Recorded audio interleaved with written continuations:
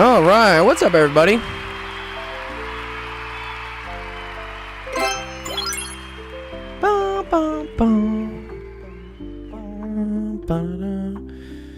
Yes, we're starting off 10 hours. There you go. That's it. 10 hours. 10 hours for 10K subs today. Oh, man. Zach says he's done this before, though. So, you know, I think we'll be okay. You crazy. I'm crazy when I do 24. I wanted to make sure to celebrate something this week. I'm still talking to like some other like corporate people about like sponsoring a 24-hour one. But I want to make sure. I'm a very big advocate for like do something when it happens. I hate like late celebrations for things. I've never done a 24. I mean, I've definitely stayed up for 24 hours. Yeah, I've done that for sure. 10 hours? You're fucking poggers. We are poggers, dude. Welcome. All right, and then let's get tiki-taki working.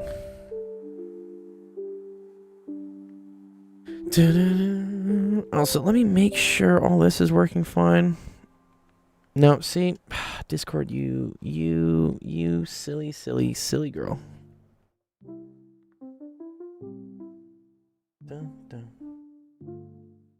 All right. Where's the stage at this point? Dude, the stage is too far. There we go. Okay, that's fixed.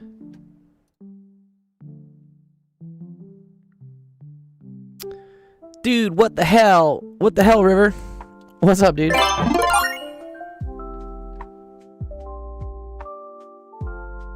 Been a minute since I've seen you. There we go. All right, now we're good on that. Let me make sure we're okay on YouTube Live. 10 hours, yeah. Strap in, it's gonna be a bumpy ride. Yeah, I know you use Discord, River. Yeah. And, it's been a while since I've seen you here on YouTube. That's what I meant to say. Sorry. Let me make sure my YouTube's actually running. So I did a lot of beefing up the system. So I have like redundant internet running. I also set up like a dedicated like event on YouTube. So even if this crashes, it won't auto end it. I can rejoin it again, I think. So just want to make sure this is running. Make sure this is running in the shorts category. It is. Nice. Okay, great. All right, sweet. All good. All right, yeah. What's up, everybody? It is Thursday. Last stream of the week. Glad to have all you guys here. Let's get TikTok chat working real quick. Connect. TikTok should be running in soon. Am I going to just do 10 hours of pure math? I'm going to just do 10 hours of problems. I don't know if it'll be all pure math, to be honest. But it will be a lot. We always end up having like leftover questions. I mean, I am going to have to go to the bathroom at some point. Yeah, so those breaks definitely count. But no extended breaks. I do have like I have a special thing if I have to take a break. Where is it? I have like a button for it. There we go. We'll be right back. I built that in. That's if I have to, you know, go get myself like a coffee. 10-hour live stream. Yeah, we're going to do it. Yeah, so kind of my motivation behind this is, man, we've gone 4 hours, 5 hours, 6 hours, and I always have more questions to go through. So I want to see if we can go 10. Also, it'll be cool because as we get later in the night, I start hitting time zones that are at different parts of the world. So we start getting audiences that we usually never see before. I will be here till 2 a.m., yeah. 10 a.m., technically. I started 10 minutes late because I was trying to get some other stuff like up and running. Yes, Bing Bong, do you want to be the first question of the 10-hour stream? Submit it, please. Do it, dude. You want to be the first one? Go submit.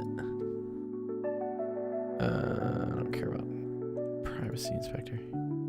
Your channel, yeah, and that's honestly that's really what I'm doing here to celebrate. We have had an insane amount of growth, which I'm really thankful for. This last month, it has been quite crazy. Yeah, I'll show you guys for you up and coming YouTubers if you want to see like what it means to try to play the YouTube game.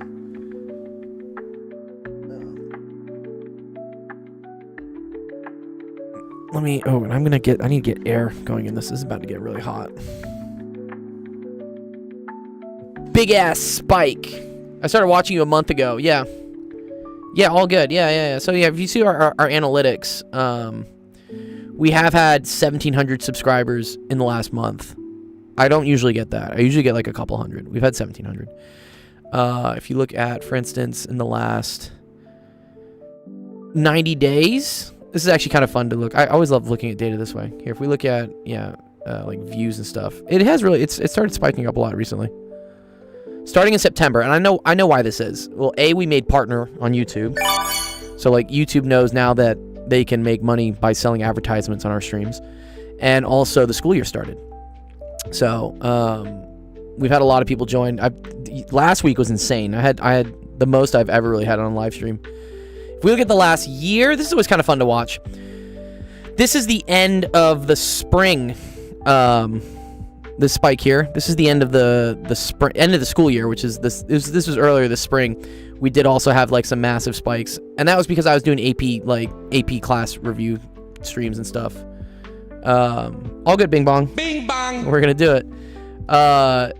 So yeah, the summer's always kind of brutal for anyone who's in education. Streaming during the summer, you just got to keep pushing. But it starts picking up now during the fall, and that's dope. That's dope. I didn't think we were gonna hit 10K this quickly. I thought maybe by the end of the year, but yeah, here we are 2 months early, so I'll take it. But yeah, welcome to Actual Education Office Hours. We're the math stream that helps you out with math homework, science homework, all sorts of other fun stuff. Congrats, bro. Yeah. Well, yeah, 10K. We got a lot more to go. 15K by the end of the year. I would take it. Yeah. Well, we'll see how many we get during this stream. I'm going for 10 hours. Maybe we'll go viral at some point. I don't know. Couple announcements. Some cool stuff I've done in the server. I've been vibe coding. Yeah, I did not set myself up for success for this stream because I went to bed at 5 o'clock in the morning last night. Or maybe I did because I can stay up later. Yes, that was YouTube revenue. Yeah, we've made about $100 on YouTube in like the last month. It's not really much money, but it's a start. And how do you get started with YouTube? You just got to keep posting. This is probably the 5th year I've been streaming, and yeah, it's only now that it really starts like picking up. You have to just be very perseverant or have like really pretty feet. My toes are not desirable apparently. But anyways, so in the Discord, I'm gonna make an announcement about this. We have this homework help forum, and this is where everyone who submits questions during our stream, if I don't get to them, they eventually get put into here. And what has been happening is we have these awesome other partner friends, which I call my actual educators, who have been coming through and solving them for people. Like we've had people, for instance, well, this was me, but some other people, like Fazy, I think, and whatnot. Yeah, have had people come in and solve them. But I've also noticed that after like a couple days, there are some questions that still haven't been answered, and I only foresee that problem getting worse as we start reaching more and more people. So what I have vibe coded, what I have built, is I've built a Discord bot, and that's why I was up for 8 hours last night. I built a Discord bot, and what that Discord bot does is it looks through all of the like leftover questions that are in here, and if any of them haven't been solved, if it has like the unsolved tag, and it's been more than 2 days, so there's like a waiting period, it will go through and it'll actually produce a full like ChatGPT solution for it, and then it will export it to a PNG. So I've talked about this many times about how much like I think AI is great for learning if it's used responsibly. This is my like attempt at like using it responsibly, where if your question doesn't get answered during the stream, but you at least tried, and it doesn't get answered by one of our actual educators because again there's a lot of questions coming in and they can't get to everything, then after 2 days I will spend money to have ChatGPT use whatever its nicest model is to solve your question for you, and then you can use that as a reference sheet to look at. I put like big warnings at the bottom of things here. I say like, you know, where is it? Sorry, there. At the bottom I say like, here, this is it. Let's put it up here so I can show it to people. How much does it cost me per time? Honestly, not that very much. It's like pennies, but it's still money. But we have this nice little thing. It says this answer was generated by AI. By AI. It may contain mistakes. AI does make mistakes, and I say use it as a reference to double check your work, because yeah, AI is great for learning if you can also correct the AI. If you go through the steps and you can figure out where AI messed up, then congratulations. That's dope. That means you know the subject pretty well. So I think it's great actually to try to like look through these solutions, see if they make mistakes, make sure everything makes sense. And again, if it doesn't, come by the stream and we'll help you out with it. BK said, I was wondering if you could use AI or something to see if an incoming question is similar to a previously one. That's a good idea, BK. And then I could point it. Yeah, so a thing that I also do a lot of the times is someone will say, hey, I have a question about related rates, right? What's up, midget? And I will say, oh, but I have a video on that. So it would be really nice to have like a chat bot that reads like student questions, being like, hey, can you do a related rates question? Be like, well, while you wait, how about you go check out this related rates video that we've already made, and you can go through and see it. That's a great idea. I like that, BK. Nice, Roar. How'd you do on the PSAT? How'd you do? But I like the idea, BK. That's great. Yeah. There's infinite possibilities running forward. Yeah, it's great. You want to tell us? You want to tell us, Roar? What's up? Almost 1,400 as a 10th grader. Wow, that's great, dude. You know, my SAT score was a 1420. And that was me as like a senior in high school. I have a homework question. ChatGPT can't answer as well as a human. We'll submit it and let's see what happens. 1,400 is still great. All right, let's have up Bing Bong. He's scared for his chem exam coming up. So let's go help his question out. All right, and let's start off the stream. All right, welcome everyone to Actual Education Office Hours. My name is Dr. Gold. This is a stream that helps you out with math, homework, science, homework, all sorts of fun stuff. Today, we're doing a very special 10-hour tutoring stream. So I will be going through 10 hours of questions on the stream. Please submit everything and anything you want help with, and we will try to help you out. Bro, I need words. No, dude, 1420 out of the old. No. 2120. 2120 out of the 2400. 1420 out of 1600. Jesus, what? No, dude, I think the minimum score they give you for writing your name is like 400 per section, right? Or is it 300? Yeah, we're gonna do 10 hours today. Well, there's the timer. Do you see the timer? Timer says 9 hours and 47 minutes left. So half of it is going to be intermediate algebra, so I can send my questions. Yeah, you can totally do it. All right.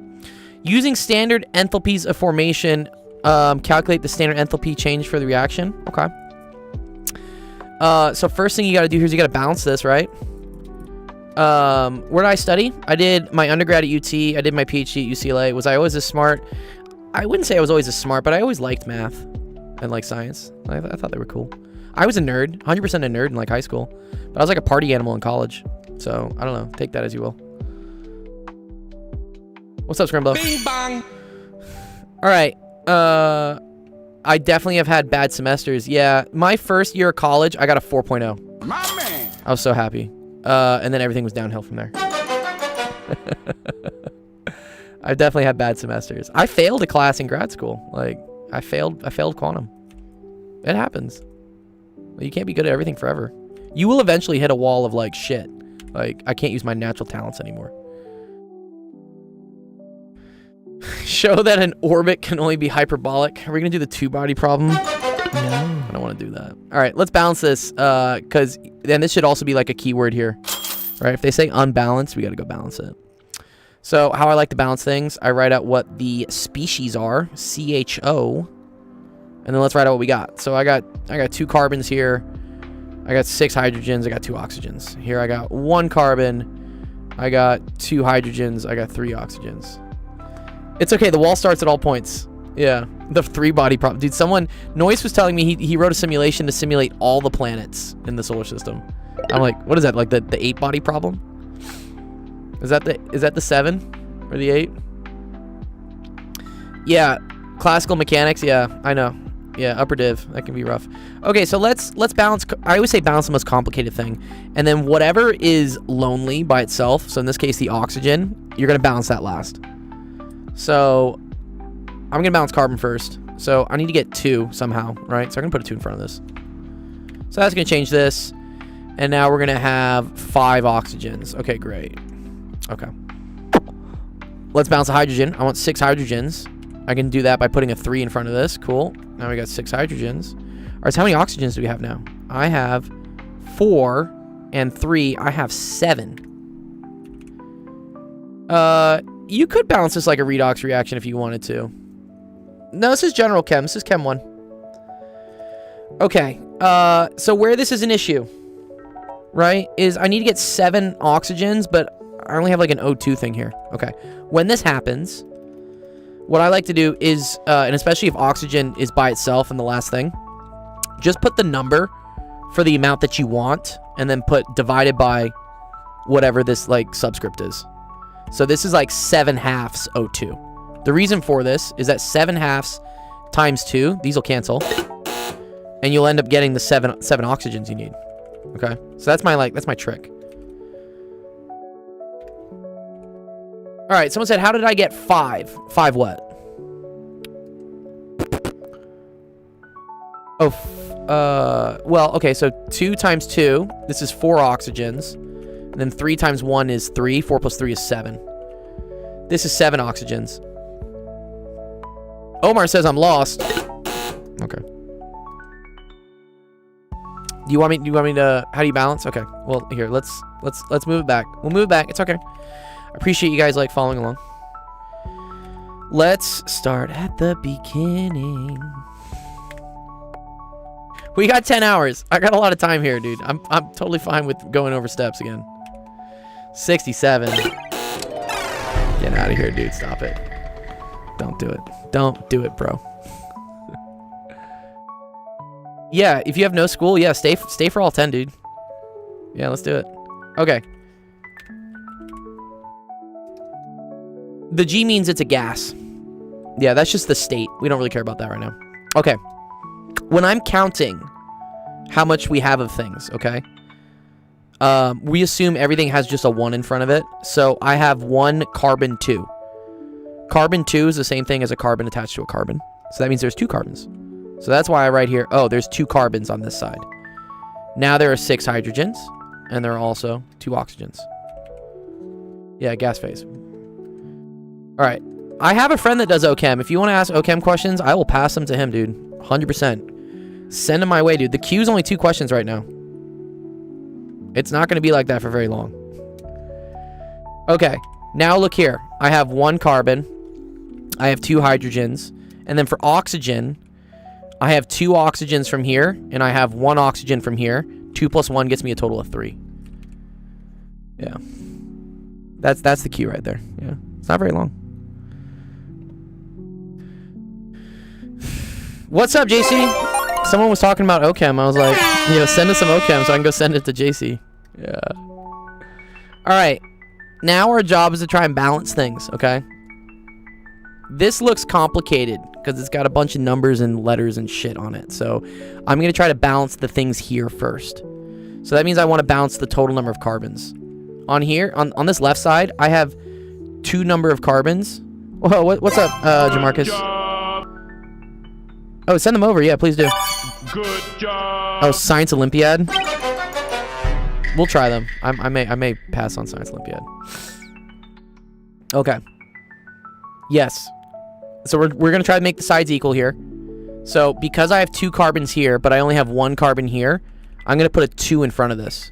What this coefficient does is it multiplies everything here by 2. So it makes this like 2 C's, and then it's also 2 O2s.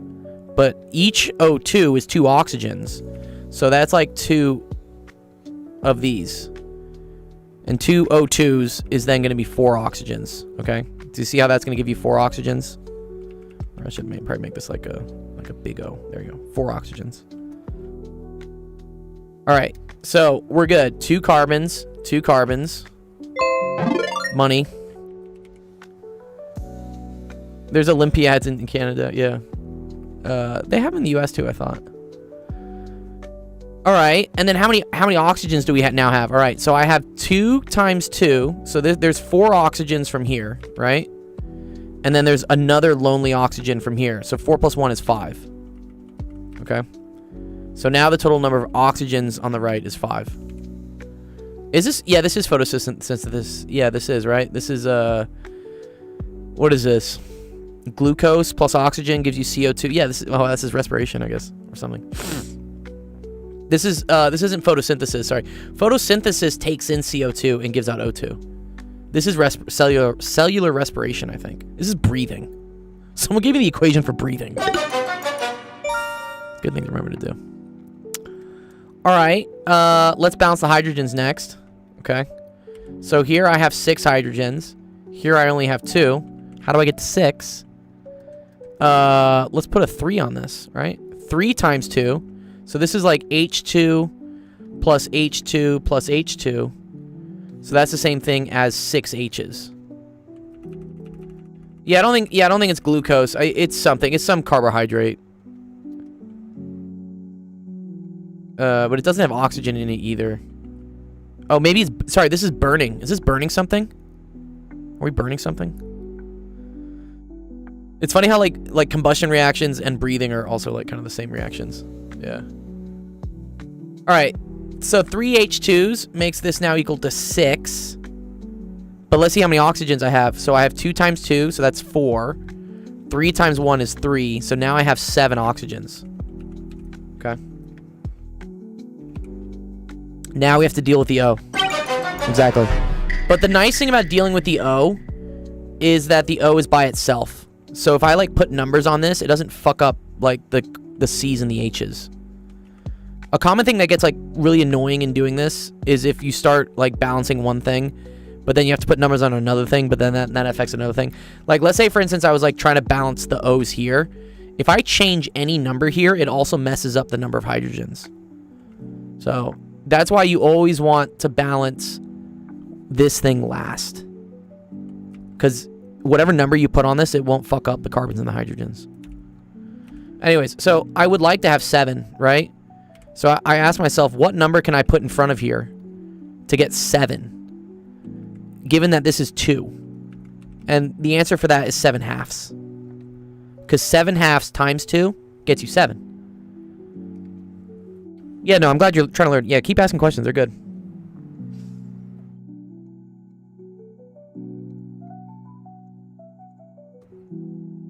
Okay. Oh,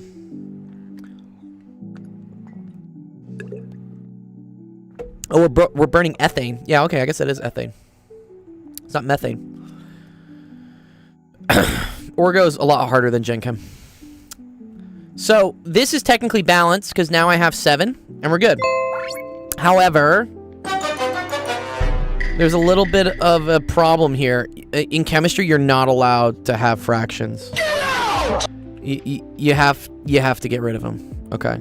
And our solution for doing that is to take this whole equation, and I'm just going to multiply each side by 2, or like whatever the denominator is. Yeah, everything by 2, exactly. Exactly right, Mucker. So I'm going to multiply this all by 2. I'm going to multiply this all by 2. And it's literally like algebra, right? This now becomes 2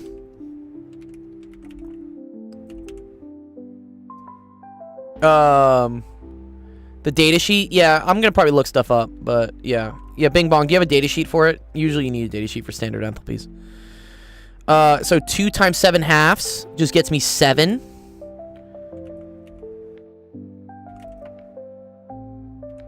Alright, cool. Yeah, go get it and submit it. And then this is going to be plus. Now, these are all multiplied by 2. So this is going to be 4 CO2 plus 6 H2O. Nice. And there you go. That is the full balanced equation. Combustion is exothermic. Yes. But, okay. Standard change of enthalpy, right? So we're saying like, I think we call that like delta H0. Is that what we call this? Is this standard enthalpy? is what it's equal to is to the sum of H products minus the sum of H reactants. And actually, sorry, I think they put the 0 here. Yeah. Superscript. Thank you, Cross. Good job. Yeah. Okay. So yeah, for this, I do need a table, which nice. It's loading. It's a big image, I guess. She's a big girl. Damn. Where's that image? Come on. It's still trying to load. How big is this image you sent me?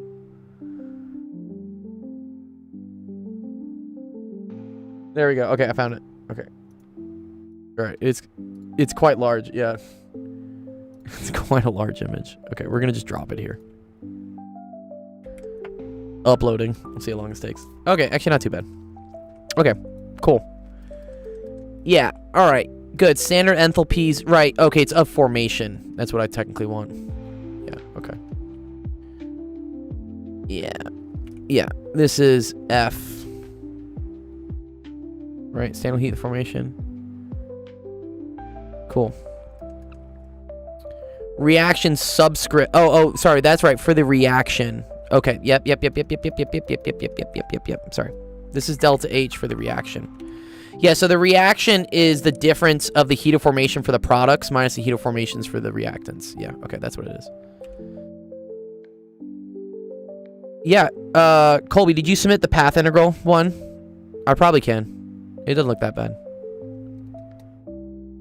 What does heat of formation mean? Right, so this is the amount of, it's a good question, actually. What the fuck does enthalpy of formation mean? I don't know. I think it's the heat associated with making this thing. So, for instance, like BR2, I think it's the heat associated with, like, putting two BRs together and giving you a BR2. Yeah.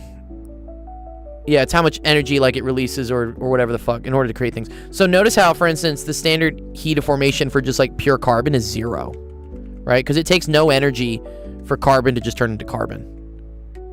But for like two bromides to form like Br2, that takes like energy.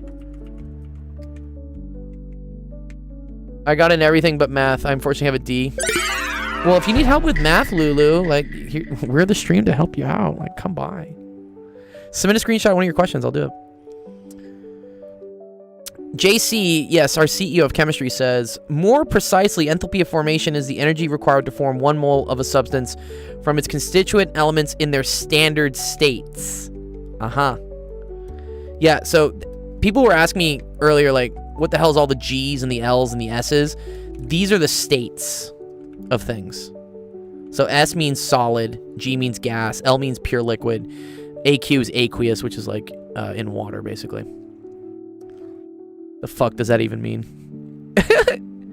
It just means that it's like the energy associated with making things. Think of it as like the cost.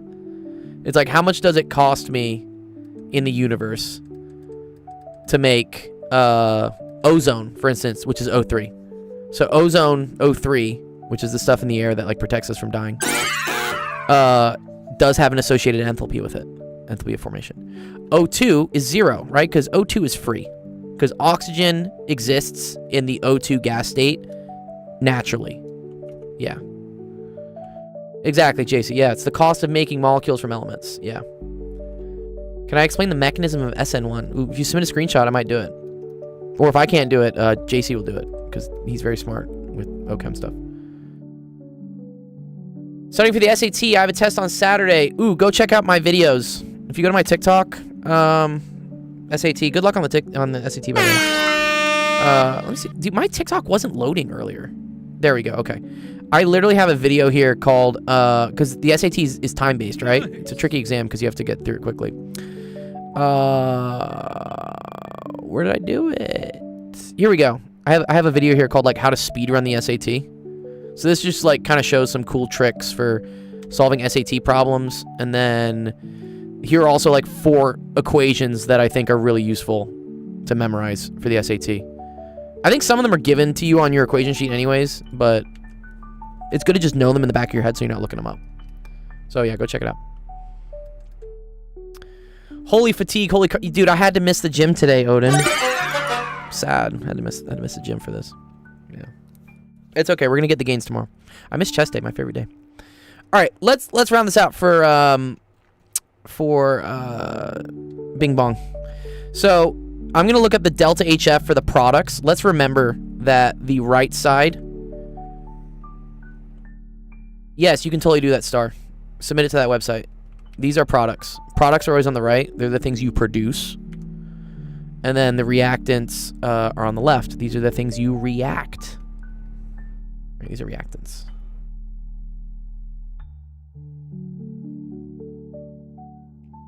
Okay, so let's sum up the HFs of the products. So, I have CO2. And CO2 has a delta H of what? There we go. Negative 393.5. So I'm going to say, cool. Negative 393.5. But then here's a key thing. Be careful.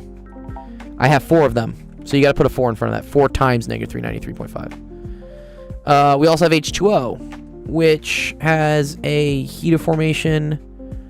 Where's H2O? There you go.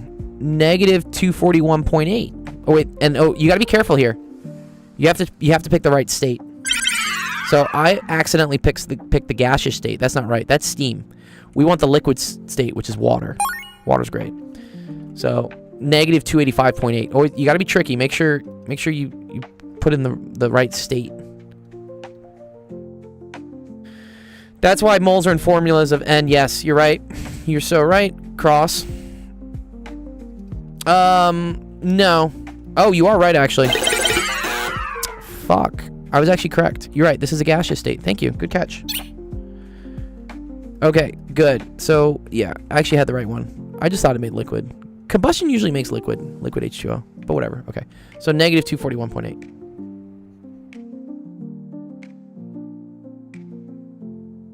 Thermochemical. Ooh. I'll take a look at that. Maybe JC wants to take a look at that. JC's smart with chem. Okay, so this right here, this is the sum of products. Okay. So now let's do the sum of our reactants. So C2H6, which was in a gaseous state. So C2H6, where is it? Oh, they don't give it to you. Okay, so you can't really do this question. Yeah, you need the table for C2H6, unfortunately. It's okay, we can go get it. We'll just go grab it. I should put it in the formulas? Okay, I can do that. It's just getting big is the issue. She's getting like kind of big. Alright, so here we go. Here we go.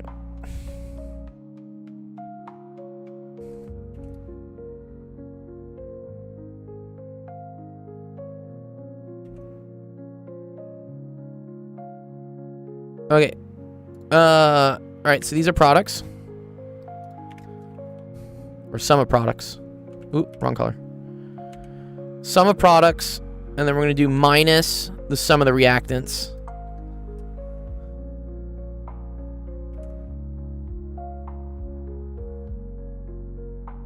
And so you don't have C2H6, so I have to go look that one up.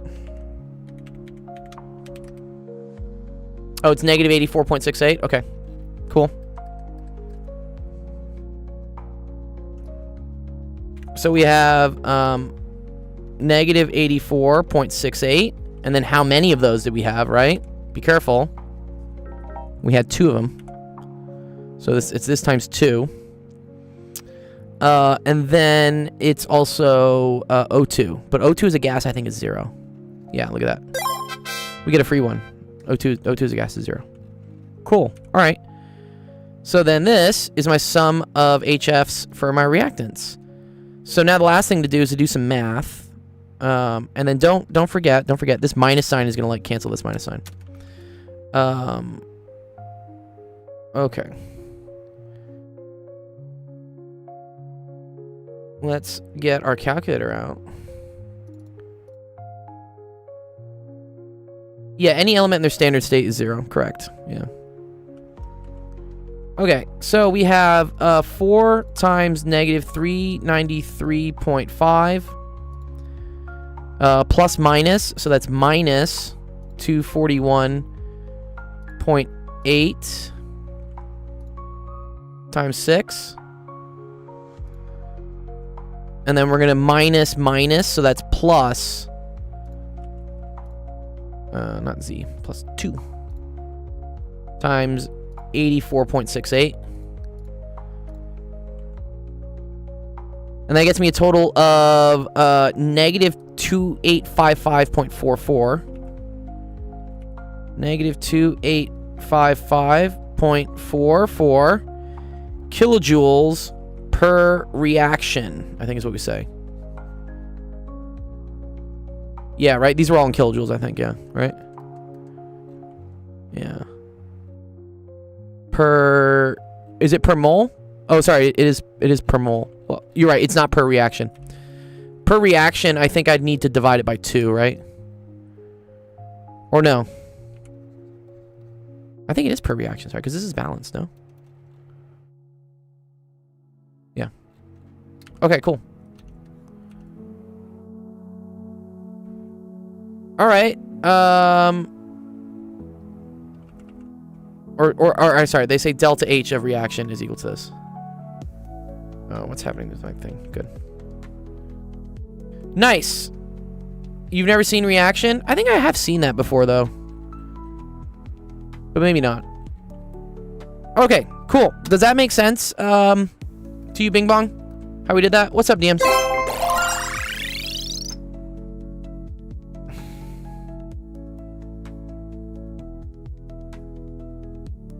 Yeah, I think you're right.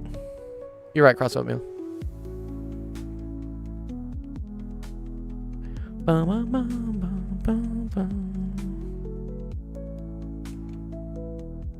This is suspiciously easy. Okay. Go find me a harder one. But in the meantime, congratulations.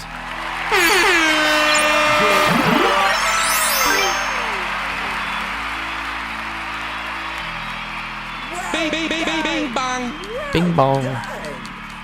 Good job, Bing Bong. First question to start off the 10-hour stream. And we're already 30 minutes in. Yes, I can definitely do potential and kinetic energy with a pulley. Yep, send it to me. Send it to me. 6 questions in the queue. Well, we're going to mark this one off.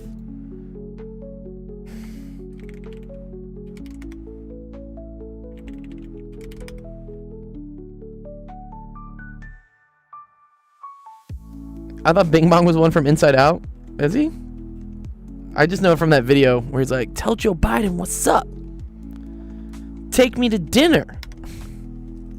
What is calculus? Can you go over ideal for real gases? So ideal gases are relatively small and don't have intermolecular forces. So they don't affect each other when they get close to each other. And that's why PV equals nRT works. Non-ideal gases are usually pretty heavy, or they're big. And so the forces between them as they pass each other do affect things. What's the temp and pressure? I think it's just PV equals nRT. There's like a weird factor if it's non-ideal. I think it's like, I forget what some exponential or something. Okay. How are you not tired? I just started. Ask me in 9 hours if I'm tired. I probably will be. Okay. Next question. So again, anyone who's watching, if you want to see how you submit questions here, you go to www.actualofficehours.com, drop your screenshot in, enter your username, click here in the live queue. You can also see the questions we're going through. So if you click on anybody's username, they'll show you what question they want to know. Okay, cool. Oh, we're doing convergence. Ooh, I love these. How can I know to check for conditional convergence? I think conditional convergence happens whenever it's alternating. Maybe. conditional convergence. Well, that usually means convergence like depends on something equaling something. Like usually there's an x, like there's a radius of convergence. To ask for feedback on an econ paper. I unfortunately don't know very much about econ, so I don't really know what I'd help you on there, Laz. But good to see you. I can definitely do kinetic and static friction. Yeah, 100%. Yeah. I think what we're talking about is absolute convergence. Absolute convergence, which I guess, yeah, if it does not converge absolutely, then it converges conditionally. That mainly happens when you have alternating series. So whenever you have like negative one shit happening. Yeah, I can do Fourier too. Yeah, I can. Try me. I say submit a screenshot. I'll try to do it. Okay. Wow. Thanks for the hype train. We got our sub goal. Bing bong. 10 gifts, dude. Oh, thank you, Laz. Oh, 10 gifted subs. That's fucking dope. Wow. That's dope. Wow. We got a hype train started on Twitch. Thank you, Laz. That's sick, dude. Thanks, bro. Yeah, shout out also, Zach. I didn't know you were lurking in here. You're the series master. More series. It's a party. Yes. Okay, so you can say that this converges by limit comparison into the P series, I guess, right? Converges. You can say because 1 over n squared plus 4n plus 3 is always less than 1 over n squared, and you know that this converges. This definitely converges, right? I am on Twitch, yeah. So the same, Twitch is also a better way to watch it, by the way, because it's horizontal. TikTok and YouTube are vertical, but where you went to go submit your question, if you click watch live on Twitch, you can also watch it on Twitch and join the fun. There's lots of perks and things. You can make my voice go squeaky and stuff. Like, there's a lot of interactive things. You have a test tomorrow and you're cooked. Oh no, Bella. I have videos on friction if you need help with those. Also the sum of yes. N to the 1.0. Yeah, there you go. There's the baby voice. He got baby voice activated, so now my voice sounds like a really high pitched person. Am I good at U.S. history? Not very much. I mean, history's kind of just a lot of memorizing, no? Okay. Alright. This one... Nice. This one is fascinating. I think this... correct me if I'm wrong, but I don't think this converges. I think this, does not converge, because the limit as n approaches infinity of this thing basically goes to 1. Right? This just alternates back and forth. I could give a fuck about that. But, n squared over n squared is basically 1. It is alternating, but in order for alternating series to work, you have to prove that the terms are also decreasing, which they're not.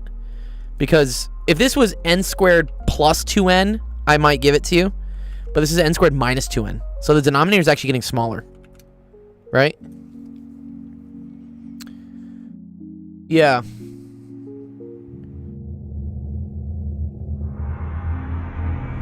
Right, yeah, so I think this one doesn't converge.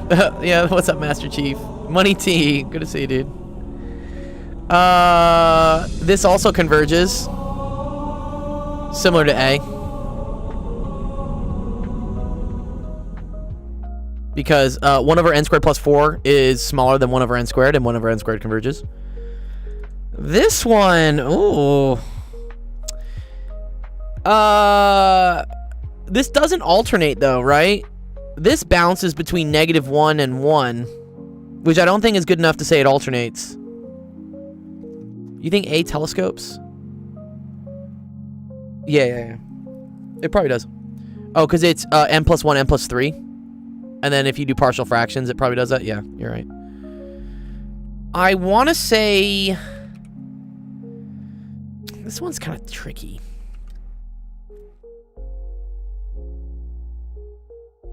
I mean, 10 to the n is huge. Right? 10 to the n is huge. I think this would converge. Because... I guess like the average of this thing basically comes out to like 1, right? I mean, this average is between -1 and 1. So the average of this thing is between 0 and 2. You want to say this is a geometric series? I just wonder about the sine n part. I know it's 1 over 10 to the n. This definitely converges. This converges for sure. Oh, as an upper bound. Oh, thank you, Sidud. That's actually really smart. Very good job, Sidud. Sidud had a great idea here. They said that, yeah, because sine of n goes from -1 to 1, right? This is where it helps to like kind of understand how these functions work. This goes from -1 to 1. So the whole top goes from 0 to 2, right? It's bounded at the top by 2. And 2 over 10 to the n is certainly smaller than 2/10 all to the n, right? And we know this converges as well. Oh, I got a hype chest. What's this chest I got? Nice. How do I get 2 over 10? So, yeah, how I got that is sine of n alternates between -1 and +1. So the numerator at its most, let's say sine was like broken and, you know, just was always exporting 1 for whatever reason. That would be the way for this series to be the biggest thing possible. But even if it was its biggest, like 2 over 10 to the n, this is still gonna be less than 2 over 10 to the n. Yeah.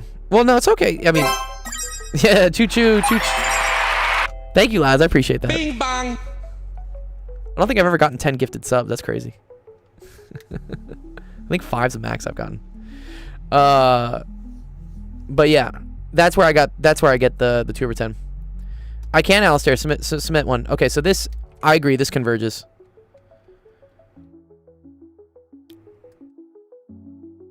Yes, or you could say 2, okay, that's another way to think about it. Yep.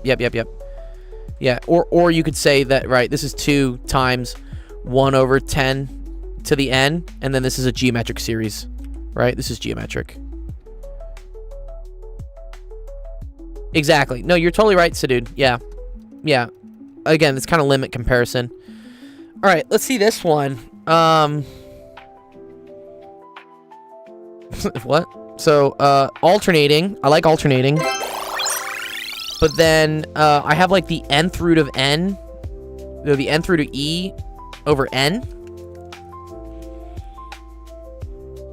Well, this is going to get smaller. This is going to get bigger. So, okay, yeah. So, I think alternating series is this. Oh, thanks for the rose. Bing bong.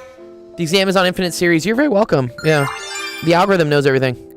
Yeah, so this is alternating series test. Alternating, or AST. I don't know why I said ASD. Isn't that like a disease? ASD? Asperger's or something? Alternating series test. Because it alternates.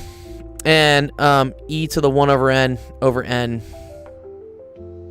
Oh, what you can really show here. Here's what you're really supposed to show, sorry.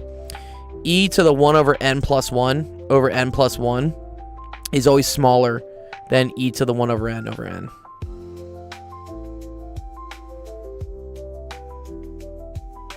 Good. And then here's another one. This is also alternating.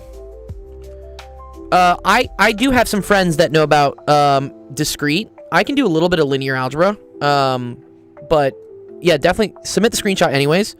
And if I can't do it, I have a wonderful group of other friends who can.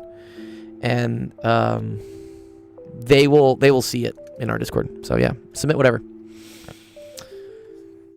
This is alternating series, but it's greater than 1. So I think this just diverges. And then this one. Ooh, what is this? ln of 2n plus 3 over n plus 1. Well, as n approaches infinity, that goes to the ln of 2, right? So as n approaches infinity, f of n is equal to ln of 2. Yeah, log rules, exactly. Yeah, so this diverges. Okay. But then the other key thing that the person asked this. They asked about conditional convergence, right?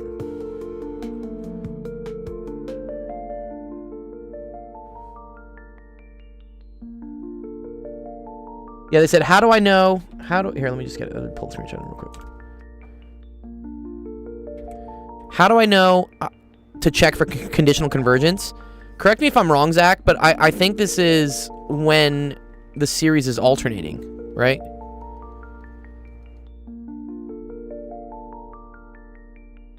And what you want to do is you want to check if the absolute value of f of x, right, or f of n, or whatever, also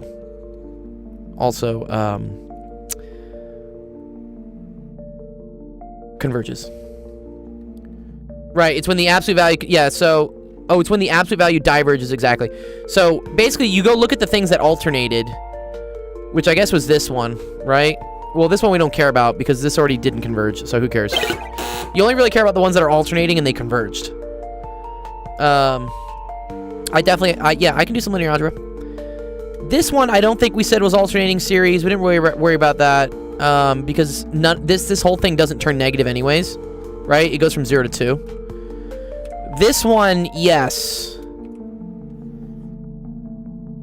Oh, this is actually really cool. What's up, Famished? Yeah, so the question is, okay, so if you take the absolute value of this one, that gets rid of this. So I feel like I was going to say the integral test. So consider just e to the 1 over n over n. Does that converge? I'm tempted to do this. And then say that u is equal to 1 over n. Then, well, but du is equal to negative 1 over n squared. Ah, fuck. Disqualified. I see the 1 over n. I want it.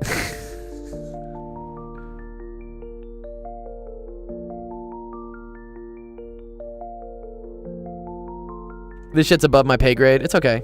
If you watch it long enough, it'll become part of your pay grade. Oh, I know how to prove this. Okay. 1 over n diverges, and e to the 1 over n is greater than 1 over n. So by limit comparison, this also diverges. Yeah. I'm doing Demi's question, or this is Demi's. I think I'm doing sealed universe next. So there's a queue. If you go to the website where you submitted questions, you can see the live queue. All right, so yes, this one right here is conditional. This one is conditional.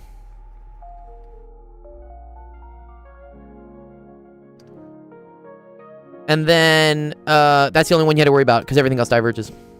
Okay, cool. Does that make sense, Demi? That's a fun question. That's dope.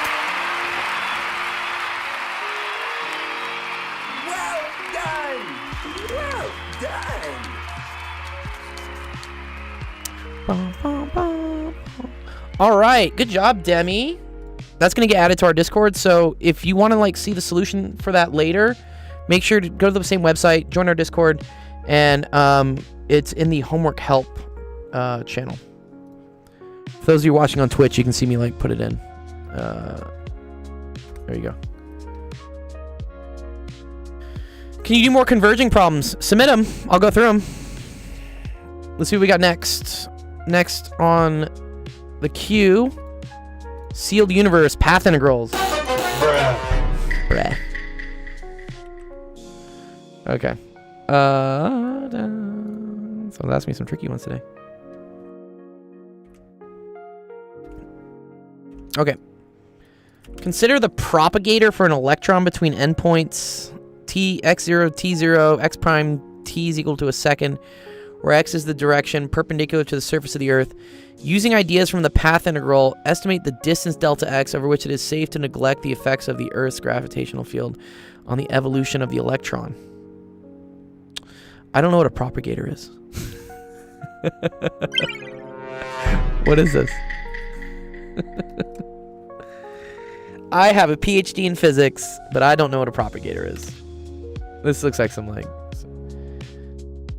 Alright, when this happens, I'm gonna throw it in a chat. Let's have chat, like, give me some inspiration at least. Not Connecticut, what? Connecticut?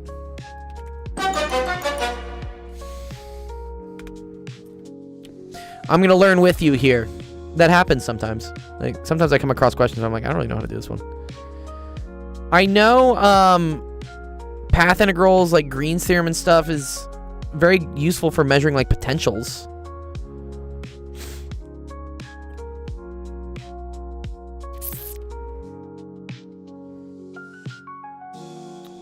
Okay, so it's talking about gravitational potential energy. Yes, because there's the big term, right? There's the big G, M1, M2 over R squared. Potential action. Okay, here we go.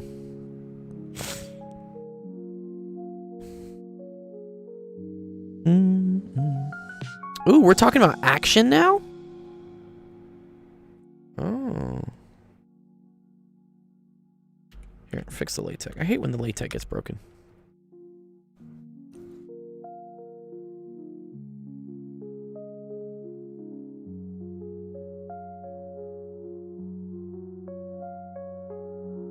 Okay, there we go. I'm gonna try to understand this with you.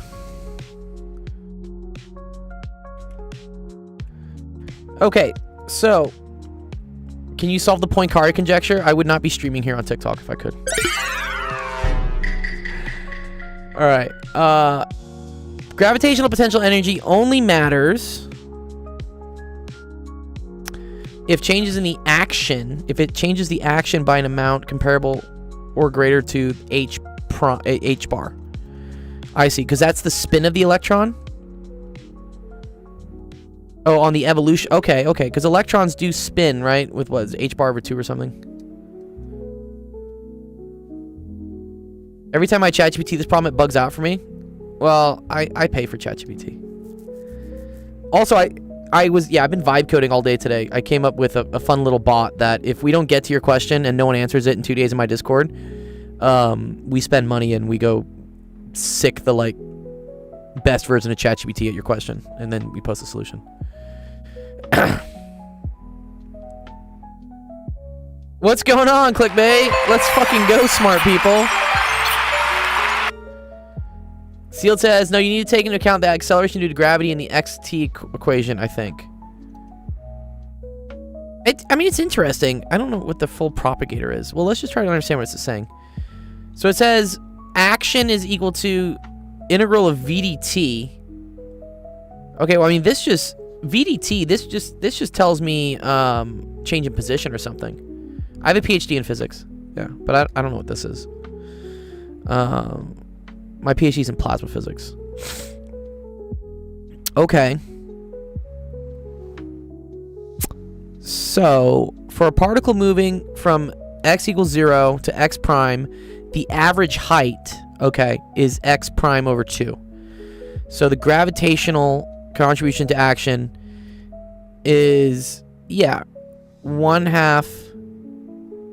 Oh, wait. Oh, this is potential. Oh, potential dt. Oh, okay. It's quantum physics, Feynman's path integral. Yeah. Yeah, see, quantum is like the one class that really gave me trouble in grad school. Am I naturally quick at learning math? I can pick stuff up pretty quick, I think, yeah. I mean, it's just practice. I've just seen a lot of it. Math is all pattern recognition and a little bit of inspo. Okay, so this thing's called action. I've never heard of action. I think it is something specific to quantum mechanics. But it looks like it's a time integral of potential, which I guess is something like energy. I got a 30 on this midterm, yeah. Yeah, sealed. My quantum mechanics class in grad school at UCLA, the grading rubric was 90% final, 10% homework. So you can imagine I was shitting bricks during that final when I just saw it and I was like, oh man, this is like Chinese, dude. What's going on here? Okay. All right, so in order to neglect gravity, we need the action on the electron to be less than h bar. I guess that's a thing. So then you get to here. Okay, great. And so that tells you that x, the height it changes, which I guess is the propagator, needs to be less than 2 h bar over mgt, where t is the time it takes. Okay. So you know the mass of an electron. You know g. You know t. You plug it in. And this gives you x prime, which that's the maximum height change. Okay, so if you're on the order of microns, then you're okay. Yeah, up to 24 microns, I guess. Okay, cool. Yeah, that's why. Again, I haven't really heard of this action thing. I'm actually going to ask ChatGPT real quick actually about it. I'm going to be like, can you briefly explain what action is in this context? I get that we're doing a time integral of potential. Like, change of potential is like power, technically, right? Ding dong. Bing bong. It's the sibling to Bing Bong. Says, I have a neuroscience test tomorrow at 3 p.m. Should I do an all-nighter? It's 9 p.m. No, don't do that. All-nighters, trust me, will not serve you well. Oh, action is the integral of the Lagrangian. Very cool. I didn't know that. Says physics. Yeah, it's quantum mechanics. I'm learning alongside. A student asked a pretty advanced quantum mechanics question, and I'm just trying to understand it with them. Okay, the actual path of a particle that makes S stationary. This is Noether's theorem, no? Principle of least action. Oh, man.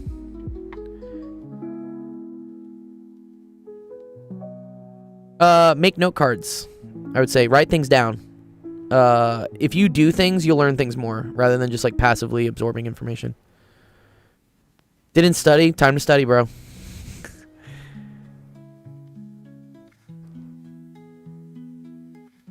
All right. Why we integrate? Okay, we're comparing the change in S due to gravity. Okay, why does the h bar come in? So if the action changes by much more than h bar, their phases vary rapidly. Oh, this is very cool. You know, here there's some Zach in here, dude. There's some e to the 2i pi here. Look at this. Because they say that the amplitude are proportional to e to the s over h bar. Okay. So if this, right, is on order h bar, then you start flipping things like completely by like 90 degrees, 180 degrees, right? Oh, that's very cool. Okay. So I think, you know, going forward in your test, knowing that action is the integral of the Lagrangian, and in this case, we're not talking about any sort of kinetic energy. I think we said just strictly due to the gravitational field. So you're just integrating the potential in the Lagrangian, and then you need that action to be on order h bar, and then you just solve for what that distance x would be, given that the potential is okay, dependent on the height x. Okay, cool. This is quantum mechanics, but anyways, cool question. I appreciate it, Sealed. I can definitely do interpolation, yeah, for sure. Alright, so I'm going to download this for you, Sealed, and I'll post it in our Discord as well, so you at least have a copy of it. Yo, what's up? Justin, what's cracking, dude? Playing Fortnite right now. That's what's cracking. We're 1 hour into our 10-hour live stream. Jesus fuck, you're doing 10 hours? Yeah, oh my, honestly, I'd go fucking mental. I'm sorry, man. We're gonna see how crazy I go. Crazy? I'm gonna shut up. Let's see how crazy we go, dude. I'm at the first. Man, you should totally like in the middle of like the entirety of the, like, you know, you just like play Fortnite or something. No, dude, I'm not doing. Dude, some people do cheat on those like subathon things. Like they go to sleep. I'm like, bro, that's cheating. What? You're not streaming if you're sleeping. Yeah, the subathon thing. I feel like they should like pause the timer or some shit when they fall asleep. Yeah. JC so, says, like, it doesn't count. Am I gonna eat? Yeah, I kind of fucked up on that one. I forgot to like make easy to eat food. I kind of screwed up on that. You should, bro. You should like, I don't know. I should give people my. I'll give people my address and they can DoorDash me things. Yeah, just send me your address. I'll DoorDash you like 20 pounds worth of McDonald's where you should be chilling. All right, let's see. Next one is Ruxa. Ruxa says, yeah, send me your Addy dog. Oh, I like this. Here we go. This is cool. Some Delta HVAP. Bro's gonna starve. I'm fine. I can make it. Oh, we got our first requirement from TikTok to make sure we're human, and we are. All right, Ruxa, here you go. We got some chem coming up for you. In one box, there are 75 iron nails. Wait, dude, why is this in pounds? God damn it. Are you sure you're a human? I don't know, blink twice. Blink twice if you're human. Why pounds? All right, we got some densities. Cool. If 30 nails are added to a graduated cylinder with 17... Oh, God, no, come back. God damn it. Okay, with 17.6 milliliters of water, what is the new level of water in the cylinder? I'm assuming... Wait, has stuff evaporated, though? Is this, like, instantly when I put it in? Okay, and then we talk about... Okay, so I don't think they're being too complicated, because I was wondering if these nails are, like, instantly going to evaporate some of the water, and then I got to calculate some new stuff. Just pretend every law doesn't exist. Okay. Well, 17.6 milliliters of water, that's the same as, like, a volume, right? So this is... So what we learn here, right? And I think, yeah, see, 1 milliliter is 1 centimeter cubed. So this is 17.6 centimeters cubed of H2O. So we just got to figure out how much volume gets added from the 30 nails, right? So I'm going to say, question mark, how many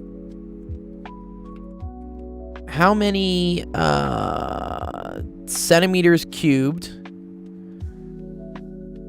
What is this syntax? Google Docs. How many centimeters cubed is equal to 30 nails? And then we're going to use these conversion factors to do like some stoichiometry, right? So every 1 nail... Oh, actually, no. So for every 75 nails, that gets us 0.250 pounds.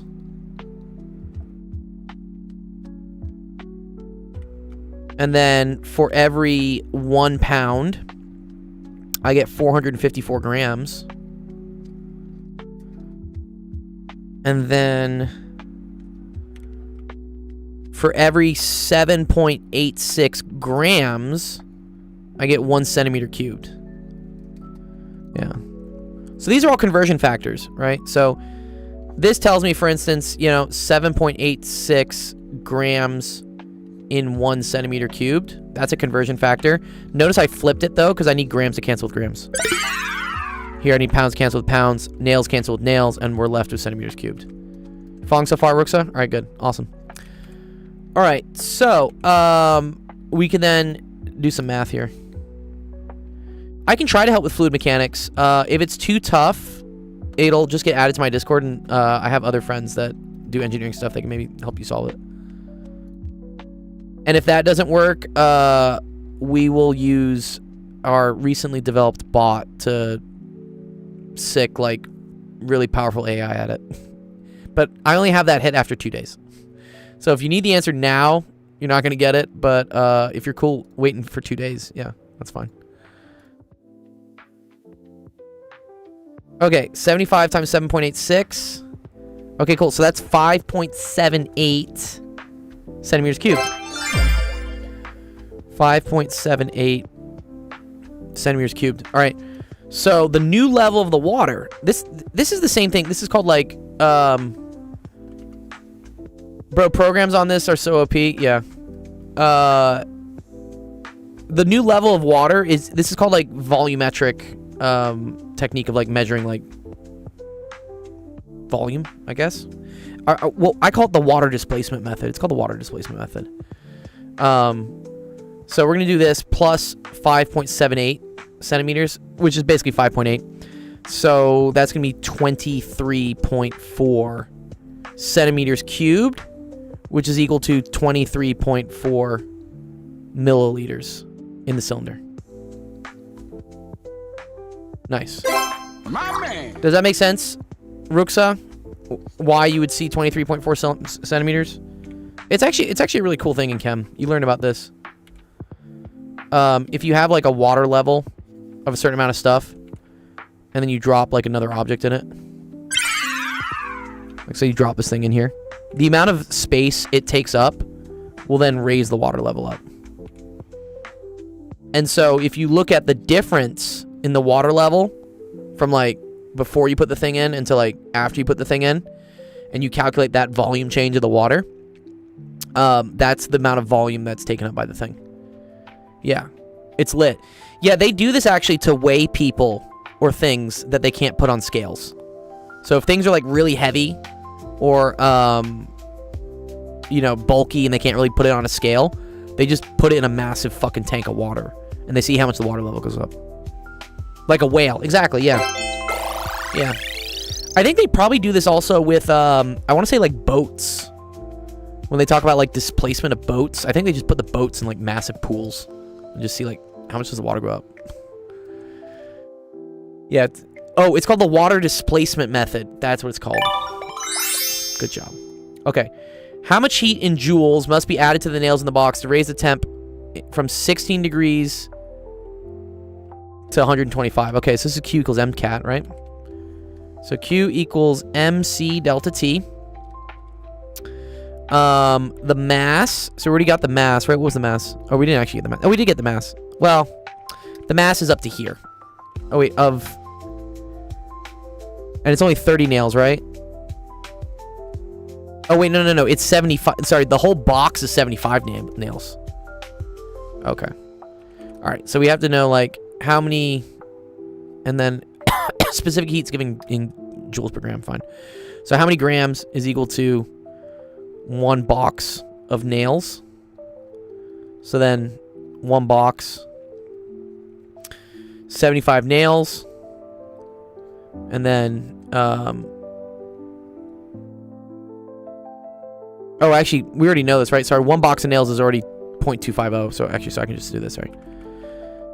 1 box of nails is there's a website down there. I can't pronounce your name, I'm sorry. Actualofficehours.com. Just submit it, I'll do it. 1 pound is 454 grams. Okay, cool. So there we get that answer. So actually, if I took my 5.78, and I think if I just divided by this, we would have been okay. Yeah, let's just do that. Let's just do that. Divided by 7.86. Okay, so you have 0.73. Wait, that actually sounds kind of... Wait, what? Wait, 0.25? That sounds wrong, sorry. 0.250. Sorry, I need to multiply it by 7.86. Okay. This is why... Uh-oh, making mistakes. Uh-oh, no. We're only an hour and a half in. I can't be making mistakes. All right, 0.250 times 454 is 113.5 grams. I can do Diffie Q, yeah, for sure. Okay. So you have 113.5 grams. The specific heat of the nails is 2260.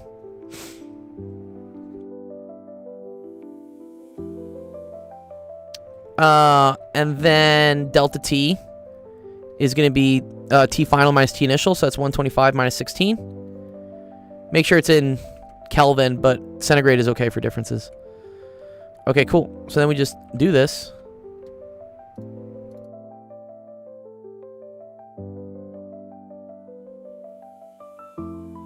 Minus 16. Nice. Oh, that's huge. Let me divide that by 1,000,000. Okay, so you can say 27.96 megajoules. Well, that seems like a lot. I guess you are like dumping. Dude, a megajoule? That's a ton of energy, dude. Wait, what? 113.5 grams, yeah. Oh, that's delta H vap. Oh, I fucked up. Sorry. 0.452. I was like, yo, what? That megajoule? Dude, that's like TNT. That's explosive amounts of energy. Right. HVAP is needed to figure out like when the water evaporates and stuff. Yeah, I was like, and also this is a very important thing. When you're doing questions, try to take a second to just consider your answer and whether it makes sense. Like a megajoule is a ton of energy. I'm pretty sure a megajoule is a stick of dynamite. So notice how like I did that. Like I was doing the question. I was pretty sure that number was ridiculous. So then you go back and see if you made a mistake. And I did. I used the wrong number. So 125 minus 16. No, dude, the nails do not change. There's no way they... What? The nails would need insane temperatures to change states. Okay, that's much better. 5592. Yeah, JC says, yeah, dynamite's like a megajoule. Yeah, I was like, bro, it's like 20... What? I'm gonna blow up the fucking nails. Yeah, so this stuff here is needed if you're trying to figure out if the water will evaporate. Damn, Mucker, what is that chemical compound? Yeah. I think if there's a further question, they might be asking about if the water evaporates and stuff, but for now, they just want to know how much heat do you have to add to the box, and it's that. Cool. Does it make sense where we're on? A little bit more sense?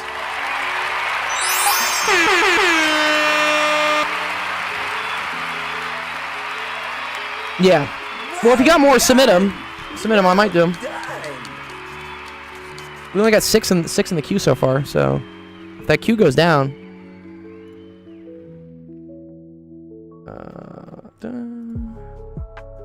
CP or CV?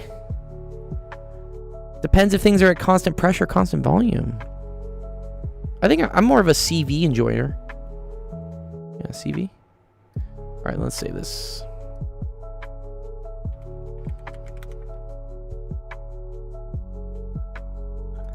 Cool. All right, what we got next?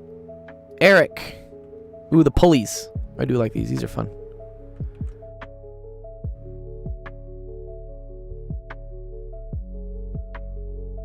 Maria, you were asking about friction and forces, right? Eric S. I think this is I forget who is Eric. Who is Eric in my Discord? I think this is Mucker. Mucker, is this yours? I think this is yours.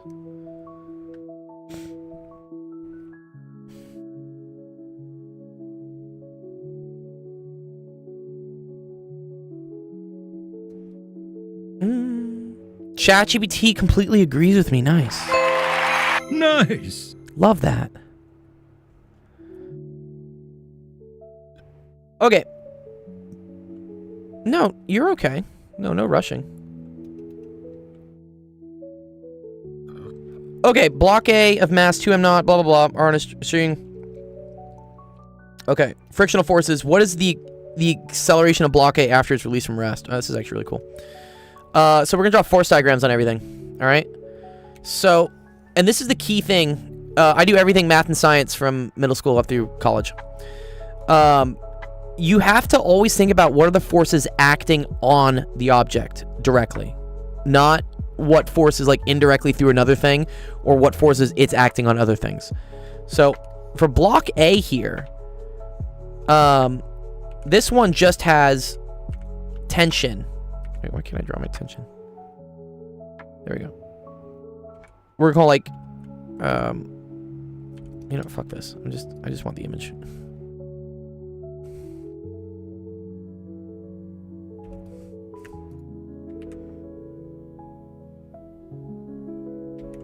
There we go. Okay. This one has tension pulling on it to the right. And that's it. Okay, that's all for block A. Oh, okay. Now.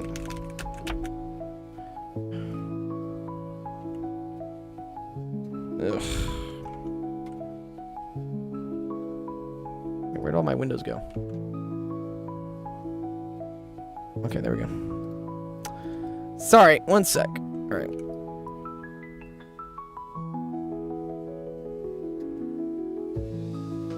Whose notification? Oh, did someone is there a name notification in it? Oh, they're number 4.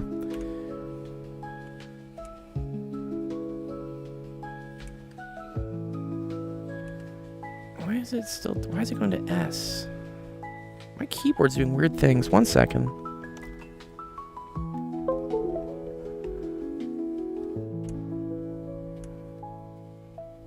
Okay. I was getting like some phantom clicks. It's annoying. How long am I live for? 8 hours and 40 more minutes. We're doing a 10-hour stream today to celebrate 10K subscribers on YouTube. Okay, sorry. Block A has tension pulling to the right. Block B is going to have that same tension pulling it to the left. Let's call this like T1.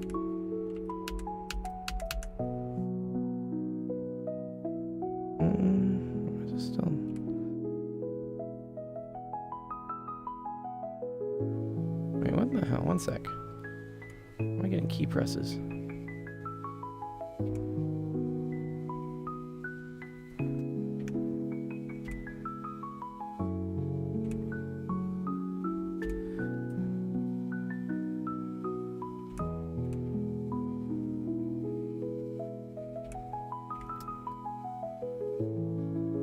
Isn't tension the same on box A and box B? Yeah, those tensions are the same, but then there's a new tension, right? Because now we have this tension here, which we can call T2, and that is gonna be the same tension on this end. So tension in ropes is the same amount, but in like opposite directions on opposite ends. And this is gonna be like T2. What is going on here? Oh, one sec. I just gotta redraw this. My mouse is like fucking up, like hard. Oh, whoa, it's still doing it. What the fuck?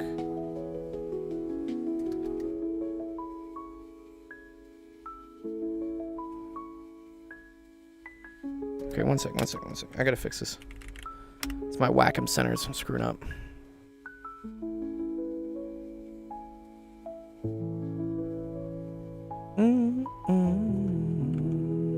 Where is Wacom? Wacom. Where'd you go? Wacom. Pedal, Stream Deck. Yeah, there we go. Let me turn this off. Disabled.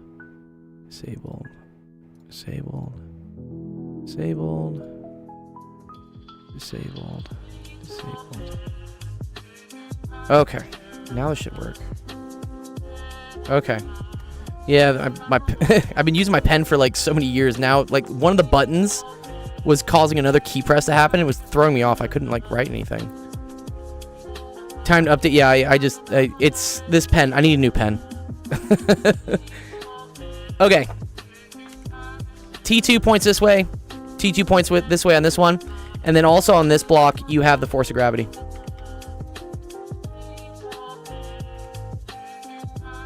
Great. All right.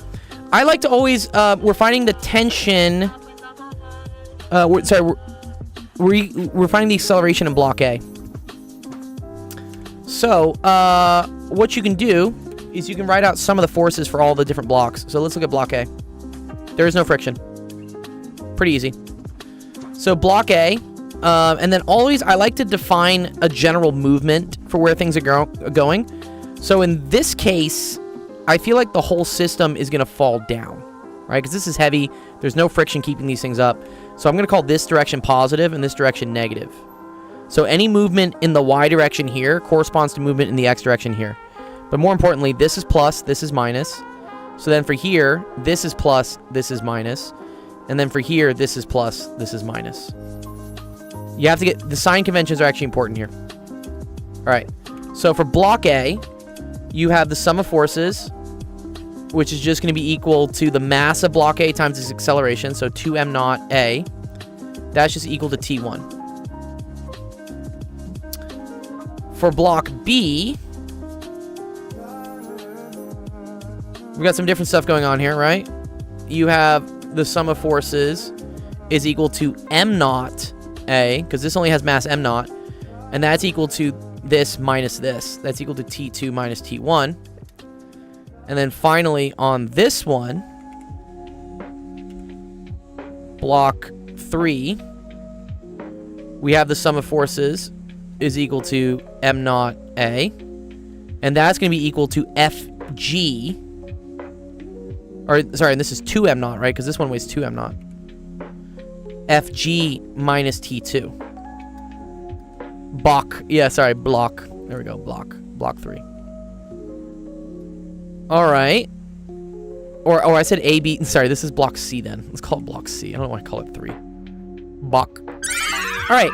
So, also, I know the force of gravity acting on this thing is 2m naught G. Okay, so now I have 2m naught A is equal to 2m naught G minus T2. All right. The other key thing here is that if all these things are attached by ropes and the ropes are tight, like they're not loose, then the accelerations for all of them are also the same. So, for instance, this acceleration is A, this acceleration is A, and this thing is also accelerating at A. This was on my FRQ, and you actually passed it? Nice. The algorithm knows, dude. Okay. So from this, just like right off the rip, dude, if you divide by 2m naught, you get A is equal to G minus T2 over 2m naught.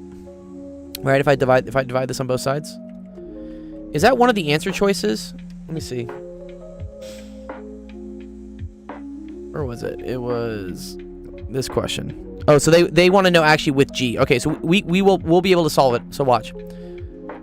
This is high school physics. Okay, so from this, right? Watch here. I can say, okay, well, T2 is equal to m naught A plus T1, right? If I rearrange this over here. And then also from here, right, we know that T1 is equal to 2m naught A. So that can come into here. So now T2 is equal to m naught A plus 2m naught A. So that's equal to 3 m naught A's. And so let's plug that into here. And actually, I'm not gonna divide yet. I'm gonna put that into here.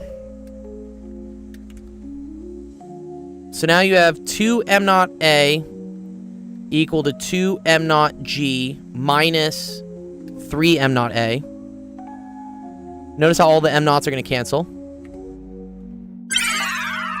That goes away. That goes away. That goes away. And then if we move this to the other side, you're going to get that 5A is equal to 2G. So A is equal to 2/5 G, which was the correct answer. Correct answer was D. Nice. Good job.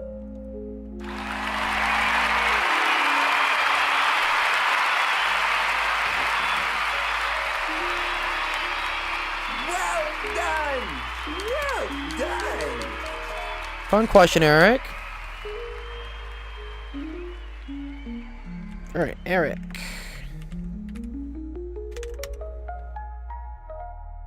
Let's post it.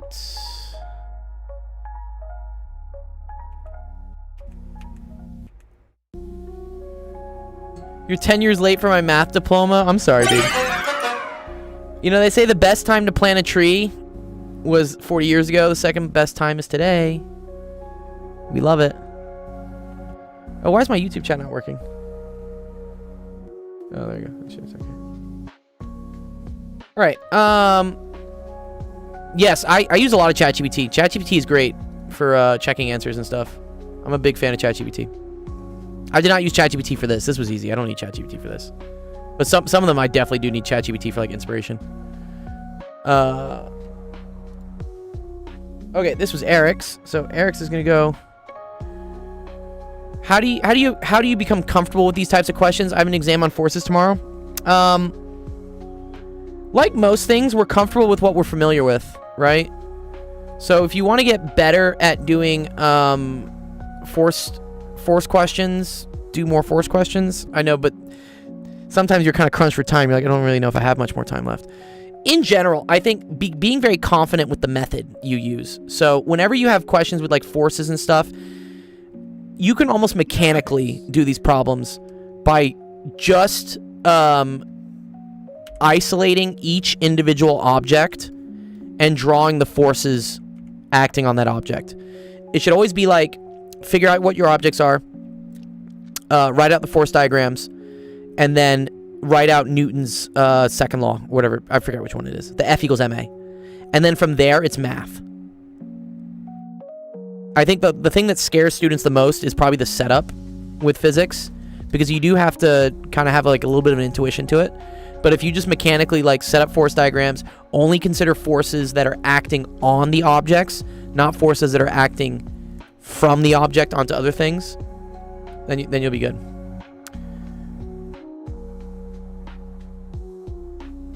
Yeah, funny guy says practicing at math does not work for you. Well, what are you getting stuck on? I say, like, if math is giving you a hard time and practice isn't working, then it means the type of practice you're doing isn't working, which to me would indicate that maybe the practice is not addressing like core foundational things that you don't completely understand. So math is very, like, it builds on itself.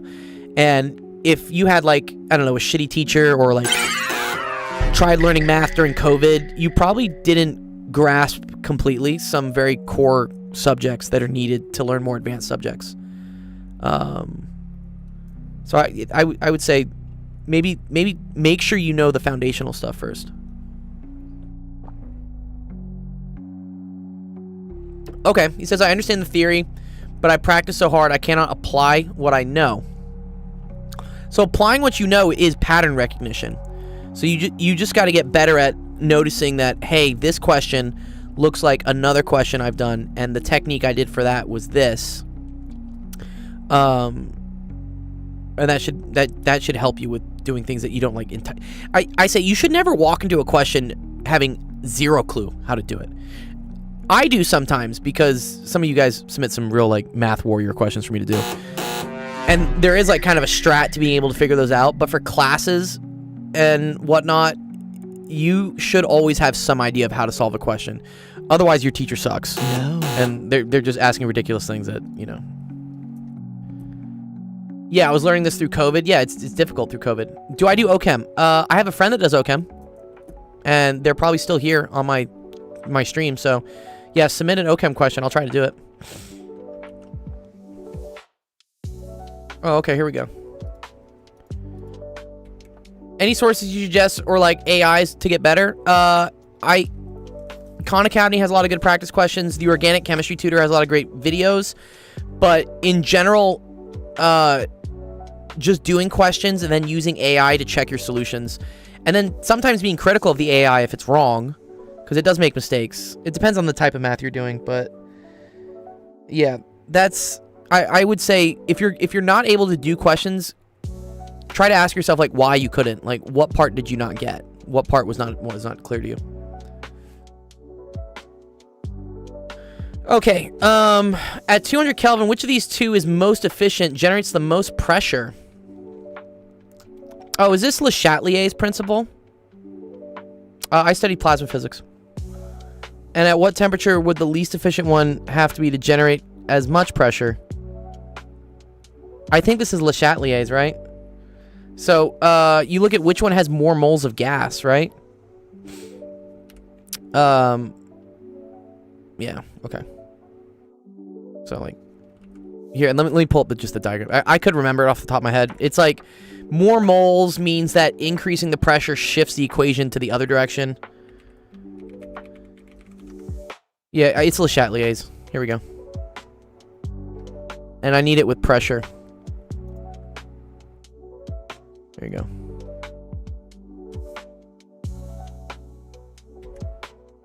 Yeah, Le Chatelier's principle. Although these aren't equilibriums, sorry.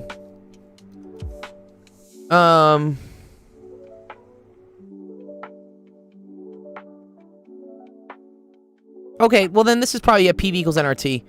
So this goes from 27 moles of gas. So this one goes from like 27 to 34, right? This one goes from 7 to 6. So I already think this generates more pressure, right? Because you create more moles of gas. You don't really care about the size of the particles, honestly. It's like the number that are there. So, I don't know. I'm tempted to say that this one is the most efficient. 6, 7. God damn it. No, you made me sad, dude. Germ.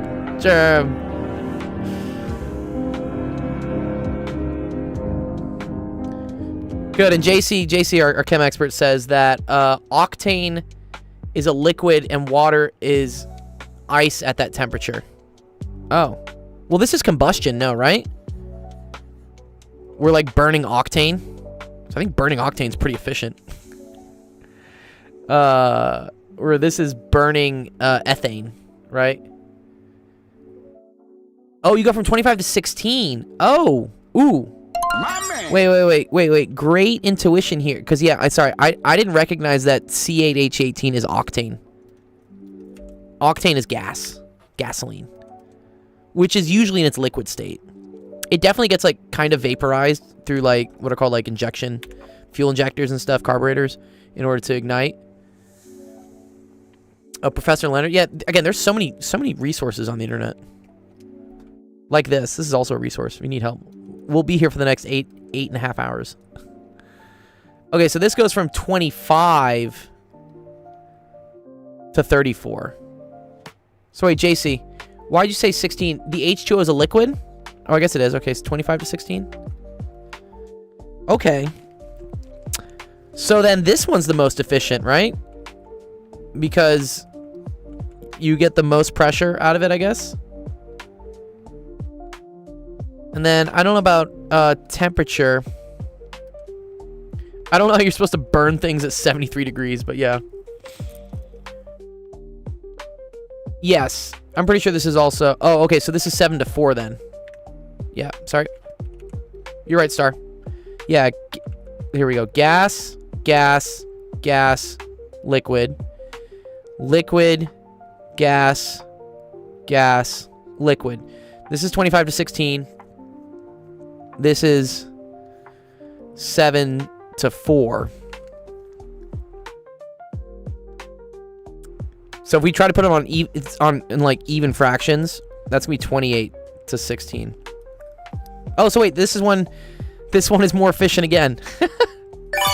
Oh man, we're going back and forth a lot. Okay, so this is most. And then what temperature would it have to be to generate as much? Well, PV equals nRT. You assume the volumes are the same. Assume the R is the same. The N is not, right? So P is proportional to NT.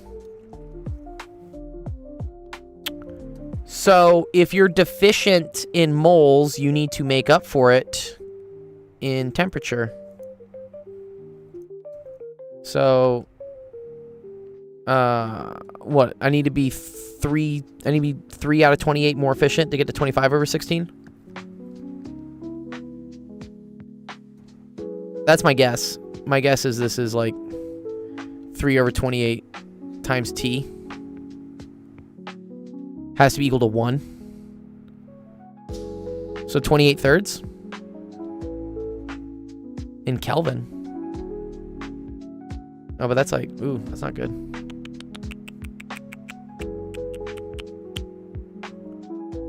Oh, but it's at 200. Sorry. So it's like 200. And then this is like 200 plus delta T.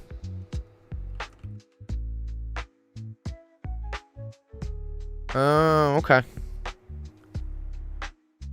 Okay, wait. So like 200 N. Or this is what I want to say. Sorry. 200 times 6 times 25, because that's the NT for this one, has to be equal to the same pressure as using 28 over 200 plus delta T. Right? No. I have it flipped. Because then that means delta T is less.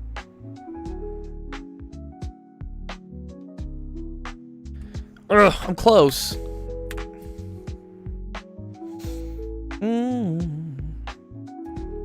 What's the difference between mass and weight? What's up, Maria? My man. Weight is a force. So weight takes into account what the force of gravity is on you. So weight is equal to mass times gravity, whereas mass is just mass. My man. Bing bong. Nice. I don't know. It just says different things. Let's see what chat says about this one. Again, we have a little bit of debate in my we have debate in my chat, so I'm gonna ask the ultimate ChatGPT what it thinks. Or is it this one?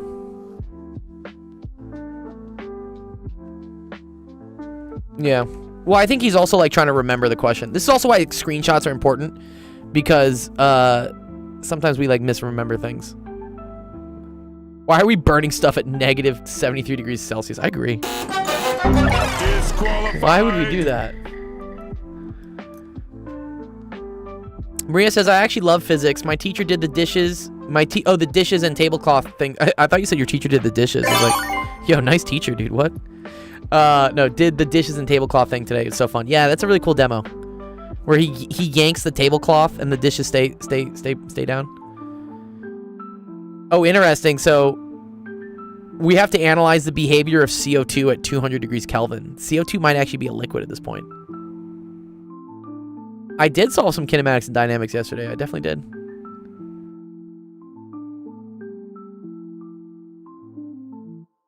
Okay.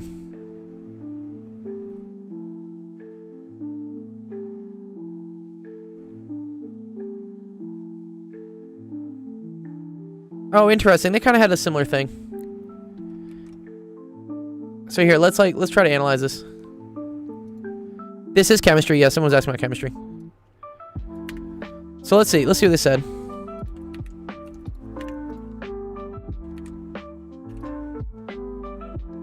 All right. I agreed that the octane made more pressure, right? Because this made 25 for every 25 moles. It made 16. This one only made 4 for every 7. Right? And they said at 200K, H2O condenses. Right? So this is a liquid. So the final moles you make are 16. It's actually interesting. They don't even consider the amount of moles you start with. They just talk about like a single reaction. JC says worst question ever, dude. No, God! No, God, please, no! No! Okay. This is cool. No, I kind of get this. So they're saying that octane is more efficient because it makes 4 times the amount of gas. And then, remember how I talked about this, right? P is proportional to NT. So if you need to make 4 times as much gas, you need 4 times the temperature. So, but then here's the tricky thing. Now H2O stays a vapor once you're above 200K. So you say you're making 6 moles of gas. This is fascinating, dude. N1T equals N1T1. So 16 times 200 equals 6 times T. Yeah, maybe. That would make more sense. And so, yes, this is 533 Kelvin. Okay. We had the right track. It's just, yeah, it's worded kind of poorly. Anyways. Okay. Hope it makes sense to you. Yep.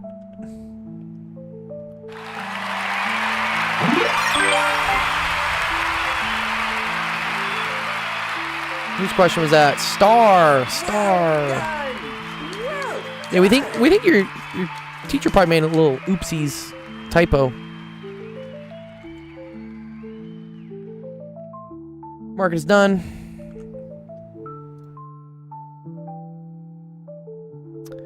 And let's go in the Discord. Yeah, maybe. Yeah. People make mistakes. I mean, I make mistakes all the time.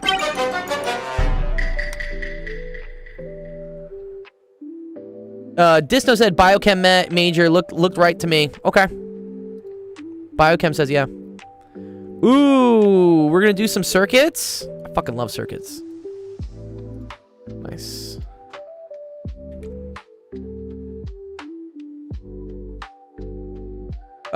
Where's the image?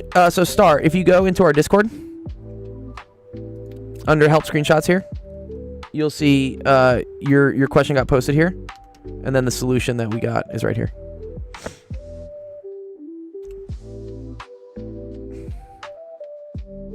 Cool. Good. Glad you found it. Okay, find the current in each resistor shown. Draw the circuit diagram with the correct magnitudes and directions. Assign V equals 0 to point C. And then label the potentials at each other point through F. Okay. So they want to call this 0? Ugh, alright, fine.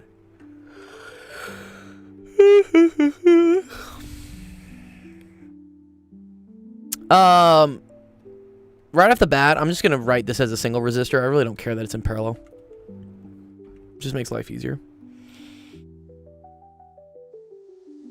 We're gonna say that this is 1/3 plus 1/6, all to the -1.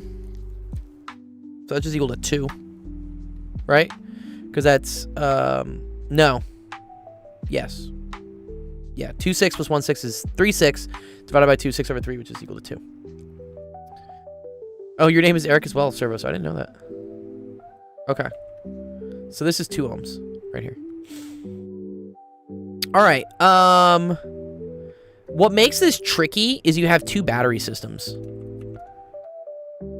Your electrical engineering, this definitely applies to you. Yeah. I would definitely watch this. Okay, we're going to do a couple loops. I'm going to do... And here, I'm going to call this, like, RDE. We'll deal with it later. Okay. So if I start here at 0 volts and I go across the battery, I'm going to pick up 21 volts. So let's make some loops here. So let's call this a loop. And so I'm going to define current to be in this direction for RC. All right, cool. Let's see if we can all do it. All right. So if I start here at 0 and I go across that, that's 21 volts. Okay. Then I'm going to drop. Oh, we got to come up with currents. Oh, fuck. All right. All right. I'm going to call this equal to I1. Right. So this is also equal to I1 since they're all in the same series. I'm going to call this I2, which is going up that way. You're way better at explaining than my calc teacher. Oh, I appreciate that. Thanks, Nox. I appreciate that, dude. Okay. And then that means we're going to call this probably I3.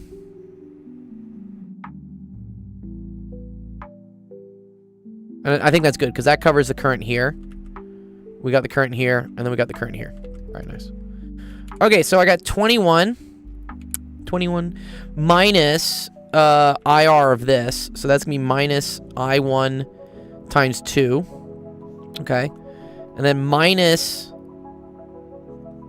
I2 times 6. And then minus I1 times 3.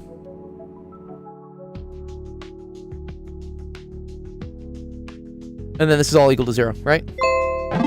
That's called a Kirchhoff voltage law loop. We did a Kirchhoff loop. That's what we did.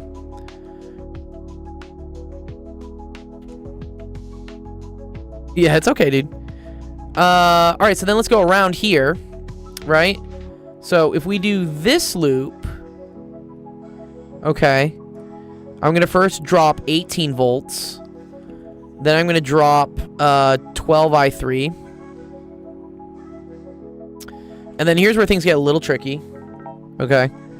Because as I come across here, right, I'm now going in the opposite direction of what I'm calling current for I2. So that's going to be plus, not minus, plus I2 times 6. And then this is all equal to 0. I think that's correct. I always forget like how you share the currents here. I like just calling it like a single thing, and then it's minus on one and it's plus on the other. All right. So we got 3 unknowns: I1, I2, I3. But then I can use a juncture law to figure out I1, I2, and I3, which here. So we're gonna use Kirchhoff's juncture law. So here, I have I3 pointing in. I have I2 pointing in. And I have I1 pointing out, right? So current in must equal current out. So we're going to say I1 must be equal to I2 plus I3. Nice. All right. Yes, seek the knowledge. You guys got it. Seek the knowledge. Okay. How do you remember all the steps? I just keep doing it a lot, I guess. I've been doing this for almost 20 years. So it's like you remember your name, right? Cuz you say your name all the time. Yeah. I guess that's how kind of I would see it.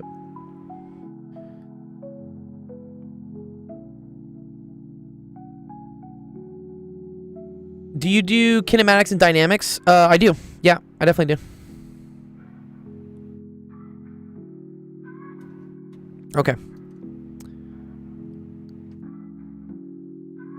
Let's see. So now this is a systems of equations, because I have 3 things I don't know, I1, I2, I3, but I do have 3 equations. So what I'm going to do is I'm going to set up some matrices for things. So let's try to group some terms. So this is negative. Well, actually, these are all negative, so let me move them all over, make them positive. So I'm going to say 2I1 plus 6I2 plus 3... Oh, wait. Minus 2I1 and minus 3I1. That's going to be minus 5, so this is going to be 5I1. 5I1 plus 6I2 plus 0I3 is going to be equal to 21. All right, then let's look at this one. This is going to be 0I1 plus 6I2 minus 12I3 is equal to negative 18. Wow, Fembox got them all the way. You got them all already, dude. Wow. Thanks, Fem. The solutions manual, dude. And then this is 1I1 minus 1I2 minus 1I3 is equal to 0. Cool. In matrix form, right? This is going to look like this. 5, 6, 0, 21. 0, 6, negative 12, negative 18. 1, negative 1, negative 1, 0. Oh, I'm sorry, dude. Well, keep watching. You might learn some future stuff. I can help you out with quadratics. I am unk enough to help out with quadratics. This is circuits. We're doing a circuits question. This is a circuits question. If you want to be an electrical engineer, that's what you got to do. Do I want to do this by hand? I feel like I don't. I mean, it's kind of close, though. Right? It doesn't look that bad. Does it?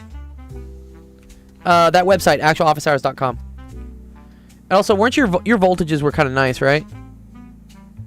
Yeah, alright. So let's rearrange this matrix. I think I can do this. I don't think it's too bad. Let's move this over here. We're not doing mesh analysis. No, I know. I'm just doing Kirchhoff. I forget how mesh analysis works. Okay, because this is like the new matrix, and then my goal is to like get 1 0 0 0 1 0 0 0 1. So I think I'm going to do... oh, this is going to get messy, right? Oh, uh-oh. Yeah. Well... Yeah. Yeah, nah, fuck this. I'm going to do this in the calculator. I thought this might be a nice... I thought some things might cancel, but they're not. Okay, so we're going to go to the TI-84. So second matrix. We're going to create a matrix. We're going to make it a 3 by 4. We're going to put some numbers in. So 1, -1, -1, 0, 0. The linear algebra stream. W linear algebra, yeah. -18. Good. Then 5, 6, 0, 21. Cool. And then we're just going to go second matrix, and we're just going to tell it to RREF. And that just solves it for us. Super handy. There we go. Those are nice numbers.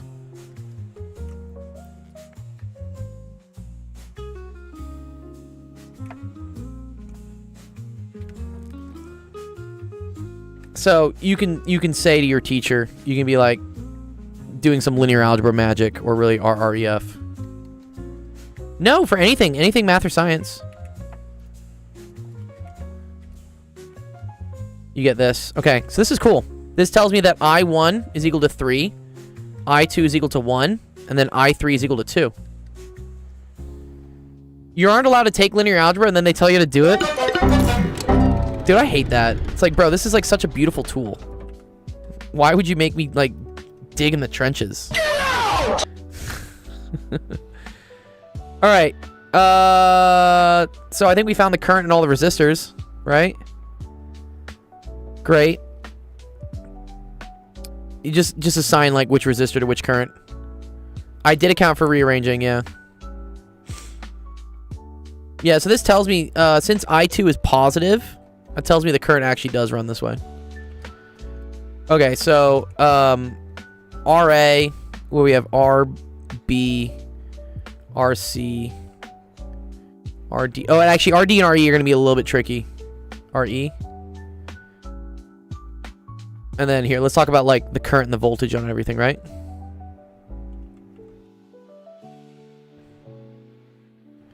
So the current on resistor A is going to be the same as I3, so that was 2. The current on resistor B is the same as I1. I1 was 3. Resistor C was I2, and that was 1. Alright, and D and E are a little tricky. So across the whole thing, you needed to have a drop of 2, okay? But then the ratios of it are, one is 3 ohms, one is 6 ohms. So this one's going to have twice as much current in it as this one. I cover everything math, science, up middle school through college. So I need like 2x plus x to equal to 2. So what is that? X equals 2/3 then, right? So 2/3 and 4/3. So I think RD is going to have 4/3 of an amp, and then RE will have 2/3.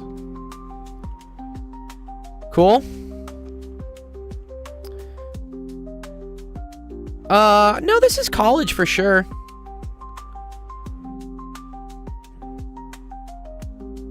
Okay, so we got the current, we got that. Okay, let's get all the voltages. Okay. So you can actually do this like going across the path, right?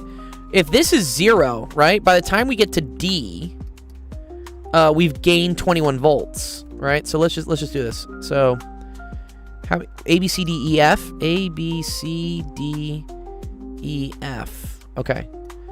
So at D, D should be equal to 21. And then we go across E. Ooh, topology, maybe not so much. Topology's a little tough. But I do have a lot of awesome friends who stream like higher level math and science. And so if you submit the question, it'll get forwarded to them. Yeah, again, for everyone who's watching, if you want to submit a question to our queue, we're doing a 10-hour celebration stream for getting 10K subs on YouTube. So I'll be on for the next 8 hours just answering questions. You go to this website, actualofficehours.com, drag your screenshot in, put your username. Also, you can check out the streaming schedule. If you check out the streaming schedule, you can see who else streams. And so we have a lot of other really awesome people who stream like free help in math and science. So go check them out. They're on the calendar here. Zach is who I would think you should go to if you want to ask about topology, maybe, or like some high-end math stuff. I got ID equals 2 and IE equals 1. Oh, yeah, I'm dumb, sorry. Yeah. Wait, because I1... Oh, because I1 is 3. Sorry, I thought I1 was equal to 2. You're right. You are right. Thank you, Fem. This is 2, this is 1. Great. Okay, there we go. Okay, so we're at 21 volts. And then we drop across RDE. So the voltage drop across here has to be the current times the resistance. And the current in I1 was 3. So 3 times 2 is 6. So I think at E you should have 15. Right? Yeah, 15 volts at E. Okay. And then you go across to B. So B, you're going to drop another RC I2. I2 is 1. RC was 6. You can drop another 6 volts. So B should be at 9. I think we're matching up, Fembox, so far, yeah. And then C is 0, obviously, right? Yeah, if we're measuring 0 here, the voltage there is 0. Okay, very cool. Interesting at A, though. Oh. I can definitely help with physics. Gold, did high school seem easy to you, like it was understandable and quick to comprehend? I mean, some of it did. Yeah. Some of it definitely didn't. I couldn't, like, figure out how to make my English teacher happy for, like, what... She just didn't like any of my stuff. Yes. No, we can definitely help with complex analysis, for sure.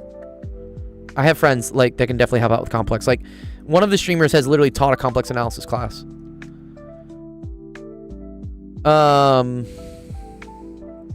Okay, fam, I'm just curious how you get A and F. Do I have to, like, start here and start going this way? Like, do I start going backwards? So if I'm at 0, then I gain, right? 3 I1. So I gain 9 volts to get to B. Oh, actually, F is connected to E with a wire. Oh. That's dope. You're so right. Yeah. If these things have nothing in between them, then they're at the same potential. Oh, that's beautiful, Fem. Right, this is 15 volts.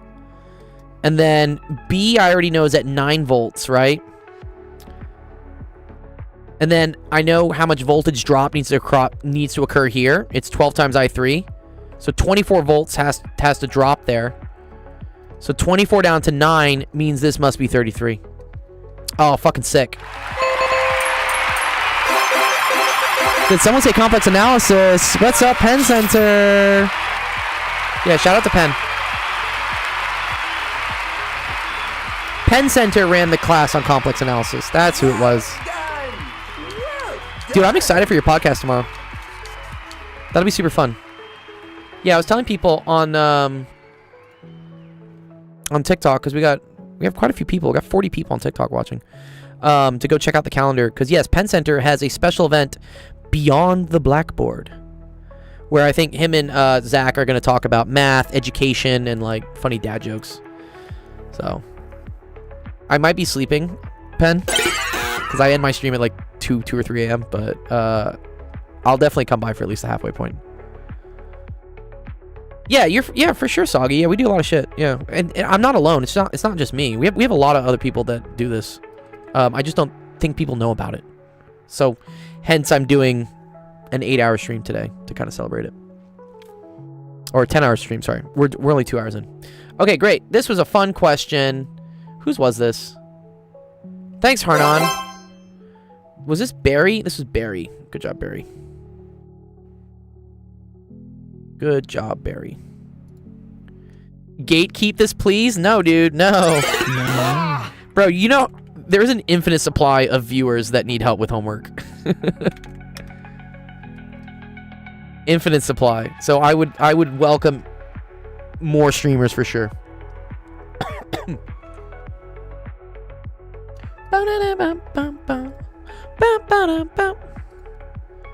Alright.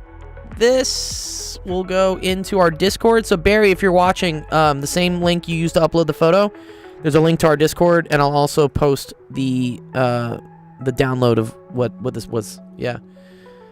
Gold, do you only do science that has math in it? Doesn't all science have math in it? What science doesn't have math in it?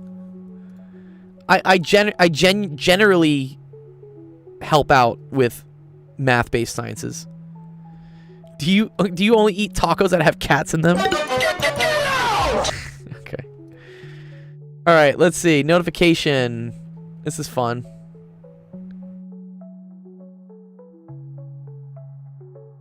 Dun, dun. Not my LinkedIn. Why does it keep pulling my LinkedIn? Not this, not this. There we go. Okay. These are apparently Science Olympiad questions. Okay, so I'm going to try them. Teacher, I have a crush on you. Ooh. Ooh. My voice is going to be gone by the end of this stream. I won't be able to do it. Yeah, no. I mean, yeah, I can help you out with mitosis and stuff. It's fine. Okay.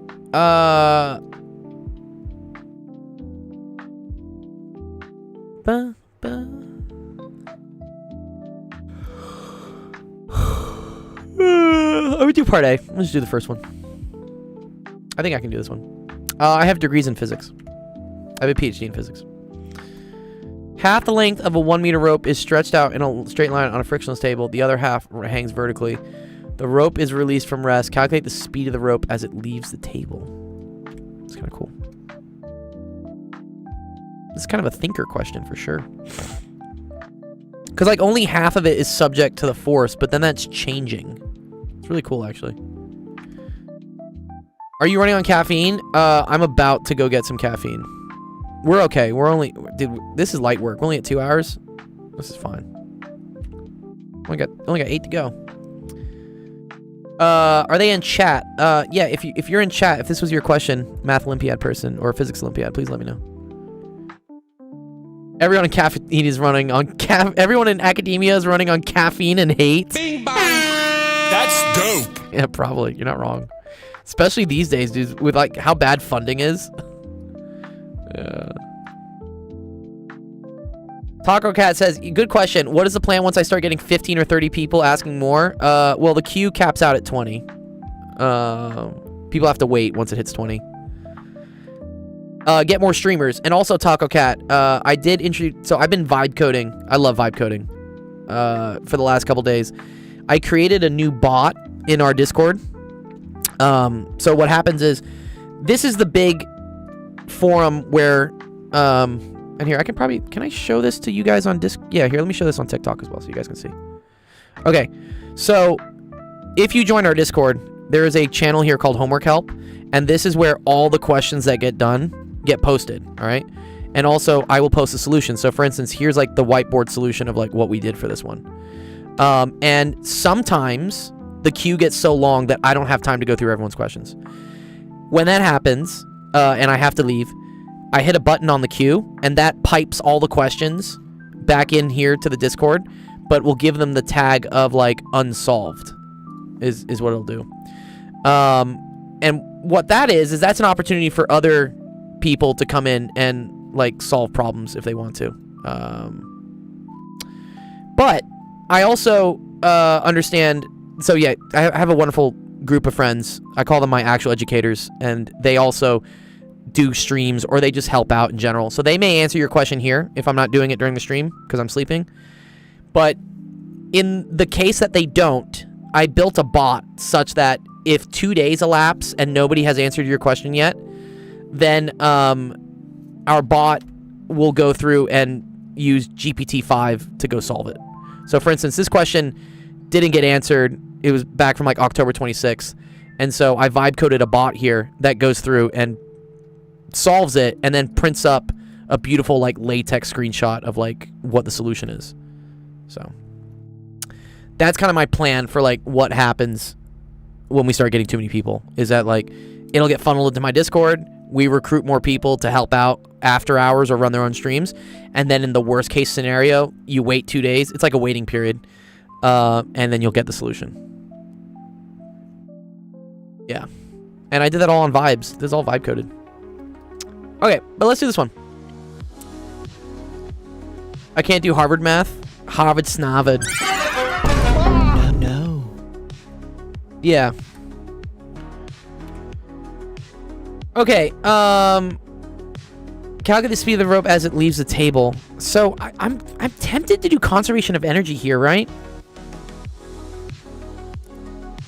I think I want to do conservation of energy. Oh boy, I have a lot to do. Yeah, the remedial math course. Get bent. Okay. We know this is equal to L over 2, right? I think I want to define H equal to 0 here. And then I have to probably do like some center of mass argument. I'm going to say this is H is equal to 0. I think I want to do I think I do want to do conservation of energy. Right? So, E before. And let's say this has some linear mass density. Lambda, right? I do have to say it has lambda, right? So let's say mass density.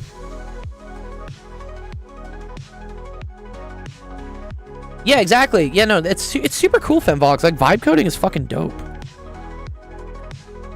It allows people to take ideas in their head and make, like, albeit shitty, but whatever, like, a working product, like, really quickly.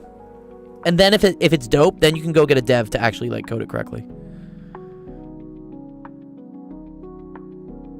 Is this, like, complex geometry so you don't get creases in your sweater vest?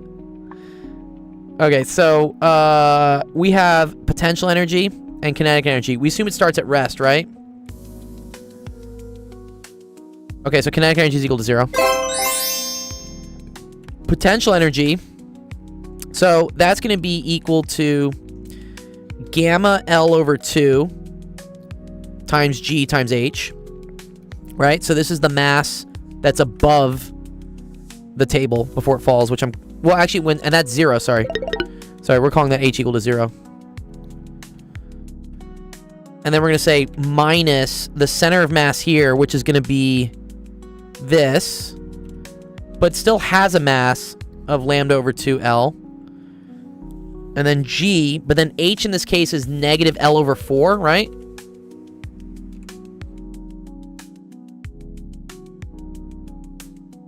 Right? I feel like that's correct. Okay, and then afterwards, so let's look at what's happened afterwards. After this thing is, like, fallen. Why is it minus? Because I'm calling this 0 height. So being below is negative potential. It'll work out because you just need the change in potential to equal the change in kinetic. Okay, so then, once it's slipped all the way off the table, right? This is now the full length L. Oh, it's supposed to be plus. Wait. Yes, you're right. Thank you. Yeah, you're right. So now you have mu e is equal to L. So lambda L G, and now the height for the average, because you always do like the center of mass, is negative L over 2. I feel like this is a stream I'll be stopping by once in a while to redeem my faith in humanity. Oh, thank you, Dream. Appreciate you, dude. Yeah, we're just trying to make the world a better place, dude. The news like sucks, bro. No. All right. Lambda L G negative L over 2. Good. And then we also have like some kinetic energy, which is equal to 1/2 lambda L. And then it's V squared. STEM warriors, all STEM warriors, like assemble STEM warriors. Okay. So the total energy here is equal to negative L squared over 8 G lambda, right? Or lambda G. Yes. Yeah, at least, yeah, math doesn't give a fuck about, like, I don't know, your feelings or opinions. People have their feelings are too strong sometimes. And they start saying dumb things. Alright, let's get this. So this is lambda G negative L squared over 2. And then this is plus lambda, oh man, L over 2 V squared. What is lambda? Lambda is the mass density. It's a linear mass density. And actually, I'm going to be able to get rid of it.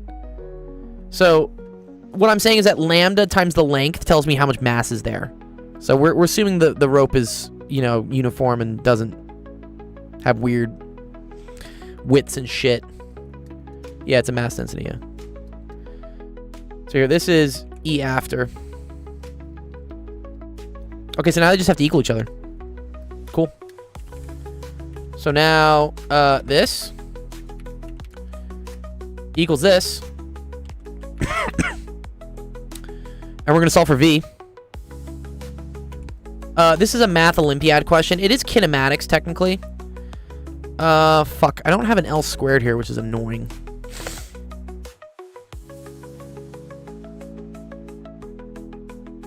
But that's okay.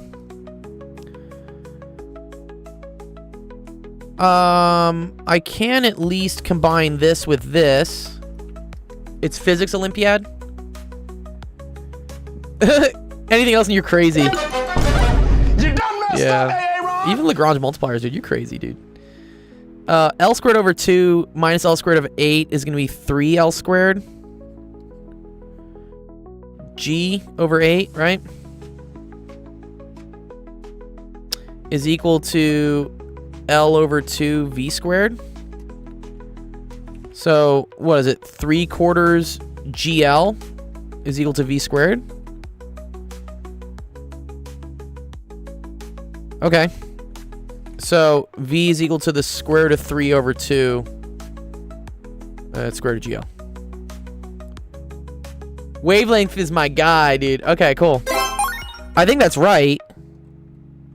Does anyone know the answer to this? If this is a physics Olympiad question?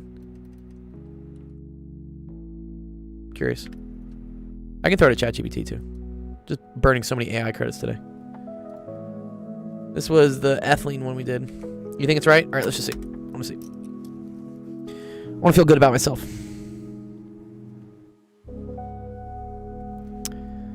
Banana.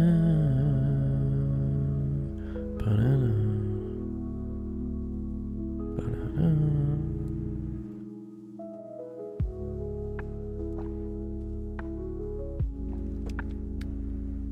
Mitochondria mommy. Good job. Okay. Oh, and baby voice is in. Yeah, thank you, JC, dude. Oh, nice. Yeah, square root of 3 over 2 GL. Yeah, fuck yeah, dude. We got it. Olaf. Hey, Olaf. Good clap. Good clap, Chris. Nice.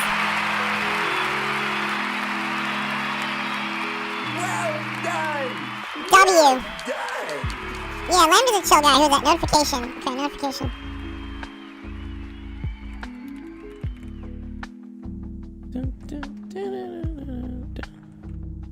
Ooh, the queue's getting big. Queue is getting big. This is actually, it's a good question of mine. Should I cap it at 20? Just because if somebody submits like past 20, like you're gonna have to stay here for like 2 hours for me to get to you. So I wonder if I should, I'm kind of thinking I should keep a cap to more encourage like people who are here for me to go over it with. But also I want people to be able to always ask for help. So, debatable. I don't know yet. We're experimenting. Okay, cool. This is a good question. It just means we gotta work faster. All right, let's work faster. We can do it. Who do I got? Nice. Love this, Charles. I don't personally do discrete, but I have friends that do. So, if I can't do it, I'll give it to one of my other friends who streams, and they might be able to do it. Yeah, if they're in chat, if they're not, just send it to Discord. Yeah, I could do that. Yeah, it's a good problem to have. It's an interesting problem to have, right? Okay, graph this. Cool. This is basically a parabola, right? Where you have h comma k is equal to 1 comma negative 3. So if we go 1 down 3, 1, 2, 3, that's here. And then because it's positive here, that means it points up. And I guess it happens at 10, right? Usually you want to like find, if you find these 2 points, your teacher's happy usually. So I could just set this equal to 0. So 0 is equal to 1/3. It's worth 1 mark is so sad. It is wild to see how like how teachers sometimes like weight things. Okay, so then I move that over plus 3, I times 3, I get 9 is equal to x minus 1 squared. Ah, okay, so plus or minus 3 is equal to x minus 1. Cool. So 1 plus or minus 3. So that's going to be either equal to 4, so you got something here, or it's going to be equal to negative 2. Great. And then because it's dashed, we're going to do this. And then because it says greater than, I know it's just going to be up because it's above it. If you really want to like be rigorous about it, your teacher will say like check a point. Isolation method. I don't know if it's called the isolation method. I call it like just putting it in vertex. It's already in vertex form. And then I'm just finding some x-intercepts. And if I check 0, 0, right, I get is 0 greater than negative 3? Or, sorry, no, sorry. That's 0 minus 1. Is 0 greater than 1/3 minus 3? And like, yeah, it is. So that means this is all shaded. Okay, shady, shady, shade. Good. Is the point a solution for this? Show your work. You just plug it in, right, dog? Is 20 less than or equal to 1/2 negative 1 minus 5 squared plus 2? Is 20 less than or equal to negative 1 minus 5 is negative 6, squared is 36. 36 times 1/2 is 18 plus 2. Is 20 less than or equal to 20? It is. So true. True. Okay, cool. And that one's done.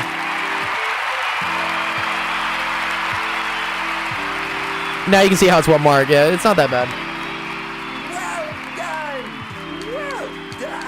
That was Chari.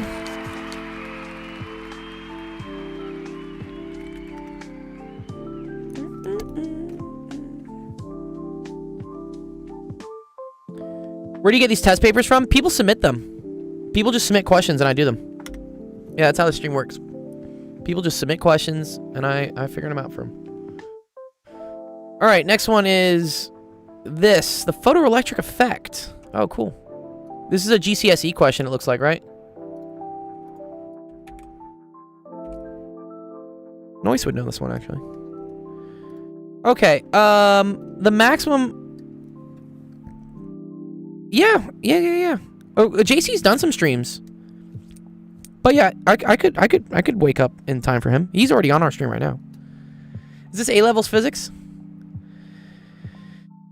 My degree is in plasma physics. Yeah, I have a PhD in plasma physics.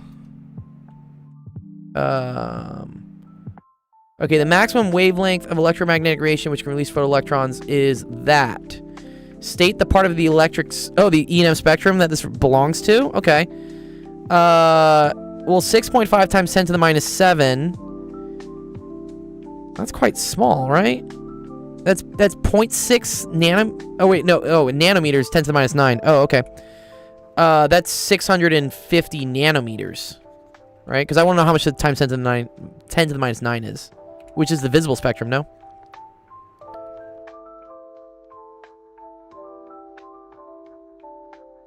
Yes, Taco Cat, that is the plan. Okay, 6.5 times 10 to the minus 7 And then we need to like just move this to the right 2. And if we move it to the right 2, this has to go down by 2. But -7 going down by 2 means it goes to -9. So this is the same thing as 650 times 10 to the -9, which is 650 nanometers. And that's visible. I think it's like red. Yeah. My plan, Taco Cat, is to take this funnel of people and just spread it to all the other educators who want to like help, so that everybody can get all the help and I can get some sleep. Show that cesium has a work function of about that. Ooh, interesting. Work function. Is that like h lambda? Is that the work function? What is the work function?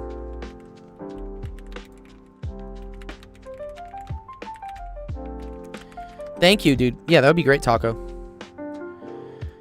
Oh, it's HF. E equals HF. Okay. Work function is E equals HF, not H lambda. I was wrong there. Why color match? Why not, dude? My man.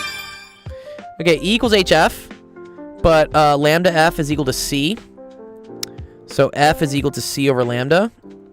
So you get HC over lambda. So that's equal to, I forget what H is. It's very small. What is H? What's up, Kenzer? H is 6.62 times 10 to the minus 34. Cool. So 6.6 times 10 to the minus 34 times 3 times 10 to the 8th. And then this is all over 650 times 10 to the minus 9. Rosy kisses. Thank you, Ashley. Yeah, I should remember that one, honestly. I don't. Okay, 6.6 e to the negative 34 times 3 e to the 8th divided by 650 e to the negative 9. Ooh, we get something very small. Yeah, 3 times 10 to the negative 19th. That's correct. Cool. We're on the right track. I always love when that happens. All right. Yeah, nice. They're nice that they like say like, hey, this is the answer you should get. Unlike JEE questions are like, oh, you didn't get the question? Go back to poverty. You're not allowed to leave.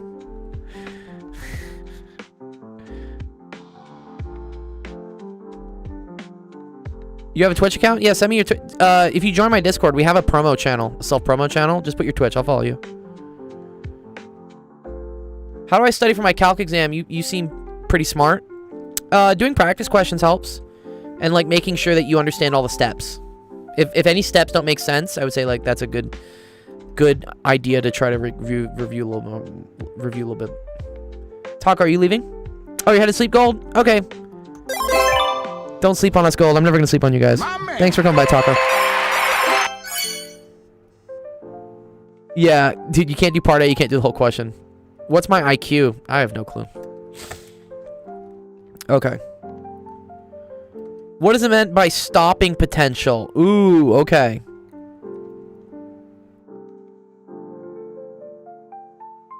The circuit shown is used to measure the stopping potential for a range of frequencies. I think that's the potential at which current stops flowing. Is that what happens? Is this the potential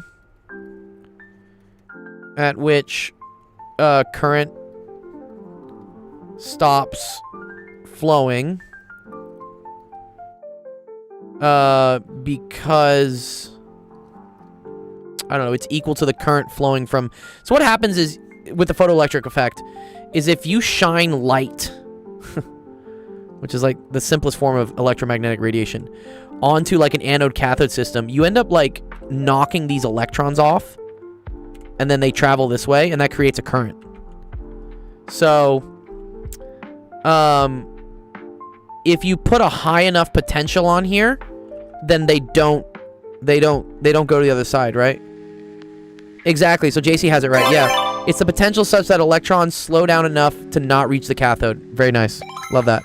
Yeah. Because, yeah, here's what happens. You have, like, a bunch of, like, electrons just chilling here. And then you got some light coming in. And this is cool. This is what showed to the world that light behaves as a particle. Because you have to have some sort of mass here to like knock fucking electrons off. And so it knocks the electrons off. And anodes are always negatively charged. Cathodes are always positively charged. So if you knock them off, and then they bind to here, then you'll measure a current. So this is the current you measure. But if you have a strong enough voltage fighting it, then the electrons can't make it there. Because, I don't know, this is like too negative or like not positive enough to attract them. Wraith says, I need help with something science related. Not sure if you can help, but it's about gravitational waves. Maybe. I'm in electrical right now and you're teaching more than my teachers. Holy shit. Oh, it does happen. Anyways, cool. Good question. Whose was this? Oh, Natsa After Hours. Good question, Natsa. I appreciate that. It was a fun one. Given energy minus... Yeah, energy minus work function is equal to the stopping potential. Yes. Yeah, the work function, yeah, is the amount of energy needed to, like, I think, knock the electrons off. That's how we think about it.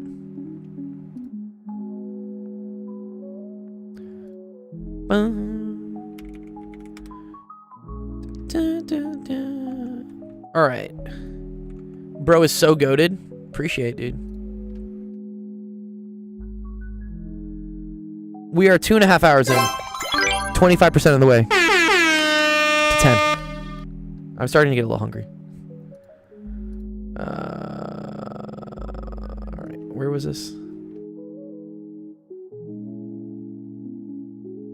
Yes. Where did I pursue my PhD? I did my PhD at UCLA. And I did it in plasma physics. If you ever want to see my thesis, I'll drop it in the chats. But this is it. Here, where's my YouTube chat? I can't post links in Discord, unfortunately. Sorry, I can't post links in TikTok, unfortunately. Otherwise, I would send them. But yeah, there you go. There's my PhD if you want to know about it. And then I graduated in 2021. Yeah. So what? It's been 5 years now? Four and some change. All right. Next question comes from LOL. Stokes theorem. Oh man, you're gonna hurt me. You're gonna hurt me, LOL.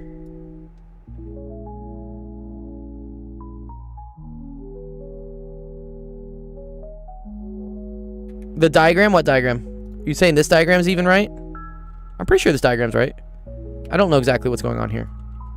But this seems like a... Oh, this is a resistor, I think, is what this is. This is a variable resistor.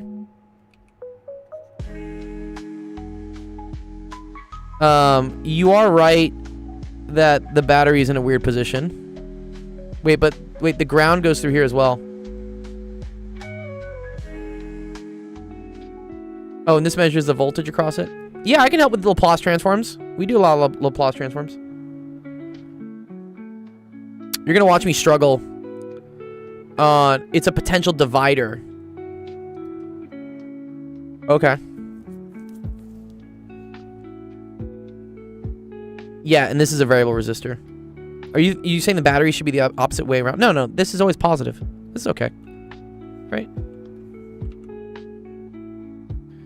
Okay, use Stokes' theorem to evaluate the curl of V dot ds, where S is the surface of an inverted paraboloid parameterized by that above z equals 1. Hence, it may be advisable to sketch the surface of S.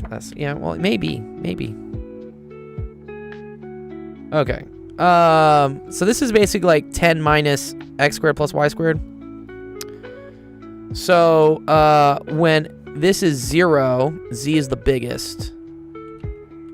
Okay, so it looks kind of like this. What do I do for a living? I teach. I taught physics at UCLA for a couple quarters. I help out with like ed tech startups. And then I do this. This is my nonprofit. So We like motivate gamer kids to like do well in math and science, and then we help them out in the streams. It gets, yeah. Why are the UK people here? It's 2:43 a.m. It's like, go to bed. Stop getting knackered. Yeah, JC is my one of my UK streamer friends. Okay, nice. So yeah, it looks like this. It's like a little fire hat. Okay. No, anything. You can ask. We did chemistry earlier, Capybara. I can do stats. This was circuits. This was chem. This was definitely chem. This was calculus. This is chem. This was chemistry. I say I primarily get questions that are either math, physics, or calc. JC's a vampire confirmed. Chem above all, yeah. My man. He does love chem. Alright, I gotta remember what Stokes' theorem is. It's like something with like the partial derivatives, isn't it? Uh-huh. Dude, look at this fucking graphic, dog. What? Where did I major? I got my PhD at UCLA. I got my undergrad at University of Texas. Yeah, what is it? How does this work again? I'm gonna maybe like try to use this to learn. I will bite you. Yo, what's up, Zach? Yeah, Stokes' theorem. I still don't understand Stokes' theorem, but okay. Curl F ds. Like, one of them is easier to do than the other, right? Isn't that what this is? Like, you just pick which one is easier. Yeah, dude, look at this person, dude. As long as I just go around, that's the same thing as s.ds. Oh, okay. So, I think... Wouldn't it be easier to just integrate in a circle around this way? I feel like it would just be easy to do that, right? That's kind of the trick. That instead of doing this nasty thing here, I can just do the contour integral of f.dr. Alright, fuck yeah, let's do it. Alright, cool. Alright. But then I need this in... I want to say polar coordinates, right? Rotate yourself. Okay. X equals r cosine theta. Y equals r sine theta. And then what? Z just equals to 0. Yes. 7. Yeah. And runs equals 0. We love it. Okay, cool. So then I'm just going to integrate from 0 to 2 pi of what's this? 1/2 r d theta. Is that what this is? And then I think I have to put an F in there at some point.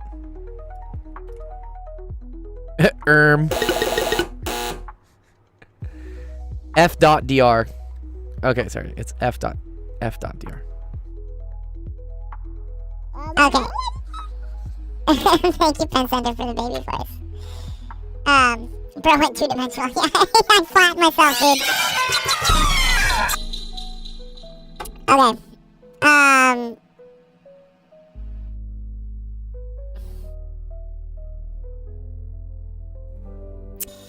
wait. F.ds. No, it's F.ds now, right? Oh no, it's F.dr? Wait, what? Fuck. What is F? F is this. Isn't this F? F is this. Is V. Baby soundboard, yeah. Okay. F is equal to that's Z, which is 0. And then it's 2xy. And then it's comma x squared y. Oh yeah, here comes Master Chief. And then I can substitute this to get like r and theta.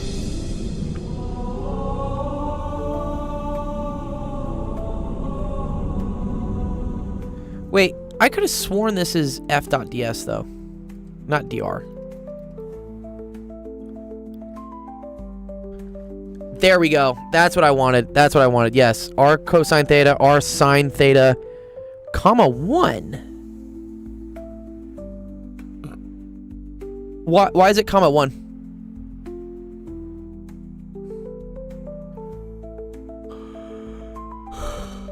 Oh, because z equals 1? Oh, dude, I'm dumb. Yeah. There we go. Yes. Above z equals 1. Thank you. Okay, so this isn't 0, right? This is 1. Yes. Okay, this is f. And then dr is parameterized by r cosine theta, r sine theta,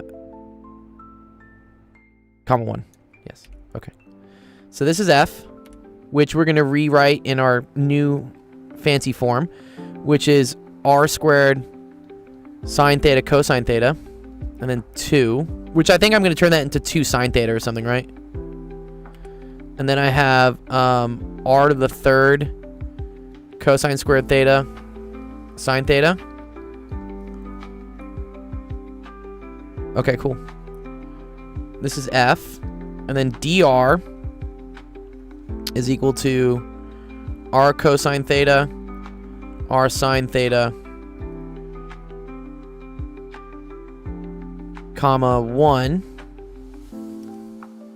Chat is hard. Hi, dumb. I'm Joseph. Yeah, well, that's because the algorithm knows exactly what you're doing. Yeah, and we're doing Stokes theorem right now. My man. Okay. And then is it d theta?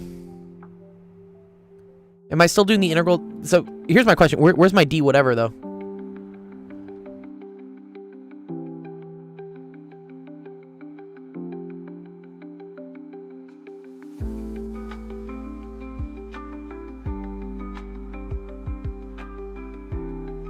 You're integrating over circle of radius 1, so replace r equals 1. And then it's 0 to 2 pi d theta. I think.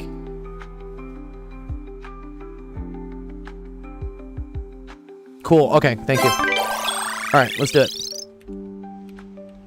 What is this class for? This is probably, I think, Calc 3.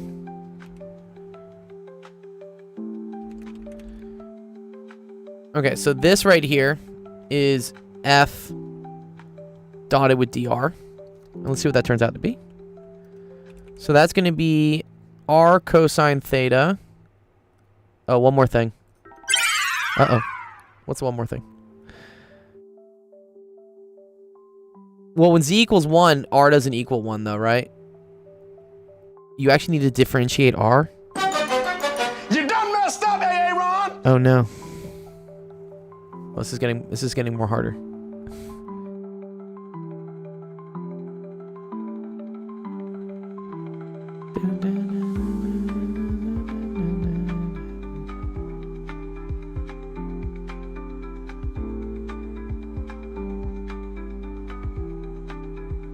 Negative sine theta, comma cosine theta t, comma 0. That's dr. Oh, okay. Wait. Sorry, yeah, this is r. Right? This is r. But then dr is equal to all these derivatives, right? And technically r is a constant.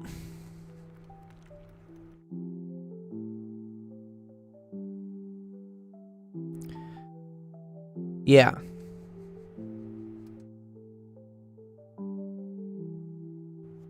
So you have d cos theta, comma sine theta, comma 0, which is going to equal to negative sine theta, comma cosine theta. Sorry, this was 1, comma 0. Yes. And it's yeah. Cool. Okay. So that's my, like... I feel like R is kind of a misnomer here. I feel like I want to call it, like, DS.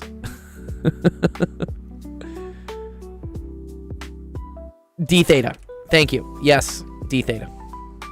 Okay.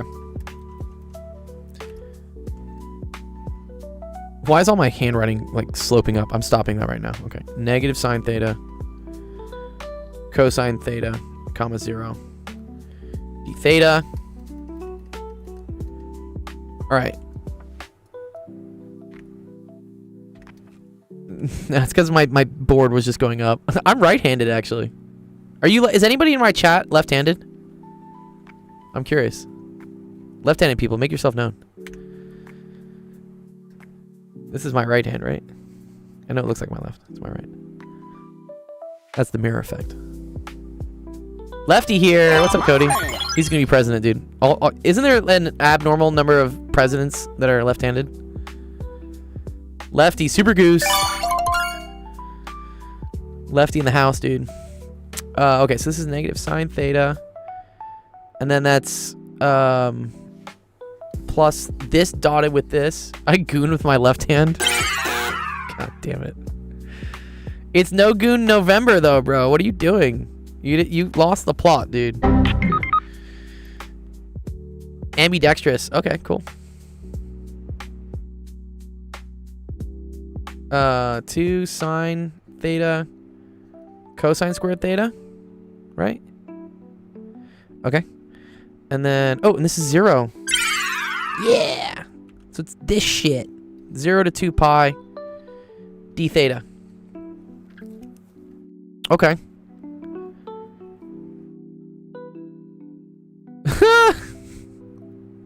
I fear for your dog, dude. Okay. This is a beautiful integral, though, right? Because this is u to u. And this is just integral of that, right? So I have negative 0 to 2 pi sine theta d theta. So this is just going to be 2, right? Sine from 0 to 2 pi. Well, it's actually equal to 0. Yeah, this is 0. What am I saying? Sorry, this is just 0.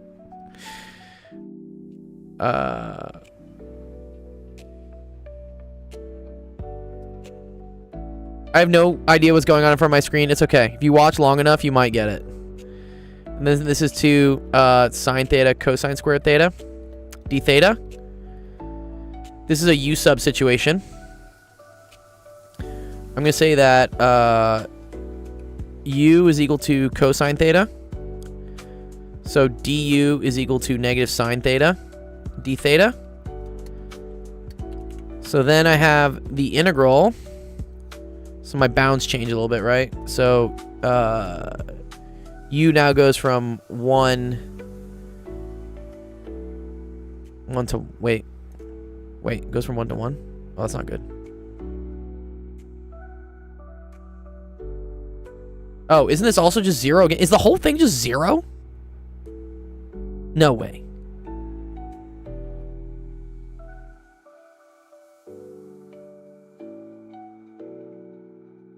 I feel like it is. Right? Because the bounds are now the same. If I use u as cosine theta? I think so. Wow. Okay, so I don't give a fuck what's in here. The answer's 0. Wait, so the whole answer's 0? It's a big fat 0? No way, dude.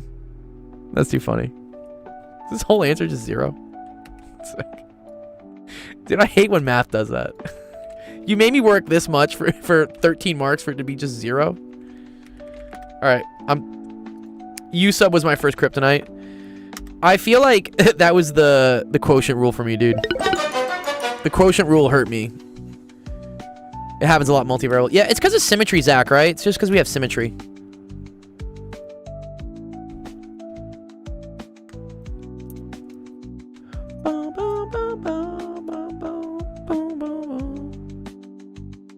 Do you have videos on static friction? Yes, I do, Eric. No, you came to the right place. Thank you for asking. So if you go to our TikTok, which you're watching me on TikTok right now, I have... Thanks for all the follows, by the way. I have a video here on friction. Where is it? It's kinematics. This is Newton's laws. Is this friction? No, that's not a friction one. One sec. I know I have it. It's like one of the first videos I ever did. Here we go. How to solve for friction in physics. So this video right here will explain to you how like kinetic and static friction works and what the common questions they always ask. They always ask like, what's the acceleration? Now the force is this. What's the acceleration? And it's like a trick question. If static friction is stronger than kinetic. Sorry, if static friction is stronger than the force that's pushing it. So yeah, this video has it for sure. Go check it out. Yeah. All right, nice. Let's see. ChatGPT also says the answer is 0. Good job. Wow. We love when that happens. We love a good 0. Woohoo! What's up, Rooksa? I got trolled. No, I got trolled when someone submitted me a question that the answer ended up being 6-7. Like it was a complex analysis question, but they had ChatGPT write the question such that when I solved it, the answer was 67. And then I ended up doing it on page 67 of my whiteboard. It was a double troll.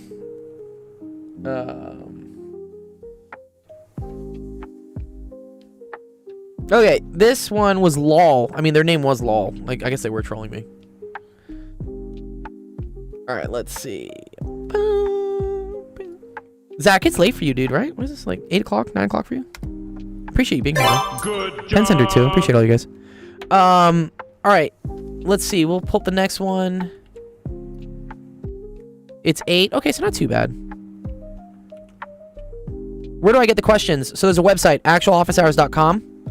So if you go to that website, here, I'll show you how it works. Here, let's get this out of the way, sorry. So go here to actualofficehours.com. You can just type in your username, whatever, and then drop a screenshot in of what your question is.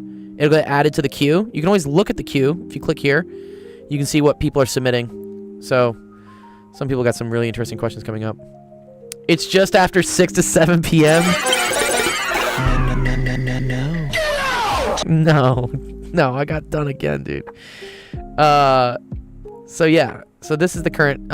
Also, yeah, make sure when you go to this website to go submit your question, go check out the streaming schedule, because I'm not the only person that does this. I have a lot of really awesome friends who also stream math and science content, and you can see when they stream on this calendar.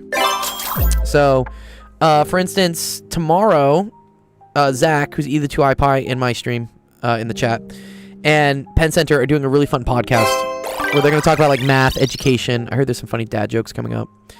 And then also Zach will be doing his own kind of like math help stream Saturday morning.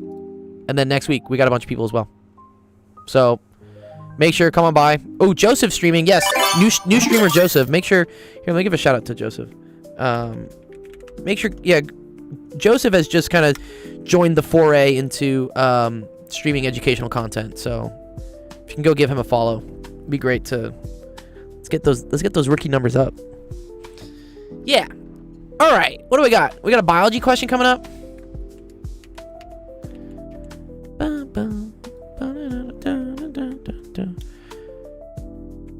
To investigate whether red blood cells of animals lose the ability to take in glucose, they collected red blood cells from guinea pigs that ranged in age from 1 day old to 7 months old. Scientists incubated an equal number of red blood cells in separate so good, they have a control. Control groups are great in experimental design. The amount of radioactivity labeled glucose present, the amount of radioactively labeled glucose present inside the red blood cells was measured over time. Describe the difference between passive transport and active transport. Okay, cool. So passive transport is when you're moving things along or like down the gradient, is what I say. I think that's the way I would say it. So for instance, if you have things going from like high concentration to like low concentration, that's an example of passive transport, right? This would be like passive. 3 hours. Get them bond coins, dude. Yeah, you get a lot of credit for watching the stream. And they get you gift cards. So yeah, that's passive. So when stuff naturally goes the way it wants to go, things want to go from high concentration to low concentration. Like salty water wants to like spread out into not salty water. That's my first one. Nice pen. Active transport is when you fight a concentration gradient. So like when you're trying to like swim uphill, for instance, or yeah, whatever. Swim upstream. So this would be active transport. How do I know so much about all the other sciences? I've taught all of them at some point, or I've tutored them. I can definitely help with centrifugal forces. Yeah, drop a screenshot. I'll do it. So cool. That's the difference between active and passive. Okay, justify why students use an equal number of red blood cells in each cultural dish as a control. So it's the same starting concentration, I guess. I mean, if you didn't have the same number, then they would do different shit. What? I mean, the definition of a control is you need things to have the same starting conditions. Otherwise, that can create what's called what do they call it? What are the unknown factors that like mess with an experiment? Confounding variables. You don't want confounding variables in science. Yeah, confounding variables is we hit our 3 hours. Okay, I need to restart this one. 1 sec. The board gets mad at me over 3 hours. Well, that's cool. We got to our first 3 hours. We only got 2 more of these to do. 2 1/3 of them. Flowful Z variables. Yes. Centrifugal is fake. Yeah. What does the equation of friction mean when the force of friction is less than mu s? So if the force of friction is less than mu s, then it just means it's kind of a smart force. It only exerts the force it needs to like push the thing, to keep the thing stuck. That's what it is. Mass stream train, let go. Yeah. This train's not stopping until 2 a.m. Bing bong. Okay. Justify. I just think that's the definition of a control, right? Yeah, like rate is dependent on initial.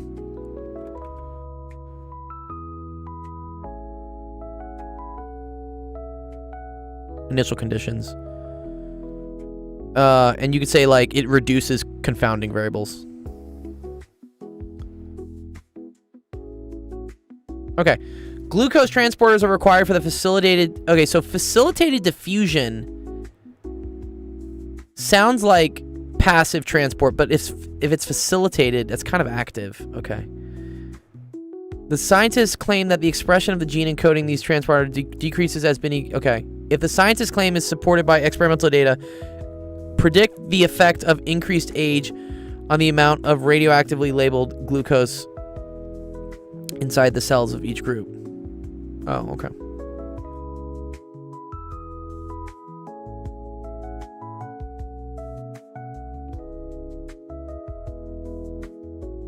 So there will be less diffusion, right?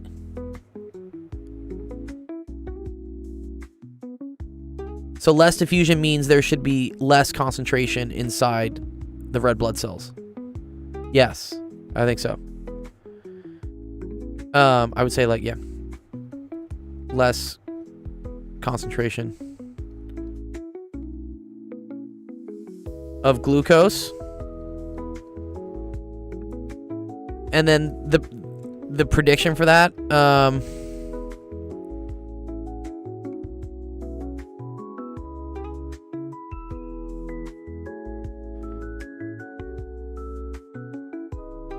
is that there are less transporters. So if you have less transporters, that equals slower facilitated diffusion.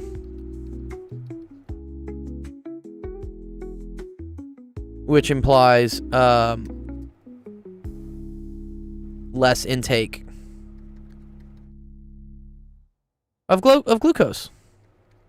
Yeah, cool. Okay. Nice. Cool. Fun questions. Biology.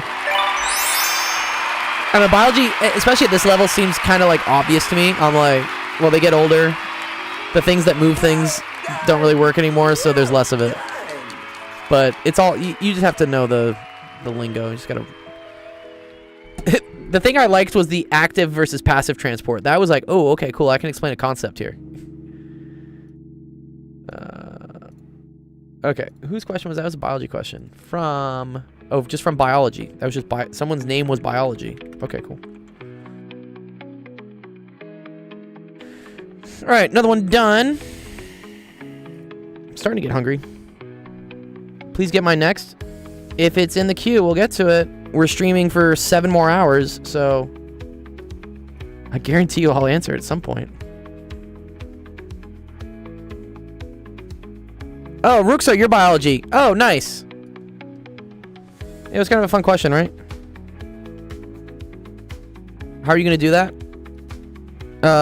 I'm going to do that by answering questions for the next 7 hours. That's how I'm going to do it. Could you explain synchronous inertia? Ooh, I've never heard that term before. What is synchronous? Let me just Google this real quick. What's synchronous? Synchronous inertia. Is this an engineering thing? A power system to resist changes in frequency, which is provided by the stored kinetic energy in rotating masses. Oh, okay. So this is an engineering thing for sure. Okay. Why are we doing math for 10 hours straight? Why not, dude? It's better than, like, scrolling through feed pics. No. Yeah, come for the knowledge. All right. No, it's cool. Yeah, so, I mean, this is what they say. So, yeah, a lot of times, like, turbines or, like, energy generators, right, need something to rotate. It's a very basic way that we make electricity, is we basically move coils through magnetic fields, and those generate current, and then that current gets converted into electricity. But in order for these things to spin, you want to have a bunch of different input sources causing it to spin. And so here, yeah, they talk about like, oh, well, you could have a generator. So the generators here, these things are like extracting energy from this spinning rod, because as the rod spins, it creates electricity in the generators. But in order to keep that rod spinning, you need other things to be contributing, like inertia or like rotational inertia to it. And those can be things like a power plant from like wind, or yes, PV is photovoltaic, so this is like a solar plant. And yeah, they call it the frequency. Yeah, and most stuff does, right, on the grid works at 50 to 60 hertz. Yeah, so I guess synchronous inertia is what sources and what sinks do you have that are balancing like the rotational energy in and the rotational energy out to a system. Yeah, it's all just boiling water, dude. It's the most simple way of like creating electricity, so dude, yeah. Math for 24 hours every day, 0-hour break, burnout, and come back from the ashes grind cess. Yeah, I will do a 24-hour stream at some point. I'm trying 10 today. Because we got 10k subs on YouTube, which is dope. That's dope. How are we doing on YouTube, by the way? Let me see. What are we at? Where are my channel analytics? Oh, nice. Okay, cool. There's like a live counter somewhere, usually. Where's my live counter? Analytics. Subscribers. Where is it? Dr. Gold 24K edition. Yeah, that's a good one. I thought I can usually click on this and there's a big button of it. Where is it? I think it's like analytics, audience, subscribers. How long till 24k subs? Yeah, that's what we really need. I swore it was. Oh, here it is. There it is. See live count. Okay, there we go. Okay, there you go. That's the live count of subscribers. Yeah, yeah. We had a big couple days. I think it went up like 1,000 in like 3 days, which is really what prompted this.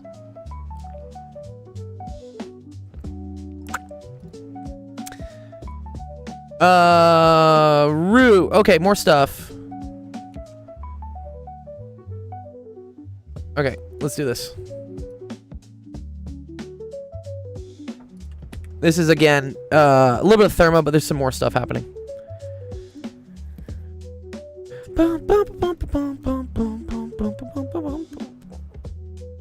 Dude, you show up on my normal TikTok page. It's called your FYP. My man. Correct. Yeah.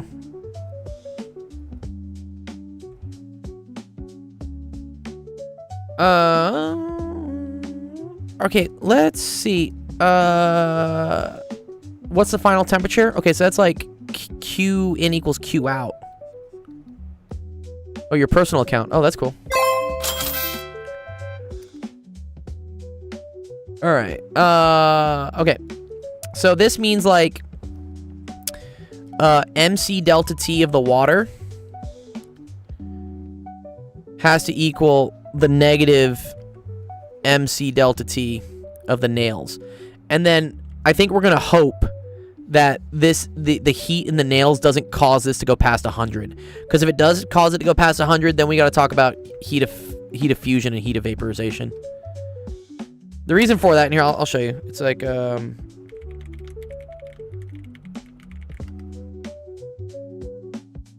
we go. This is what I want. Yeah, this is kind of like this is the chart. So what happens is, as you have, let's say, water, for instance, and it exists as ice right here, right? This is like the temperature, and this is like how much energy you're putting in. So as you put more energy into ice, the temperature goes up until it hits 0. And at this point, any more energy you put in does not raise the temperature. It actually breaks down the bonds in between the atoms, keeping it a solid. And so this is called the energy E of fusion you have to get over. And once you got, and this is where things are like in between being ice and being liquid. Then you have liquid water. You start putting more energy in. Temperature keeps going up, right? Until you eventually hit vaporization. So this is where stuff is boiling, okay? Now, during boiling, you'll notice when you boil water that the temperature of the water doesn't change. It's always 100 degrees centigrade, at least at sea level. Because what's happening is you are putting energy into the water and breaking down the bonds that keep it a liquid, that keep it together as a liquid to now make it a gas. And so as that happens, this is called vaporization. Temperature doesn't change. But eventually you push past that and you get to what's called like superheated steam. And so now you have vaporized liquid water, vaporized water, which is a gaseous water. And that just keeps going up. And this is this region over here is how like turbines and stuff work. It's all like superheated steam. Okay, so but what we need to make sure is, so the water is starting at 4 degrees centigrade, which means it's starting like here. I need to make sure that like as I add heat from the nails, it doesn't push it above 100. Because if it pushes it above 100, I got to figure out if it's enough to vaporize the water and turn it into a gas, or if it just stays as like a mixed vapor liquid. Oh, someone asked that question, HK. That's a good DiffyQ question. All right. So let's do this. We're gonna figure out how much heat is in the nails and how much of that transfers into the water. So 325 grams of water. So we can put a mass here. So the mass of the water is 325. The specific heat is... What is that specific heat?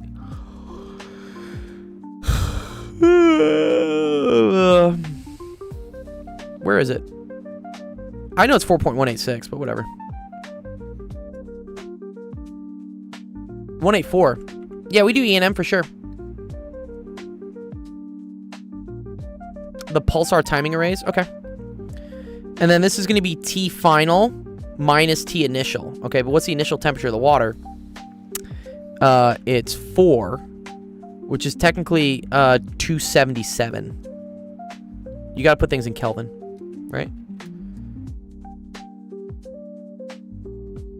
You might not need to actually here, but it's you get in the habit of it. It's just good.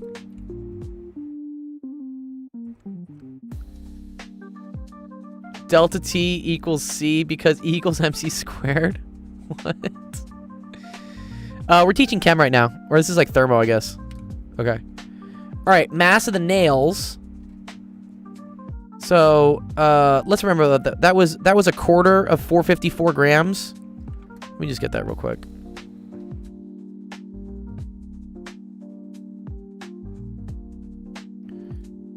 $113.5. Okay, so that's 113.5 times the specific heat of the nails, which is 0.452. So it's interesting, like the iron nails are actually a pretty shitty conductor. Dude, like look, water is 4. That means it takes 4 joules of energy to raise the temperature of 1 gram of water, 1 degree centigrade. It only takes 0.4 to do the same thing for a gram of iron. And then this is again also sorry, there's a minus sign here, right? Because it's minus. Because you need them to be equal and opposite. And this is T final minus. The initial temperature was 55. So it's 328, right?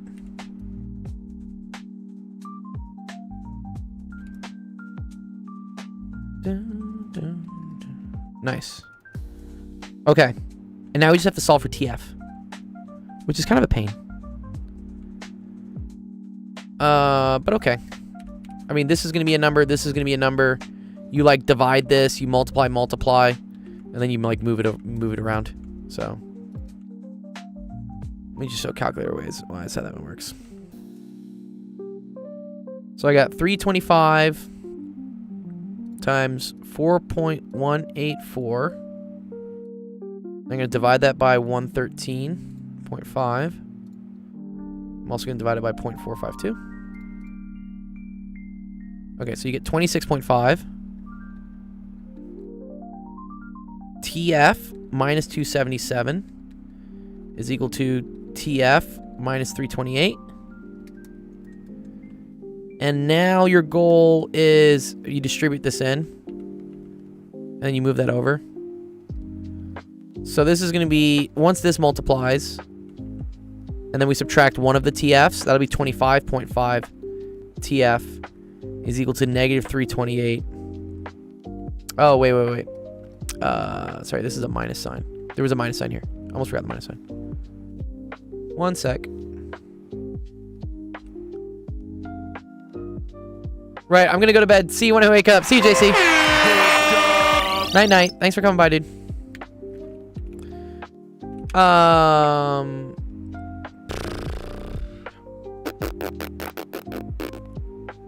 Okay. That's a negative here. Which, negative A minus B is the same thing as B minus A. So this is the same thing as 328 minus TF. And then this is still 26.5 TF minus 277 times 26.5. So I can move the TF over here. That makes 27.5, and then I'm going to move that over here. So 27.5 TF is equal to 328 plus 277 times 26.5. Oh, this is going to be huge. Uh-oh. Uh-oh. SpaghettiOs. Oh, no. Yeah, I already see this is going to be greater than 373. Okay, so we're already pushing this. That's because you did Kelvin? Yeah, but this is already going to be above 373, right? I already got 328. Oh, I'm dividing by 27.5, though. Forgot about that. Okay, one sec. 328 plus 277 divided by... I forgot about the division.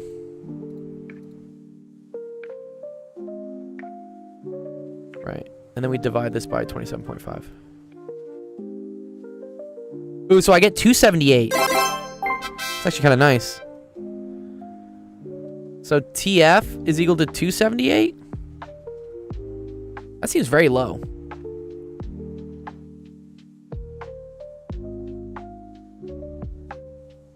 It's like 3 degrees. Yeah. Yeah, that's like a 3 degree. Yeah, well, it's 5 degrees. So, okay. 5 degrees Celsius. Is that the correct answer? Seems like it didn't really do much.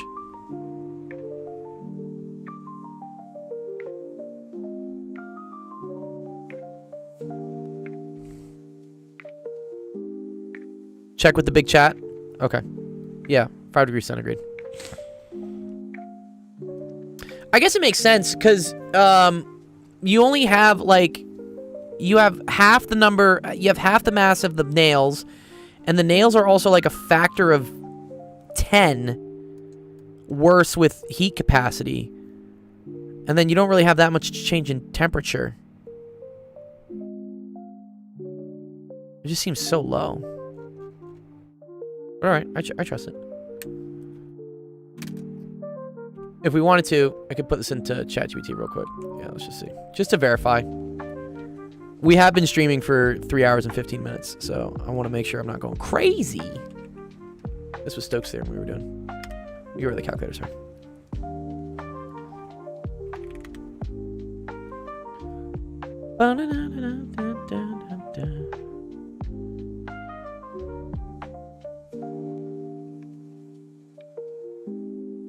Yes. Well, you take Q equals MCAT for both of them.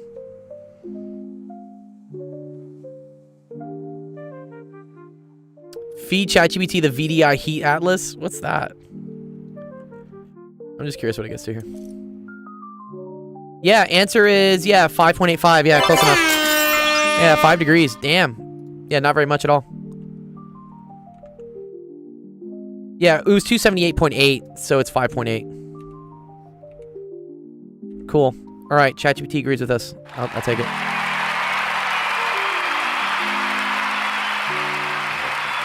You're welcome, dude.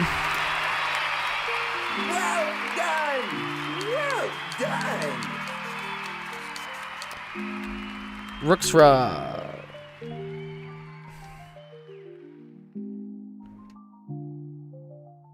Nice. Let's throw this in.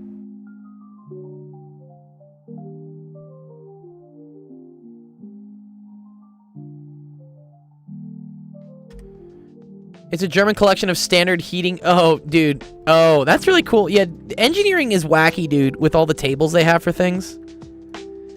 Yeah, have you ever seen them before? Where's this?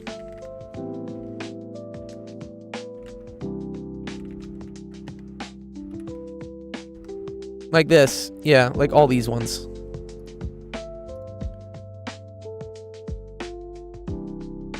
These tables, and then these are like other tables. I can't even read this. Yeah, steam tables. I remember having to do these a lot when I taught like some... Yeah, look, it's like saturated liquid, saturated vapor. Yeah, all these fucking tables, dude. What are the EE ones? Really?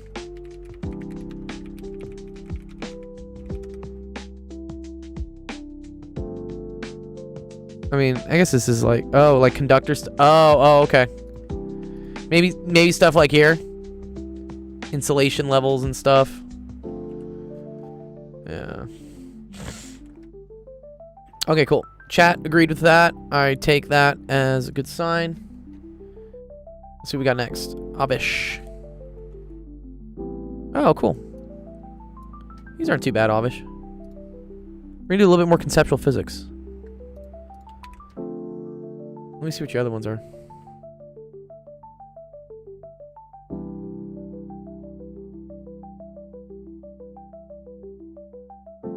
Here, I'll just bang all these out for you, Avish, because it's not too hard. They're kind of all the same.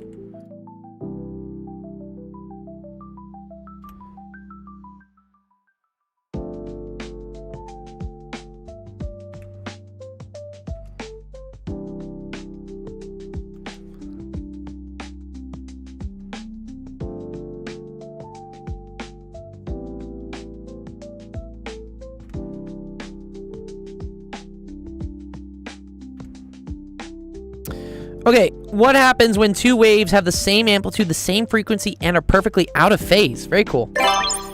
So if they're perfectly out of phase, you get what's called like negative interference or destructive interference. Right? This is oh, thanks for the follow. 10-foot screws. This is destructive interference. If you wanted to see this as kind of like a graph. Oh, really? Oh, man. It was the last question on the paper and the answer was 0. That's cool, Jade. It was a fun one. Yeah. I was like, what? Why? How's the answer 0? But then Zach pointed out to me that a lot of multivariable calculus things end up being 0. Right.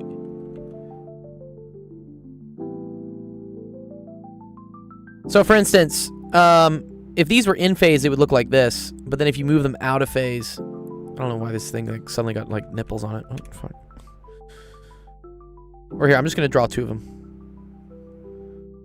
Draw 2 of them exactly. So like, look what happens as you move this. This is completely out of phase. This is what we call 180 degrees out of phase.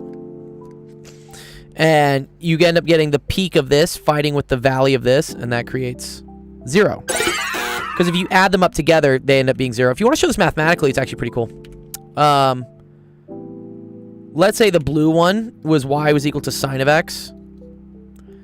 And then the red one was y is equal to sine of, let's say x minus pi. So this is 180 degrees out of phase. So what you learn from this, yeah, they do cancel out. It's not saying if they're harmonic, true, but it does say the same amplitude. So this is like same amplitude, same frequency, perfectly out of phase. Perfectly out of phase means phi is equal to pi, right?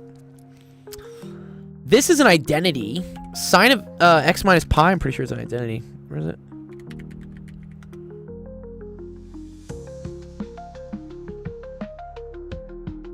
This one. This is always a great sheet. I love this one.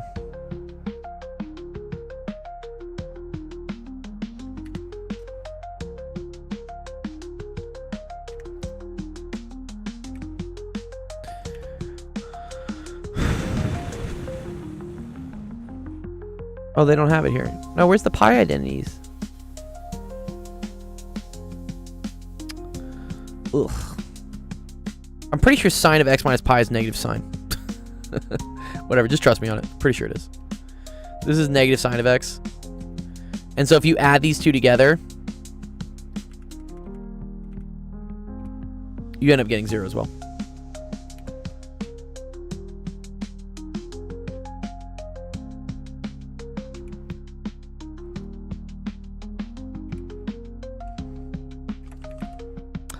Equals 0. So that's why, yeah, that's why things that are 180 degrees out of phase, destructive interference, yeah, complete with each other. Okay, wave moves along a piece of yarn and then encounters a heavy rope. Describe the orientation of the transmitted and reflective waves. This is really cool, actually. So when something goes from, which is kind of like an index of refraction. This is like n1 is less than n2.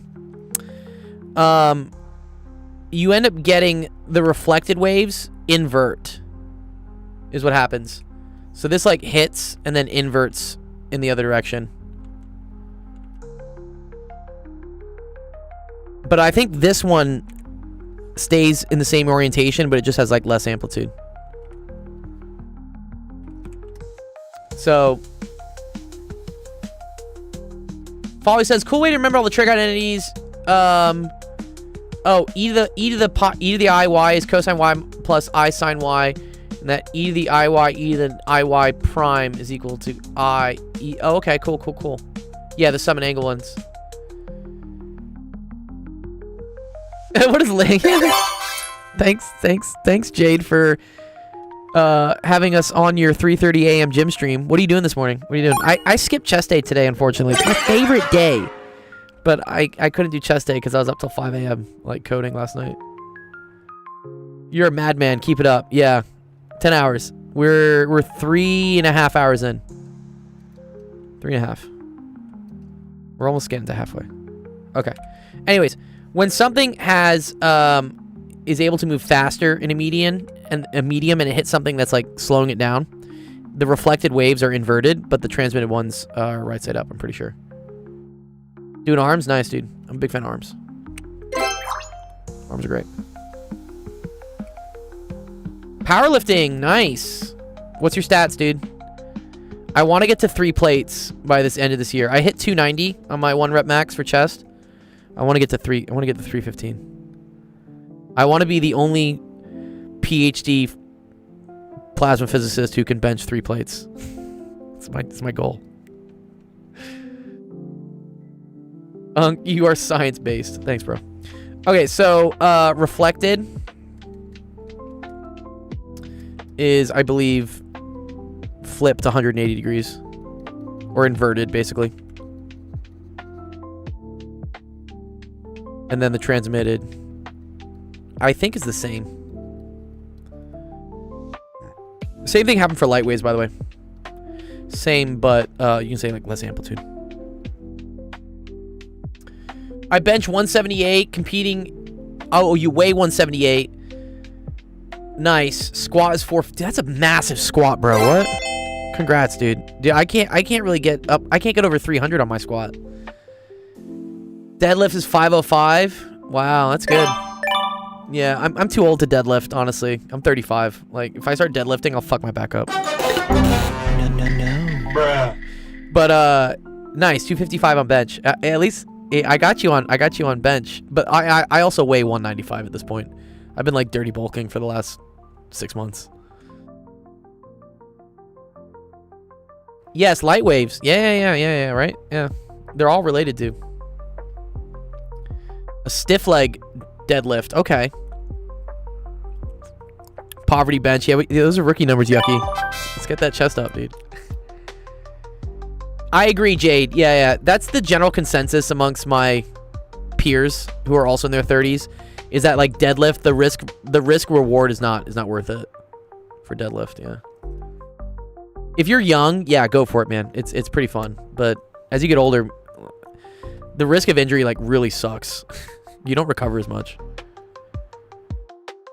Okay, in figure 2b, how does the amplitude of the beat relate to the amplitude of the waves? Oh, okay. I think it's the summation of them, maybe, right? Yeah, I think it's equal to the sum. Equal to the sum. Describe the pattern of the sound represented in figure 2b. Oh, this is the cool thing.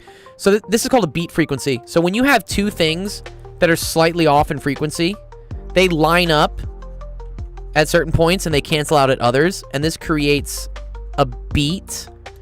The cool thing is, like, the beat frequency is equal to the difference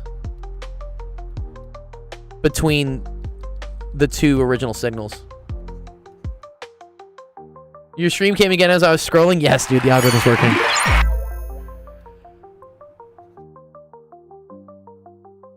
Oh, no, yeah, rotator cuff. You gotta do these workouts. You gotta do these ones. These ones are good for the rotator cuff. You know what I'm talking about? They're pretty good ones. Yes. It is kind of like Delta X. Here, I'll show it here on the stream. You guys want me to show it? It's actually pretty fun. Let me go to, like, online sound generator. We're going to demonstrate how beat frequency works. Yeah, here we go. All right. One sec. Let me turn the music off so you guys can hear it. Okay. I'm going to create a wave here that is at 440 hertz. I'm going to hit play. You guys are going to hear it. All right, cool. So that's at 440. That's our first frequency. So apologize for the noise if you have headphones in. So let's say like F1 is equal to 440 hertz. Let's create another frequency, F2, which is slightly different than it. Let's say, for instance, like 443 hertz. Yeah, the if I still have ears is if I crank the frequency up. The beat frequency should be equal to 443 minus 440, which is equal to 3 hertz. Okay, and a hertz is like how many times per second you hear something. All right, so watch this. We're going to duplicate this.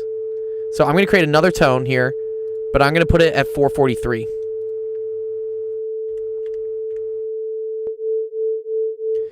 Do you hear that, like, how that oscillates? Whoop, whoop, whoop, whoop. And it sounds like it's hitting it, like, 3 times per second. That's a beat frequency. So I can decrease the beat frequency if I bring them closer to each other. Let's say, like, 441. Ooh. You see how that's, like, once per second? That's because we're doing 441 versus 440. Yeah. And look, if I stop it, dude, people are like, oh, dude, you're just playing like a different sound. I'm like, no, dude, it's the same thing. Yeah. Okay. All right, enough. I mean, you can also, you can crank the frequency up. So for instance, if this one's at 440, and let's put this one at like, I don't know, like 445. 447.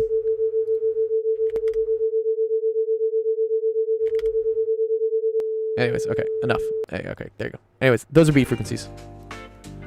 Yeah. So it's real.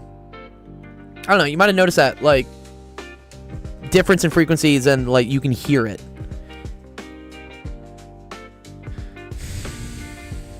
Go try it out if you want. Just, like, type in, like, online tone generator or, like, whatever. Just go to some website and that you can put in frequencies and just fuck around with it. In this case, I opened 2 tabs and then I just had them at different numbers. Yeah, it's sick. Science! That's dope. Science is dope. Anyways, okay, so that's why the beat frequency is that. Is flickering in a camera the same effect if the shutter speed doesn't match the frequency? Kind of. I think it's a little bit different, but it is also kind of like a wave. You are right. Yeah, that's because like the refresh rate of the camera isn't fast enough. So you're right. You're catching like the black spots that happen. You can definitely get notes from hertz. So yeah, if you want to know what they all associate with, like 440, what I just played is a concert A. So if we do like frequency to notes. Oh, he made the Desmos piano, right? Is that right? There's a Desmos piano. I think I've seen that. Yeah, but here you go. These are all the different frequencies. So for instance, like a concert A, if you play like in the orchestra or whatnot, what you always tune to is right here. This is 440. And then if you want to go up in frequency, right? So to A sharp to B, you got to like bring it up. The cool thing is as you go up an octave, right? You always just double the frequency. So an A on like one end of the piano going to the next A is doubling from 440 to 880. Yeah. Yeah, someone showed me. Is this a Desmos piano? Piano with 2 octaves? Here we go. I can't really hear it. I don't hear shit. Anyways. Yeah. Guess I'm playing notes. Is this playing anything? I think it's supposed to make noise. Oh! There we go. Okay, I had to turn the sound on. So this is cool. So this is showing as frequency changes, you get like different notes. Yeah. Oh, that's cool. Very cool. Oh, this is a whole piano. Why did they put 69 and 42? Nice. The answer to life. And where's your y'all's key? 67 or something. This would be 68, 67 is a D sharp. Because of equal temperament. Oh, do they not always just double? No, I think octaves always double. Am I wrong about that?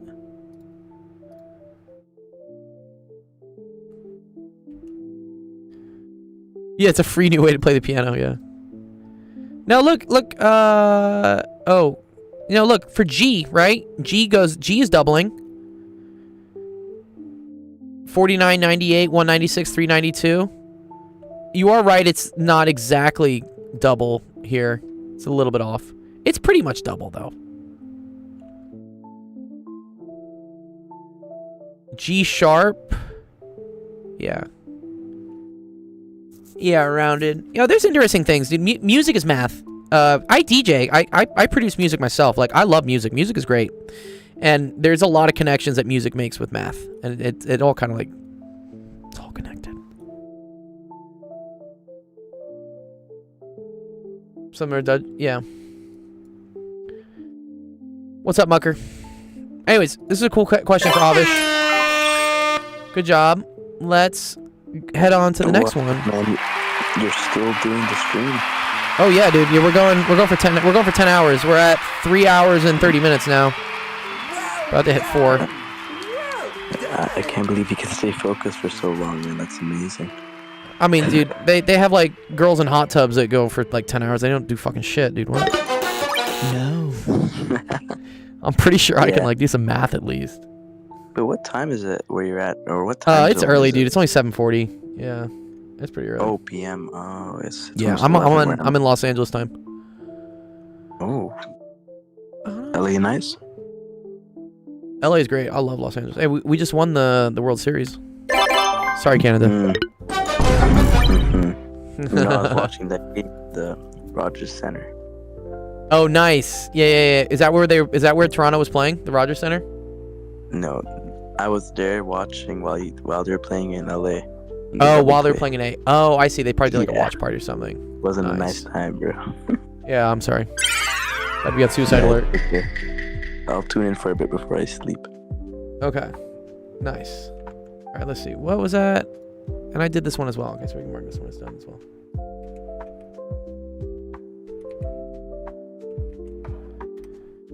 His brain's gonna die at hour 7? No, dude. Surprise, motherfucker.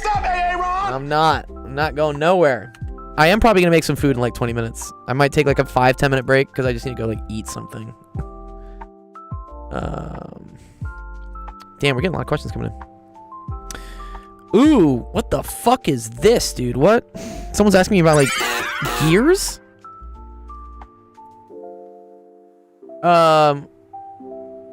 Yeah, you get points for sending anything that's math or science related. Hopefully related to like something you're learning. Maybe all the octaves are doubles, but the ratios... Oh, yes, exactly. You're right, Flofi. You are right about that. Yeah, there's something cool with like the golden ratio and stuff and music. There's a lot of cool shit going on.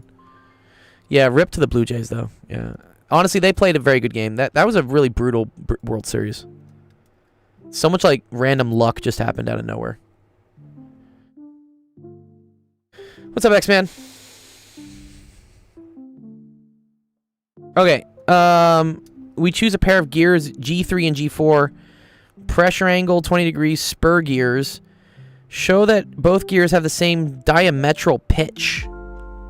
I have no clue what diametral pitch is.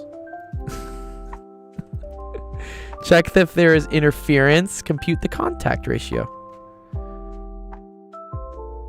Pressure angle is 20 degrees. Okay.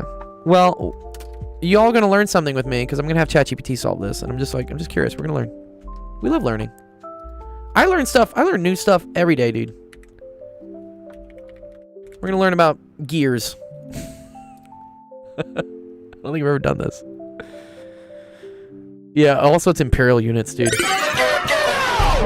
Get out of here, imperial.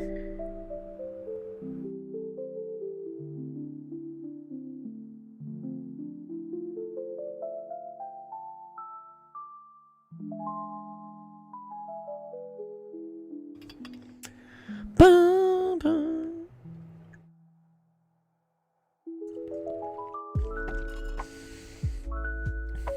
Dude, damn, it's like it has to write code for this? Dude, what is it doing? Excuse me?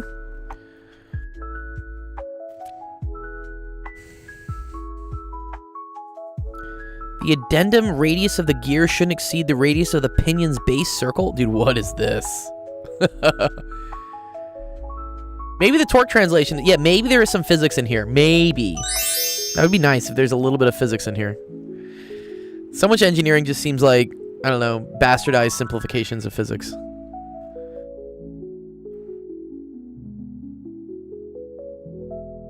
Interesting. But this is cool. I've always thought about like how do gears mesh to each other and stuff.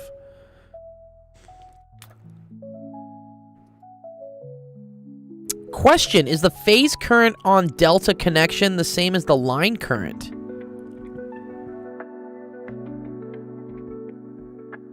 What? Like what, for an AC circuit? Phase current on the delta connection. Okay, this is taking a while to solve. Okay. Oh wow, we've hit the 20. I've hit the 20 on the cap. I'm not sure, Alexander, yet. That sounds like kind of a specific EE thing. Oh, here we go. Wait. We got some answers. Here we pick gears G3 and G4 from the table. N1 is 16 teeth. Pitch diameter is that. N2 is that. Large guy says no. Great. Some people in my chat apparently know. I love that. We're bringing in the smart people. Good job. Here, let me increase the. I'm gonna increase the counter on it for you guys a little bit. 1 sec.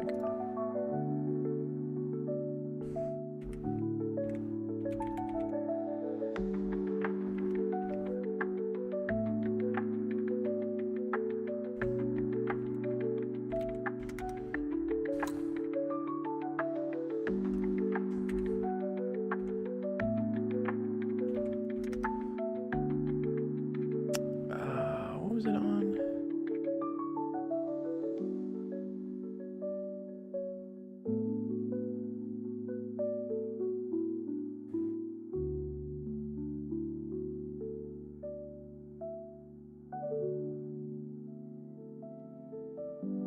I think it's on submit.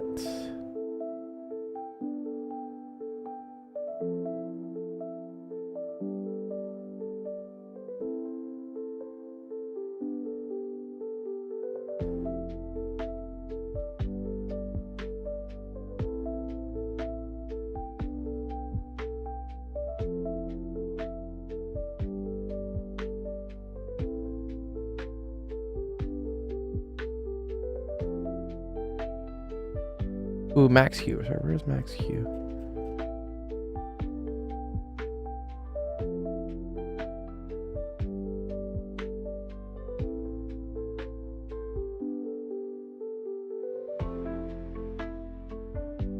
Okay, there we go. Okay, should be able to upload more.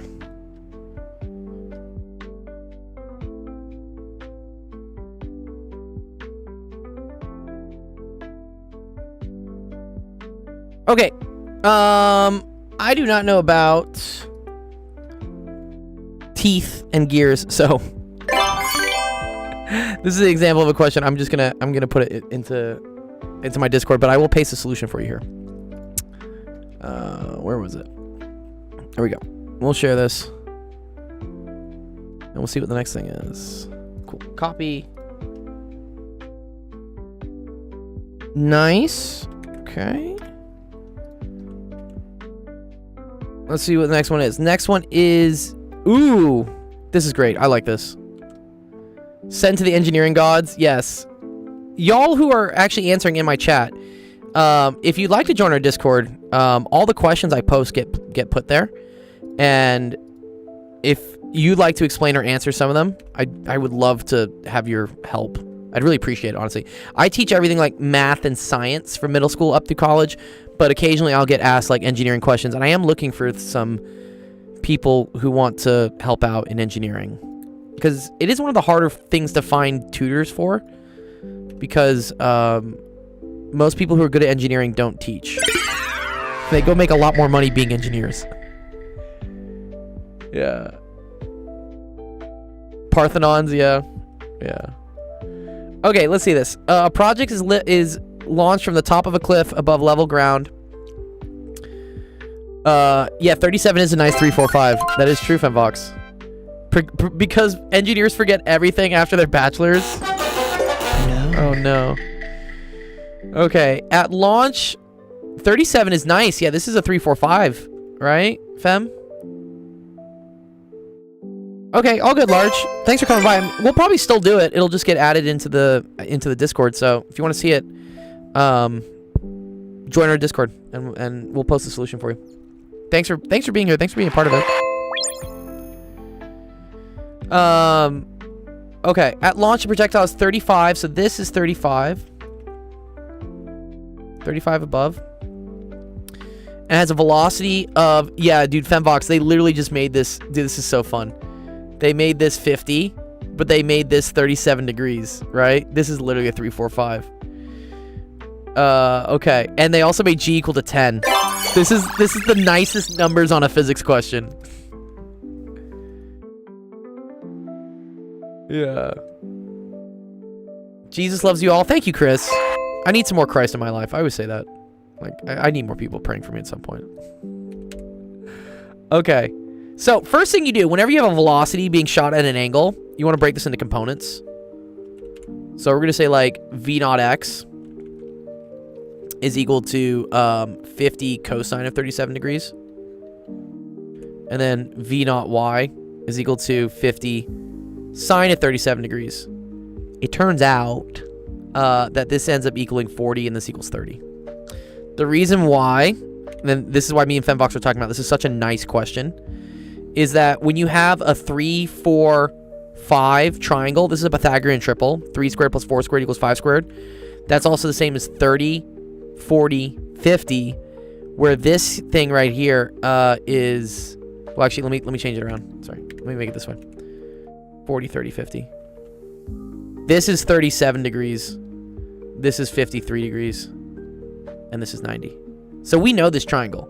So when I see this 50 and 37 degrees, I'm over the moon, dude, because I don't have to do much math. Who let the math prof write the physics question, right, Fluffy? Good job. It's pretty dope. Okay, anyway, so this is 40. This is 30 meters per second. Total time from launch until it hits the ground. Okay, so that means we really only care about when y is equal to 0. We want to figure out when that y equation is equal to 0. So from kinematics, right? Y is equal to y naught plus v naught yt plus 1/2 at squared. Exactly. Yeah, exactly, DMs.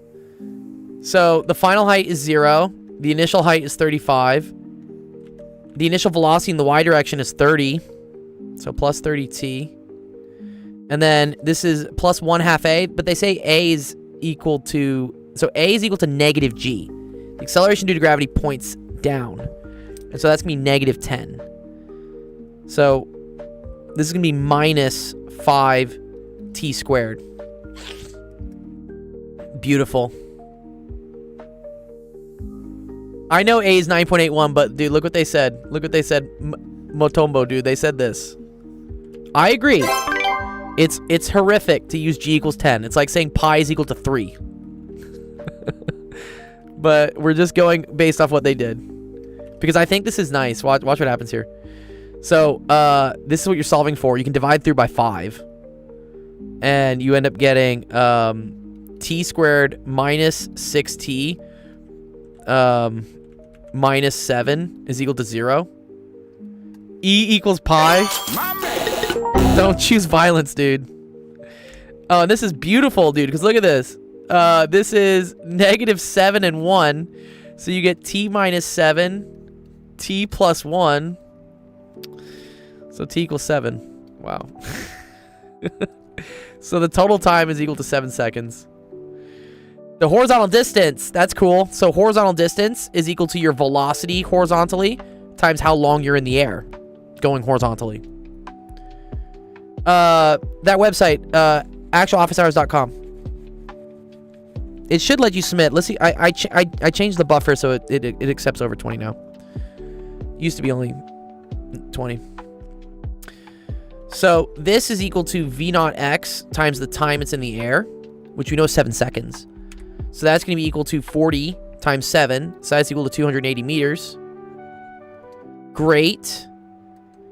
Calculate the speed of the projectile at A, B, and C. This is so fun. Well, at B, it's at the same height.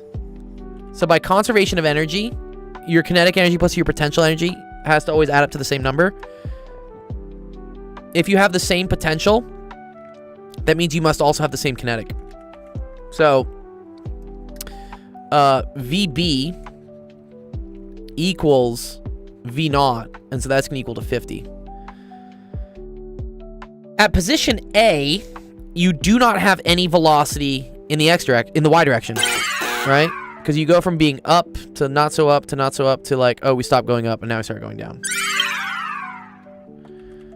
So, at position A, this is just equal to v naught y, and so that's equal to 30. And then the question is what happens at C. Okay. At C, v final x is equal to the same 40. V final y is equal to, so that's going to be v naught plus at. So that's going to be 30 minus 10 times 7. Oh, wow. 30 minus 70. It's equal to negative 40. Okay, so VC is equal to the square root of 40 squared plus 40 plus minus 40 squared. Oh, this is too funny. Square root of 3200. Or, square root of 80, right? Is it just square root of 80? Do I have that right?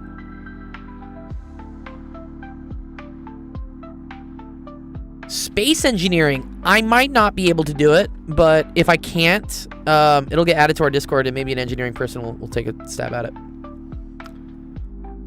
Boom, boom, boom, boom, boom, boom, boom. Right? 40. This is an isosceles. This is 40. This is 40. So this should be square root of 80, right? That seems kind of weird, though.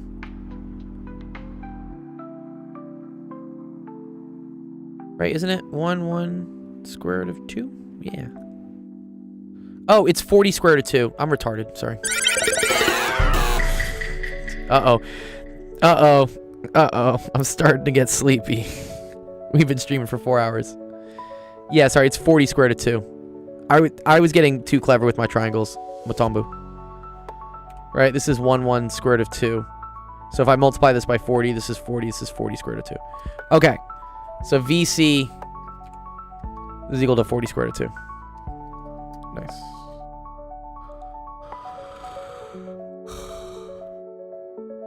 Good question.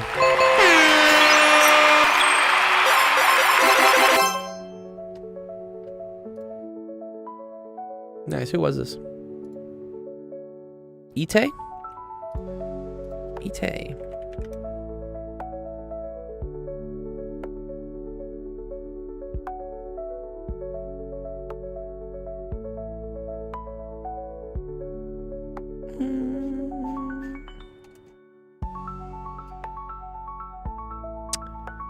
Nice. Okay. Let me see the next one, and if I want to, I might take 5 minutes just to go to the bathroom and grab a Red Bull. What's the next one going to be? Simpsons rule. Ooh. This will be fun. Okay. I'm going to be back in 5 minutes. Okay. So hang tight. And we'll resume the stream when I get back.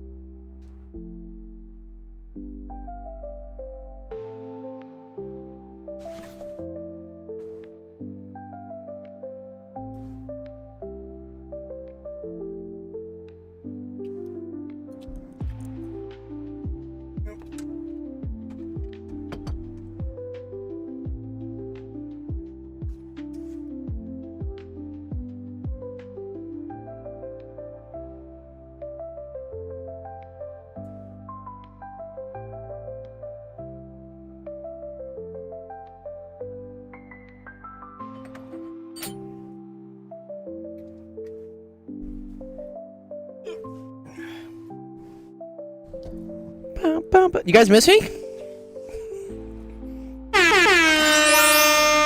Ugh. All right.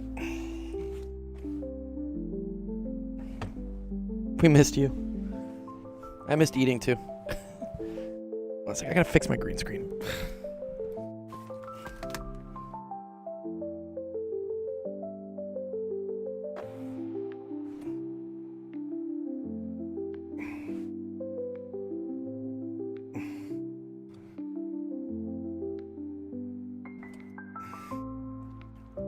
All right. There we go. The most important thing. Red Bull. I think for the 24-hour stream, I'm definitely gonna have to go like do Adderall or something. Like caffeine, I can do 10. It's fine. 24 is like superhuman. Okay.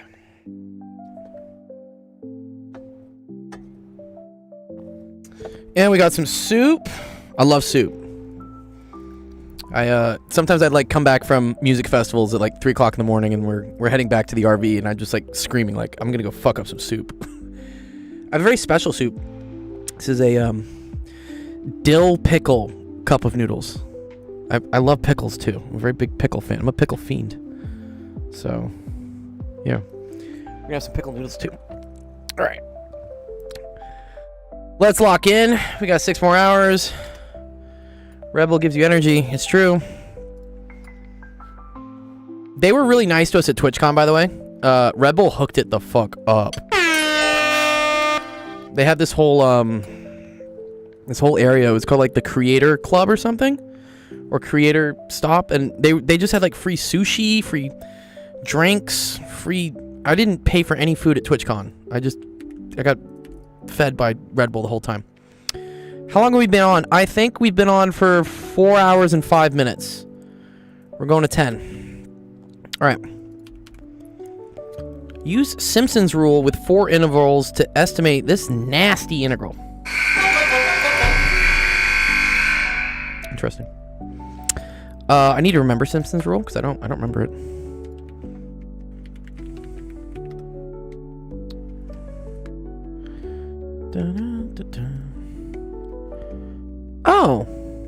Oh, okay. Wait, so it's just a Riemann sum? Is that Simpson's rule? Wait, what is weird about Simpson's rule? what the hell is Simpson's rule? Oh, using quadratic polynomials. This dropped me an entire grade? I mean, that sucks, dude. I'm trying to understand.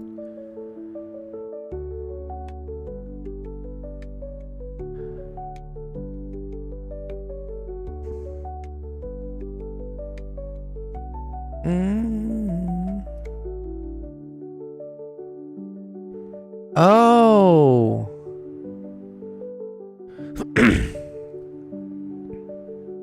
Yo, what? That's nuts. It is an interpolation. This is cool. I don't think I've ever seen this before. So it's W over 3 times times y first plus 4 times y of the odds.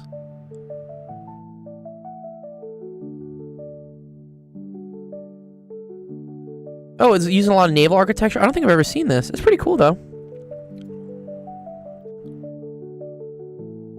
And then I guess you add them, right? If you still, I don't know why it works. That's pretty cool. Typic says this is A-level further maths. I don't think I've ever seen this.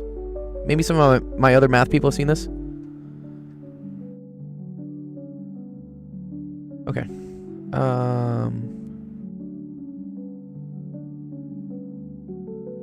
I'm gonna steal this. And W is the width. Yeah.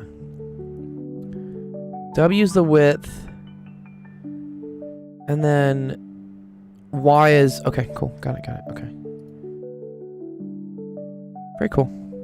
Yeah, we can do this numerically too. We'll do this numerically. We'll see how close we get. I'm actually kind of curious about this. Okay, so 4 intervals, right? E to the x squared probably looks something like an exponential, no? It's like an exponential to an exponential. And we're going from 0.4 to 2. So it probably looks something like this. Looks like something I would solve. Yeah, correct, dude. Yes, I agree. Okay. And it's going from... We're going to say from like 0.4 to 2. This was on your further maths A levels? Is that what you're saying? It's kind of mean. All right, 4 intervals. Does that mean 4 sections? Or like, so for instance, this would be 2 intervals, right? So this would be 3. So then, okay, gotcha. I don't personally do real analysis, but I have a lot of other awesome math and science friends who, my PhD's in physics, but their PhDs are in math. So if you want to submit your question anyways, if I can't do it, I'll add it to our Discord queue, and they might take an attempt at it during their streams.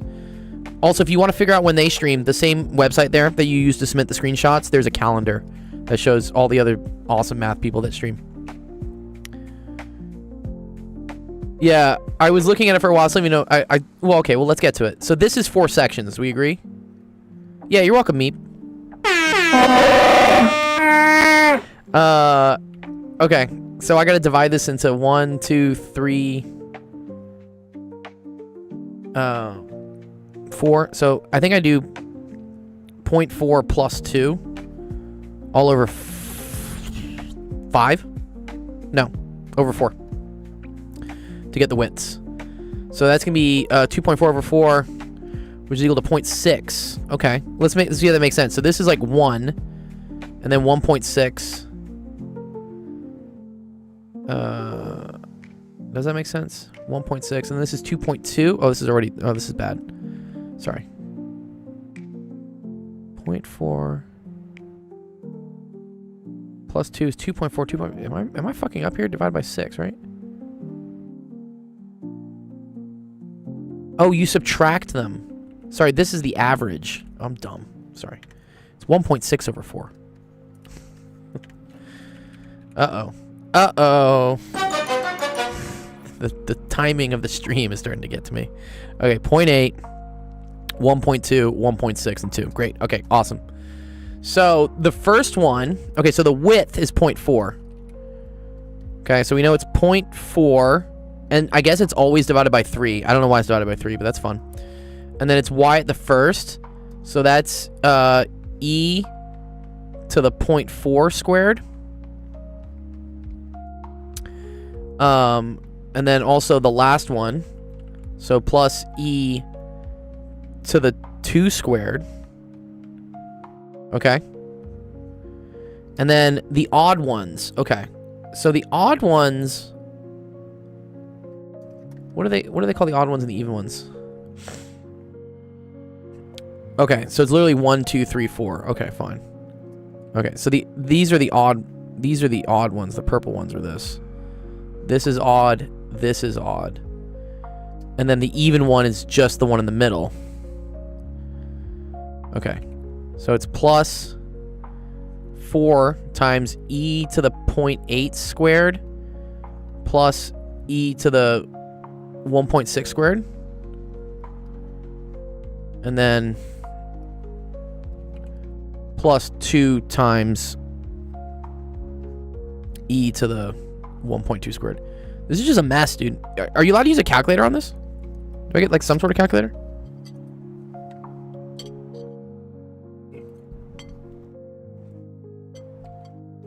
Like, what? Calculators are allowed. Thank God. What? Okay. Let me see if I can simplify this at all.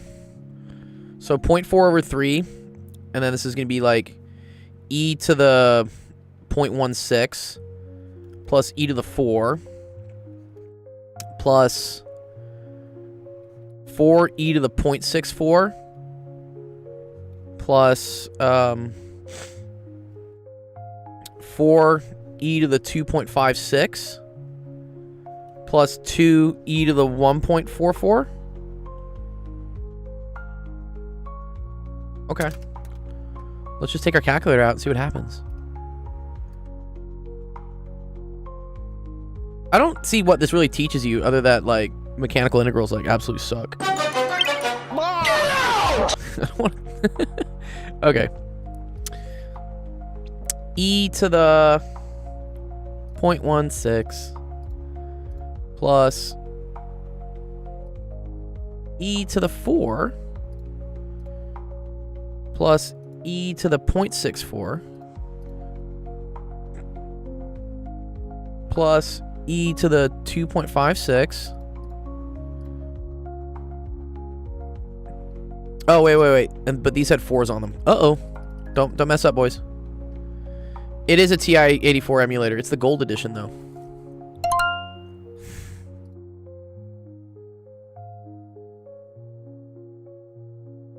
This is plus 2e to the...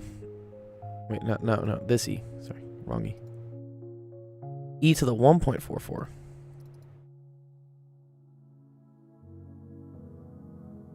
Okay. Oh, dear. I did something wrong on the syntax. What did I do wrong on the syntax? This is all okay. Don't get mad at me. Oh, I didn't put another... Sorry, parentheses. Yeah, whatever. Okay.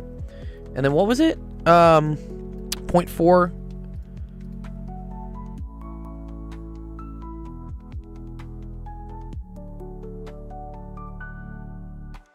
Ooh. What is SDE? Standard differential equation? I can do differential equations. Alright, let's see what we got. 16.47. Cool. Seems a little high, but maybe. Oh, stochastic. Oh, probably not. No. I don't know about... So you sum up the number of odd ones. That's what I'm implying from this. So let's look at this one, Matumbo, for instance, right? Here there are 2 odd ones, right? Index 1 and index 3. And there's only 1 even, number 2. Here, I have 2 odd ones, right? Index 1, index 3, and only 1 even, index 2.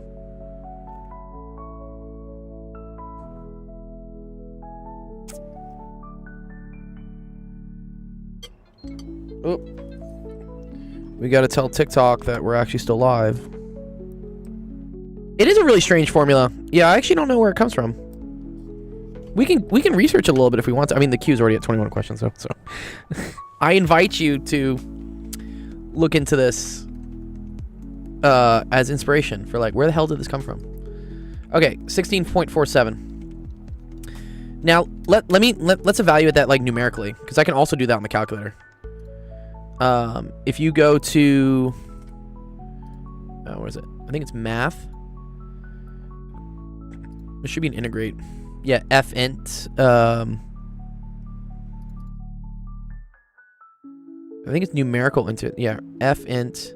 Here you go. And so we're going from 0.4 to 2 of... This was like an exercise, yeah. So this is e to the x squared dx, right?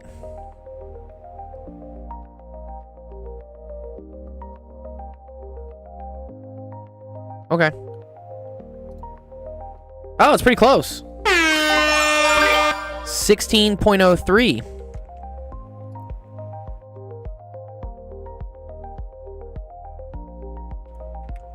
I don't know, like, how much better is that than just doing a much simpler, you know, Riemann sum? I don't know why that algorithm works. It's pretty cool, though. Anyways, cool question, Tippik.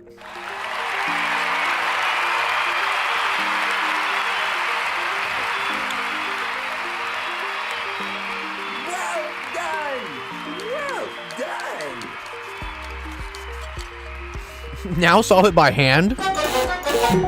No, dude. I like life. Okay, cool.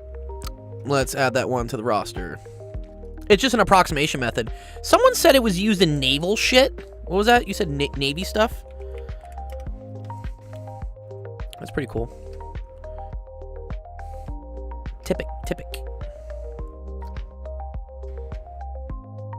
Mark is done.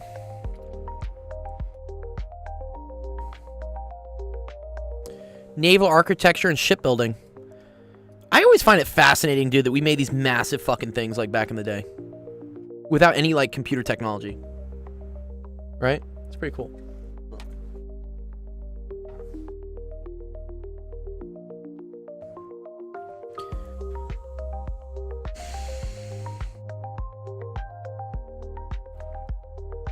Okay, let's see what we got next on the queue.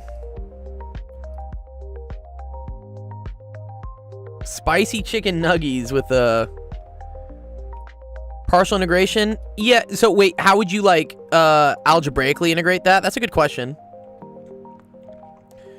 I think this is a Gaussian integral. I believe this is a Gaussian. And it's just kind of a... It's this, right?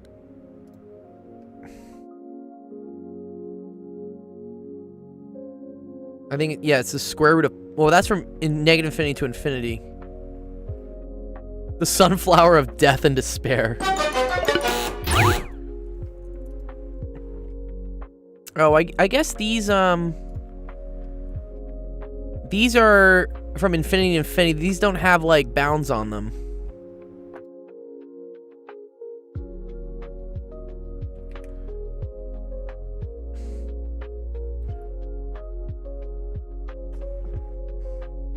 Equally tangent to the central circle, and then sequentially tangent to each other. Wow. Then R can be written as the square root of A plus square root of B plus C, where A, B, and C are integers. Whoa. Okay. Well, I know angles at least, right? Like, I know this to this is 30 degrees, yeah? If it's divided by 12, right?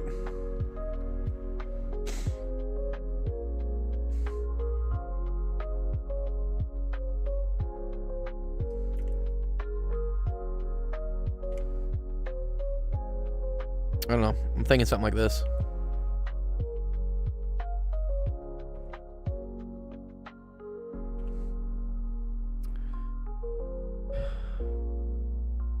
So if this is 1 and this is 1.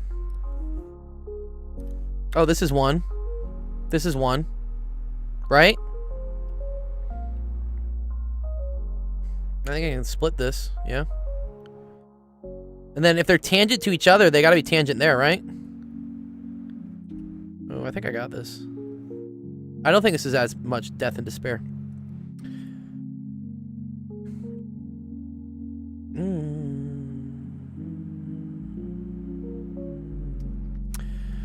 Because then that tells me this is 60 degrees. No. 75.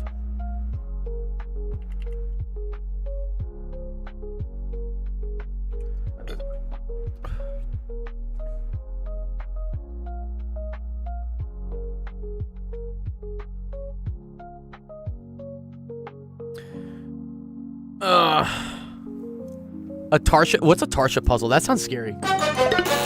Don't hurt me.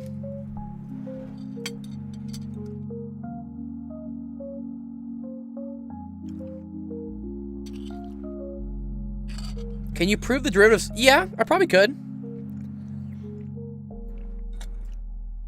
I think I'd do like a limit definition of it.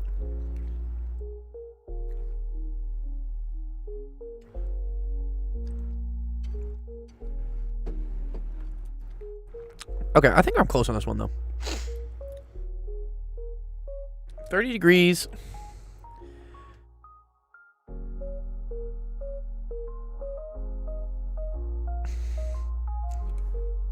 And then this we know is equal to r, right? Can I find out this distance? I think I can. I can do law of cosines, right? Yeah. Wait, so... Right, because this is r plus 1. This is r plus 1. This is 1. And then I have 2 unknowns, I guess.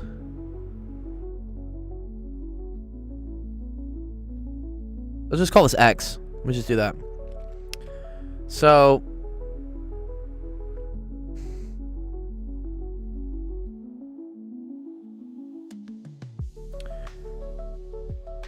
It is law of cosines, right? Yeah, I thought so. But I need like 2 equations, I think. Because I have 2 unknowns, right? Or, oh, I think you're right. I think you're right. Yeah, let's just do law of cosines. Okay. So x squared is equal to 1 plus r.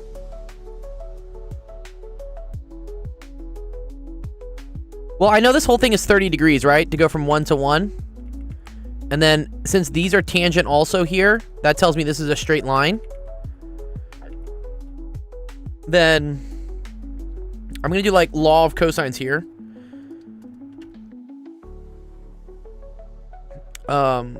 Plus, what is this? 1 squared minus 2, 1 plus r times 1. And then this is cosine of 75 degrees.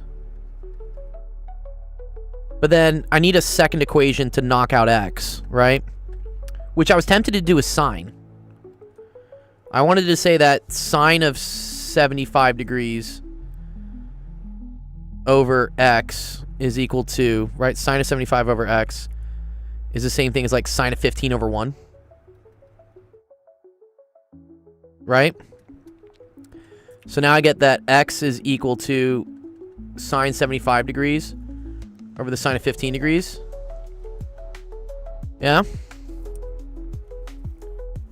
Getting closer.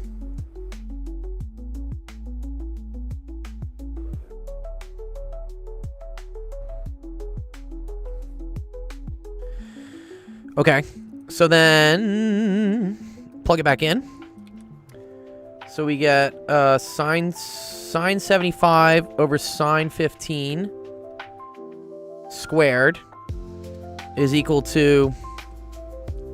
I can try to do engineering questions. You can always submit them, and if I can't do them, they just get put into our Discord for other people who maybe... Or even my chat.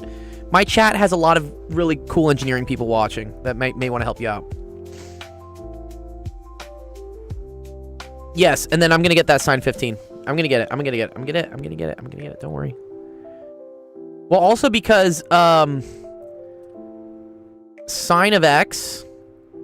sorry, sine of pi minus x, I'm pretty sure is equal to negative sine of x. Right? Let's think. Which one was yours, Armand? Right, think about it this way, right? If this was, for instance, x, let's say this is like 135 degrees. The sine of this is the same thing as the sine of 180 minus that. Oh, so it's just equal to sine of x, sorry. Sine of pi minus x is equal to sine of x. Right? I think that's true. Let me see. Sine identity.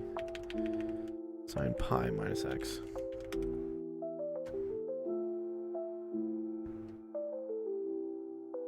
Yeah, sine of pi minus x is equal to sine of x. Okay. And so... Oh, but this is 75 and 15. I need sine of pi over 2 minus x. Okay. That's different. But that is another identity we have. One second, let me go find it. I've done it before. Where are you, Trig? There you are. Gotcha. Gotcha! Gotcha! Yeah, this is probably handy.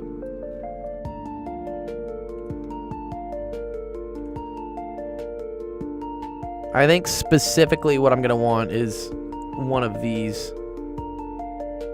Sine of pi over 2 minus x. So 90 minus 15 is sine of 75, right? So I'm gonna get the cosine of 75. This is gonna be like a tangent. This is actually really cool. All right, but here, let's just keep working. 1 squared plus 2r plus r squared plus 1. Okay, and then it's minus 2 cosine 75 degrees minus 2r cosine 75 degrees.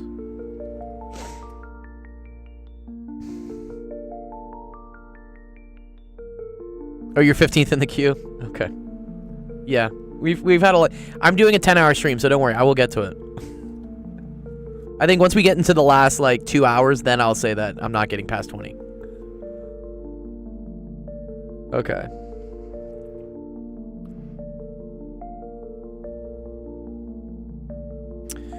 Alright, let's lock in. Let's try to find it. Because I want to get R. R is equal to the square root of A plus the square root of B plus C. I'm very good at physics. I have a PhD in physics. This is like kind of, this is like a tricky, like, math Olympiad type question.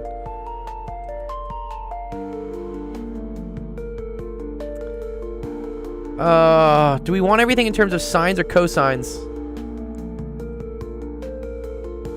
It will pop up eventually, 100%.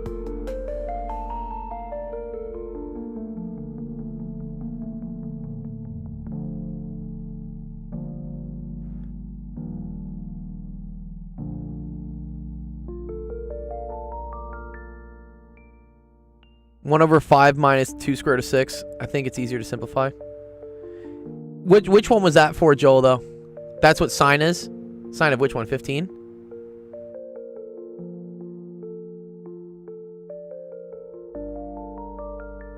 Ooh. Yeah, that can be difficult, honestly, to do physics if you don't really know math, or, like, if you have hard times with math, because physics is very much based on math. I say, like, math was invented for physics. Oh, thank you, Jack. Yeah.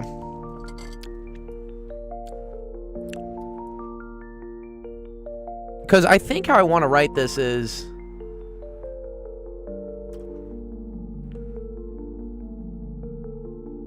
Yeah, setting up the equation is always the hard part. The math kind of comes afterwards. Okay.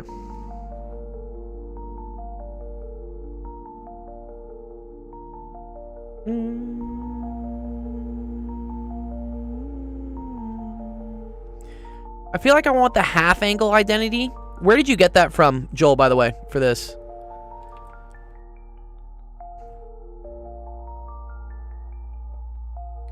So,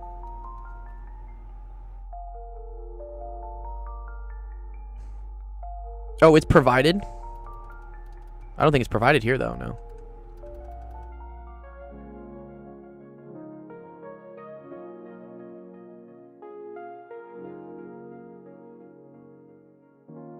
Covariant and contravariant. I don't know about that. But yes, I agree with this. We can write this as a quadratic, right? I can say this is r squared plus 2r, right? So there's the r squared, 2r, 1 minus the cosine of 75 degrees. And then this is 2, right? And then that's plus 2. And that's 1 minus the cosine of 75 degrees. And that's equal to this.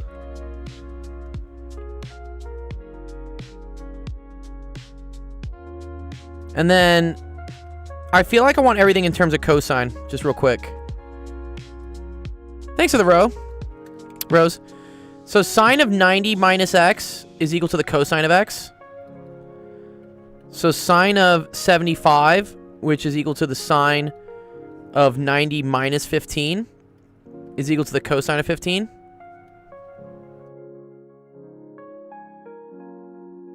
Or maybe I want to keep things... I think I want to keep things in terms of 75 degrees, maybe. Well... Okay, so that's cosine of 15. So then... Sine of 15... I teach physics at UCLA. Is equal to the sine of 90 minus 15. which is equal to the cosine of 75. Wait.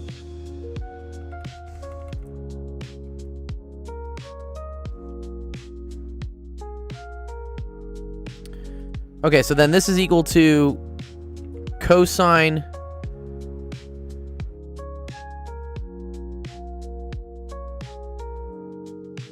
Yeah, where are you getting the square root of 3 over 2, though? Spicy chicken nugget. Undergrad. Okay, so we had a 2r and a 2r cosine 75. That's why this is a 2. I had 1 squared, so that's 2 minus 2 cosine of 75.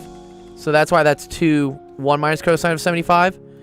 And then here, I'm thinking about... Oh, you live next to UCLA. Nice. I live on Bundy in Santa Monica. Come visit me right now. Ooh, why did you do cosine of 30, though? How are you doing cosine of 30? Oh, I see. You're doing this. Oh, you don't even need the x. Oh, that's so much smarter.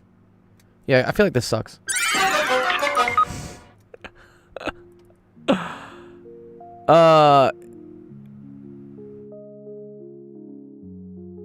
Oh, that's cool. Yeah, nice. Tell them physics is dope. Yeah, I taught 1B over the summer, and I taught 5A spring quarter last year.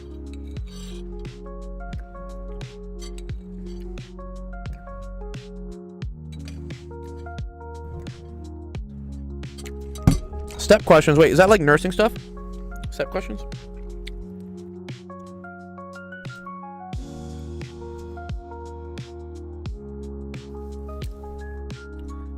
Iago? Maybe not.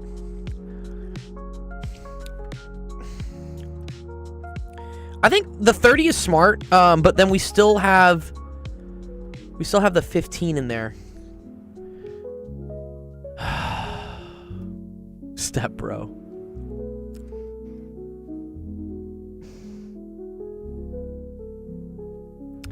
I'm so close. Plasma physics. That's my favorite type of physics. My favorite type of physics to teach, though, E&M.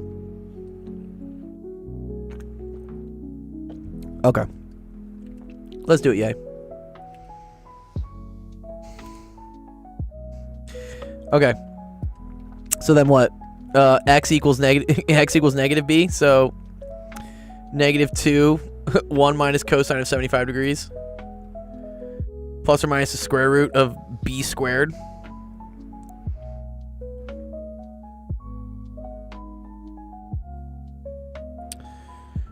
Minus 4 times 1 times this really hot mess.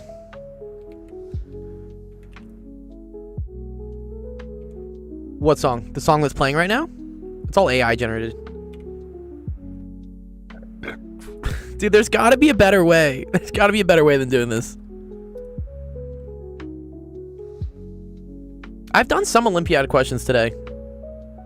I feel like this is an Olympiad type question. This is all AI generated, yeah. No, I would never get this in my class. This is someone just asking me a funny, hard question on YouTube. Where can you find my thesis? I have it here if you want it. This is my thesis. Someone asked me about me earlier. Just look up my full name, Giovanni DeGangi Rossi. Here. I don't know if I can paste this in. Yeah. Troy Carter was my advisor. But yeah, you go read it. A is 45 and B is 30. Wait, that can't make sense. We need A plus B plus C to equal like a nice number. I'm gonna go read. Have fun reading it. It's very interesting. Also, I feel like we have to take the positive solution anyways, right?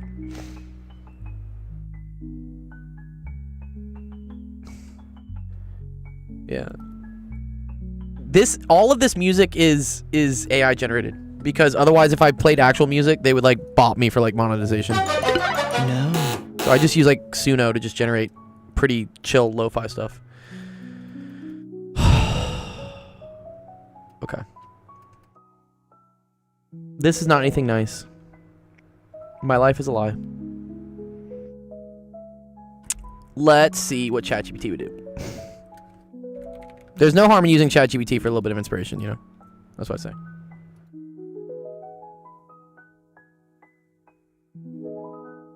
Yeah, maybe there is. So let's just see. I always like to see what chat comes up with, and then it's like inspo. Like, if it's cool, then it's cool.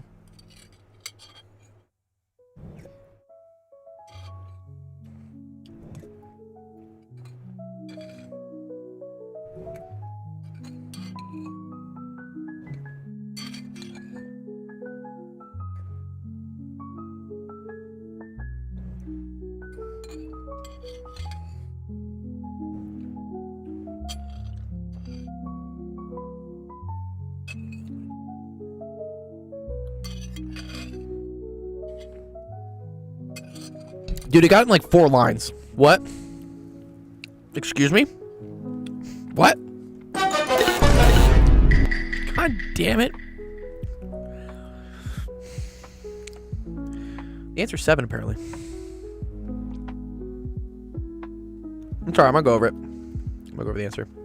This was a valiant attempt, ladies and gentlemen. It really was. Like, we really tried.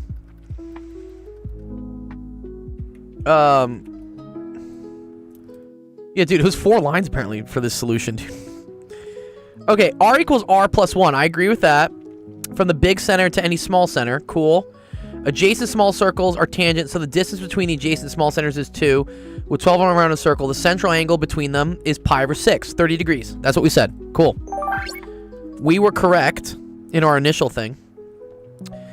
Hence the chord length satisfies. Oh, C. Yeah, I don't know where this comes from. 2 is equal to 2r sine pi over 12. The chord, yeah, of course, it's the chord length. Dude, what the fuck's the chord length formula? What? You gotta get in the hospital now. What? And I just said, just shut up. Wait, I have a question kind of unrelated to this. What is your question? Ooh, FLR effects could be added to gyrofluid or kinetic correction. So I didn't do much. You're talking about finite Larmor radius stuff. I didn't do much, like, in the term of, like, well, FLR is what I eventually ended up saying was the reason why I observed what I did, because the theorist who originally kind of, like, supported my work ended up not doing a great job. Like, they published something and it ended up being wrong, so I just, like, kind of slapped, like, oh, it's probably finite Larmor radius. I definitely teach F equals MA. Yeah.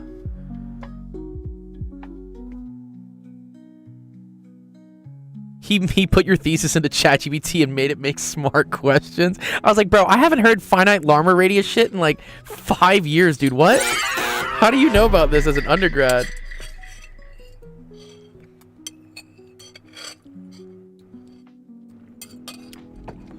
Okay, I want to know what this chord equation is, though.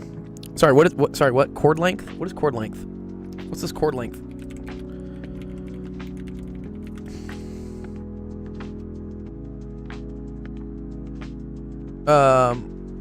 Oh, arc length times theta. Oh, this. Oh. This is cool. I didn't know about this. Where the fuck does this come from? Length from 2 random points on the circumference. Oh, I see. And the radius is big R. Oh, fuck a duck, dude. Wow, that's cool. I see. I see. I think I see how this works. Yeah.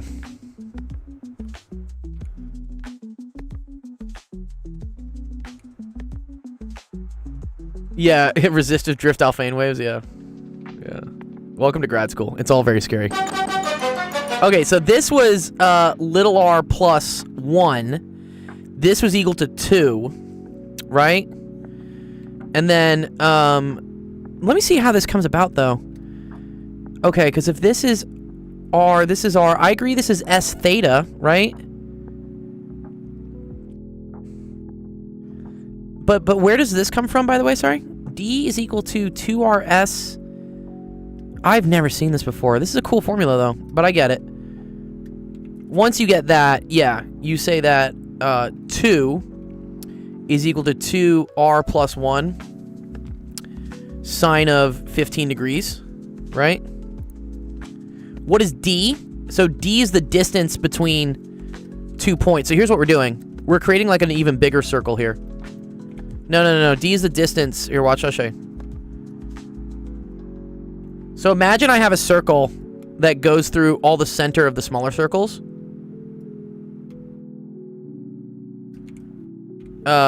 Then this and this, okay?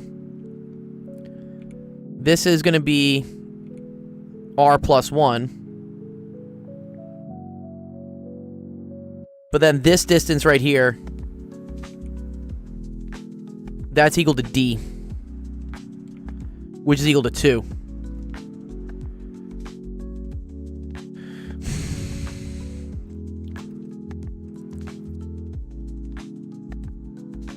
Oh, use the cosine identity. Okay, so you're saying that 2R squared cosine, because where is that coming from then? Sorry. Is it kind of like a half angle thing that's happening? This is a double angle, though.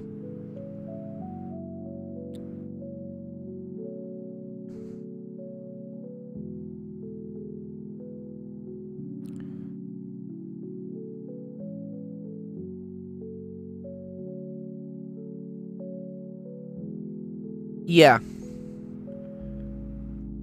I agree with that. Yeah, no, I agree. That's okay. So are you saying on this triangle, I have D squared is equal to R squared plus R squared minus 2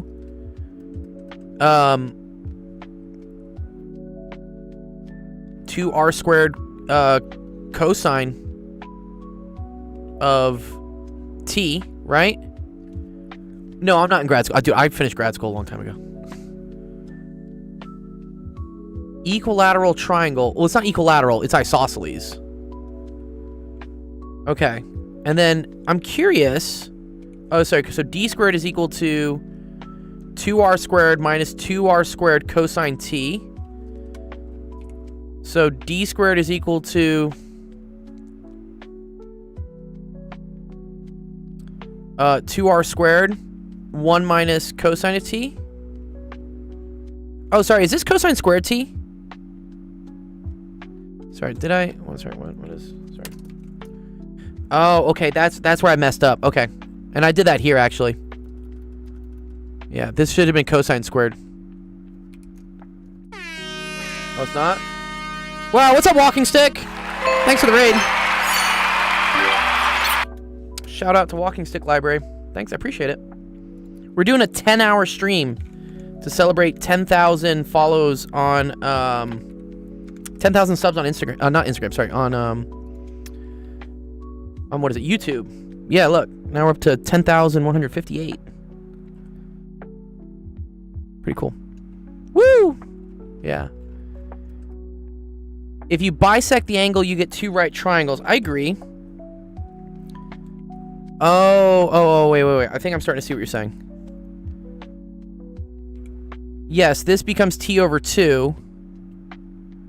Okay, and this is 90 degrees. So this is D over 2, this distance right here.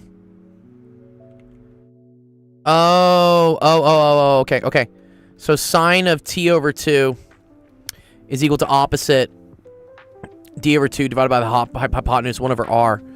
Oh, that's brilliant. Okay, so D is equal to 2R sine of T over 2. Oh, so you actually didn't need to do this. Okay, very cool. Okay, I understand where it comes from now. Alright, so all that was left to do is to actually figure out what the sine of 15 degrees is. Which I think one of you guys said it. Something with square root of 2, square root of 6. Right? Very cool.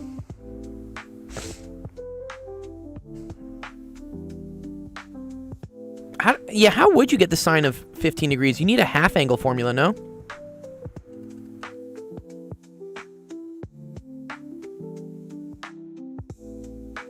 Sine of... I think you need to like use one of these, right? I know it's 1/6 of sine pi. Are you gonna do a multiplying thing? Well, I don't know what. No. So I'm just trying to see like how that works. I think you do something maybe with this. I lied, Moto. It's okay. So, cosine of 30 is equal to 1 minus 2 sine squared of 15, right? If we use this. So cosine of 30, I know, is equal to 1/2. So 1/2 minus 1 is equal to negative 2 sine of 15 degrees. Is that right?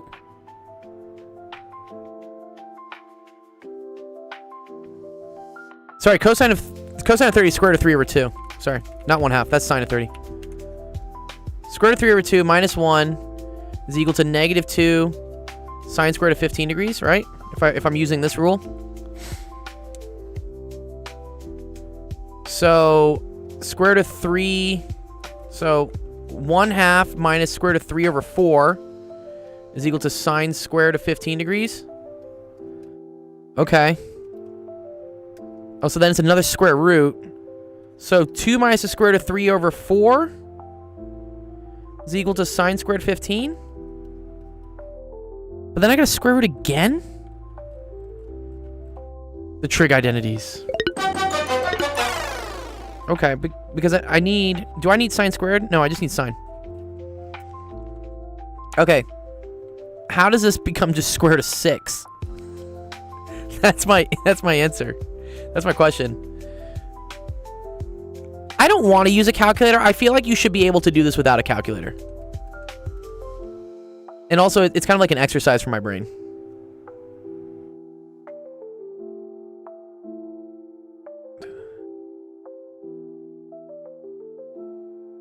Conjugate top and bottom. We're kind of already set. I have to square root both sides, though. Like, that's me square root of a square root.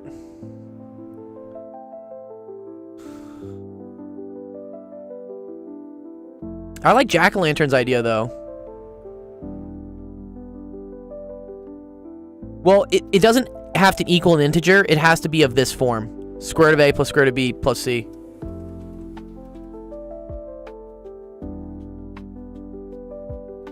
Yeah, you're not allowed to use calculators. I liked jack-o'-lantern was going to do the difference of signs. Yeah. So in this case, right? Oh, sorry. Sine of 45 minus 50, minus 15. Or sorry, minus 30, right? Demois theorem? I've done it at some point. This is sine 45 cosine 30 minus cosine 45 sine of 30. So this is square root of 2 over 2, square root of 3 over 2, minus, oh, I see it, square root of 2 over 2, 1/2.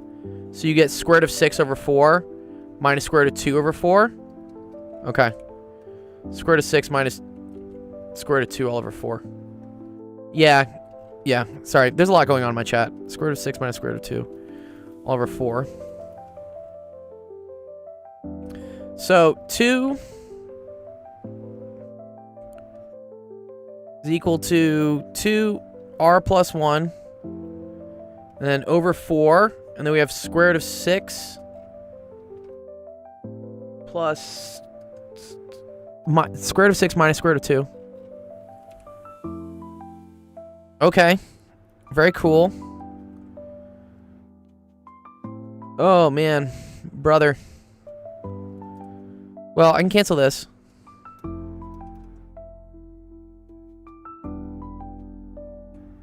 Four over the square root of 6 minus the square root of 2 is equal to r plus 1. Oh, man. And then, yeah, you got to rationalize this, I guess. So, 4 square root of 6 plus 4 square root of 2 over 6 minus 2, which is 4, is equal to r plus 1. Okay, we're getting close. Square root of 6 plus square root of 2 is equal to r plus 1. R is equal to 1 plus the square root of 2 plus the square root of 6, which is 1 plus 2 plus 6 equals 7. Okay, done it. We did it. Oh my god. Oh my god. Don't get me the minus 1. Okay, my bad. Oh, it's 6, 7. No! That's dope. Oh my fucking god, dude. What? The answer 7. 1 plus 2 plus 6 equal to 7. Yeah, I'm just done. I'm just done with it. I'm done. I'm just done. I'm just so done with that question. I'm just so done. It's like, no more. We've almost reached the halfway point of our 10-hour stream, by the way. I feel like, yeah, this question was a fun little, like, lunch break question, dinner break. I needed to eat something. I haven't eaten, like, all day. Starts strong, finishes very weak. Yeah. Don't worry, once I crush this soup, I'm gonna be rejuvenated for the next 5 hours.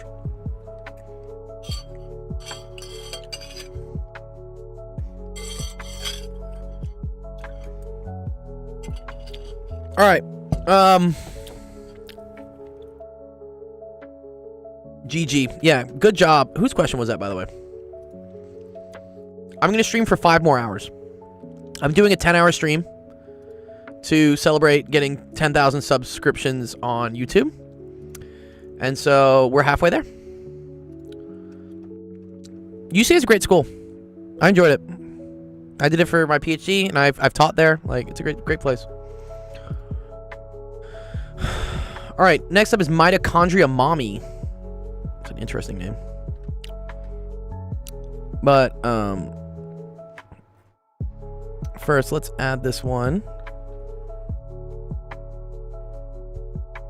Where was this? It wasn't this. It's my thesis. Yeah, it was this. Okay. The Nuggies got us, dude. That was a beautiful question. I learned a lot from it, honestly. There were so many different ways to attack it, and it's so funny how, like, some of them just ended up being, like, horrendous fucking algebra. No. But then, like, this little sliver of, like, hey, if you just go down the golden path and you get this exact little way of doing it, everything works out really nice. I would love... my PhD's in plasma physics. I would love to get accepted into UCLA. It's just insane in California. Dude, you're preaching to the choir, man, dude. My rent is not cheap. And like, groceries are ridiculous these days, dude. I went to Costco. I spent fucking $600. Disqualified. Just like food. I didn't even get any liquor or anything. I was just like buying food. I was like, what? Am I throwing a party for myself? Why is this $600? Yeah, I don't know, dude. Yeah. Price of shit is nuts. Yo, we got some guns and some... No, dude, no. It is horrendous trying to eat out in LA. I went and got like a burger, a fries, and it ended up being like $25.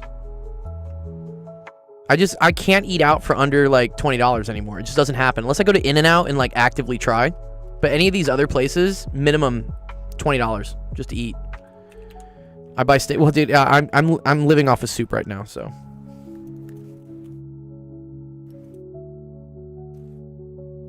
And water bottles. Yeah. And we got Red Bull.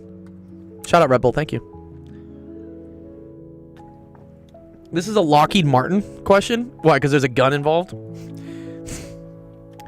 It's like the B-32 Raider drops a 500,000 pound bomb on a tent in Iraq. No. Okay, the launching mechanism of a toy gun consists of a spring. Yes. It's compressed 16.5 and the gun is fired vertically. Calculate the maximum height to which the gun can launch a 25-gram projectile relative to the starting point that it's compressed at. This is cool, actually. So wait a minute. Interesting. They're calling this x equals 0. Okay, fine. Okay, energy before. So this is right before it's launched. So you're going to have spring potential energy, which is going to be 1/2 kx squared. You're also going to have negative potential gravitational energy because you're technically below x equals 0. So you say minus mgx. Dude, if you can even get a job these days in computer engineering, I would fucking take it, dude. And then plus 0. Okay. Okay, and then energy after at the maximum height. Okay. This is going to go away. Kinetic will also be 0, right? So you're just going to have mg, let's call it like x prime, I guess. Right? It's actually not too bad. There is no 1/2 mv squared, because at the bottom, right before it shoots off, it's at rest, and when it reaches its maximum height, it's also at rest. All about that mindset, yeah. You can do it. Believe in your dreams. Okay. Okay, so x prime is just equal to 1/2. You thought, dude, the sarcasm from Mathematic Fanatic. What's up, dude, by the way? I thought they were an ethical company, Lockheed Martin.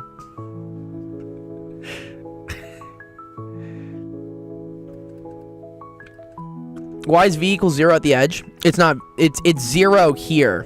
It's 0 when it's cocked, like before it's shot. Yeah, it's interesting that we said y is equal to 0 here. You're not stupid at math. Don't worry.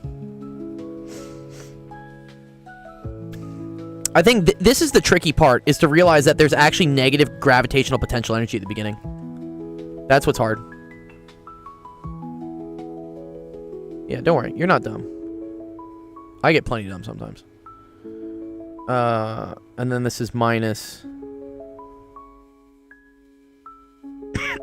minus x, no? I submitted the second grade questions for my cousins, Lorenzo, because I told him you're a great explainer. Thank you, Fanatic. Oh, it's okay. Yeah, we are going late tonight. Yeah, we're going for 10 hours. 10-hour stream tonight.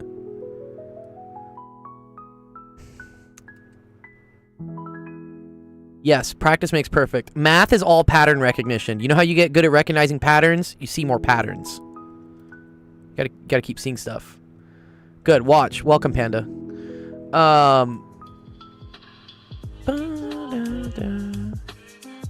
We're looking at a conservation of energy question. So, I think we're just done here, right? This is it. So, x prime is equal to 1/2. K was equal to 550 over, you need things in kilograms, so this is unfortunately 0.025, 9.8, and then x is the amount it's compressed, which is 16.5, so that's 0.165 squared minus 0.165. I have a physics degree. My PhD is in physics.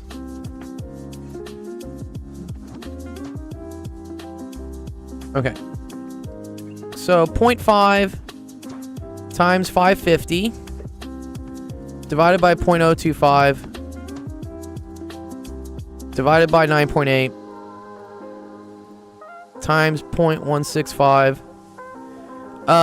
Someone looked up my thesis the other, just right now. Minus 0.165. Okay, so 30.39. That sounds about reasonable.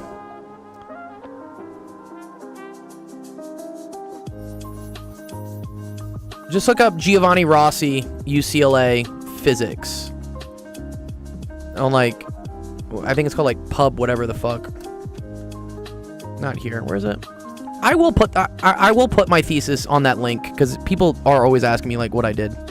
But yeah, this is what I did.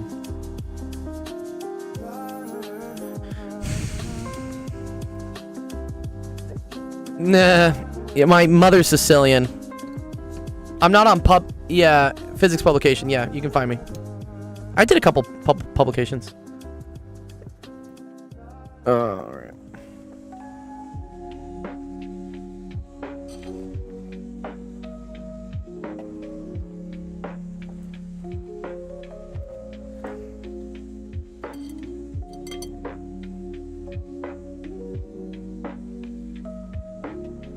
You like the Sicilian defense? Oh, if you like chess, we run chess tournaments in our Discord every once in a while.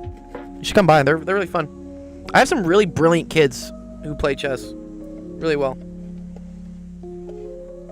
They like beat the shit out of me. My ranking, I think, was, I want to say 1200, maybe 1300.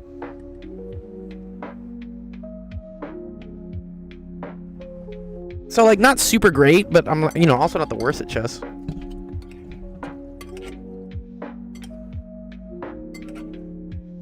Okay. Calculate the speed of the projectile as it moves through the equilibrium position of the spring. Oh, that's cool. So that's just all this.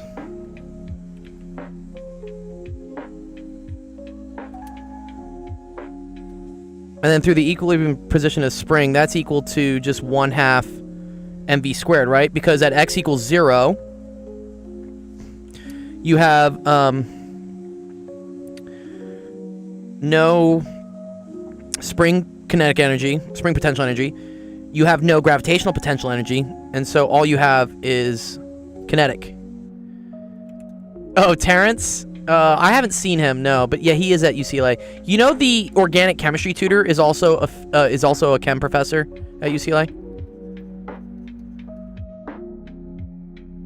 Cool little known fact. People don't remember that or don't know it. Kx squared over m, right? The 1/2s cancel. Minus 2gx. I think it's just 2gx. Yeah. Is equal to v squared. Yeah.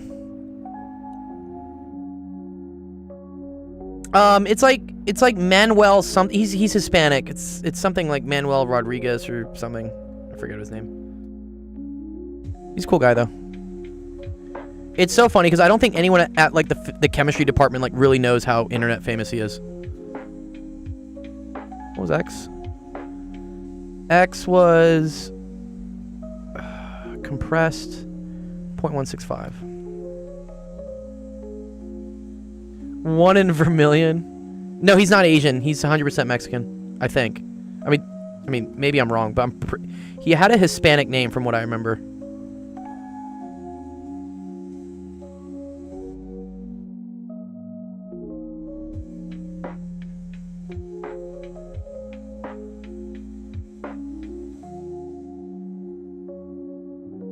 Okay, nice. Okay, so I think that's all we need for that. So let's see. Oh, sorry, I was covering up the screen the whole time. You guys can go see. So 550.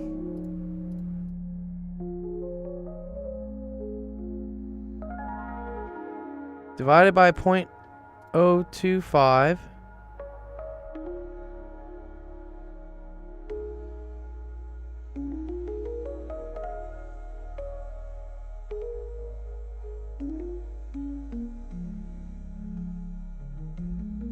$595 meters per second. That's a fast gun.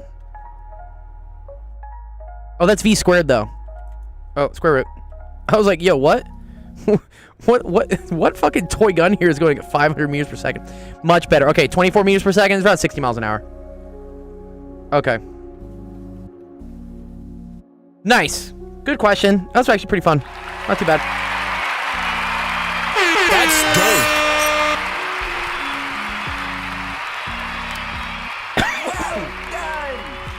Sicilian defense is for high-rated players. It's difficult for normal people. I gotta remember what the Sicilian defense is. All right, whose was that? That was Mitochondria Mommy. Fun. Cool username, dude.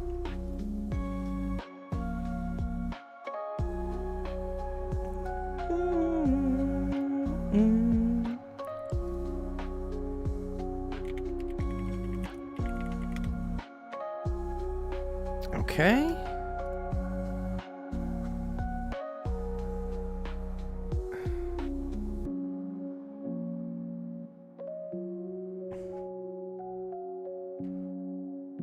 I would prefer an E and M problem than a quantum mechanics problem. Just quantum tends to mess with me sometimes. E and M I'm pretty good at. I've taught E and M. Grade 10 science help. Love this. So here for the grade 10 stuff. Electromagnetics, yeah. Meters per second to miles per hour is diabolical. I mean, you just learned that. I'm pretty sure 60 miles an hour is 23 meters per second.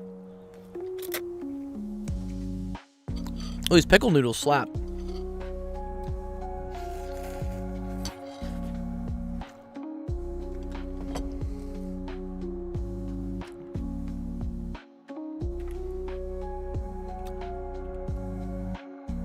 Why do you know all this science?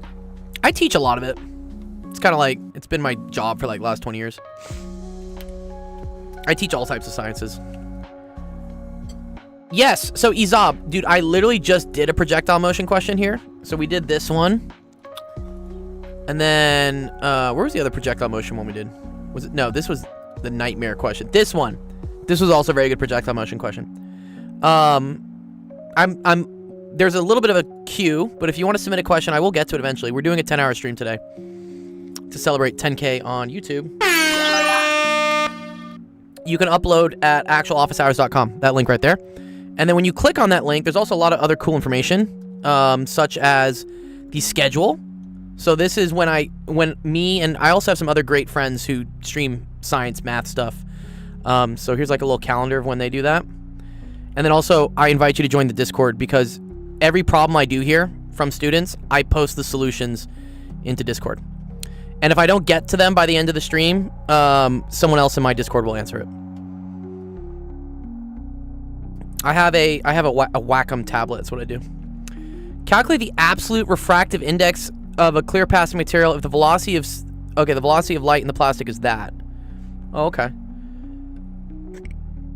So correct me if I'm wrong. I think N is equal to C over V.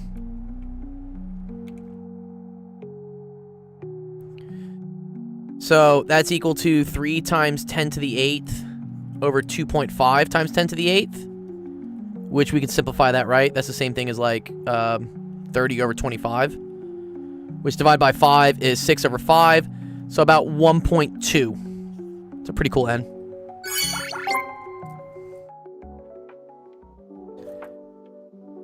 Yes, cool. All right, a ray of light is incident at an angle 40.8 degrees on the surface of the same plastic material. Determine the angle of refraction. Okay. So I believe this is Snell's law. So this is question 1. Question 2 is Snell's, which says that N1 sine theta 1 is equal to N2 sine theta 2. This is pretty intense for a 10th grader.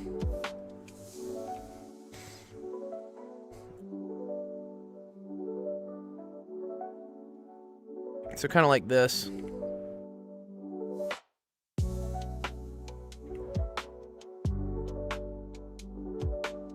This is theta 2, N2, and this is theta 1, N1. He who snelt it dealt it. Y'all are fucking hilarious.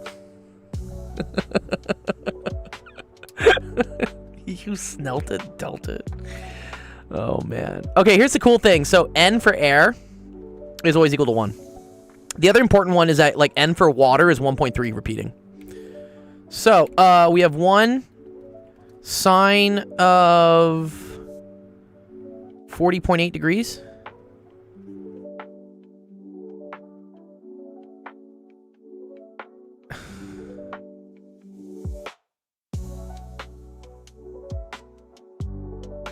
And then it's equal to N2, so that's 1.2 sine theta 2.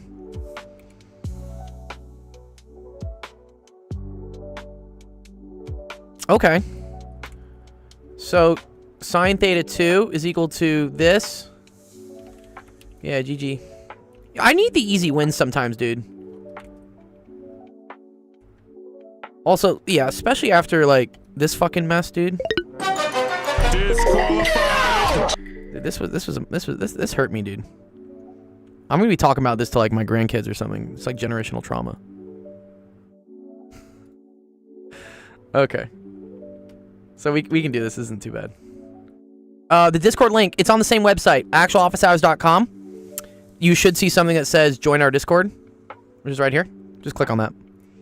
It should work. Tell me if it doesn't. I know some international people have been having issues with it.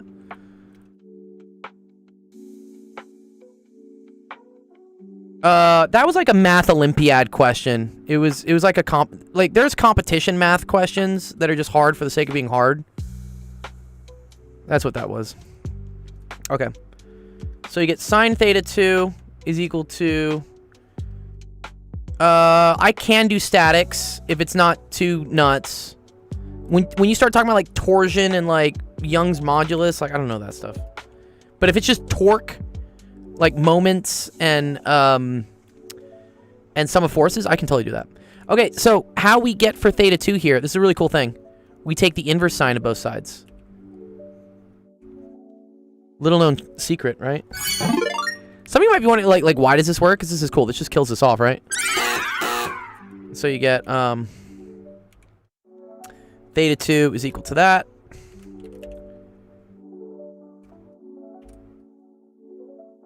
Nice. Take out your physics book. I'm glad, dude. I'm inspiring you. Also, are you from Jamaica? Are you okay? Like, what? Didn't Jamaica just get like absolutely wrecked by was it Hurricane Melissa or something? I guess you must be like not too bad if you still have internet connection at least.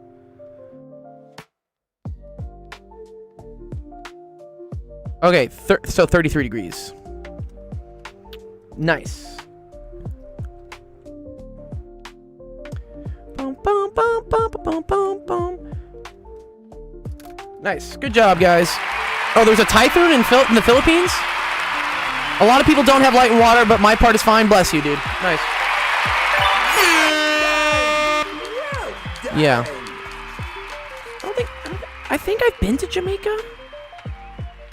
I've been on like some cruises, I think, that like stopped in Jamaica at some point. That's where they also, I think they tried, was that where they tried to do Firefest that one time? Disqualified. God is mad. Yeah, God's been mad like pretty, I understand why God is mad, dude. If I was God, I'd be fucking pissed. No. What are you guys doing? Oh, Firefest was Aruba. Oh, thank you, Walking Stick. All right, so this was grade 10.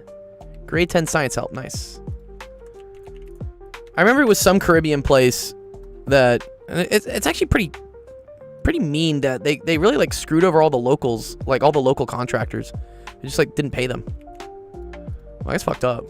Like I get it if, you know, Blink 182 doesn't get paid, but you know, they have tons of money, but the poor people making sandwiches in Aruba, they can't just absorb that cost.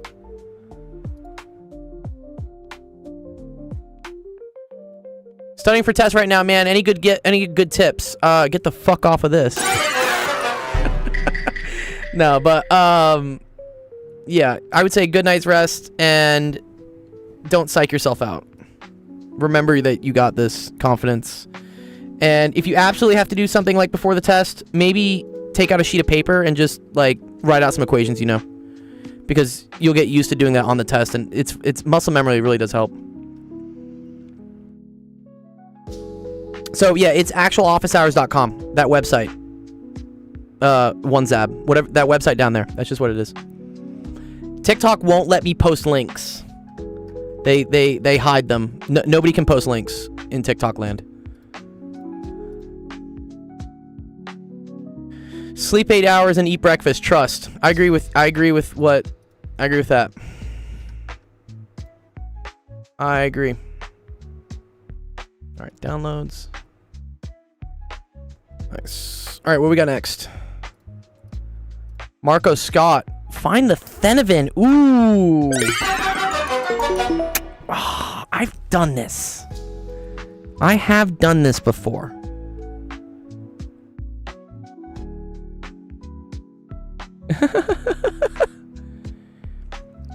Alex.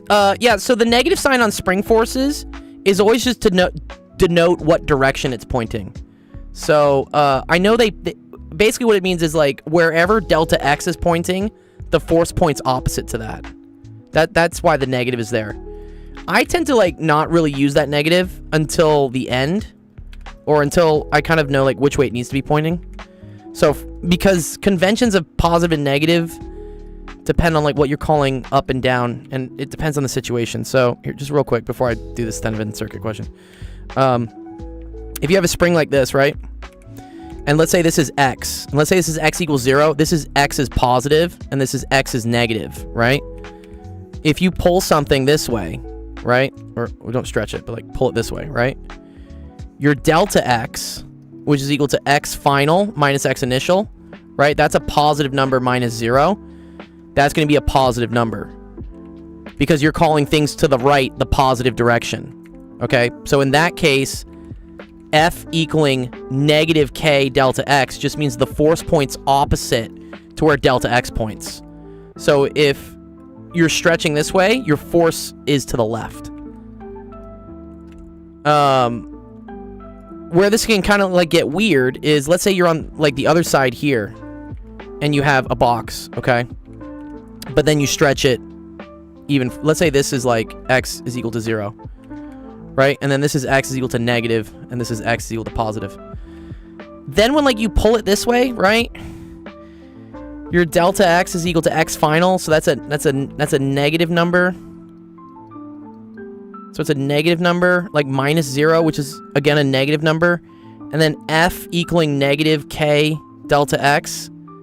Since delta x in this case is negative, you get negative k times negative, another negative, and that's why you get like positive k x. And that should make sense because the force is now pointing to the right.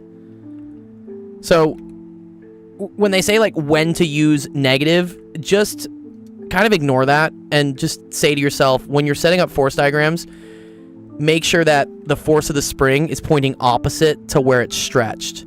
So if it's being stretched to the left, you need the force to point to the right. Conversely, if something is being compressed to the left, right, it also wants to go out to the right. That's also going to be a positive.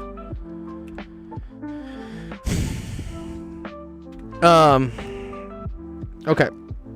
I need to move this out of the way. This needs to go out of the way. I need access to things. Okay. Yeah. The negative sign is I totally get that. Students are like, when do I use the negative?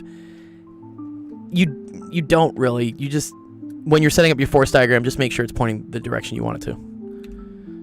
This is not AP Physics C. This is an electrical engineering course for sure. Yeah. Okay. First, I need to remember how Thevenin circuits work. I know you come up with like it's connected to a load resistor or something, right? Oh no, don't send it to the email, OneZab. Just send it to the website. There's a website here. OneZab, this website. You just drag and drop your screenshot in there and just hit submit. That's all you got to do. If you send things to my email, I won't get them. Not during this stream, at least. Yeah. Just use the website. You got it, OneZab. Alright, yeah, I can do statics. Just add it to the list. Oh, what's up, Marco? This is mine. Wow.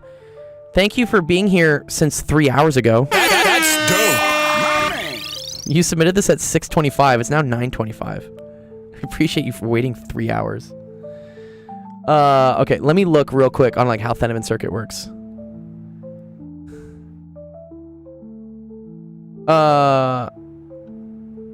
Okay, here we go. Hyperphysics is usually pretty good. My level of comfort is I've been streaming for 5.5 hours, so I'm already uncomfortable. Don't hurt me. Okay. Any combination of batteries and resistance with two terminals can be replaced by a single voltage source and a single series resistor. The value of E is the open circuit voltage at the terminals. Oh, very cool. And the value of R is E divided by the current when the terminals are short-circuited. Okay, so like, how do you do this?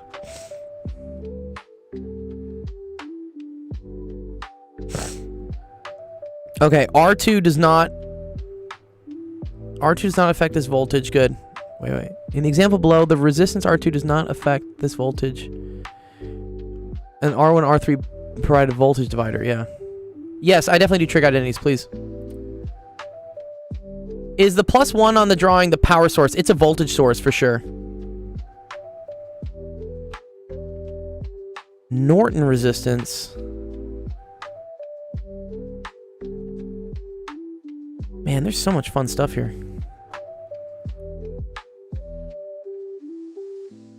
But I think what makes this tricky is you have a couple sources, right? So, well, oh, did I cut this off? I'm sorry. No, did I cut your question off? Sorry, my bad. Did I? Oh no, you cut it off.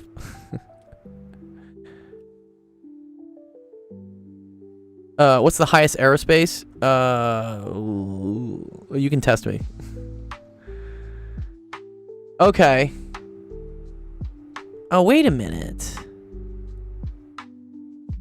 Okay, and then this is 10 VX. Wait, does this tell me there's also a VX across? Wait, I'm confused. Wait, what?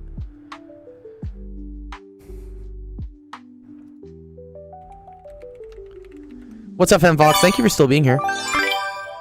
Voltage controlled voltage source. If I didn't do plasma, probably nonlinear dynamics. I like nonlinear dynamics.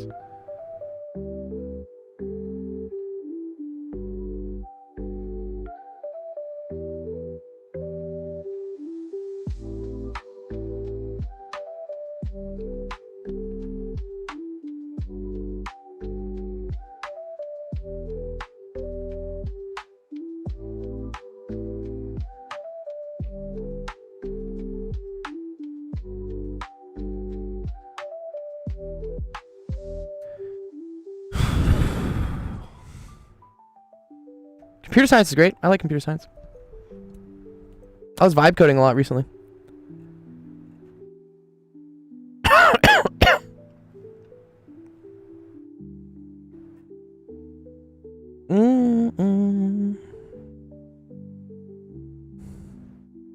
Let the node between the 10 and the 20 ohm resistors. Okay. I think I know how to do this one, but I'm also sleepy. Yeah. It's okay, it's okay. I'm also sleepy. Ashley says the Thevenin resistance is 24 ohms. Where do you get that from? VX is from the node after the 10 ohm and the ground. Is this the ground here?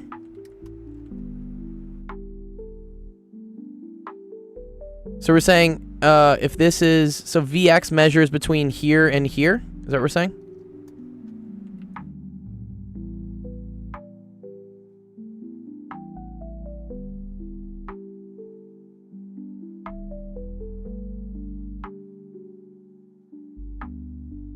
Okay. Let's do some stuff. VX, right?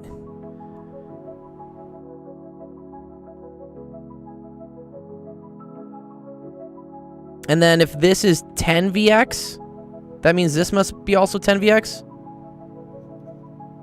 Dream of Dawn says, start with nodal analysis. VB is minus 10. I agree with that.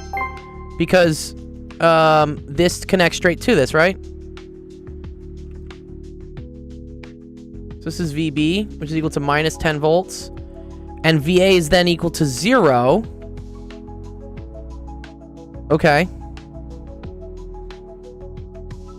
Is that because this to this has to be 10? KVL. Where am I looping though? Is this my loop, Dream of Dawn? They don't really connect, do they?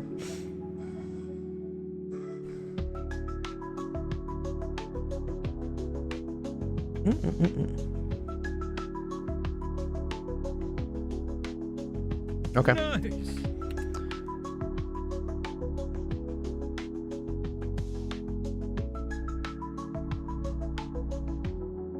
So that's 0 plus...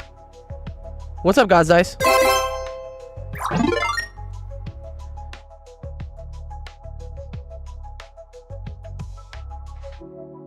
Okay, okay. Yeah, yeah. You measure like some device between these, I guess. Okay. So there's 10 volts across here, and what? There's like another 10 across here? What does that tell me, though?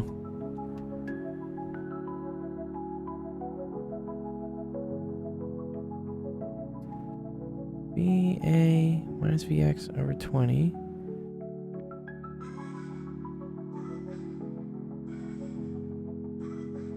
No, we definitely do a lot of chemistry. I've done a lot of chemistry.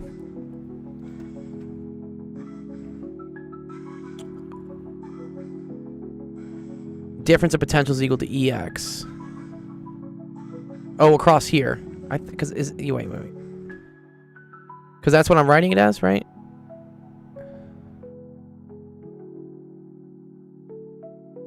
The numbers, Mason, what do they mean? Oh, man. I know about Vesper ones up, yeah. I do. This stuff I know less about. I've done it like a long time ago. Yeah, let's collapse the two. I agree with that. You want to collapse these two into just like a 30 ohm? Yeah, let's do that. Maybe that'll help us out. Here. I'm just going to call this 10 volts. Although the issue is that like VX measures from in between those two, right?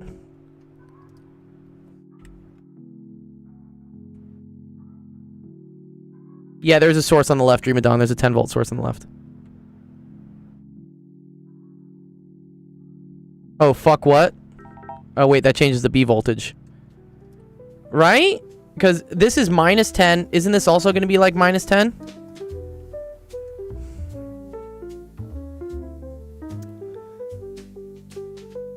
Okay.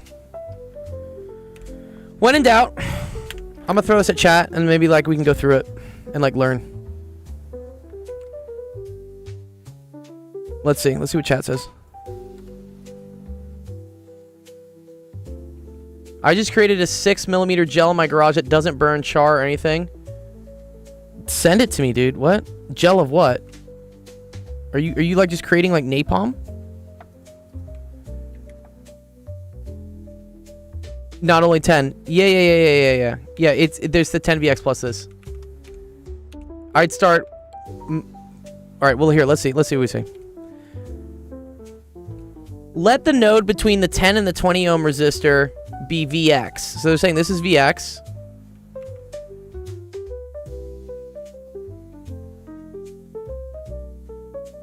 Yeah.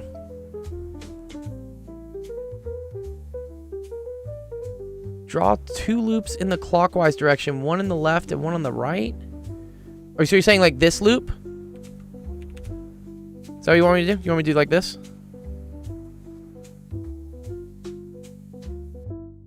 And then this one. Nice, God's Dice. That's dope, dude.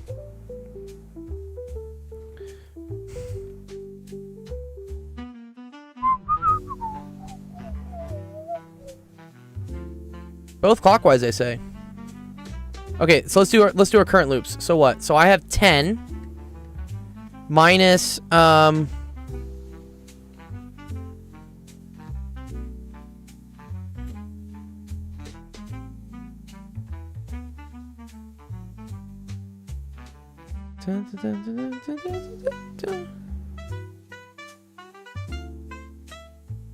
leftmost branch is the current of the orange. Okay.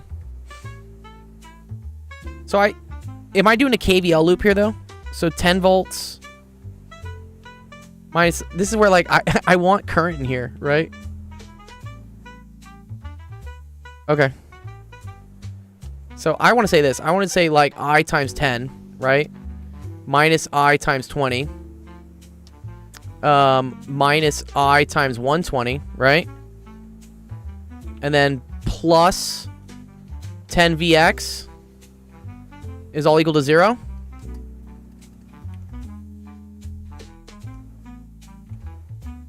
All right, you're gonna want 1 for orange and 2 for blue. Thank you, Dream. And then I feel for this one, I have and this is all I1.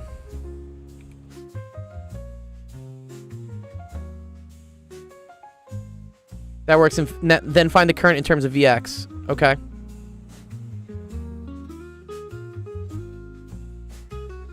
Okay. Let's do it. So, that's 10 plus 10 Vx minus 140 I1. 150 I1, sorry. Equal to 0.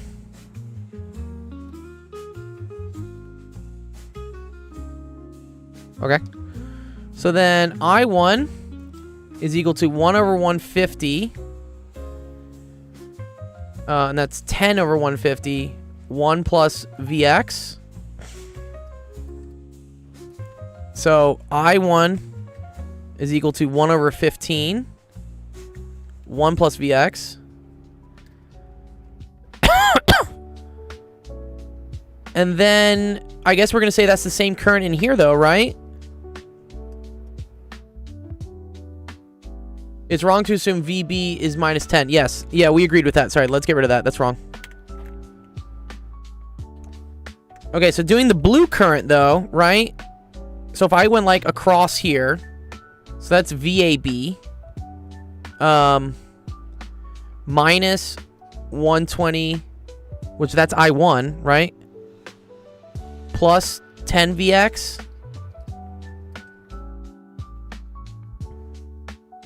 Oh, actually, sorry, but you wanted to go clockwise. Sorry, my bad. Sorry. If I want to go clockwise, then I have 10 Vx minus 120 I1 minus VAB is equal to 0, right? Let me fix this, sorry. So VAB is equal to 10 Vx minus 120 I1. Yes, because there's current drop in the resistor. Wait, no, this should be added. Sorry, this should be added. Because current is running in this direction if we're going counterclock. Current from orange, right? That's running this direction. So when I cross it, I actually add that potential drop. Right?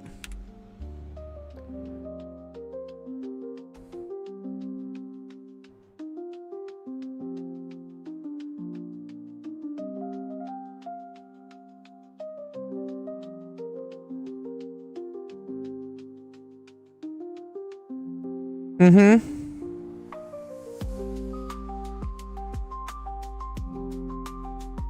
Yeah, current is, yeah, we use like whatever, it's like the whatever convention.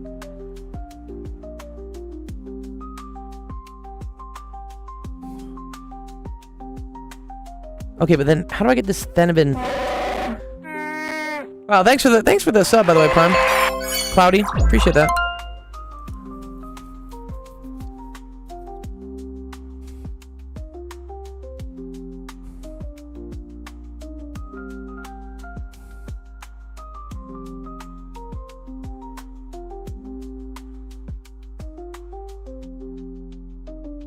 You got V Thevenin is 64 volts. That is what the solution comes up with, Femvox. Solve for the current and voltage between VB and VA. So, I mean, this is the voltage between AB, right? Why I'm back. Hello. Welcome, dude.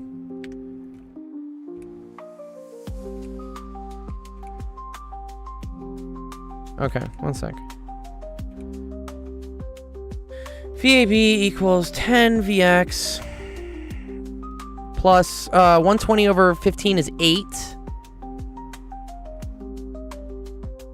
The Q is 23 questions long. It's a little long today.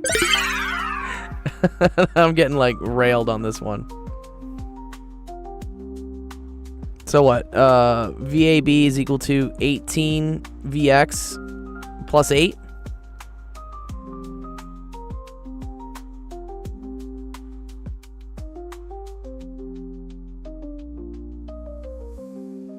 Now I have to work out how to do R Thevenin with a dependent source.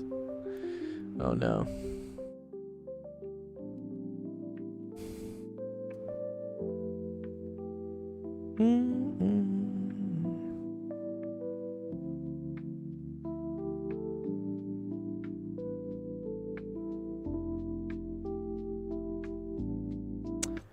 I equals 10 minus Vx over 10.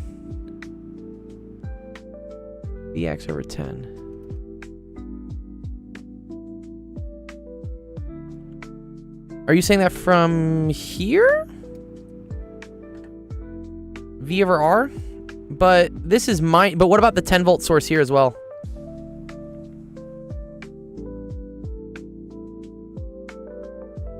I think measured from here to here is Vx, Blake.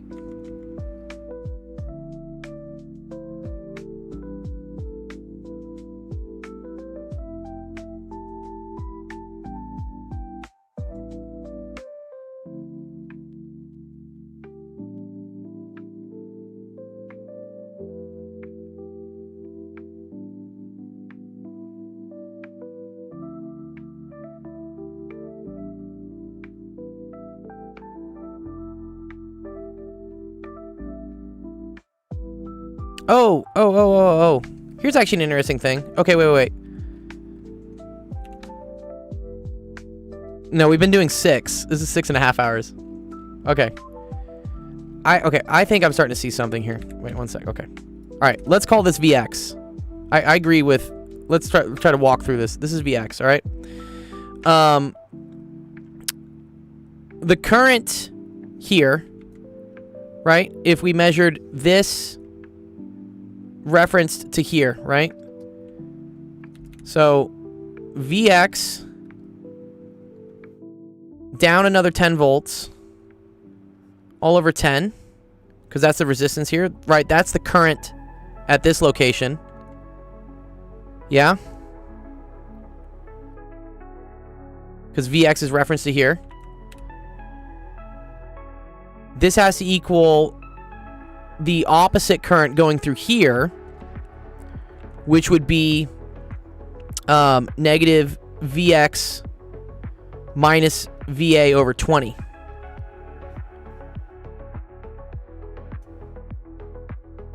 Okay? Or I guess the other way to write this is equal to, right? Whatever the current is here has to be the same current here because they're in series. So this is equal to VA minus Vx all over 20. Right? Let's call this whatever. Like, this is I, right? I is equal to this voltage minus this. Because I can't reference it to here. Because Vx is referenced to here, and there's another 10 volts in between it.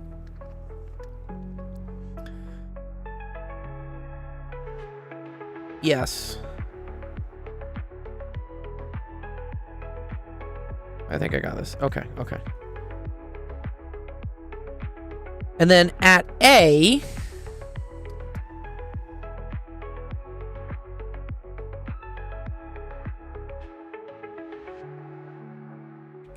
yeah, this is positive for sure. VA minus Vx over 20.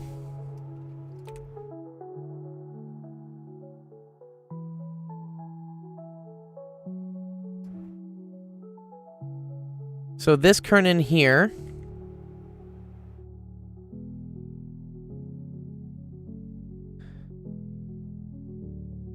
I think I'm starting to get it. Do we assume there's no current here? Right, if this is open, right? Current is equal to 0. So here, this is like I2, which equals to 0. Has to be equal to like I1 plus I3, I guess. Yes, okay. So And this is at VA, right? So VA minus VX divided by 20. That gives me the current I1. That plus the current that's coming through I3, which is VA minus 10 VX, right? I guess we assume this is at like ground maybe.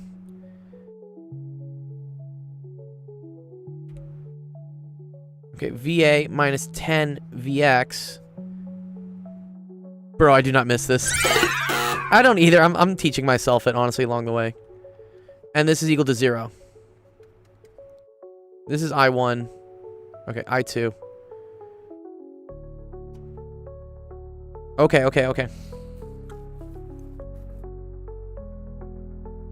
You got V Thevenin as negative 200 over 7. Femvox got 64, and I'm tempted to believe that. Because it is the same answer ChatGPT eventually gets. Okay.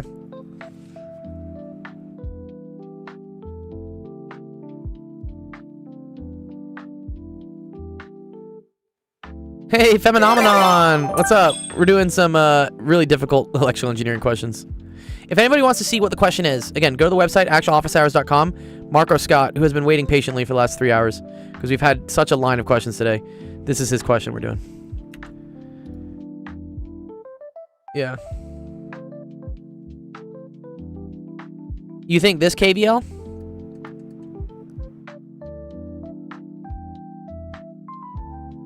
Or I thought I already got this. I1 is equal to 1 over 15 plus VX. Which is VA minus VX over 20. But then I still need VA. You're on 3-phase transformers? Okay. Okay, so, I mean, this is 2 equations, 2 unknowns. We should be able to solve it. Right?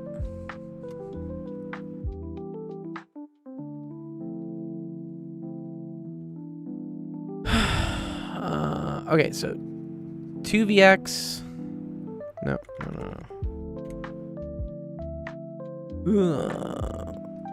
Man, I need to like get rid of that VA, dude. That VA's annoying. I think I can solve for VA here. 20VX minus, or 20 over 10 is 2. Oh, so 2VX minus 20 is equal to VA minus VX. So VA is equal to 3VX minus 20. Okay. Now let's plug that into here.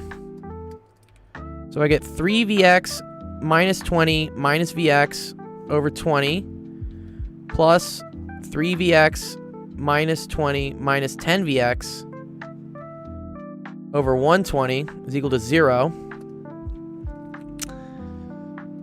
2VX minus 20 all over 20 plus negative 7VX minus 20 over 120 is equal to 0. And then I'm going to multiply through by 120, so that's going to give me 6. So that's 12VX minus 120 minus 7VX minus 20 equals 0. 5VX is equal to 140.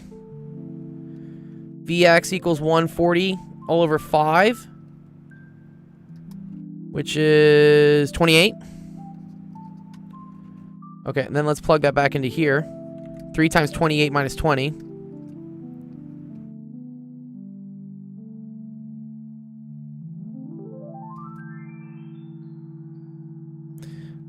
That's 84 minus 20, so VA is equal to 64 volts. Oh, cool. You got 28 for VX. Good. Fuck. All right. And then V Thevenin is just VA, right? Okay. So V Thevenin equals VA. Which equals 64 volts. Because that's the open circuit, right? Yeah, that's the VA. Okay, cool. Okay, now to figure out Thevenin resistance, I think we take any sources and we replace them with shorts.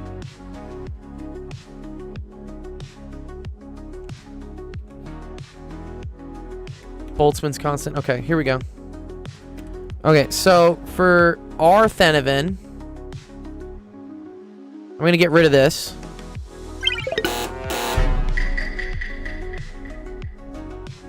And then, same thing here. So now this is just Vx over 10 plus... Yeah, you can't short this one. I'm not going to short that one.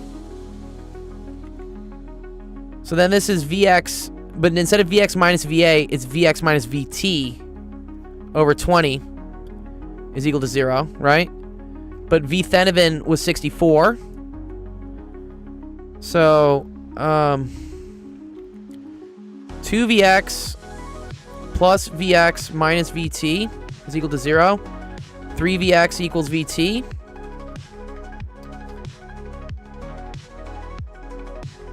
Because it's a dependent source.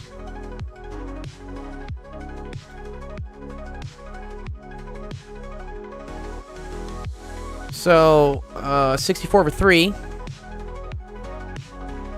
That's not anything nice, is it? Fuck.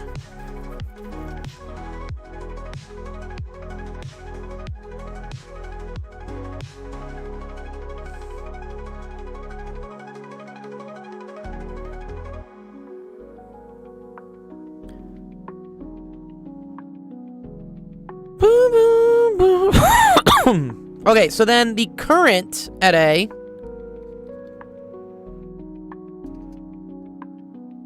is going to equal, right, this current plus this current. So that's equal to Vt minus 10Vx over 120. Oh, well, the algorithm found you, dude. And then that's plus Vt minus Vx over the 20. Oh, okay. No, this stream is ending in 4 hours. we're going for a very long time today. Okay. And okay, so that's 64 minus, what was it, 64 over 3? So 10 thirds times 64 all over 120 plus 64 minus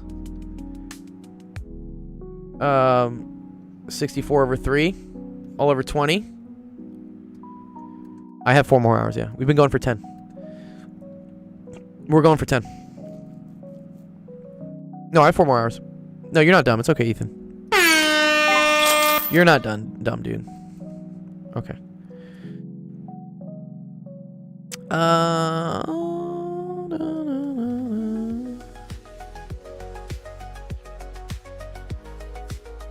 Okay, so what is that?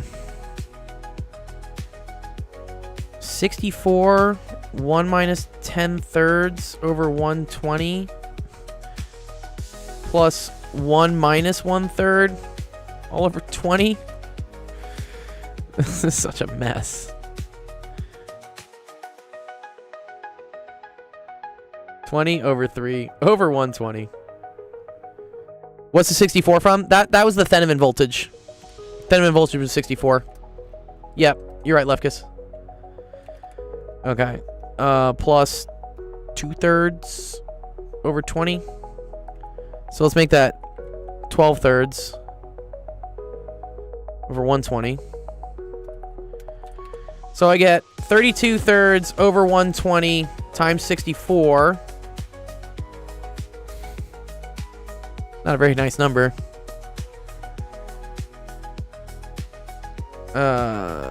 64 times 32 all over 360.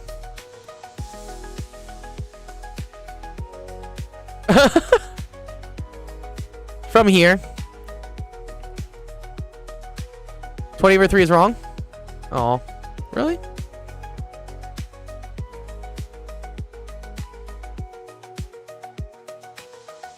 Oh, yo, you're so right. Jesus Christ. Sorry. Yeah, I have been streaming for 6 hours. I'm going to start making mistakes. This is -7/3. Thank you. Thank you. 5/3. There we go. Close one. Yeah, well, that was close. Divided by 5. Oh, was that 62? 72. Oh, 64/72. Nice. Okay. So that's the I at A. And then R Thevenin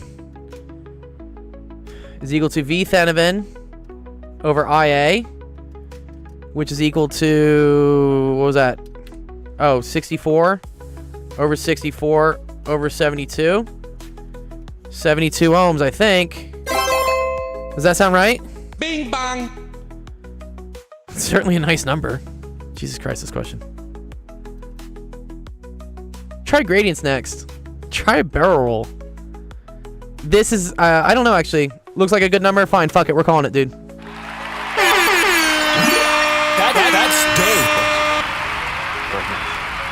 Oh, man. What's you call that? Please ask me a chain rule question. I would love a chain rule question. Marco, sorry. Marco was waiting 3 hours for me to do this question. So almost 4 now because it took me another half hour to do it. Marco, if you're still watching, I think we got the right answer. Some little tips on how we did it. We figured out that like the current here coming from this has to also equal the current coming from this. All right. And then also that the sum of the currents here, right, had to kind of like add up to 0 because this is an open circuit, nothing's going through. And then when we went to calculate, so that got us Thevenin voltage, and then when we went to calculate the resistance, we got rid of this as a short. So now this voltage, the current from this was just Vx without the 10 volts being also added.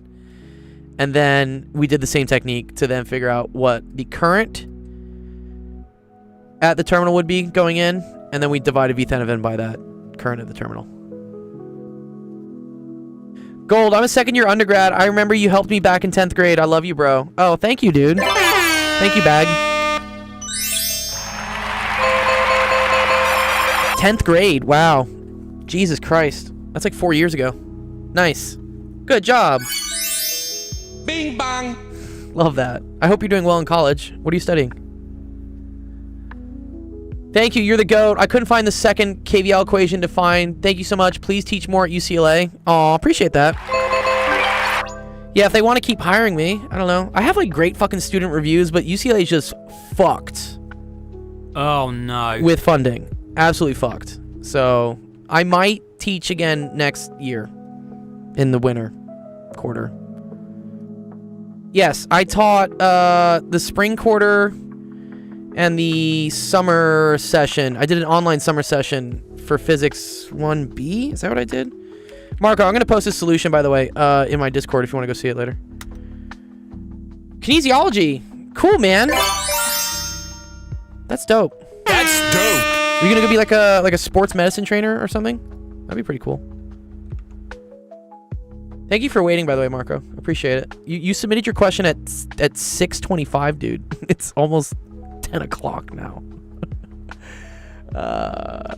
Thanks for the patience. I appreciate it. Okay, where is this question? Okay, mark this as done. You cannot convince me that circuits aren't witchcraft. Hey, yo, what's up, Huber? Congrats on the 10K. Thanks, dude. Yeah, we had a lot of people find us on YouTube in the last month. I think we gained 1,800 subs just randomly, which I'm super happy about. Big fan of that. Man, I remember being so excited collecting coins for the gift cards. Yeah, it's totally still a thing. Yeah, we still give out gift cards to gamer kids, or regular kids. You don't have to play games, but most of the gift cards are games, are for gamers. Yeah, we gave out a Nintendo Switch bag. This last summer, I ran like a summer camp like a virtual summer camp where all the kids, you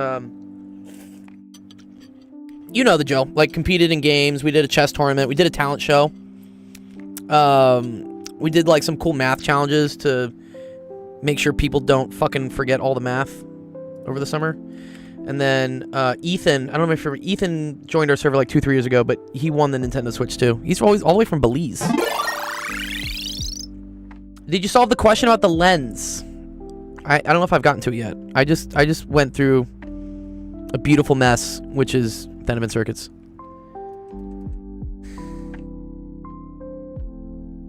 You should host another chess tournament. I will host another tournament. Yeah, we need another chess tournament for sure. Thanks, Bag.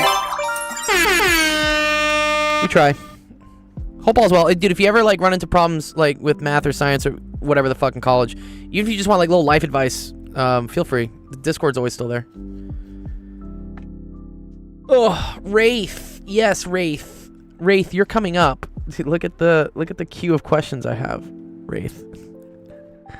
Wraith, you're third. You're coming up. You're number 3 coming up. I'm gonna help out Eric real quick. He's back, dude. Okay, cool. This is probably actually not too bad. This is physics. How do you feel about biomechanics? If it's torque, I got you. If it's like what muscle connects to my biceps, like, I don't know. I might not know that. But I can do torque. I can do torque and forces. Do I know the Canadian curriculum? I've worked a lot with Canadian people, so maybe I do. Alright, mass block B is on the table attached to a string which goes over an ideal pulley and is attached to a cube of mass MC. Dude, where the fuck did MA go? Just fucking ignored MA? These alphabetist people. 3i is already simplified. I'm gonna love yours. Wraith, be careful how you say that. If the coefficient of static friction between the block and the table is mu s, the magnitude of the force preventing from accelerating is best described by... Oh. It's just MCG. Right? So, this cube has mg pointing down, and it has, like, tension pointing up. And then in the block just feels tension pointing this way. And it feels friction pointing this way. So, I mean, this is a common mistake people make, because they see static friction, and they think automatically it must be mu s Fn, which in this case would be mu s mbg, right? This is the maximum amount of force friction can provide to keep this thing stuck, all right?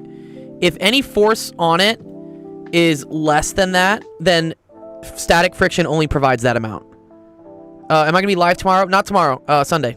If you want to check out the calendar, Davesy, it's on the same website that everyone's using to, like, to submit their questions. Wait, fuck, where is it?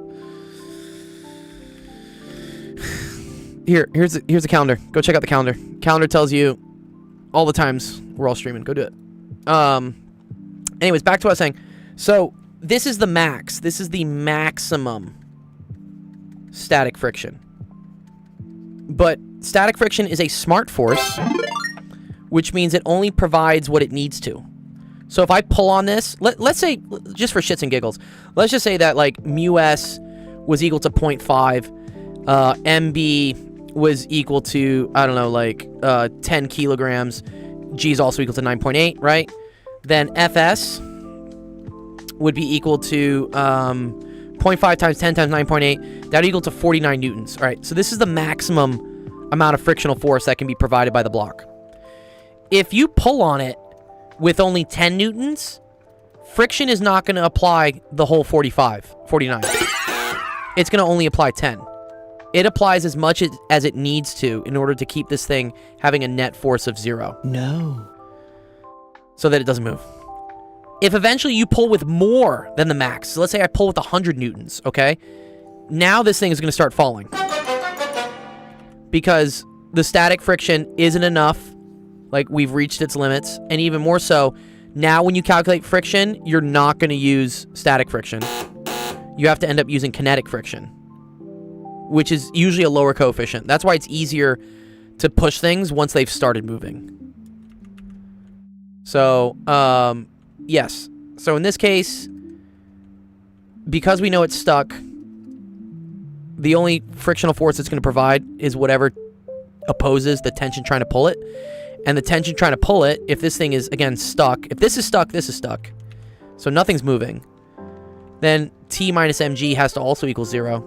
So T is equal to mcg, and that's this answer. Choice D. Nice. Nice. You learned this in first year physics? So I've probably worked with it, Ethan, but if you want to just, this is why I tell people, if you submit a screenshot of a question to me, I can instantly tell how much you need to know, because I've seen everything. Well, maybe not everything, but I've seen a lot. So,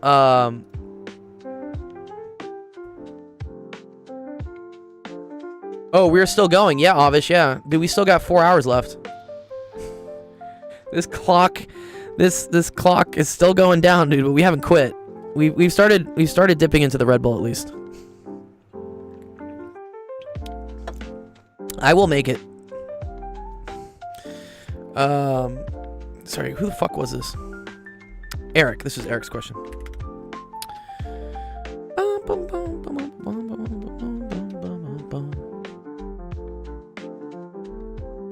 GG, yo. Thank you, Jack-o'-lantern.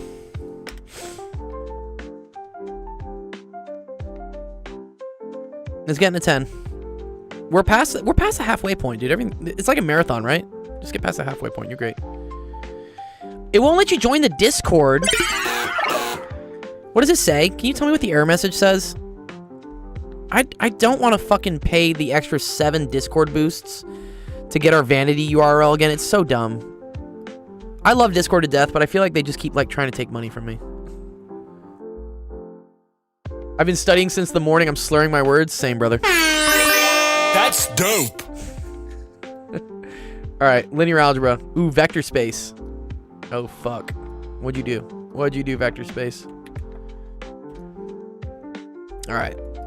We went from nice mechanics to linear algebra. Beautiful. All right. The vector space P2 is equal to a plus bx plus cx squared for a, b, and c are real, a polynomial functions of a degree at most 2. Define w. Is that the Wronskian? Oh, it says action can't be completed? It's whack. Try doing it on your desktop, Levi. Can you do it on your desktop? I've heard it fucks up on mobile, especially if you're overseas. Which I hope you're overseas, because it's late if you're in the US right now. Yeah, try it on your desktop. Let me know if it doesn't work. Otherwise, send me a DM maybe on TikTok, and I'll manually send you another link. This is not physics. It definitely is not. Show W equals the span x minus 1 x squared minus x. Recall the factor theorem. If P is any polynomial and P of A is not equal to 0, then P of x is equal to x minus a q for some polynomial q of degree less than that of P. Okay, well, I think I see what they're saying. For instance, if I had, like, let's say, like, P of x was equal, like, to x to the 3 plus x to the blah, blah, blah, blah, blah, blah, right? I can always write that as x, x minus, this is a root, and then it's going to be 1 power lower than this. So this would be x squared, blah, blah, blah, blah, blah. We use this a lot with, like, polynomial long division and graphing nasty polynomials that aren't in factored form. Okay,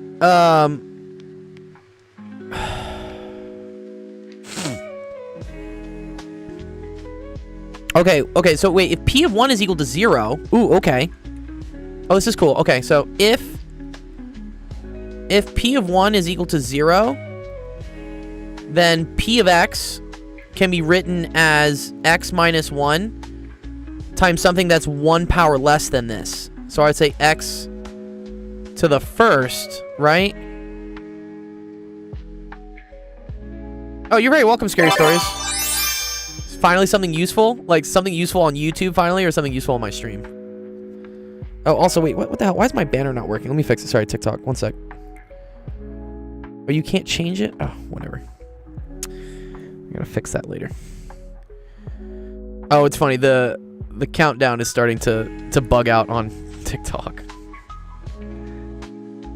It'll reset itself. Okay. Oh, without using the subspace test. I think I want to write it this way, though.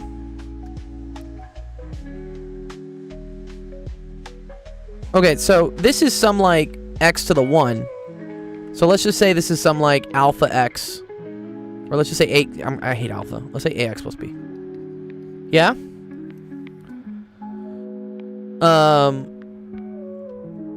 Then...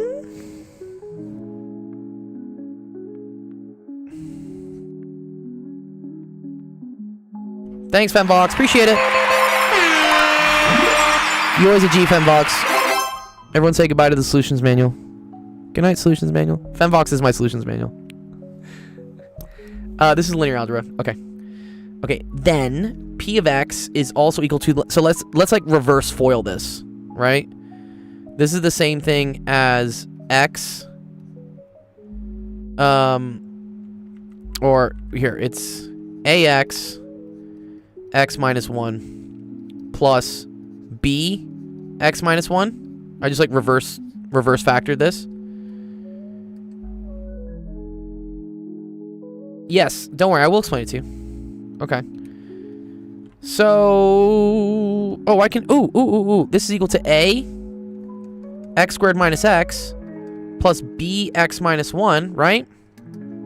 Uh-huh. Nice. So now we already showed that x minus 1 spans it, and also x squared minus x spans it. Yeah.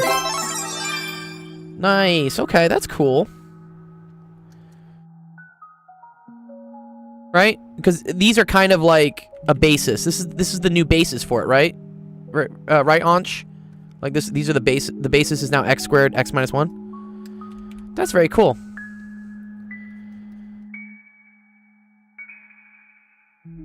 Yeah, basis is just a fancy word for kind of like a coordinate system, right?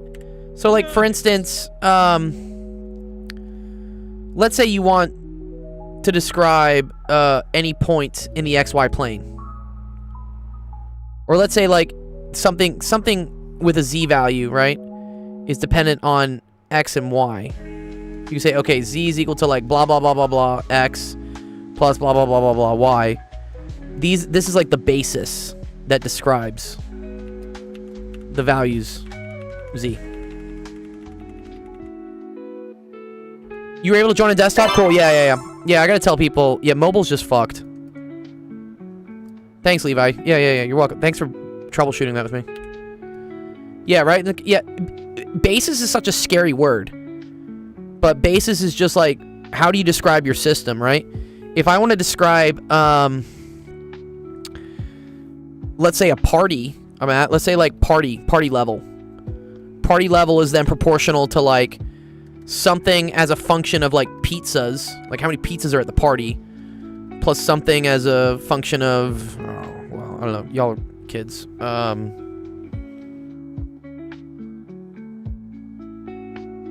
trying to think, what was, video games. Yeah, how many video games are at the party? Yeah, there we go. Awesome. Yeah. This would, your basis for partying would be pizza and video games. Pizza and cola. Yeah, cola. I was trying. Pizza and Coke. Yeah, there you go. Soda, Coke. Yeah, pizzas and Coke. That's how you make a party. All right, that's what basis is. It's linear algebra. Yeah, I still look young. I'm 35. I'm not young. Explain why W is a subspace of P without using the... Okay. Yeah, exactly, Ansh. Explain a subspace without using the... So, okay, what is a subspace again? Maybe I need a better explanation for what a subspace is. Thanks, dude. Yeah.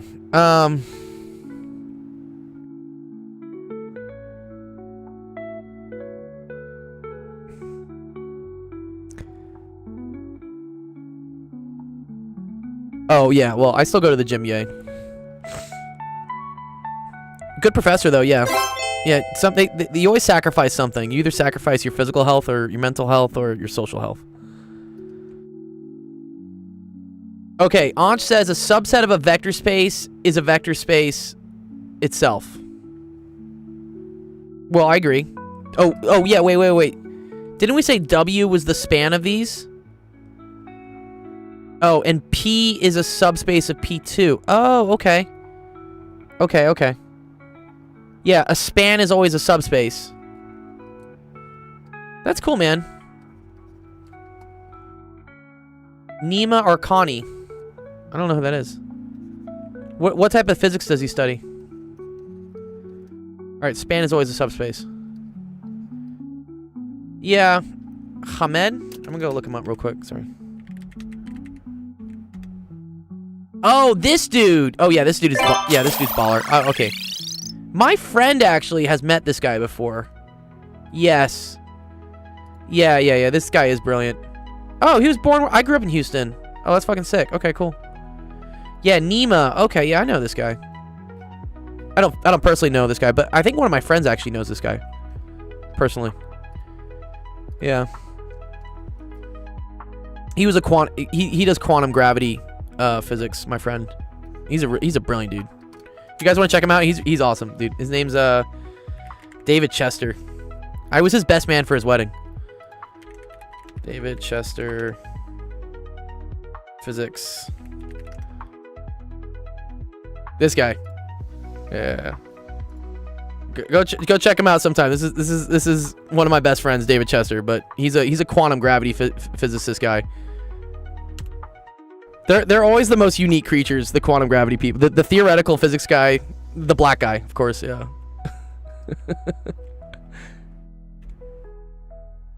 Yeah, he gets paid like a lot of money to study quantum gravity and like UFO propulsion and stuff. It's wild, dude. He's a wild guy too, by the way. Okay. Find the basis for omega. We already found the basis. Right? Wasn't the basis this? This is the basis. Okay, so wait. X squared minus x. And x minus 1 is the basis.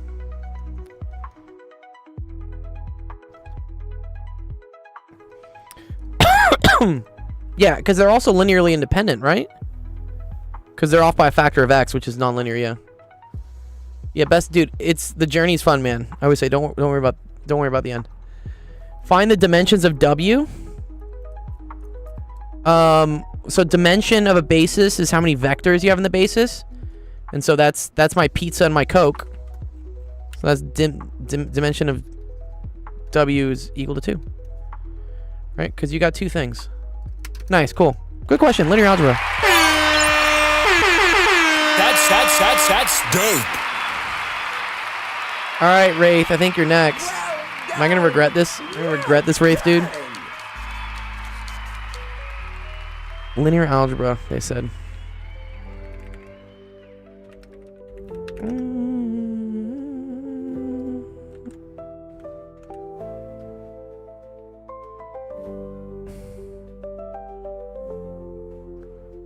Oh, just explain it? Okay.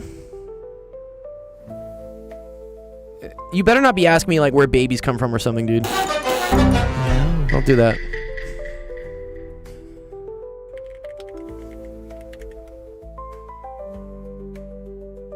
Okay, you're not. Okay, I'm just checking. I've had some trolls ask me funny things on YouTube. I definitely do mechanics, yeah. How important do you think it is to learn math conceptually versus memorizing steps? Thanks, man. So I actually have a LinkedIn post about this. Don't worry, Wraith, we're coming to you real quick here. If you want to go follow my LinkedIn, where is it? Where's my profile? This is me. Where's my post on it? I wrote a post on it. Where are my posts?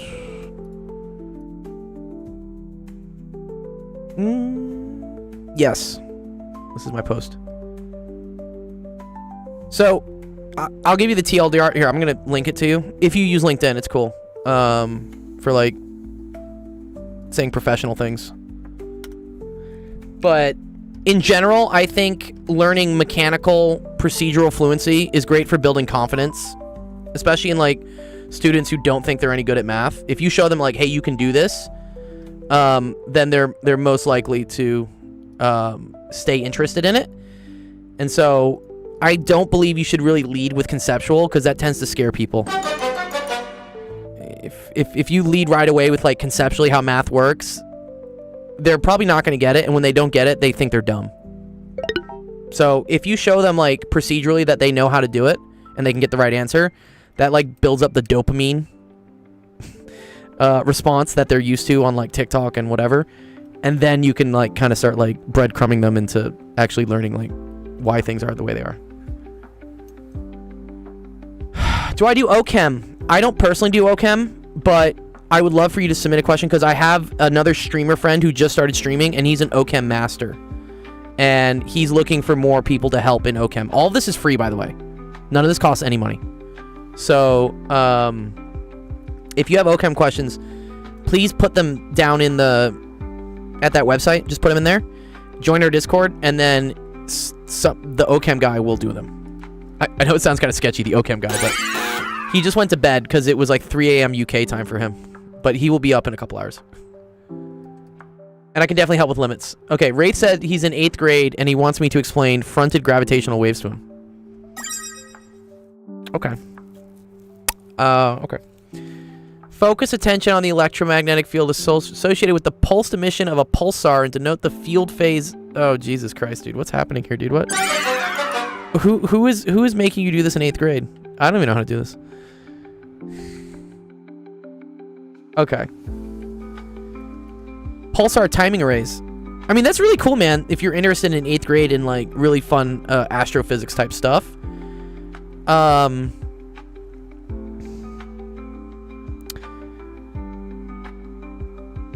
It's a project on gravitational waves. I got you.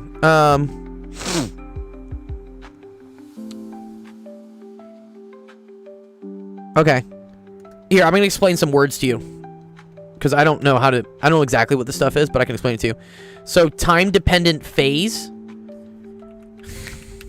Do you know what phasing is, first off? Phasing is important.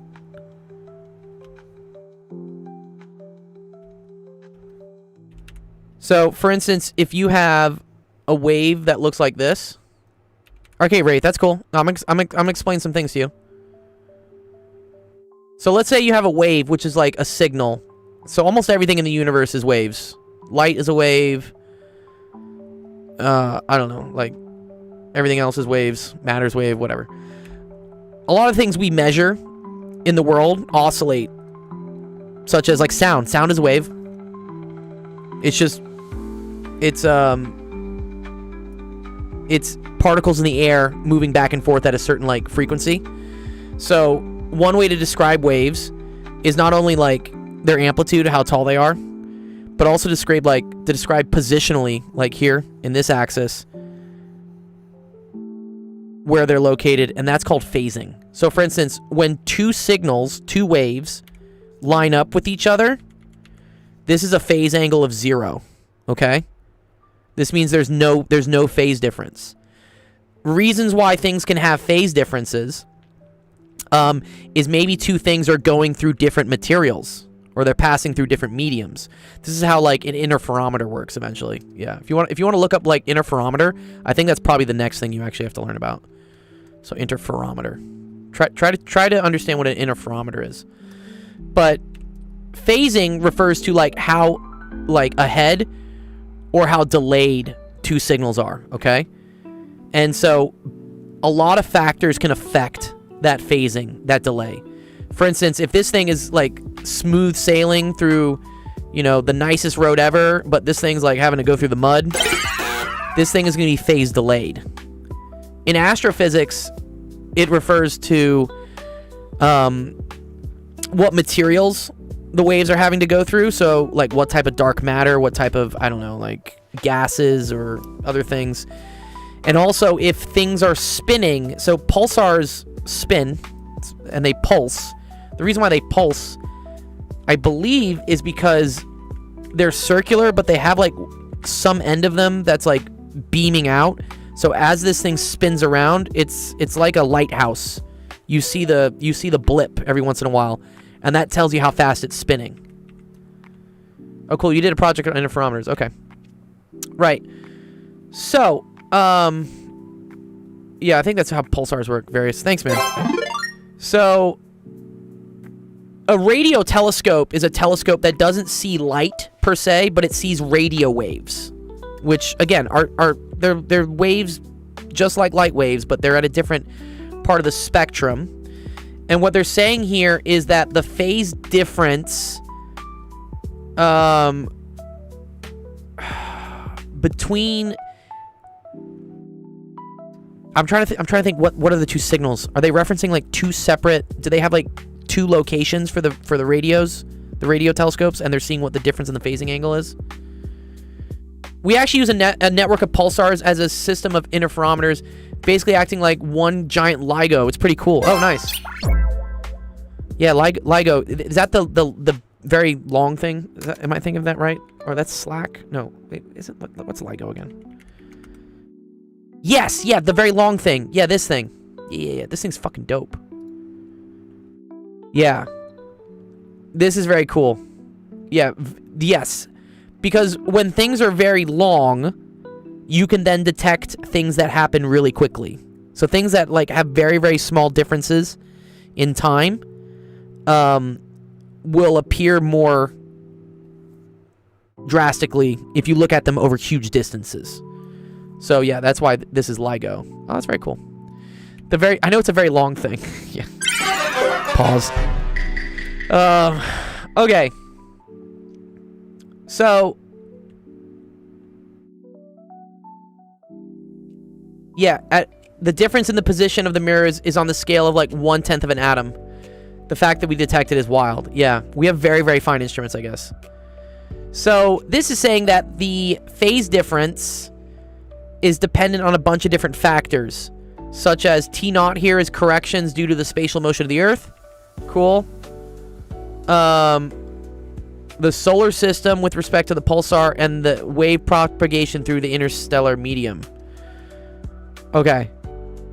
So this stuff is like just due to that we're all spinning we're all just like tiny meat machines on these puddles, these little rocks that are getting shot through the universe at crazy speeds in all different directions, right? What do I do for a living? I do this. I teach. This is one of my ways that I teach, though. And then here, they say tau GW are corrections owning exclusively to HTX. Okay. I don't know what HTX is, but I assume it's a function of time and space. I teach at UCLA, I teach privately, and I teach for free on social media. So I teach a lot of places. And then, yeah, L, the distance. Yeah, of course. The distance between the distance between us and the pulsar would affect the phasing. Yeah. Okay. So residuals usually means like differences is what it does. Okay. And so I think when I see timing residuals, I think they're talking about what are all the correction factors you need to make in order to figure out what the real phase difference is between two signals, because there's a lot of other shit going on that messes up the timing. Oh, gravitational wave strain, delta L over L. Okay. So, yeah, that's the other thing, right? Is that gravitational waves can affect the speed and timing at which light waves or electromagnetic radiation travels through the cosmos. So in LIGO, delta L is about 1/10 of an atom. And L is 2 kilometers. It's huge. Okay. Cool. Does that make a little bit more sense, Wraith? Did we at least, I mean, give you some stuff to look at, right? Interferometers and phasing. Yeah? Nice. Cool, dude. Thanks for waiting around for this question. It was cool. I like the more conceptual questions. They're fun. It helped a lot. Fuck yeah, dude. That's dope.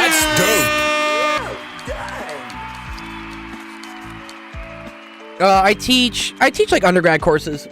Physics 1B, Physics 5A are the 2 courses I've taught. So like mechanics for undergrads that are life science majors, and then E&M for engineering physics majors. Peace, dude. Yeah. Oh, you're doing your master's in physics. Dope. Nice. Where at? What are you doing? What are you doing? What are you studying? This is Wraith.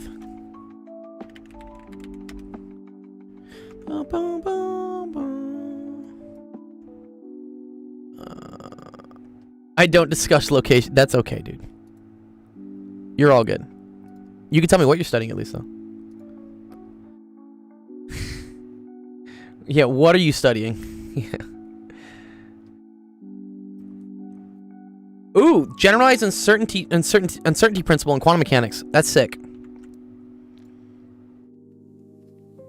Very cool. Yeah, quantum mechanics is always kind of a mystery to me, honestly.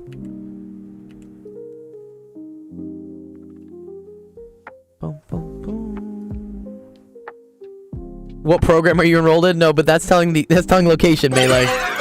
Can't ask that. Basically putting the Heisenberg uncertainty principle into curved spacetime. Ooh. Now, why is spacetime curved, by the way? Is that because of gravity? I think gravity usually does it, right? Okay, Kenny submitted a blank picture to me. Okay, that's great. Kenny, real, my bad. Okay. Use the Wronskian. Oh, this is actually pretty cool.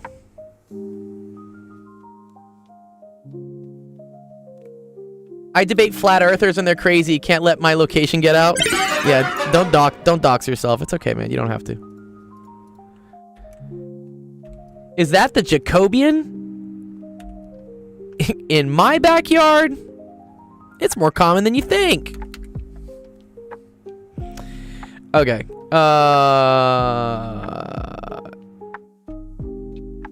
Do I take the determinant of this thing? I forget. Okay. So we're going to call this thing F1. We're going to call this like F2. I remember LeBronskian. I think LeBron's still playing though, isn't he? Okay. All right. So, you just do derivatives, right? It's just the columns are just derivatives of the thing. So in this case, this is 1 minus 2x squared. The next derivative would be negative 4x, and then the next derivative would be negative 4. And then we take the determinant. Cool. Sick. That's dope. Nice. Okay, so then this is 3 plus 4x. This is 4. This is 0. You can put it in there. I may not be able to answer it, but why not, dude? This is a monumental stream. This is the first time I've done a 10-hour stream. So every question you submit is immortalized into the great history of actual education office hours.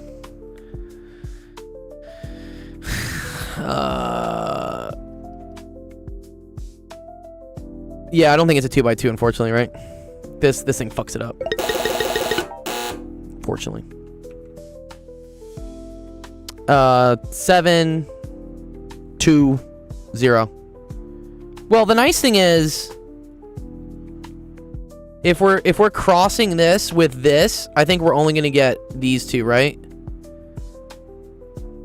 Yeah. Okay. Okay, this is W. So then let's find the determinant of W.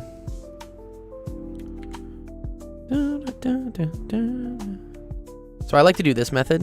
I do like this. So the determinant of that, so that's equal to 4 times 0 minus 0 times 2, all 0. Okay, cool. Minus, sorry, what was this? 3 plus 4x. And then it's negative 4x times 0, starting with a negative 4. Negative 8. And then here. Oh, wait. Did I do that right? Sorry, it's minus negative 8, so it's plus. Yeah, plus. Okay. And then that's going to be... Favorite math class in college? Ooh. I took a really fun ethnomusicology class, just like for credits, for GE credits. I had a really fun time with that. I learned about gamelan and like instruments and shit. Also, my Italian class was really fun. But if you want to ask me like what my favorite math, physics class was that I took.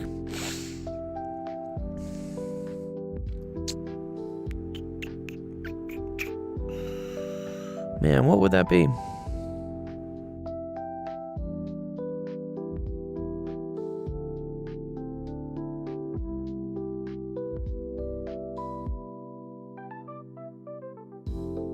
Probably my E&M lab, honestly. I had a really cool E&M lab.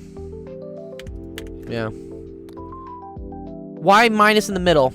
Yeah, E&M, right? Yeah. E&M was great. I liked E&M. So, yeah, whenever you do determinants of 3x3s, it's plus minus plus. So you do plus this times that minus that. And then it's minus this times whatever. And then it's this, and this. Dude, Jackson, bro. Oh, my God. Disqualified. Dude, we used to have a giant picture of Jackson in our grad school lounge, and we would write like it was just a picture of dude. He's a scary looking dude, man. You ever seen like who John D. Jackson looks like? This man, dude. He inspires fear. Who hurt Jackson, dude? Dude, some of his questions haven't been solved yet. Dude, this is my favorite picture of Jackson. This one. We used to have this picture up on the wall, and it would say like these are different times, but it would say like I'm gonna rape you till I love you or something, or until you love me. Yeah, because that's what it felt like, dude. It felt like we were being violated constantly by this man trying to like do his questions. He's a very scary person. We also we would have a meme here, and it would be like, find the vector potential everywhere.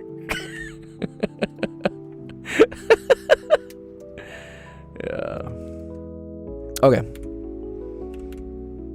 So let's keep doing this Wronskian.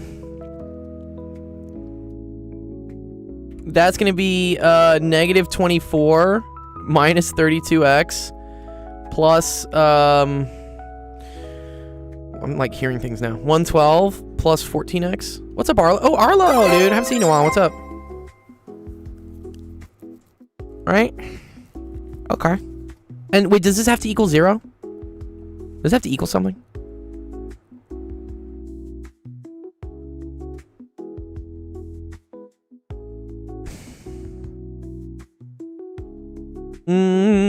So that's 98 minus 18x.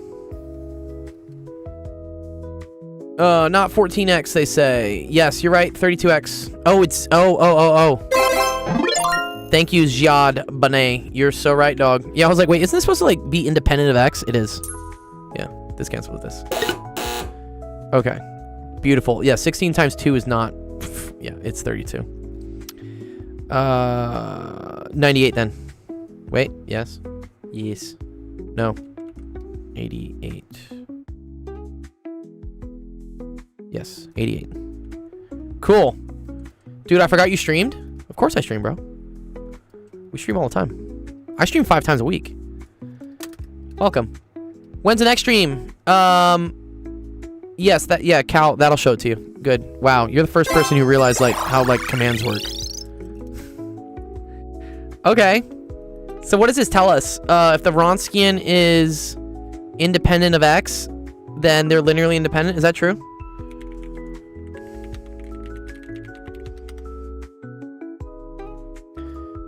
A Wronskian that is a function of x that is independent of x only in the trivial case. A Wronskian is a function of x. Wait, dude, what is this? Dude, Jesus. My PhD is in plasma physics. There we go. Uh-huh. Okay, so as long as it doesn't equal 0, it's independent.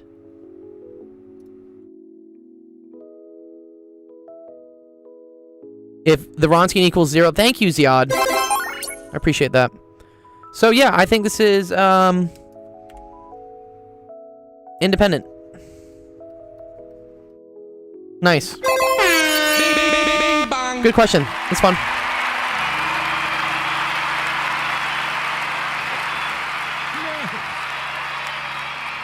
Thanks for the follow, Rosen. All right, whose was this? Kenny. Kenny M.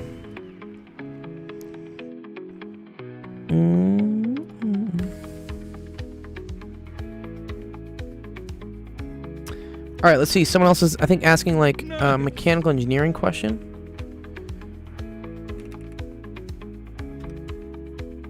Let's go. Yeah, what's up? Yeah, nice, Kenny. Yeah, so here, I'm gonna put this in the Discord for you. So, well, it should load at some point. There we go, Kenny. So here is the solutions to your thing.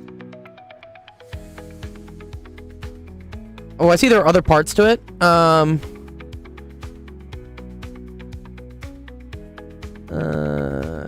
Is 231 spanned by 1 1 minus 1 and 1 2 2?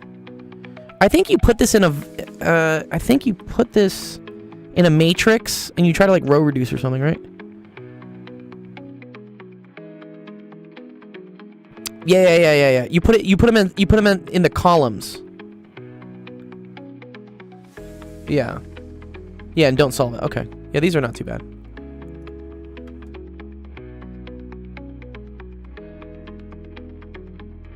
Boom, boom, boom, boom, boom, boom, boom. Oh, Jesus. Oh, no. Oh, no. What's happening here?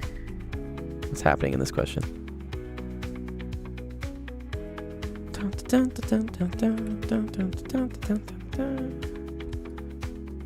Okay, when the rope is at an angle of 30 degrees, the 1 kilogram sphere has a speed of 0.6 meters per second. The coefficient of restitution, that's something to do with a collision.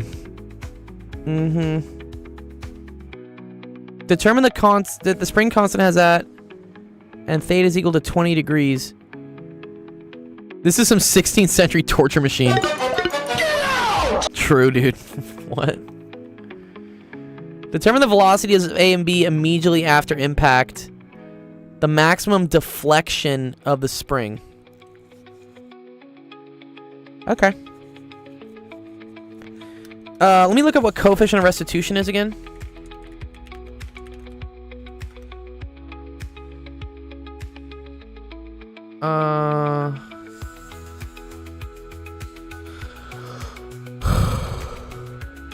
Oh. It's the square root of EK final over EK initial.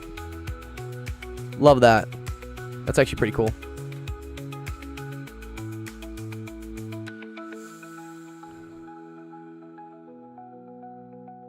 No, don't worry. You don't have to do this. This is hard engineering stuff. But I'm going to use this information here.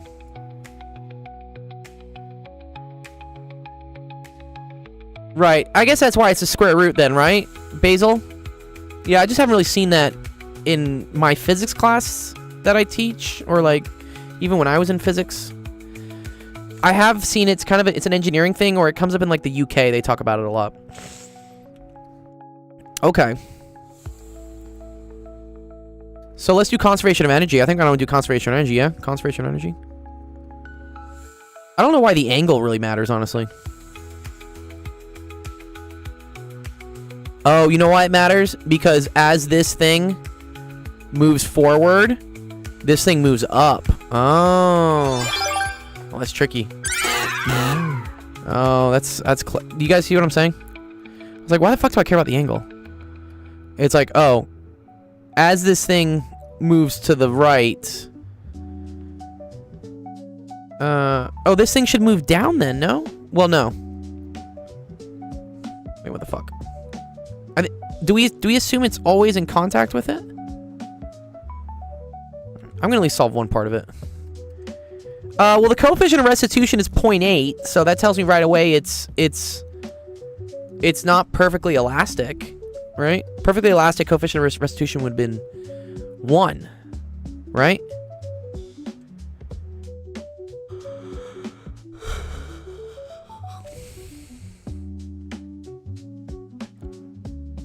But we can always do conservation. No. Wait.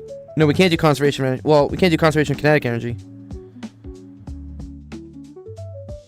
Oh, actually, no. Conservation of energy doesn't work. Oh, fuck. Momentum, maybe?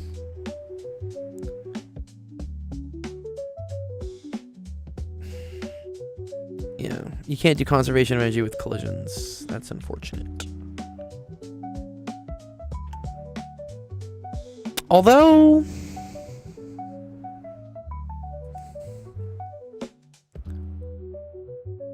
And also, wait, sorry, is this EK of the... Is this of the system?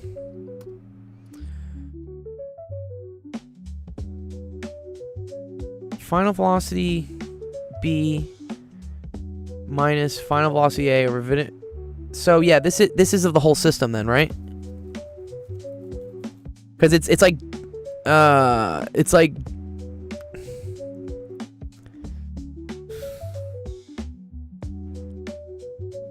Yeah, exactly. I think it decreases by 0.8 squared. I agree. But is it the total energy, though, right? I think I still want conservation of energy, especially if I'm doing anything with the spring later, right? I don't have momentum for springs.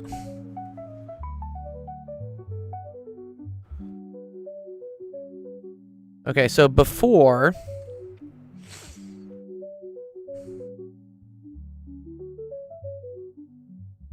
It's not purely elastic. The coefficient of restitution is 0.8. If the coefficient of restitution was 1, it would be.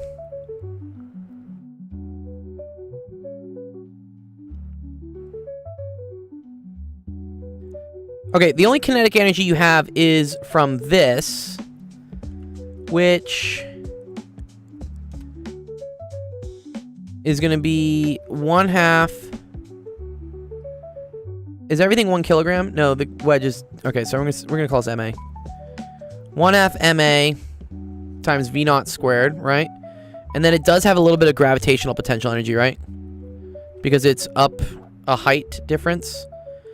Let's call this all H equals 0. This is all H is equal to 0. So then if this is L, then this is L cosine alpha. Right?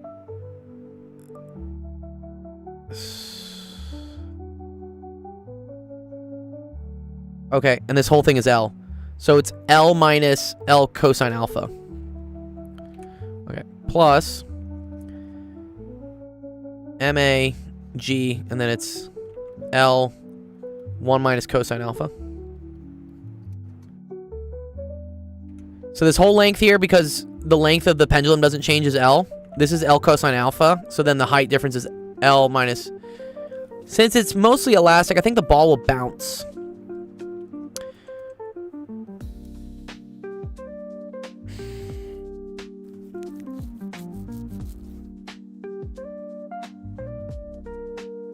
Yeah, okay. Well, here we go. Okay, this is then equal to... I don't know what this is. This is kind of mechanics, but it's also kind of like engineering. If you have a doubt question, yeah, send to the website down there, actualofficehours.com. Okay, I think we've got all the energy, right? And now they collide. So this is going to be equal to 0.8 squared, right? Of 1/2 MB VB squared, or it's like VB prime squared, plus 1/2 MA VA prime squared. Yeah, I have taught. Yeah, I have taught at the university level. I'm not currently employed as a professor, but I have like been professorly, I guess. Transfer function. Yeah, there's no bounce. It's asking for the velocities immediately after the impact, right? I agree, right? Okay, cool. So that's conservation of energy. And then I think we also have to do conservation of momentum.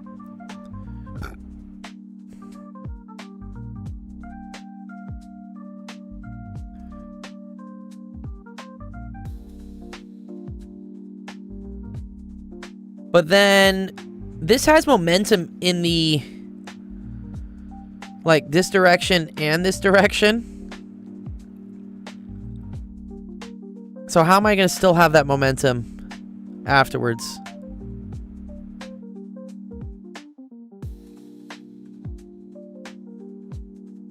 The spring has not compressed yet.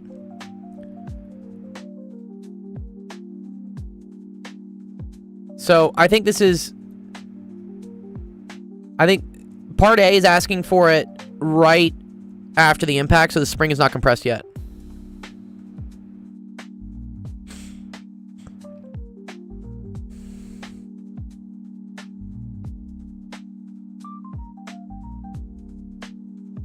My question is, where's the momentum in the y direction going to go?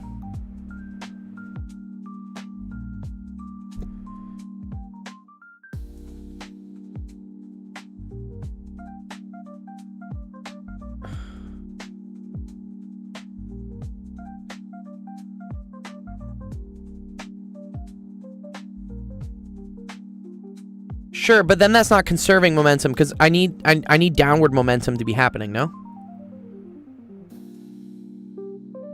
Oh, so if it's immediately before the collision, you don't need coefficient of restitution?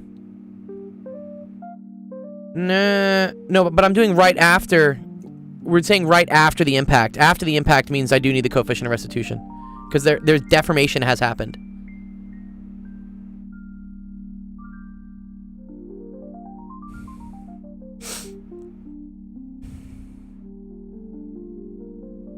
Man, fuck. I need there to be momentum.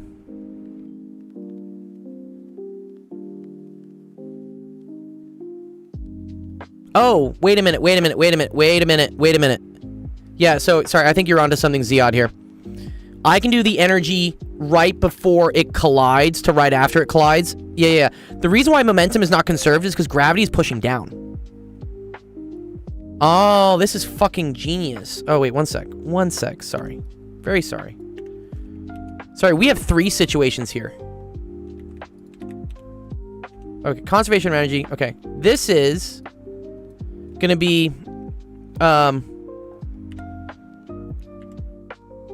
when the ball's like here, and whatever, this is this, right? This also has to equal when the ball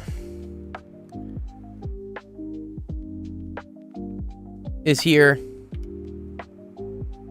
Yes, exactly. Yep, here we go. So this is like right before, so before collision.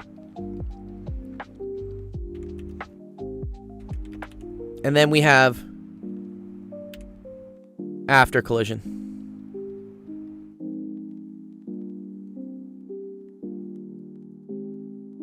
Yes, thank you. Yeah. Right?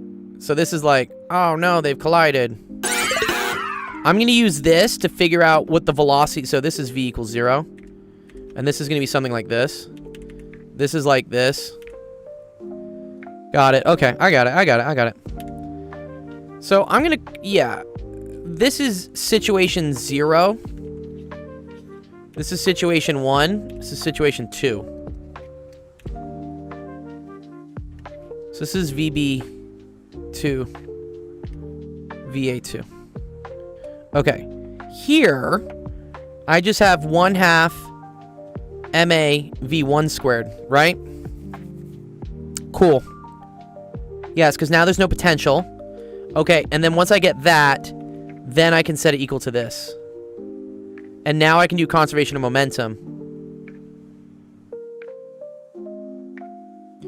which says that MAV1 must be equal to MBV2 plus, or sorry, MAV2 plus MBV2. Yeah? We'll do this afterwards. Yep, exactly. Fuck. Okay, great. So what? Do they want me to calculate these numbers? This is where I know this is an engineering question, by the way. Or it's mastering physics because they're making me calculate numbers. I don't want to calculate numbers. Screw that, dude. I just want to do everything symbolically, dude. I don't want to like have to plug these fucking numbers in. Use the Lagrangian melee. Chill. All right. I'm gonna put everything in. Well, here. You know what we're gonna do? While we do this, while we're cooking with numbers, I am gonna just have ChatGPT just run through it just to see what it gets for numbers. Here, solve. And then we'll see if we get the same thing. Do you think it's important to have a good foundation in math to proceed in college? 100%. It's probably the most important thing you can do. Is have a good foundation in college, in math. I think just in life, dude. Yeah, probably pretty great. Okay, MA is 1. So I can already get rid of this. So just 1. Oh, also I could have just canceled it because they're in everything. Okay, so wait. 1/2 V0 was equal to 0.6 squared plus 9.8 times, what is the L here? L is 0.9.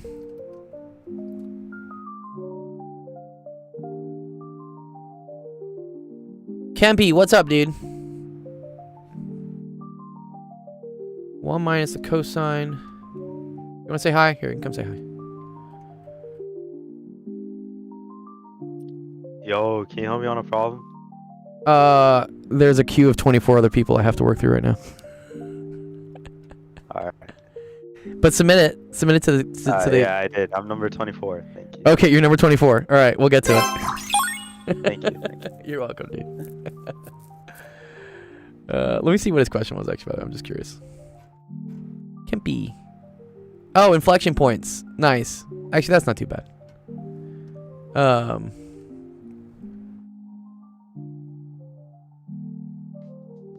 Here, Kempy, come. Let me just do this one for you real quick. You did jump in my Discord. It's fine. Let me do this real quick for you, Kempy. Come back.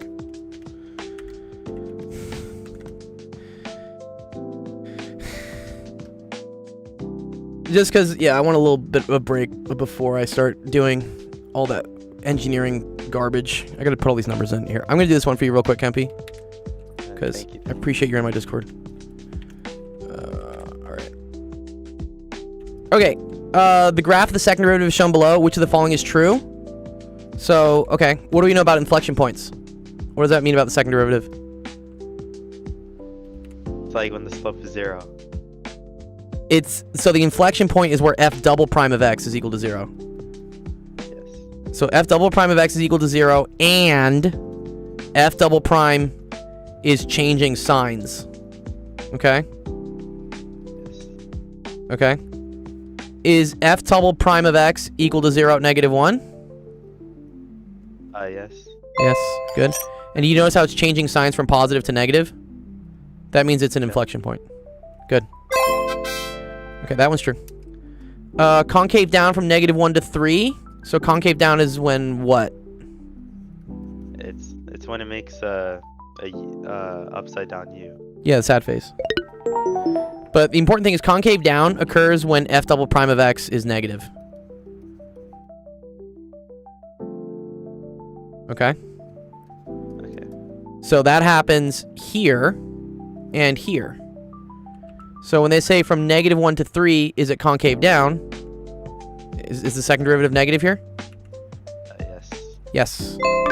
Even though I know this looks like a happy face, but remember, this is a graph of the second derivative. Okay. Okay. F double prime is increasing at x equals 2. Ooh. Well, that one's kind of hard.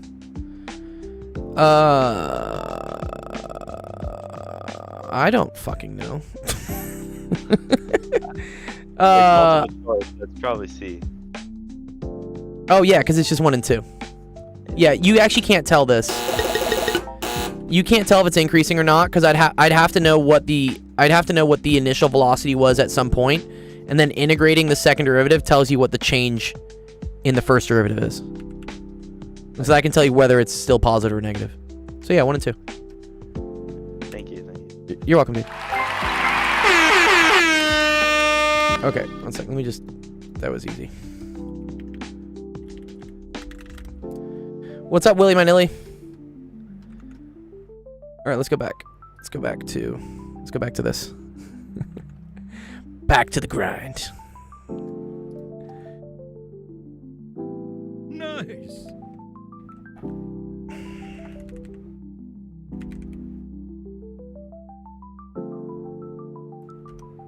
Thanks for the follow, Paradox. 24 post. 24 delete.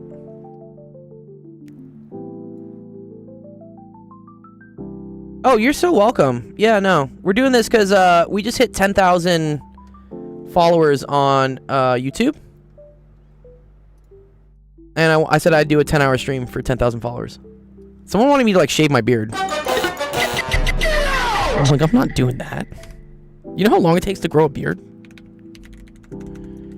Plus, I look terrible without a beard. Okay, let's keep going. What is a Haverson? A Haverson?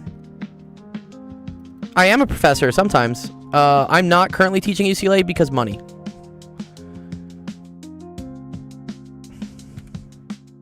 UCLA doesn't have any money.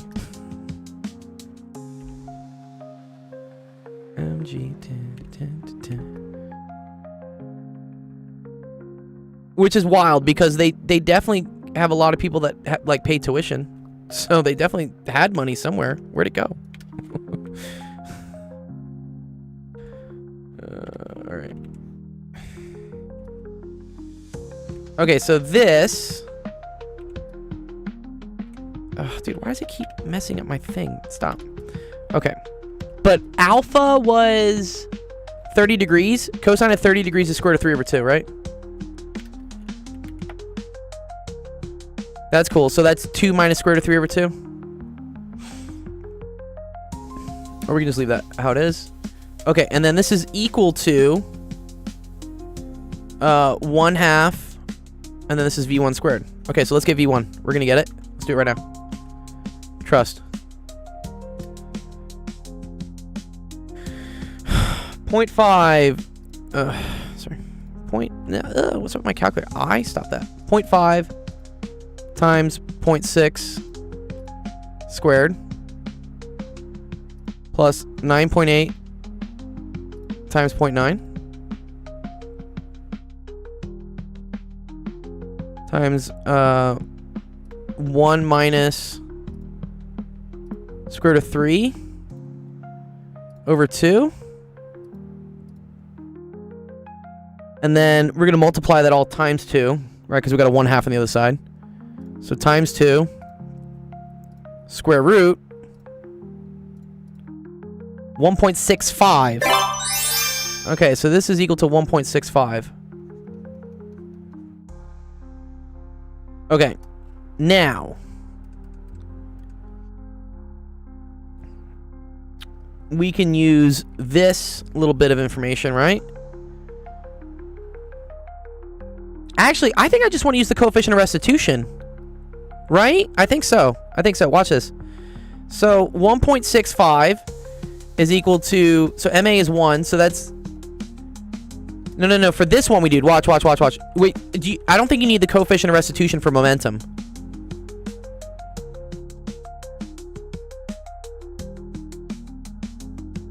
Alright, nice.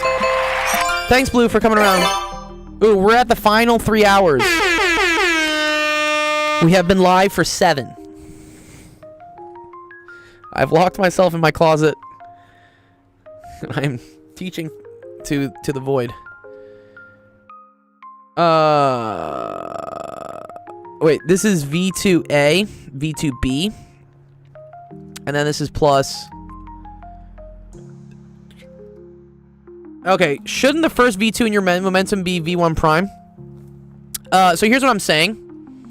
I'm calling everything here subscript 0, everything here subscript 1, everything here subscript 2. Like, this is situation 0, situation 1, situation 2.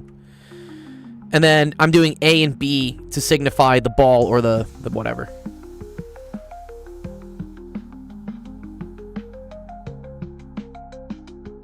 That makes sense?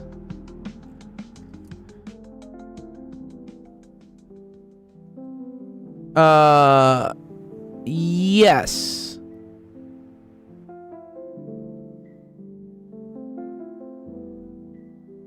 Insane. Yeah, I still have a chance. I'm still drinking Red Bull, dude. So, we're trying to get the velocities of A. So we're trying to get V2A and V2B. So then I'm going to use the coefficient of restitution, right? Whatever. Where's that where's that bitch coefficient? No. Jackson, go away. Oh, where is it? Coefficient.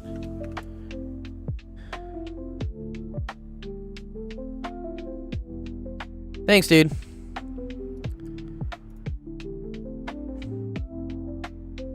I'm gonna use this. Oh, not that.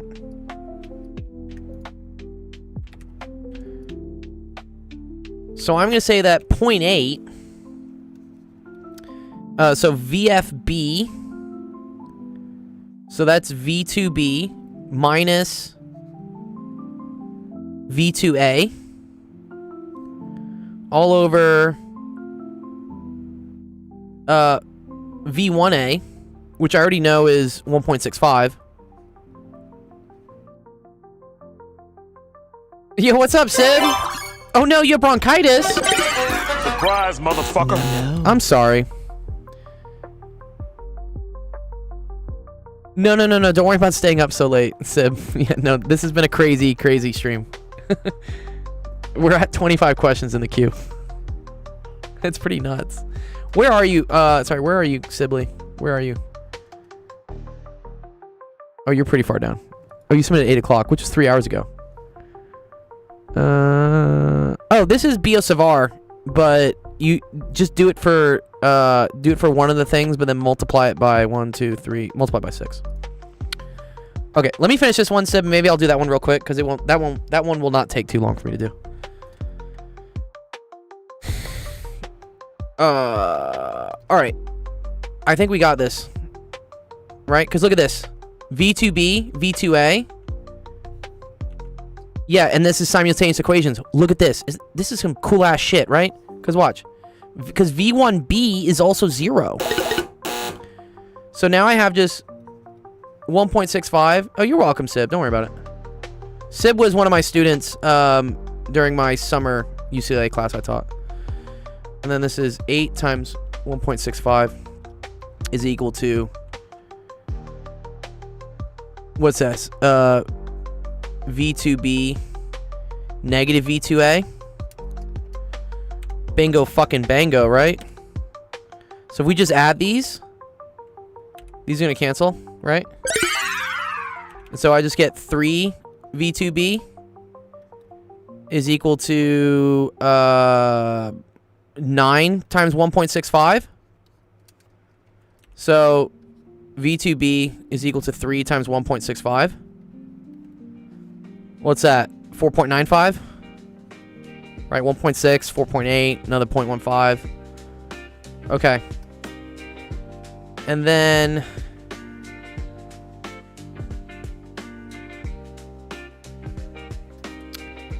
$1.65 is equal to V2A plus 2 times 4.95. You're so right. No. Thank you, Ziad. Dude, Jesus. It's not 8. Surprise, motherfucker. God damn it. Damn it. Okay, you're right. So this is... Oh my god. Sorry. 1.8. Okay, so sorry. Let's get some... I was looking at this. I'm like, this is kind of weird. 1.8 times 1.65 divided by 3. Okay. V2B equals 1. It's 0.99. Let's just say V2B is equal to 1.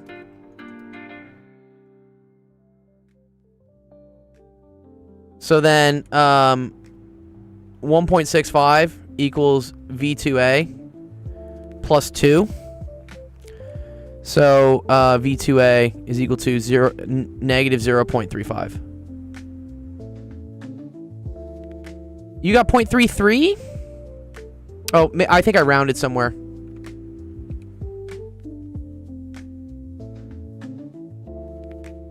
Okay.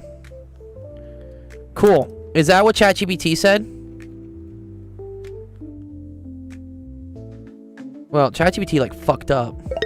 Disqualified. Dude, what is ChatGPT doing, dude? Bro, what? VA does not have components. Does it? Maybe it does. You're right, chat is wrong. Great, thank you. Fuck the clankers, dude. One victory for humankind. Don't clip that though. Like, if ChatGPT takes over, I want them to know that I never said anything bad about clankers. Okay, cool.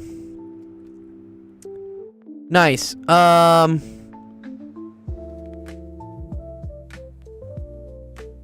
don't know where the angle makes a difference here. But I think we can assume, right, that now you have situation 4, or situation 3, which is just this and like compressy spring, right? So then just set this equal to. Oh, and here's the interesting thing. Yeah, no. This is just equal to.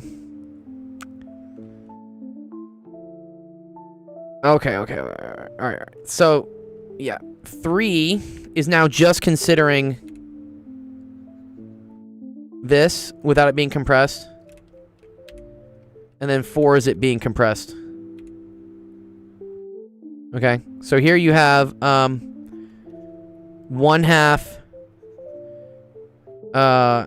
MB V2B squared is equal to 1/2 K X squared, right? Cancel.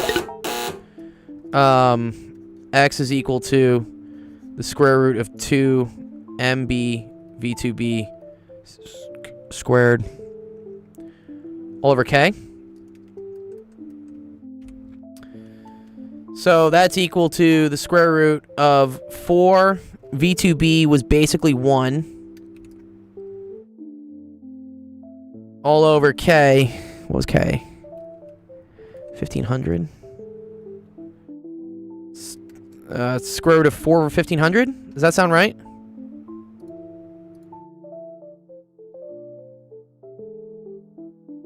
Cool. 5.16 centimeters. And I think you're done. I'll take it.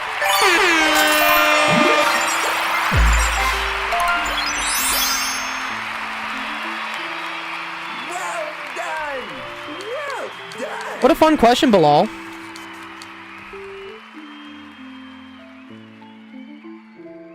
So much going on in that question. Jesus.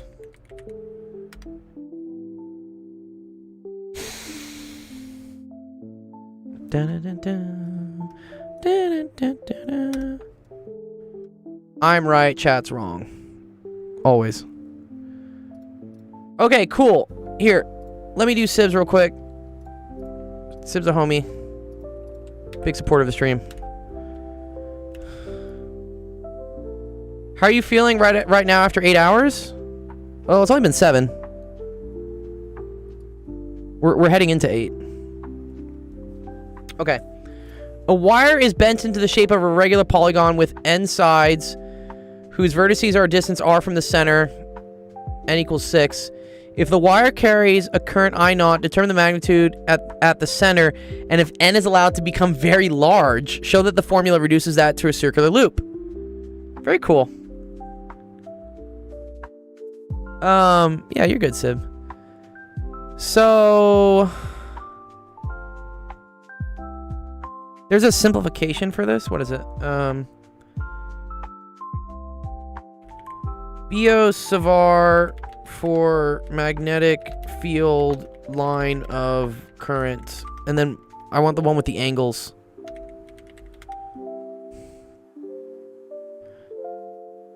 Where is the one with the angles? You know what I'm talking about? Those angles mess me up. Okay, fine. Maybe I'll do the angles.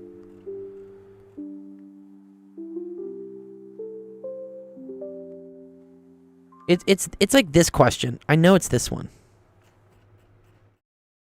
And then like the component in the y hat like direction cancels itself out.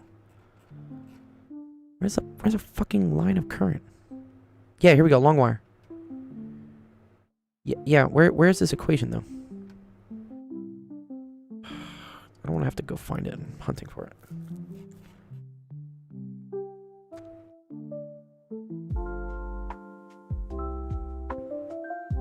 Yes.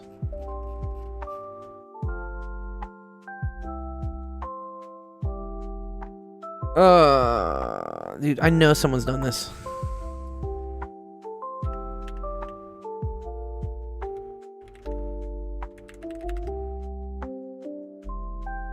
This is it. Yes, here we go. This is it. Here we go. That's what I want. This is what I want. Oh, I like John Coley. It's pretty dope. Wait, I thought I got this image. Okay.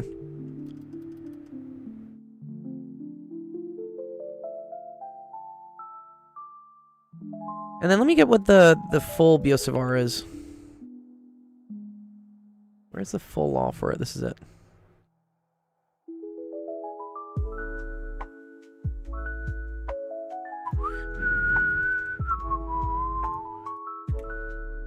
Okay, because this is the full thing that you're supposed to integrate, right? So, what you end up saying is, let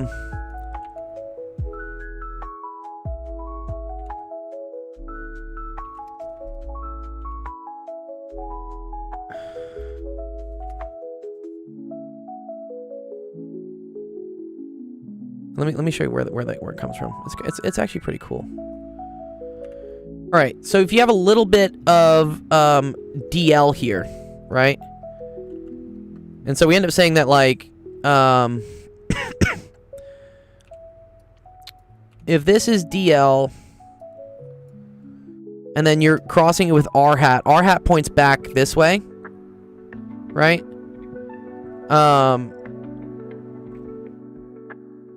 And then if it's symmetric, so you'll have a component of the magnetic. So if this points this way and current points this way, right? Magnetic field will only be up or down. Okay. However, I want the amount of I want the amount of I, or the amount of L, that is perpendicular to R. So if this right here is R hat in the DL cross R hat, and DL is pointing this way, DL cross R is going to be LR cosine theta. Where, LR sine theta. Where sine theta is the angle in between these two. But sine of theta here is the same thing as cosine of theta here, because you want this amount. So that's why we end up saying, okay, well, this is just LR cosine theta.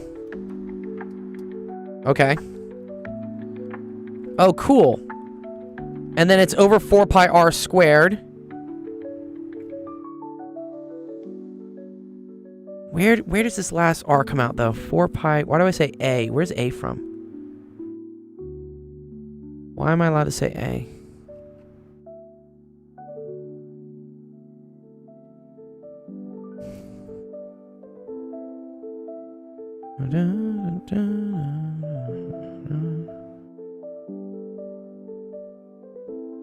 DL is that way. Cross with R vector, which is R hat. And then it's, yes, it's the cosine of that angle. There's still one more r I have to get rid of. Where do we get rid of that last r? Oh, wait, no, I'm allowed to have, okay, that's right. That just gets pulled out. But wait, why is r always equal to a then? 4 pi.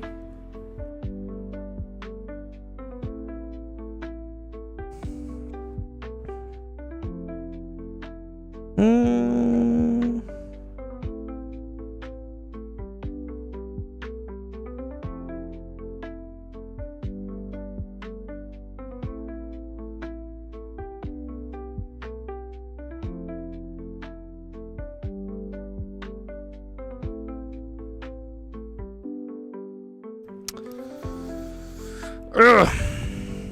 Okay, I forget where this comes out, but I know this is correct though. So eventually, if you want to integrate to get the magnetic field at the center from going from like a theta 2 to a theta 1, it's equal to this. And in your case, when I'm going from here to here, this angle is equal to this angle, right? And so instead of being sine theta 1 plus sine theta 2, it ends up just being 2 sine wait, sine theta 1 plus sine theta 2.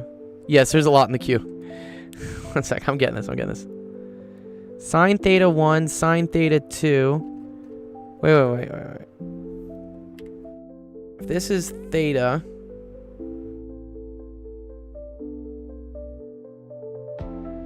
and theta's the same. Oh, so it's 2 sine theta. Oh, okay, cool. Oh, I got it. Okay. B is equal to mu naught I over 2 pi a sine of theta, where theta is equal to this angle right here. Okay, cool. This is cool. Now, that's a magnetic field just due to one of these sides. Okay, so now we need an expression for, like, what this thing is based on the number of sides there are, right? So, if this is theta, and how many sides this has? 1, 2, 3, 4, 5, 6. So here, n equals 6. And, there's gonna be 12 of these in 360. So that means each one of these is 30 degrees. Okay, so let's see if there's a formula for this, right? I think it's 360 over n times 1/2 is equal to theta, where n is the number of sides. Let's see if this makes sense. So for a square, I'm curious about this angle theta, which should be 45 degrees. So let's see if that makes sense. So 360 over n equals 4 is 90 times 1/2. Yes, good. 45 degrees. Okay. Does this make sense, Sib? Like, this describes what this little angle here is? What's up, Faizan? My man. Yeah. So theta is equal to pi over n, basically, is what we say. Because 360 over 2 is 180, but you want to do everything in radians. So 180 degrees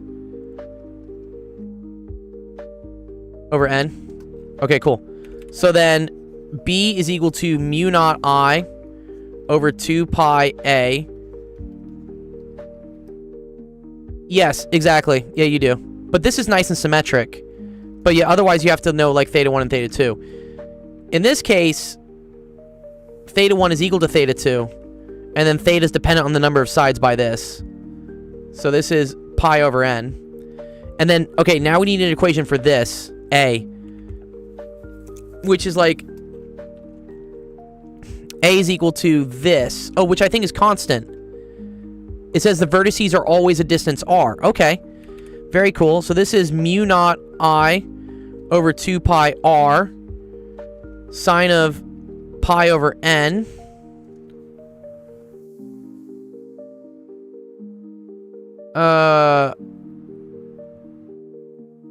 Any more electrical questions? You can check. There's 25 questions in the queue. But wait, as n goes to infinity, I need this to reduce to like 1 or like 2 pi. Does it? I don't think it does. Fuck.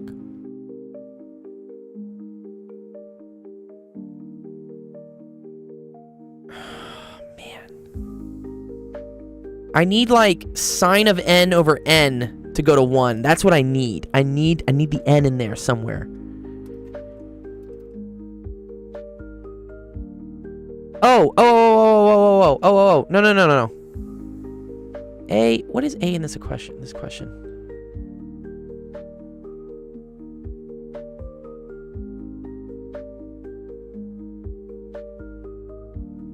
I think I know what happens. Yeah, it's close. It's this. Oh, man. Okay, one sec. I just want ChatGPT to, like, help me. I'm so close on this one. No, not this. Dumb.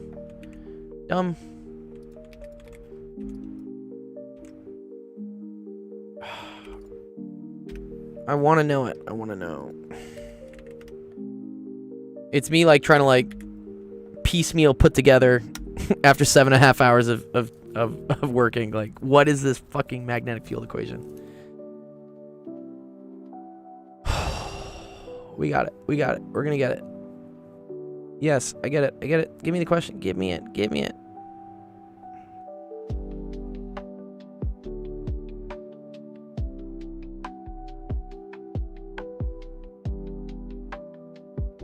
Center to side to midpoints. No, you don't need to do that. Yes, here we go. Yep, theta 1, theta 2. It's doing it.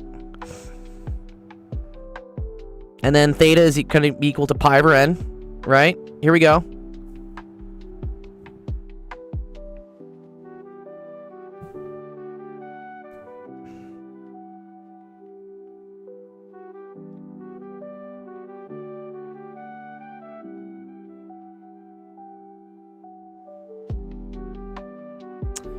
Ooh, wait, mu?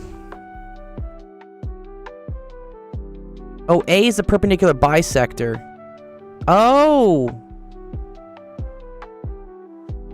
For a straight wire carrying I naught, the magnetic field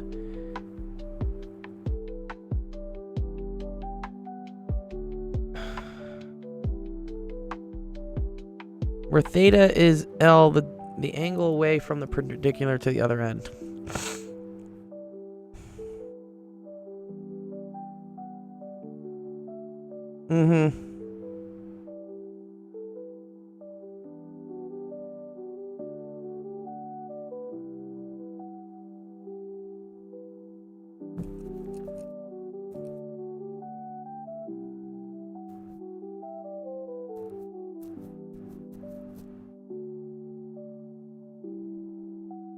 It is Biot-Savart. Yeah, no, it totally is. I'm just trying to, like, remember. I'm so close on this.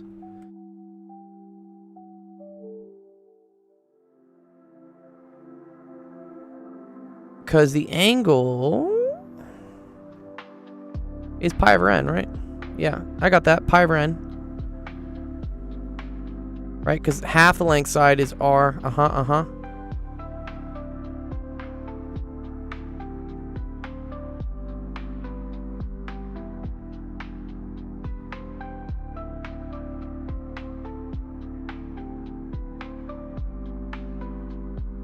Where are they getting the 2 pi from?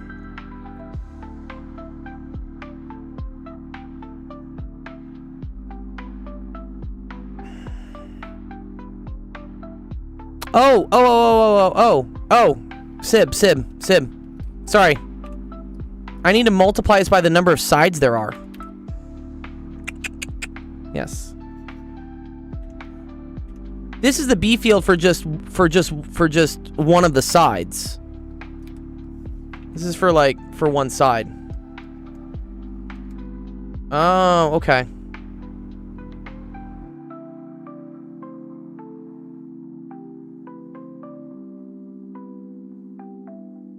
Okay. U equals pi over n. Then n is equal to pi over u.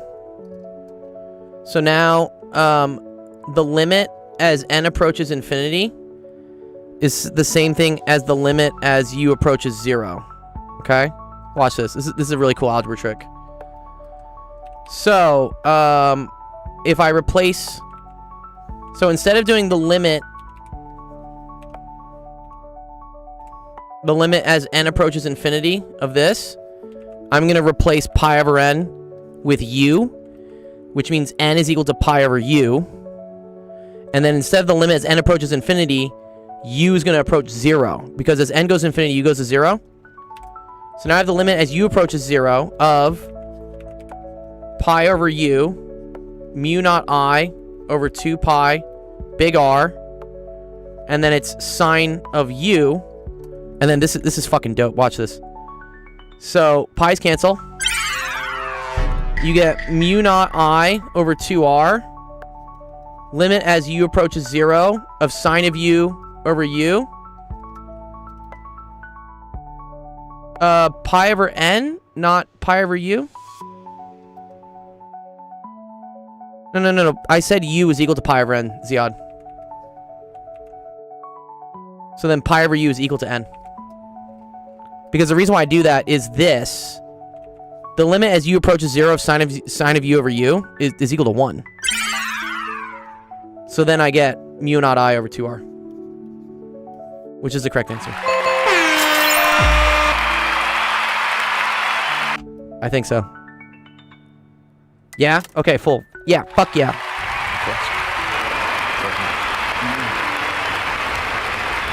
Oh, man.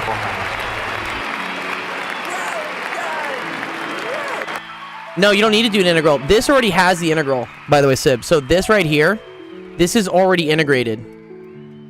So this right here comes from this, and this came from doing the integral of dB. So, yeah. There's a derivation for this. Just find it.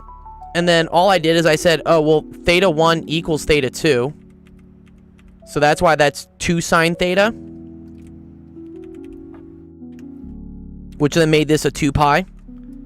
And then I figured out, oh, well, theta, which is like the half angle here, is equal to 360 over n times a half. So that's it's pi over n. So then you put that in here. And then immediately when I see I'm taking limits with like sine of something, you want to try to get to this. You want the limit as x approaches 0 of sine of x over x. It's just, it's a really nice trick in calculus that'll save you a lot.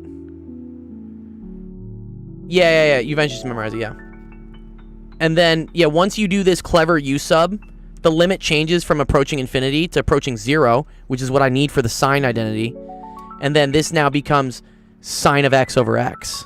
Or sine of u over u. Very cool question, Sid. Thanks. That's dope. I hope you feel better. I'm sorry you have bronchitis. That sucks. Sibylle. What number was that in the queue? Answer me, boy. Turn up the brightness. Hey, you guys with all these usernames are hilarious. Sorry, Sid. What question was that? You were number 10.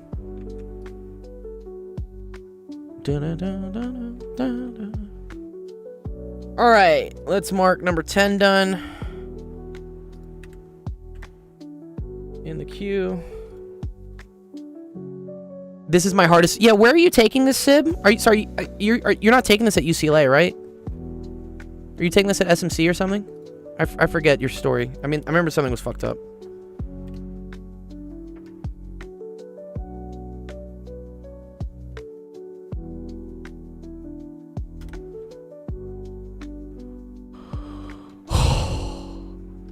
All right. Last 2.5 hours. 24 questions. Let's go to work.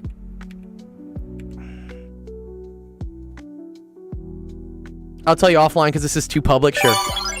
Okay, let me know. Oh, Jesus. Someone's asking me very difficult things. Okay. What do we got? I just love that question. The one with the shapes. I love anything where it's like take the limit, it turns into blank. I'm like, oh, that's really cool. Right, because a many-sided shape, like a circle, is just a polygon with infinite sides. It's like a cool way to think about it. It's like as if you just like create. There's probably like an image of this, right? Like, circle is infinite, and it's like it's the forbidden polygon. Yeah, here we go. Yeah, like this stuff. Oh, I love, dude. These are great, dude. The troll math. Have you guys seen these? Draw a circle, draw a square around it. Perimeter equals 4. Remove the corners. The perimeter is still 4. Just keep removing more corners, and eventually you get a circle, right? I forget why this doesn't work, but it doesn't. This is also a really cool one. GeoGebra is really dope. So, in this case, here you could like make the radius a little bigger. So as you, yeah, let's see.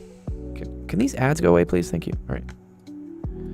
So watch, as you increase the number of sides, do you see how eventually this thing like starts to look like a circle? Like already when you're at 30 sides, basically a circle. Really cool. It's a cool way to think about it. All right. FA, FB represent the force system acting on the corbels by a resultant force. What's a corbel? Y'all engineering kids, man. Specify its location on the XY plane.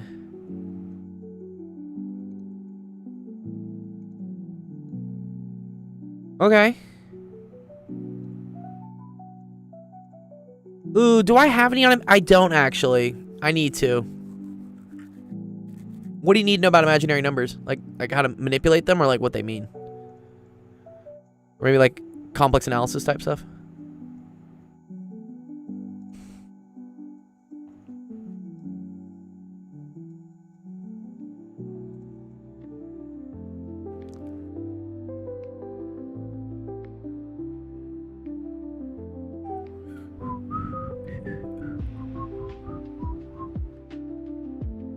So what are the rules here? Do I need all these forces? I don't know what FA and FB are. No, right? Oh, yeah. If they're the root, I got you. Willie, if you want to follow another really good friend of mine, here, I'll put it in the stream for you. One sec. Where is it? Zach, E to the 2I pi, does a lot of complex stuff. Complex analysis. And like not even like complex analysis if you don't even want to go that far, just like other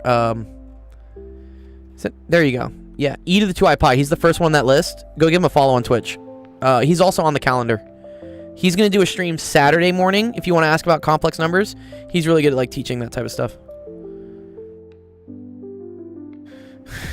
Yeah, he's good. He's a good friend of ours. All right, so there's some unknown engineering. Any of my engineering audience want to help me out with this one?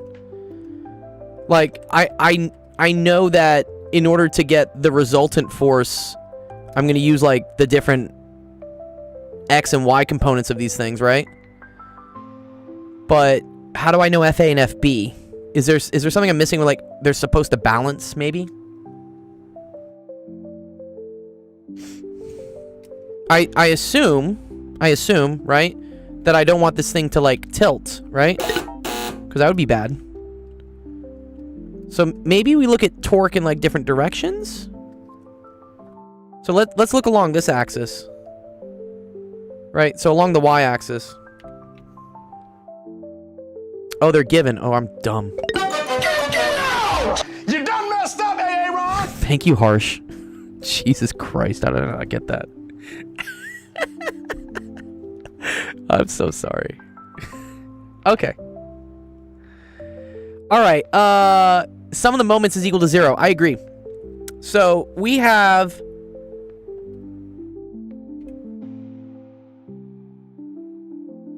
That's how you find your location. Good. All right. So wait, if this is the origin, right? If I look in the y-axis, right? I have FB acting at 0.75. I have a 6 1 happening at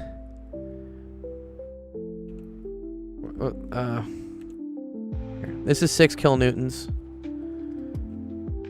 FB is 5 kilonewtons, right?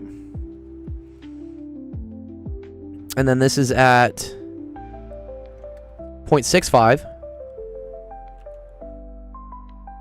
And then we have force A, which is 7 kilonewtons. And that's occurring at 0.6.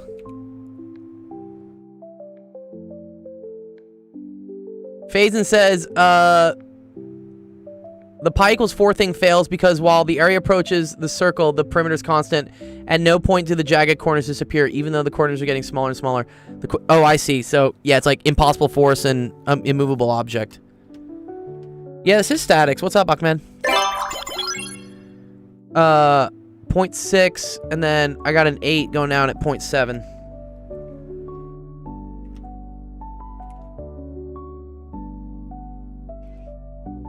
Okay. That's on the y-axis, right? I assume I then need to know something probably for the x-axis, right? Do I? Yeah, because we need both coordinates.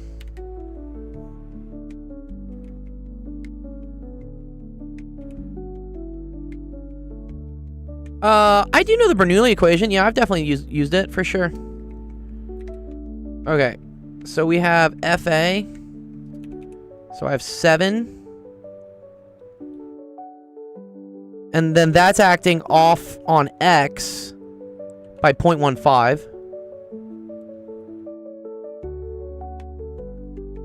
And then it's acting to the right by 0.1.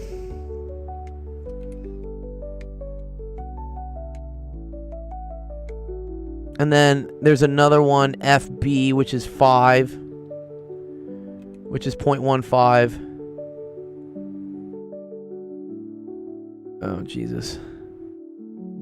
And then we have 0.1.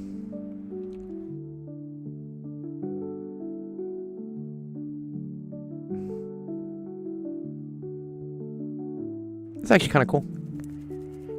0.1. That's equal to 6. Cool. All right. Well, I already know what the resultant force has to be, right? You need the sum of the forces going down equal to the sum of the forces going up. So that's got to be 11, 18, 26 kilonewtons. Yeah? And then we just need to figure out the moments. Okay. So these moments are counterclockwise. So they're positive. So I'm going to say, I'm going to do everything. I'm going to drop the kilonewtons. So 0.75 times 5 plus 0.65 times 6 minus 7 times 0.6 minus 8 times 0.7, and then plus, right, some mystery. And if R is positive, it'll be positive. Plus some mystery, 26 times R times Y. Sorry, it needs to be equal to 0. Yeah, so this is sum of torques. It's actually really cool. See, I can do engineering when it's basically physics. When you all start putting weird like stress, tensor, strain, whatever things in here, I'm just like, That's dope. No. I don't want to do those. I don't know what those things are. Okay, and then for this one, 7 times 0.15 plus 6 times 0.1 minus 8 times 0.1 minus 5 times 0.15 plus 26x is equal to 0.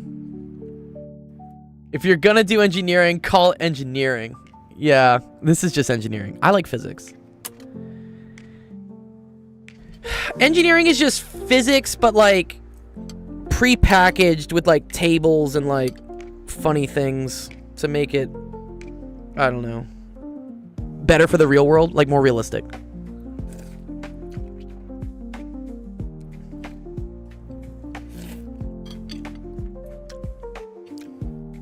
Okay, let's keep going. We're gonna get it.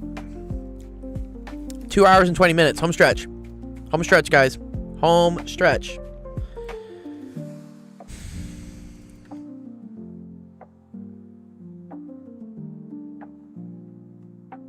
Okay. 0.75 times 5.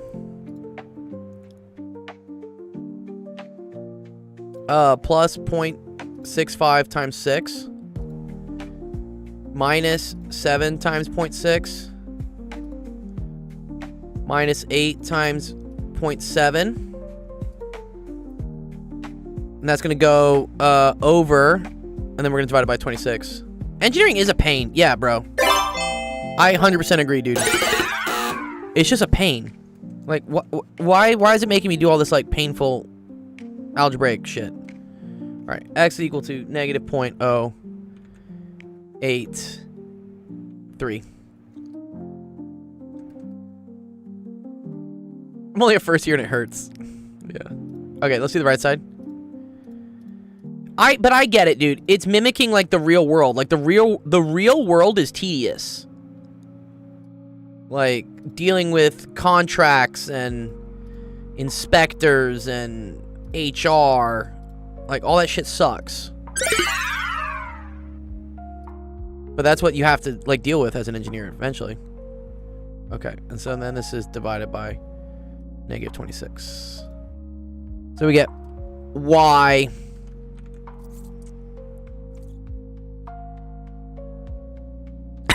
wait, this one should have been positive. Yeah, wait, this one should have been positive, sorry. This one's positive. I forgot the negative sign. Excuse me. Minus 0.0038. Meters. Here, we can say 827 if we really want to. Nice. Okay, there we go. That's your answer. Congrats. That's dope. Well done.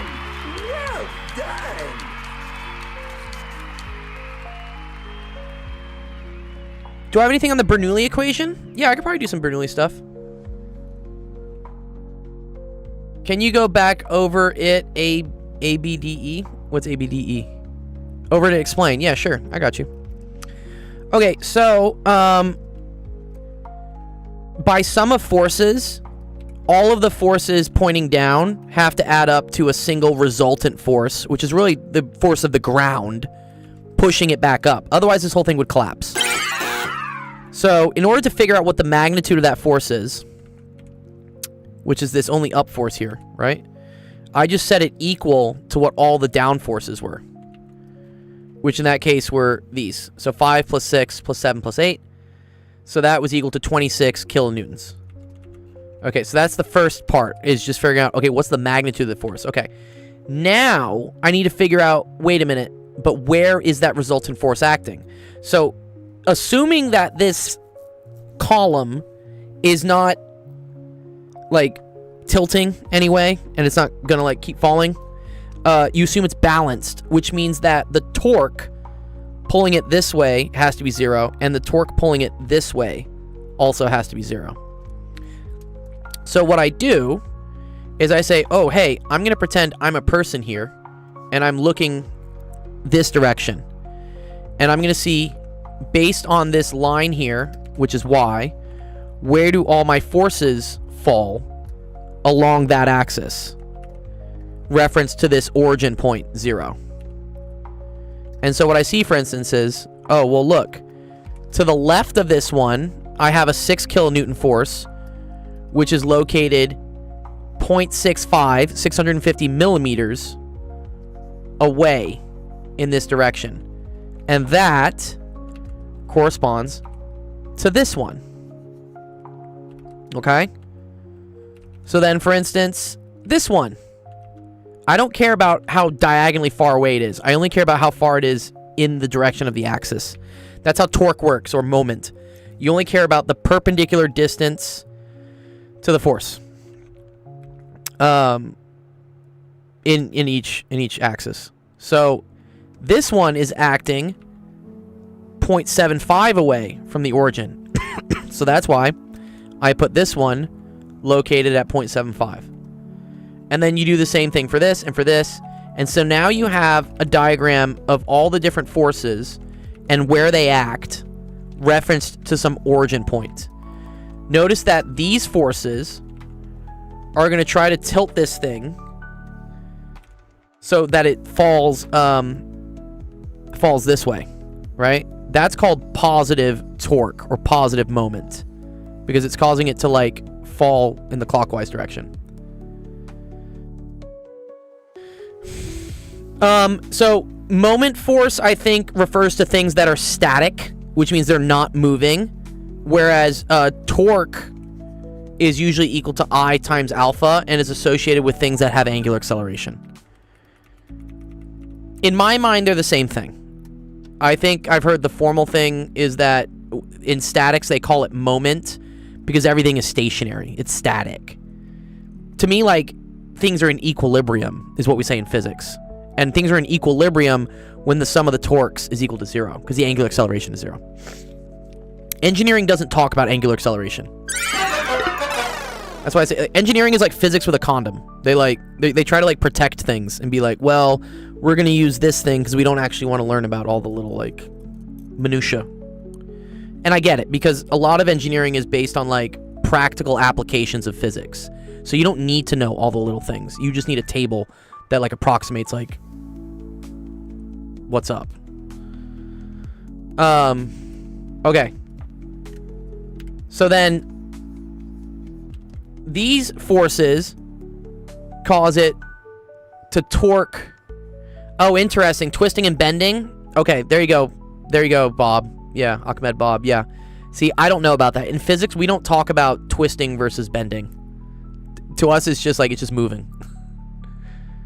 Again, and that's like that's the practical application of engineering. Is in engineering you care about how much something twists versus how much something bends. In physics you don't. Physics we talk about like rigid bodies and like things just like having momentums and stuff. We don't care if the steel snaps. Yeah. But the concepts are the same. Because you have again the torques from these, which is pulling it this way, have to equal the torques from these, pulling it this way. And so this is us adding up all the different torques. And then we add in an unknown torque from this one, which has a force of 26 and is located at some position y. That is the equilibrium position that this resultant force needs to be at. Okay, then so you can just solve this for y. You get a value. And then you solve this for x and you get a value. Oh, and I think I made these backwards. Sorry, I did do these backwards. Yeah. Sorry, this one is x. Sorry, this is x. This is y. That's me just being tired. Okay. Does that make a little bit more sense? These are all just, these are torque terms, right? This is equal to, like, force times the radius. Sure does? Nice. Okay, great. I'm glad. Awesome. Good job. That's dope. Good job. Well done. Well done. I got the best of both worlds. I have a BSc in engineering of physics. What is engineering of physics? What? That's a fun degree. Engineering of physics?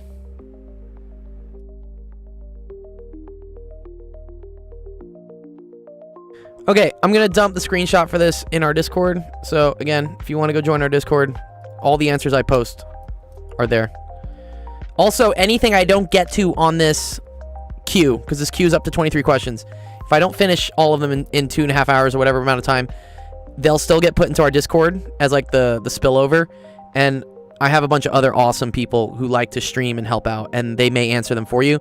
And if you don't get an answer within 2 days, I then have a bunch of API tokens from a Microsoft sponsorship that I'll just burn it on GPT-5 Pro for you. So I will just run the most expensive AI model at it, and it will give you something that you can at least reference to see whether it's right or not. I say AI is great for like studying because it's like a friend that you get to bounce ideas off. I know how like weird that is, right? To say AI is our friend. But I understand it is harder and harder these days to like, I don't know, create friendships, maintain friendships. So, you know, sometimes you're learning remote or everyone in your class fucking sucks and like doesn't want to be social. I get it, especially in some of the STEM classes. So AI can be that person to just bounce ideas off of. And again, AI is not right all the time, just as your friend wouldn't be right all the time. Oh, this one. I miss statics. Life is so much simpler. Yeah. This one has been done. I'm pretty sure. Yeah, you got the homogeneous solution, which is great. Dude, I'm very sure this has been done in my. I think it's literally been done in my server. And it's kind of a pain in the ass, honestly. But yeah, the homogeneous solution is easy, right? Anytime you're just solving y double prime plus 9y is equal to 0, you assume e to the at is your solution. So then y prime is equal to a e to the at, and y double prime is equal to a squared e to the at. So basically, like, the derivative level becomes the exponent on a. You see how second derivative is a squared? And so this gets you a squared plus 9 is equal to 0. So a equals plus or minus 3. 3i, right? Yeah.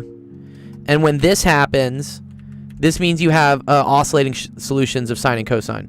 Because it is technically e to the 3i...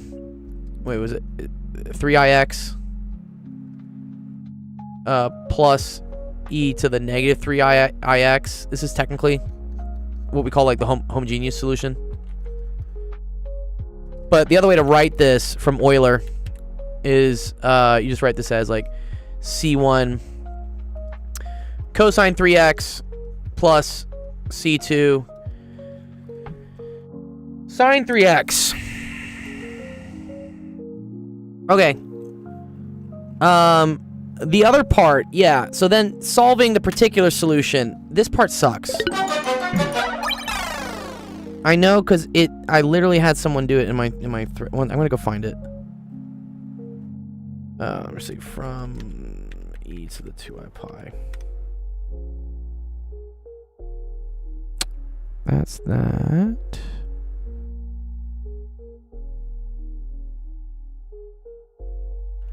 That's cosine. Wait, what the hell was Zach doing here? Dude, I know he did this question. Zach from Rampton.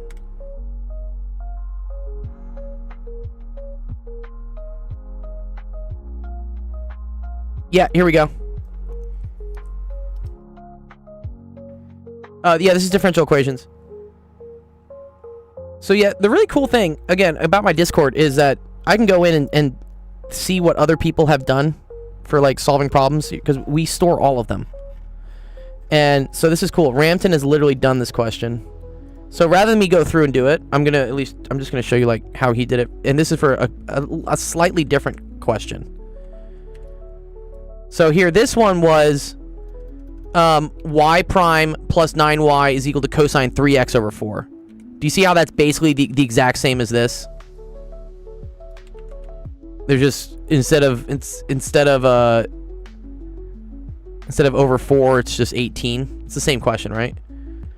So right, this is the homo solution, which gives you this. And then the particular solution, yep, variation of parameters, exactly. Yeah, you do variation of parameters on this. So variation of parameters is, you say y particular is equal to u1 y1 plus u2 y2, where this is y1, this is y2, and what is u1 in this case? Oh, this is u1, right? Oh, and then you need the Wronskian thing, the w. Yeah, okay. You do this. Oh, the nice thing, this is cosine squared and sine squared, so this just gets you 3. Oh, fun. Oh, okay, cool.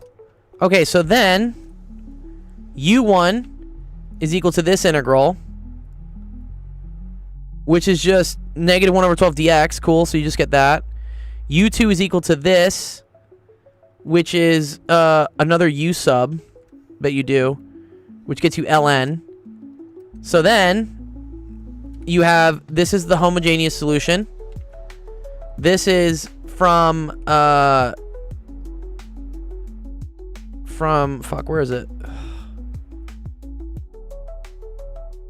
This is from u1, negative 1/12 x cosine 3x. And then this one is from here, ln sine 3x. Okay, cool. Yes. All right. So literally follow this process.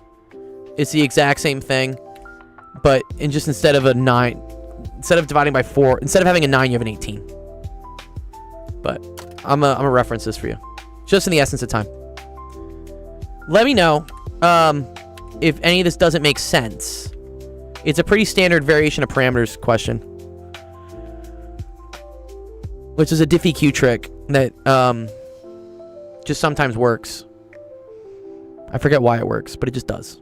It's almost like, I think it's like a reverse chain rule. No, sorry, it's like a reverse product rule for integrals. Yeah. Okay, cool.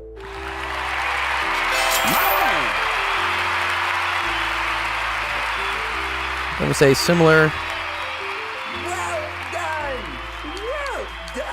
Is there a case where it fails to work? Good question. I think when the integral is difficult. Yeah, you don't want to do variation of parameters when this thing becomes a nightmare. We got lucky here because this ended up just being 3, because sine squared plus cosine squared was equal to 1. And then these were fairly simple trig integrals. If this integral you get for u1 and u2 is just an absolute horrendous nightmare, then this is not the way to do it. So, a lot of diffie-q is just kind of guessing and checking, and there's a certain like toolbox of solution strategies that you use, and again, it's math, it's pattern recognition. You just say to yourself, oh, this diffie-q looks like another type of diffie-q I know how to solve with variation of parameters, let me try it. Actually, I mean, the first thing you learn in differential equations is to guess solutions. You just say, this looks like it's the solution of this form. Let me go try it out. And then it just works. It's one of the funnier maths to me. Because it seems kind of,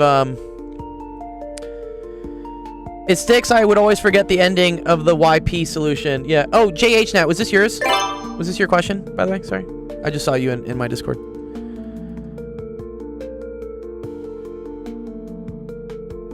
I mean, the ending part is just the y2, right? And the y1.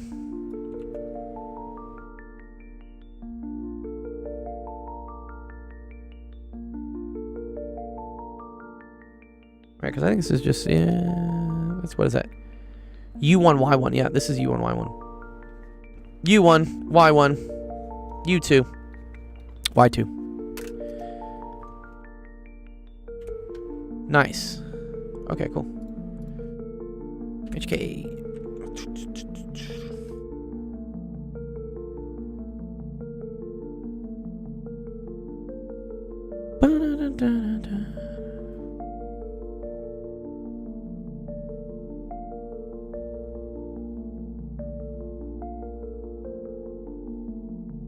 You did differently. Oh, okay.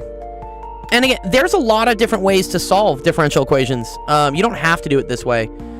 I think this solution that got posted by Ramton was after I think Zach had attempted it, but like done like a horrendously more difficult way to do it.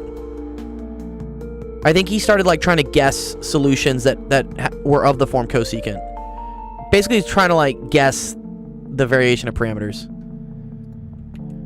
Okay, let me get rid of some tabs real quick. We don't need this. We don't need this.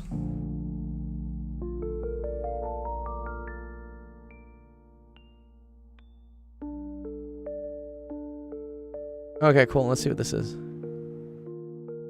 E&M question coming up. An infinitely long conducting cylinder of radius A has a surface charge density rho s. The cylinder is surrounded by a dielectric medium ER is equal to 4 and contains no free charges. The tangential component of the electric field in the region R greater than A is equal to negative phi cosine phi over R squared. Since a static conductor cannot have any tangential field, this must be cancelled by an externally applied electric field. Find the surface charge density on the conductor. I think large guy said I could skip this one. Because...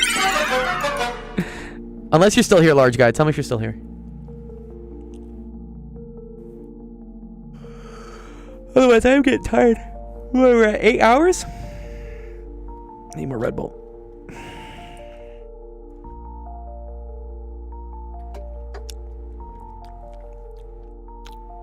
Okay. I'm gonna skip on this one real quick, just because I need to be getting tired. And we still got to get it. We're gonna make it to 10. We're gonna do it because I want to do 24 at some point. Unsolved. We'll leave that. All right. Abstract. Oh man, is this group theory? Wow.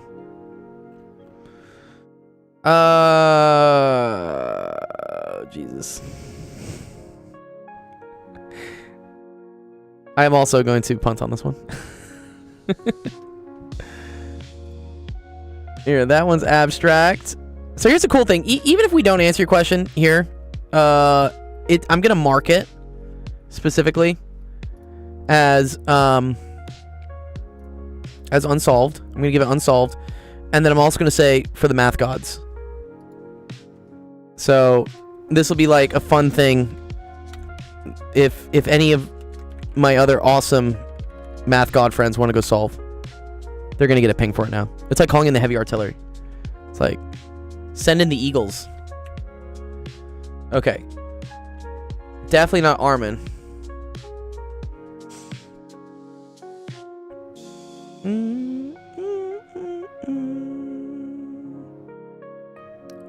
Oh, this is kind of cool. It's another statics question.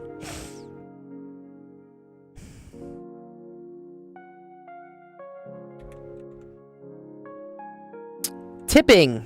Tipping is always interesting. You should always tip your waiters, by the way. My man.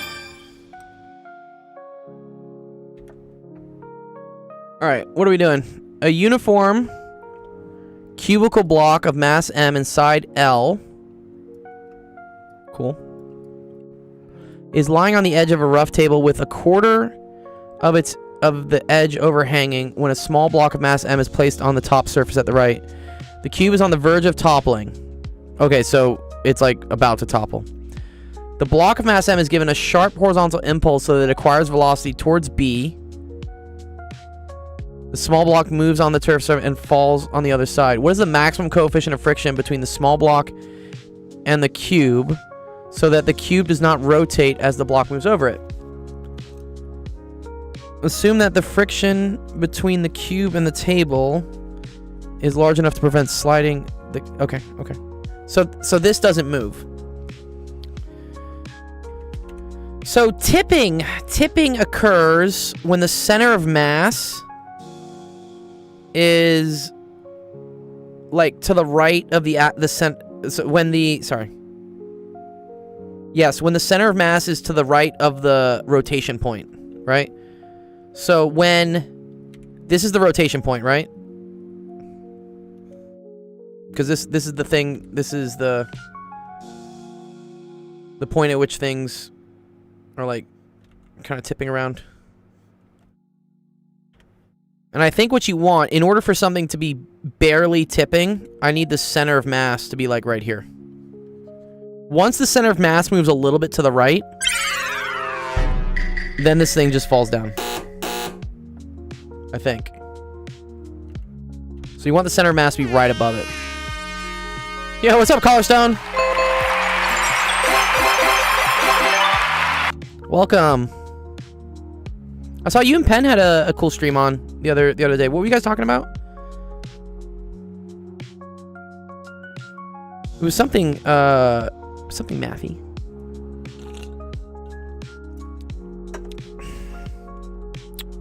Nice.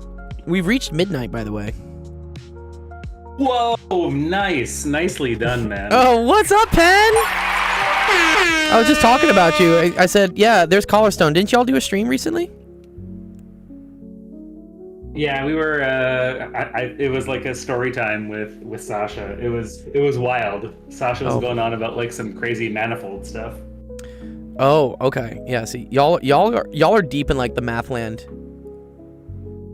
Riemann surfaces? See, I don't even know what these words are. I mean, I know what a Riemann sum is. Like, I'm smart. It's a Riemann surface. All I know is I saw that you had like posted linear algebra. So I kind of want to go check and see out what it is. Yeah, please go check it out. Yeah, that was where did I post it? Well, it's in the Discord. It's this one. Yeah, whatever this is. This is kind of your stuff, right? Oh, this looks like group theory. Yeah, this is a group theory. Didn't you do a group theory? You did a group theory class at some point, didn't you? Or something? I want to say you did. It was. I would say it was more so like Stuckey that was in control of the group theory one. Okay. And I was just casually hosting. A conscientious observer. Yeah, group theories were like is where algebra like goes like kind of crazy. Yeah. For me that was like complex analysis. The second we started talking about like going around imaginary holes and poles, I was like, dude, bro. You guys need to stop. What are these holes and poles you guys are talking about? I kind of want to look at this though. This is crazy. Yeah, I have some funny like YouTube math warriors that always submit like really interesting questions to me. Did you have any other like good math god questions tonight? Let me see if I did. I probably did for sure. I mean, someone asked about the Diffie-Q one wasn't bad. What was it? I did something with linear. I figured that one out. Nothing super. What's that? I love that you vibe coded. Basically asking like, do you use a GPT-5? Yeah. I love that you just like vibe coded to give it answers to the question after a certain amount of time. I think that's pretty fire. Right? Yeah. I was just telling everyone because there are like a bunch of people in the queue and I'm like, I'm not gonna get through everyone, and I never do. Like I'm always like, I have too many questions. I dump them into Discord. Maybe some other people like a day or two later answer it, but then I don't want to leave people on a lurch. So yeah, I spent all of yesterday coming up with this way to, because Microsoft gave me $2,000 in like Azure credits just for being a nonprofit. So I have right. I have money I can just burn on, and Microsoft owns OpenAI basically, or ChatGPT. I mean, they invest in it heavily. So nice. I didn't know that. Yeah, so all of this is hosted on like Microsoft servers, and I use that like grant or whatever they give me to then just run this through like the most expensive version of ChatGPT, and then it creates these nice little pictures of the solutions for people. Yeah, I think that's pretty awesome. But only after 2 days. I like the system. I like the system too, where you kind of like tag it as like unsolved. So if I ever get a chance to like actually just randomly solve math questions again, I might just filter through the unsolved ones. 100%. Yeah. And that's another thing that I think is beautiful about the exposure we get on like YouTube and TikTok is it's basically a funnel. Instead of like going to those whatever, you know, like the math Reddit or something being like blah, blah, blah, what's unsolved. These are questions that like humans have tried to ask me. And if you're just looking for content to just churn through, there's like an unlimited amount of them. Yeah, which is awesome. You've accomplished the thing that we've been setting out to do for like 3 years. Where's the spigot? Where's the spigot of questions? Now we just need the streamers, which we kind of do. And like we're getting more people on. Like JC is streaming. I'm like, great, yes, nice. Let's get more people. Yeah, Joseph's awesome. He's a great guy. I love him. He's great for Kim. All right, I just wanted to pop in and say hi. It's like, so good. You know how late it is. I gotta look at this question and then probably go to bed to get ready for the podcast. I will be there at your podcast. I will get my 6 to 7 hours of sleep, and I will come by and see it. But awesome, I'm looking forward to it. Amazing, brother. I am so proud of you for already putting in 8 hours of work. This is phenomenal. Awesome. Appreciate you, Pen. Thank you. You the best. All right, have a good night, Gold. Night, dude. Yeah, Pen's another awesome person, another streamer. His stream, again, so if you're just watching us, I always tell people, I'm not the only person that does this. There are a lot of other awesome people in our community that stream math and science help and various interesting discussions. So if you go to the website where you're dropping the screenshots in, and you go to the streaming schedule, you will see everyone else on our calendar here who is streaming. So we're almost done. We're on the home stretch. I got an hour 48 left. But 8 hours after that, Good job. Penn Center, who was just here, is going to do a podcast with Zach, E2IPie. He's another great math streamer who's really dedicated into doing math education on Twitch. They're going to have a podcast at 10 a.m. Pacific time. So I invite you to go to that. Oh, wow, Penn. 5 tier 1 subs. Thank you, dude. Wow. More gifted subs today. Fucking love that, dude. We hit our sub goal of 30. That's dope. That's sick. Thank you, Pen. You're awesome. But yeah, go check out their podcast tomorrow. And then also we have more stuff on the weekends. All throughout the week. We stream 5 times a week. And everyone else streams a lot. So there's a lot going on. I love this, dude. I love these gifted subs. This is so cute. Love this. Look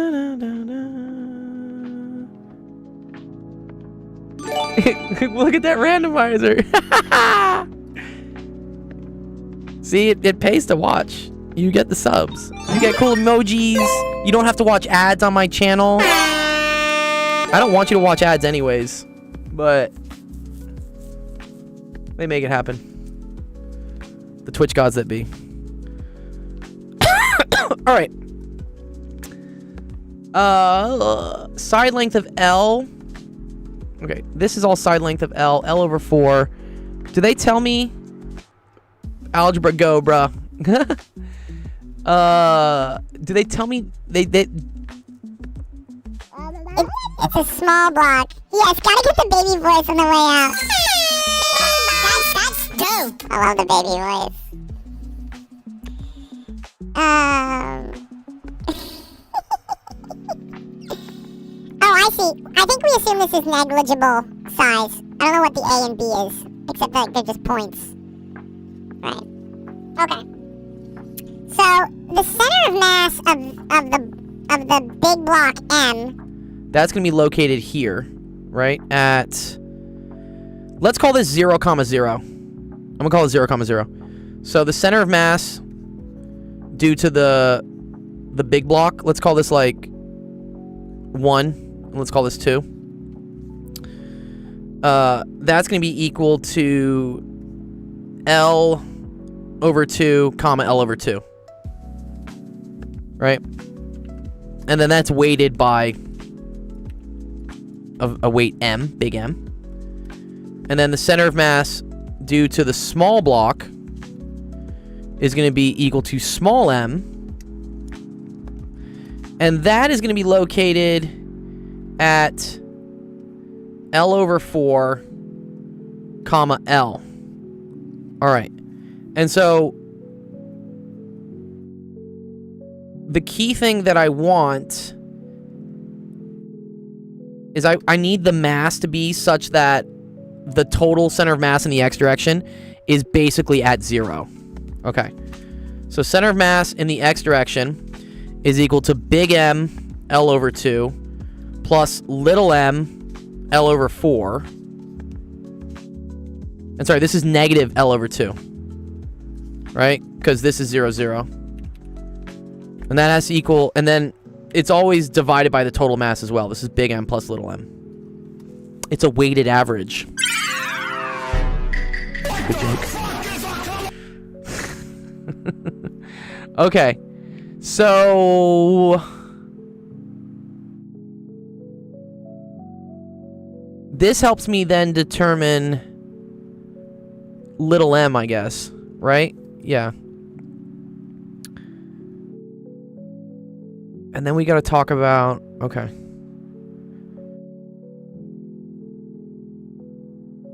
Cool. Alright, now I apply a force, right, to this block, and there is friction, right? So when this happens, okay, this thing will start to move, but it will also feel a force of friction in this direction, right? Because friction will act on this in this direction, which will in turn mean that this is having a force exerted on it this way, right? I think that would help with the stability, though. Why would that cause it to fall? A sharp horizontal impulse, so it acquires a velocity b, a velocity towards b. What is the maximum coefficient of friction between... So if you apply a force to here, friction applies a force back.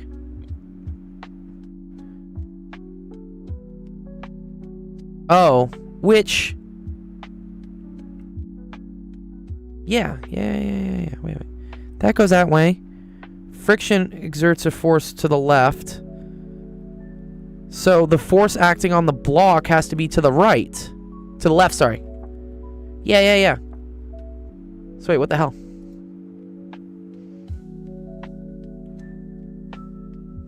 That should make it more stable.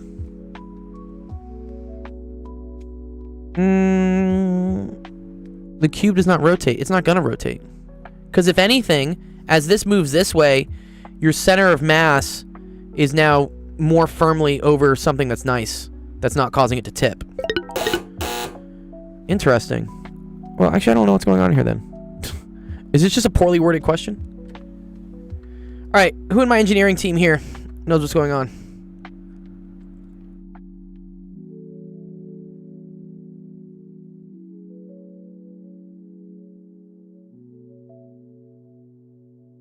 Yeah, it should be fine.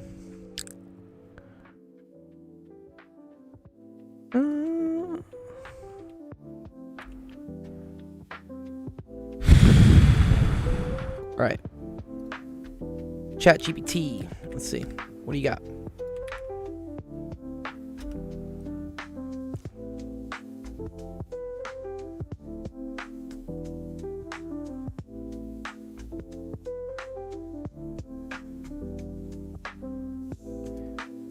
Yeah, exactly, Bob, right? So, if I look at the forces acting on little block M, right? There's a pushing force, which means that friction is going to push on block little m to the right. But that force of friction is provided from big block M. And by force pairs, right, equal and opposite forces, Newton's third law, that means big block M must be feeling a force of friction to the left, which I think would help with its stability. You think I'm taking the direction of friction to be wrong? I don't think I am. I mean, unless I'm crazy because I've been streaming for 8 hours. But...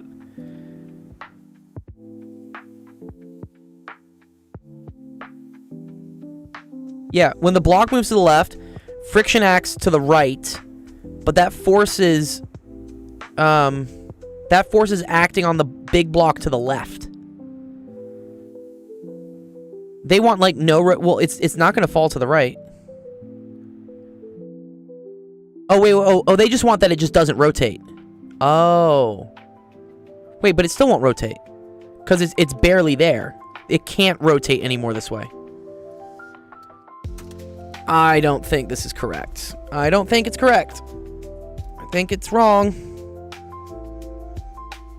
Tell me, Clanker.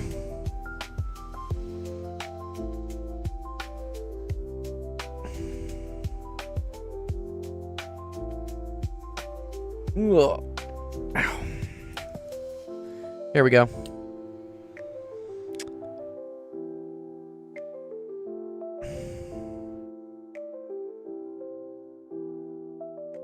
Condition on the verge. They say M is so big M's equal to little m. Is that true here? I don't think that's what we got. Tell me, Clanker. Don't tell them. Don't tell the. When they take over, dude, they're gonna know who was being nice to them. I say thank you on all my chat GPTs. Okay, so this is negative ml over 2, right? Oh, so this is, all right, big M L over 2 has to equal little m L over 4. Cancel, cancel. I think big M has to be equal to, well, that's weird, 1/2 little m? That'll make no sense at all. Well, actually, it does make sense, right? In order for this to tip, wouldn't this have to be pretty heavy? This is only a quarter of the way off on the side, right? Like, look at all this mass here that does not want it to tip that way. Okay, I'm mad. Okay, with the small block at the right edge. Yeah, dude, what the fuck is ChatGPT doing?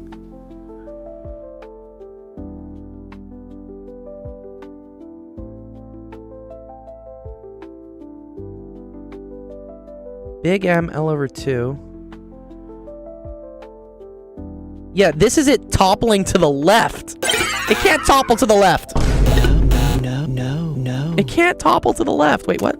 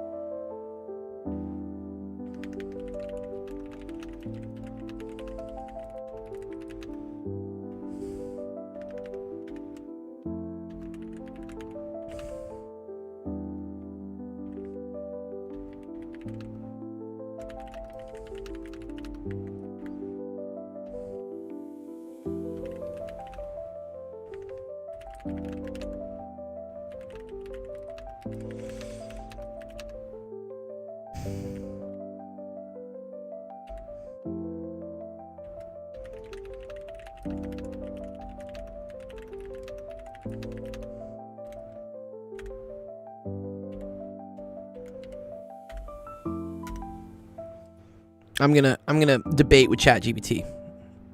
I don't think it's right.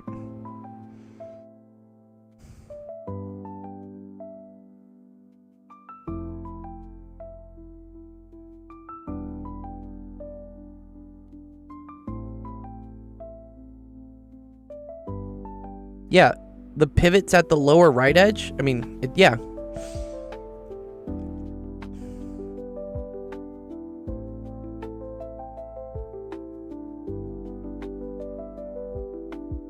GPT will switch teams now.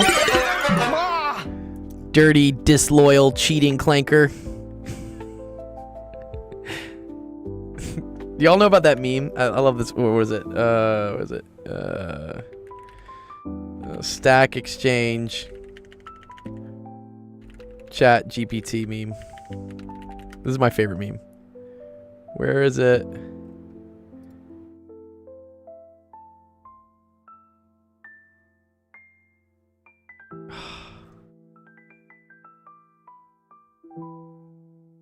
Or Stack Overflow? I thought it was Stack Exchange. Yes, this one. Yeah, what's up, Mugman? Thanks for the jewels, dude. And a party hat? Oh, we're partying today, dude. Does my hat get the party hat? This is ChatGPT in a nutshell. So Stack Overflow used to be like, everything you do is wrong. You done messed And up, then AA Ron. ChatGPT just gaslights you into being like, not gaslights you, whatever. Just like, you're always right. I don't know what the psychological term for this is, but okay, you're right to put the rotation on the table edge. The only horizontally, okay, it's 0 table edge. The cube center of mass is a horizontal. Good. Yes, I agree.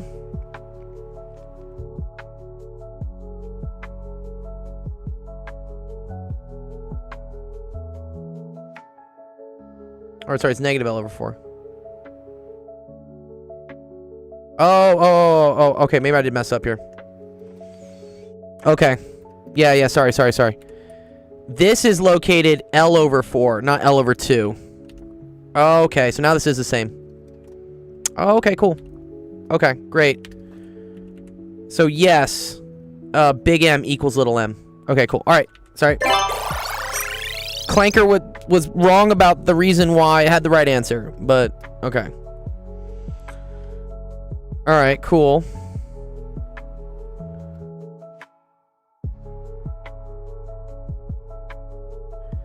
Right, so mg L over 4, mg minus L over 4 is that. Okay, so even though most of the bib cube, the combined center of mass is exactly above the edge, one more speck rightward and it tips. Exactly. From there, as the block slides left, the kinetic friction on the cube is a horizontal force to the left applying the top face, creating a counterclockwise torque.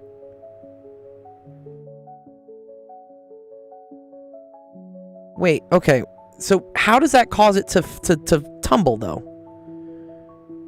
From there, as the small block slides left, the kinetic friction...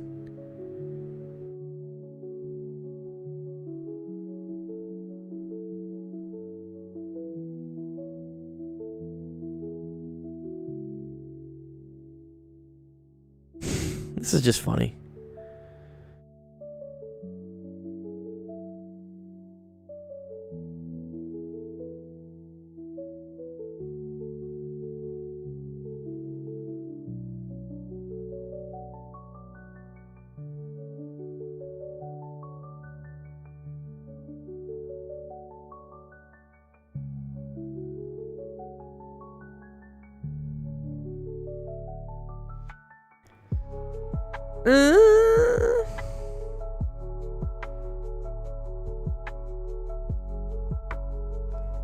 Okay, I'm a little confused, Armand, how this is working. The block slides to the left. I agreed with that. Kinetic friction on the cube. Wait, which cube? The kinetic on the cube is a horizontal force to the left. Oh, okay, so they're talking about this is the cube. Yes. About the cube's bottom left edge. So we can only pivot around here once it moves this way. Sure.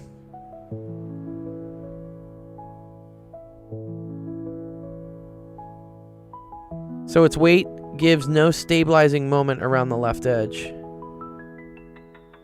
Dude, this sentence is giving me a stroke, dude. What?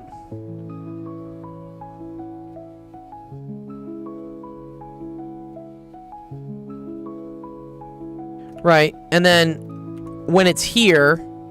Oh, so, okay.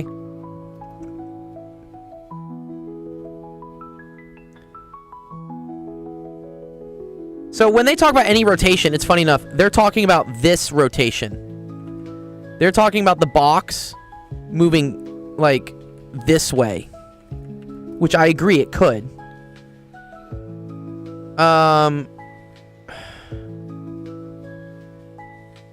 Which, yes, okay, so as long as this thing is somewhere over here, it provides stabilizing torque downwards, right? Yo, good morning, JC. You have a nice nap? Good job. We were just talking about you, me and Penn. Okay, this actually makes sense. So when it's here, okay, so when the block is here, its force of gravity points straight down, reference to this rotation point, which means it's not offering any stabilizing force to keep it this way, because it wants to rotate this way around this point. Does that make sense, Armand? They're talking about they don't want it to rotate this way. Is it possible to get help with a phase diagram question? You can submit it, Mies, and I'll take the line is hella long, but I'll make exceptions to my Discord users. I see. Okay. So when it's right here, okay, you do have the force of friction, which, force of friction.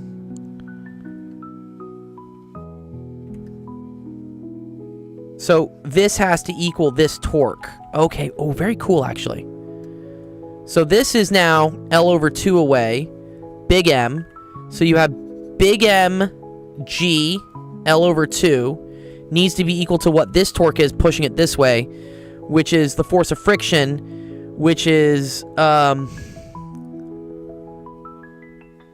it acquires a velocity towards B.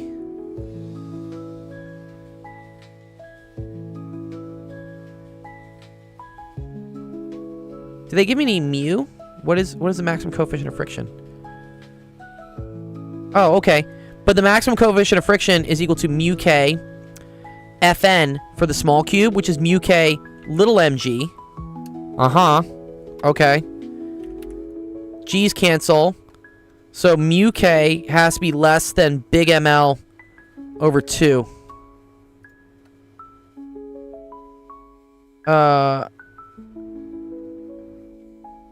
Anyway, what do they say? F. Wait, there's still an L there. Oh, wait. No. But the torque, right? Oh, but the torque is acting at L. Oh, so that cancels too. Oh, so is it just big M over 2? Okay, I need one more thing. I need one more thing.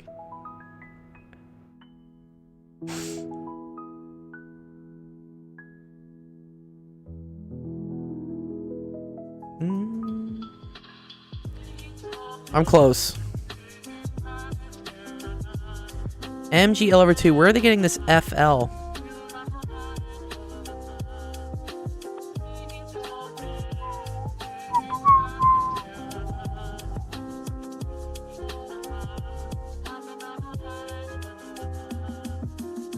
Oh, and F is... Yes, F is little u mg. Oh, but little m equals big M. Oh my fucking god. Yes. So it's just 1/2. Oh, very cool. Oh my god. Oh, wow. Oh, wow. Right, yes, because big M equals little m. Okay. It's just a weirdly worded question. I thought for sure this thing would tip this way. But they were talking about it tipping this way. Very cool. Does that make sense, Armand? Do you want me to run through it? I can explain it. It's not too hard.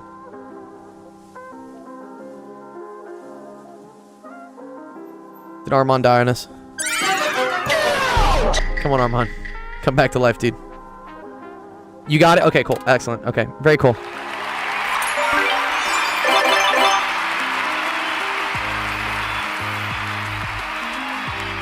See, that's why I like ChatGPT. Again, you have to use your brain. If you're just copy pasting shit down, you're not gonna learn anything. But if you're like asking questions and critical of what the clankers come up with, you will learn. I learned. I learned now to like look for rotation in both sides. Oh man, that's super cool.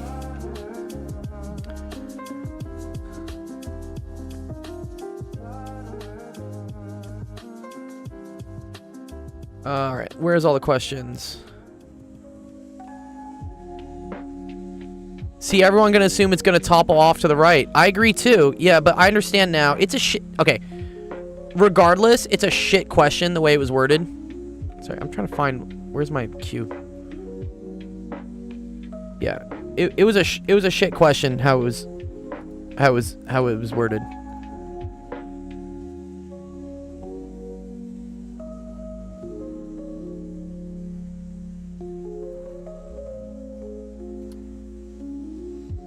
Oh, okay.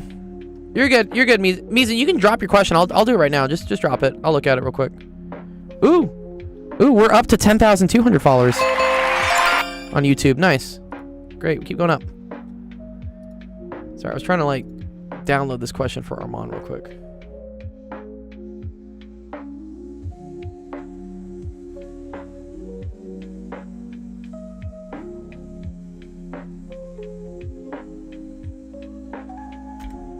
How's the stream been? Pretty good, dude. Yeah, it definitely has gotten good. Well, it's training on stuff. It's training on stuff for sure. Yeah, like Indian publishers mend down questions accounting to their own way rather than printing what the author gave it to them. Ooh, diopters? Someone has a optics question next. I hate optics. I really don't like optics.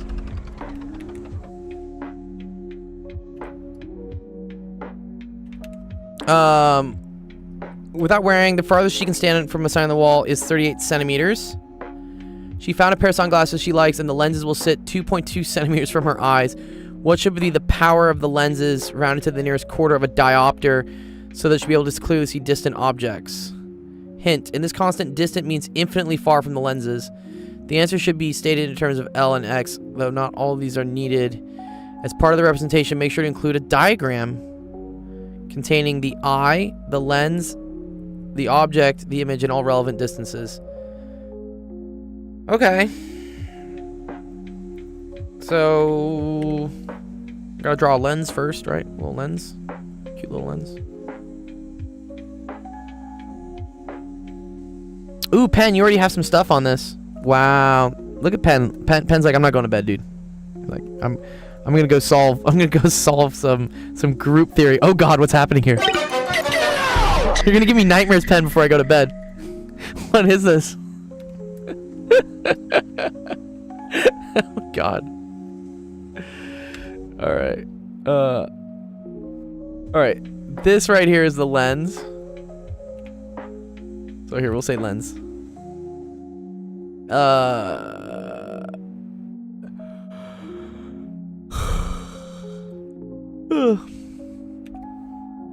And wait, when she doesn't have the lens, right? So here's like the eye.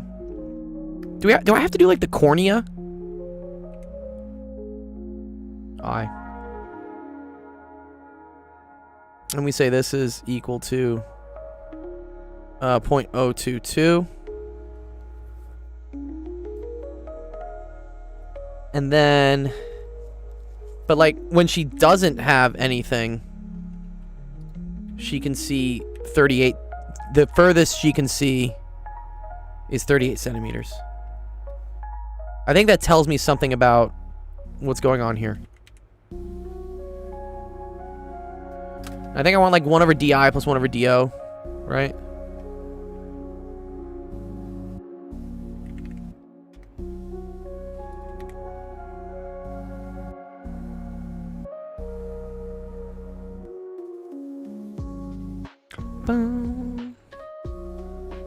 Okay, I need to know power.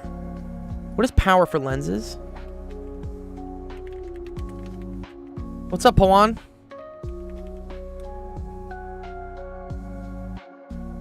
Oh, okay, power lens is equal to 1 over f. Very cool.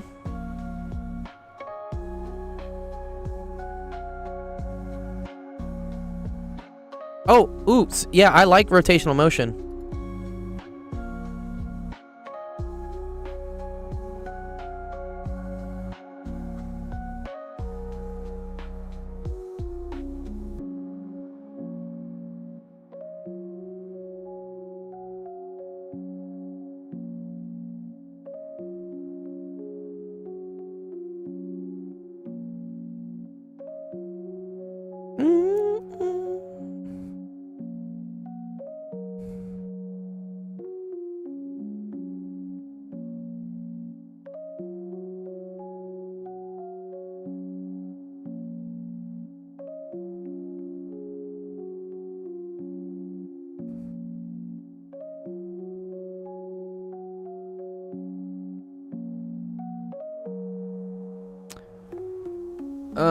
Okay.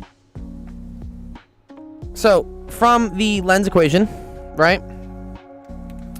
we have 1 over f is equal to 1 over do plus 1 over di. All right? And I want to be able to resolve things that are infinitely far away. On like magic bird vision or something. Okay. In order to do that, that means do needs to be like infinity, right? Because this is always like the object. So this is what she can see naturally. This is the furthest she can see. But then I want to see someone really, really, really far away. Like do is equal to infinity. And then I think it needs to create a virtual image on my eye. So if do equals infinity, then 1 over do is equal to 1 over infinity, which is equal to 0. Okay? So that just tells me that 1 over f is equal to 1 over di.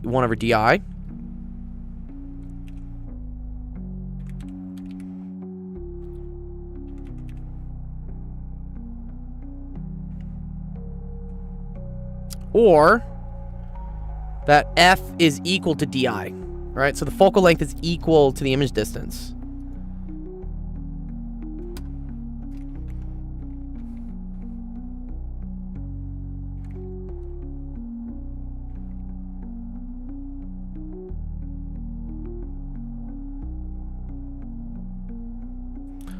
Boom. All right, so let's think about this.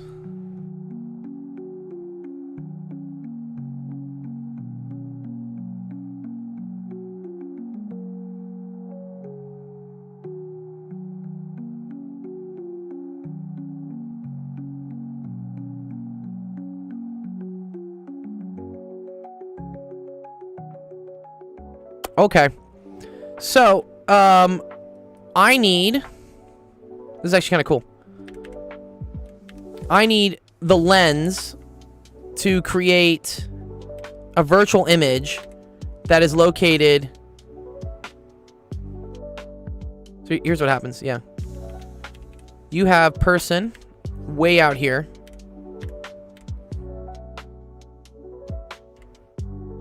This is at, like, do is equal to, like, infinity, right? And then I have a lens that I need to create an image that is located 38 centimeters away from my eye. Because that's how far I can see. Naturally, right? So naturally, I can see this. 0.38. And actually, this is a little bit skewed. Let's do it this way. But the lens is sitting 0.022 meters away from my eye. Right? Because it's 2.2 centimeters from the eye. Okay. Cool. Ooh, okay. So, DI, in this case, because image and object distance are always measured away from the lens, DI is actually equal to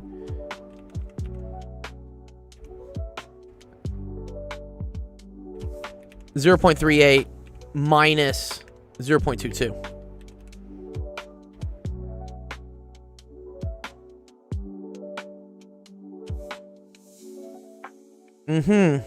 Okay. So that means that F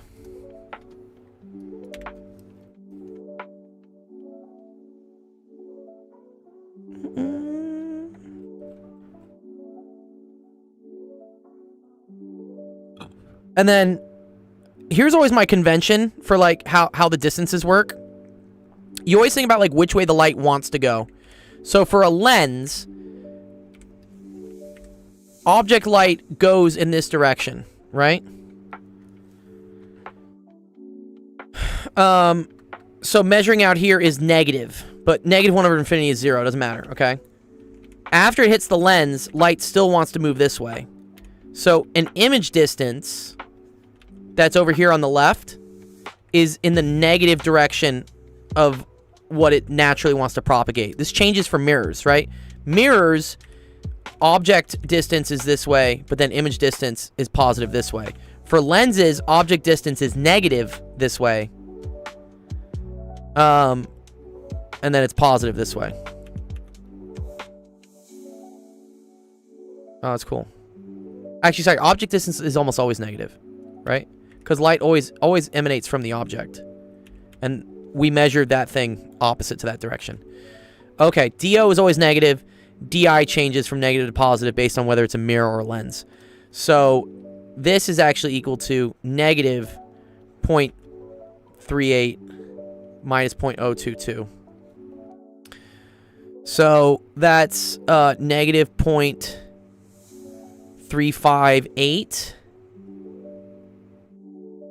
Okay, so negative 0.358 is equal to F, but then power in diopter is equal to 1 over F. So that's 1 over negative 0.358. Oh, this is cool.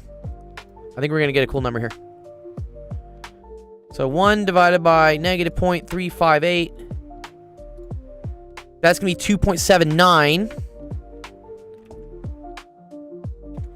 But usually, reading glasses or like whatever glasses is always like in increments of quarters. Very cool. Oh, so this would be negative 2.75. Very cool. All right, yeah. And then let's think about like how that works, like the lens, how that works. What type of lens must that be? That must be a concave lens then.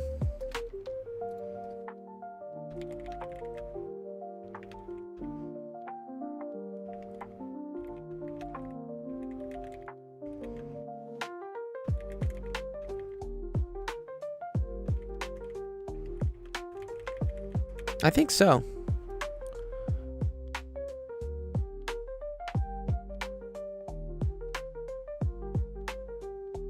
Yeah, this is very cool. So actually your lens has to look like this. Kind of weird because I don't really feel like I don't feel like glasses look like that. I feel like they're rounded the other way. But yeah, what happens is, and again, if this is, I guess, like, so the focal distance was 0.358, so that's like right here. This is the focal distance. Nice. Yeah, no, I'll get to it, don't worry. So, I think it's like, this goes through here, and then like bends out like this. And then I want to say it does like that.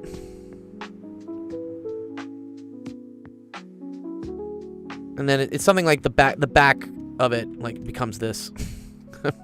I'm tired. But okay, cool. All right, cool question.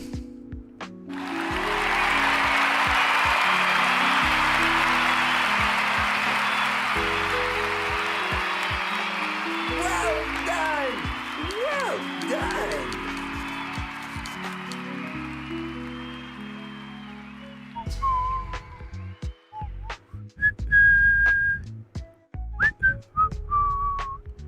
All right, whose was that?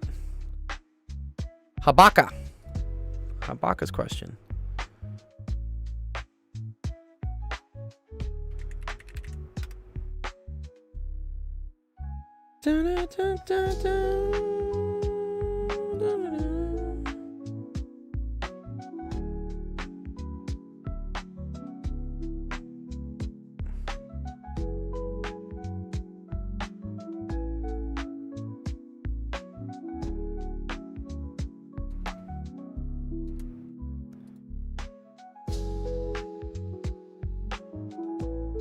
Hey, what's up, Jaden? 10 hours. Yeah, we're on the last hour and 10 minutes. We've been streaming for 8 hours and 50 minutes. We're here. My brain is slowly turning to mush. Let's see, what'd you ask, Krishna? I'll just look at it real quick. Oh no, it's JEE questions. That's dope. No, I don't like JEE questions.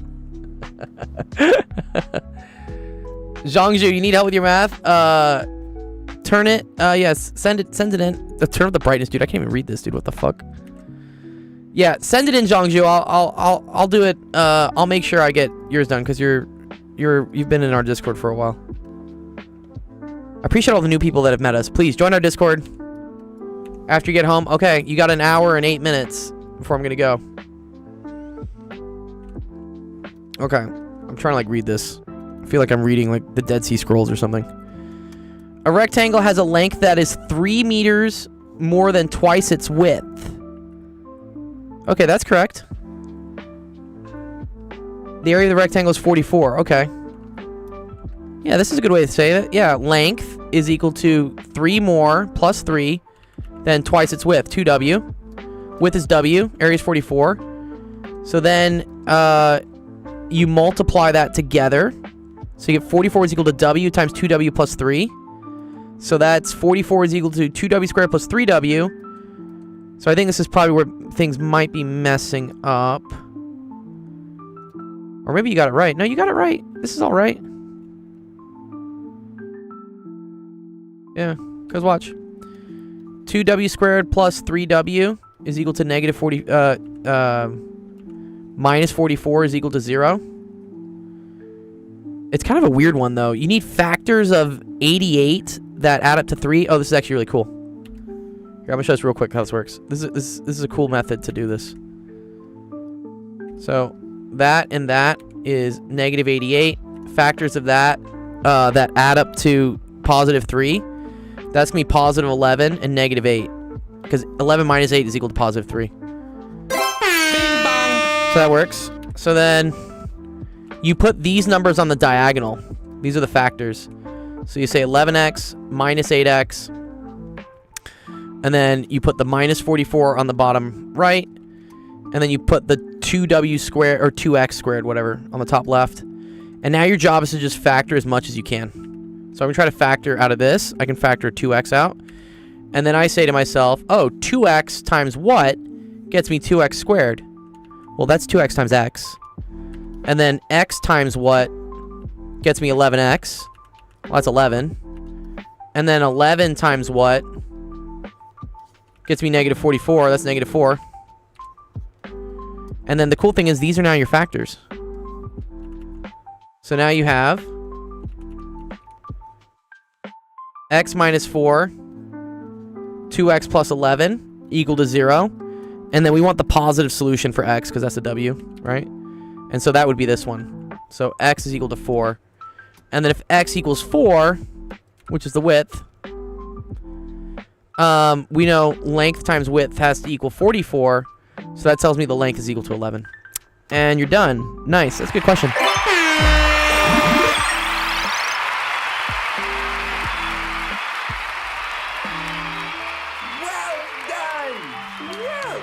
Cool. Not bad. I like that. That was a nice one. Alright. We're rolling. We're rolling quickly. They keep coming in.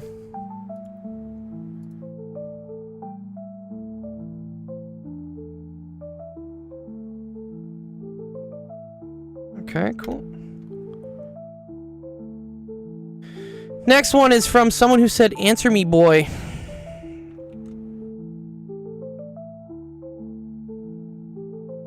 I hope I'm getting some softballs.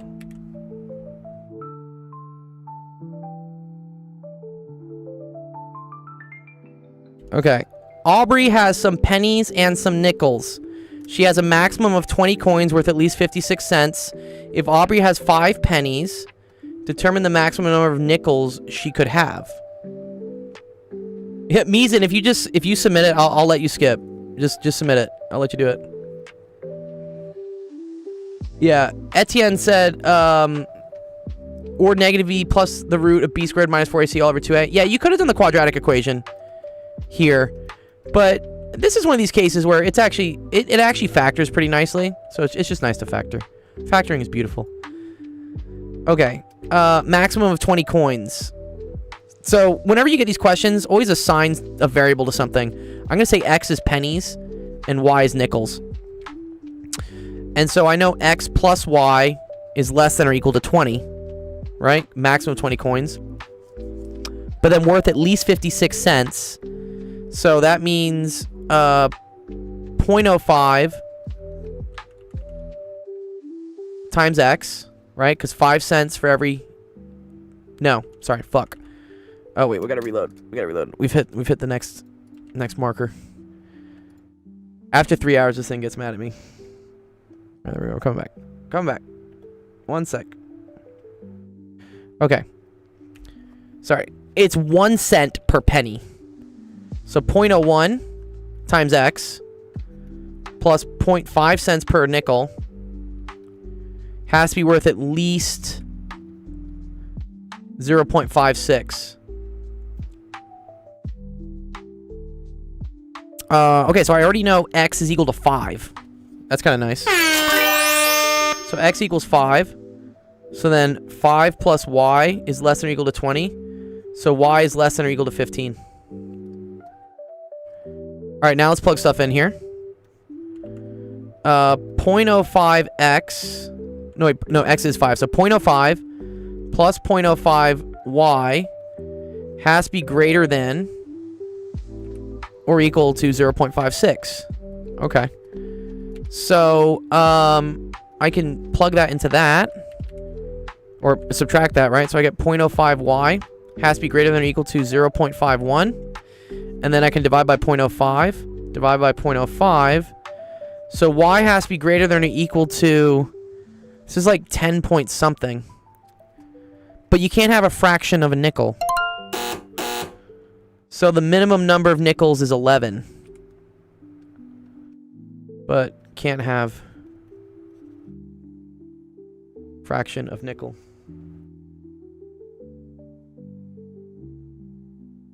So y equals 11.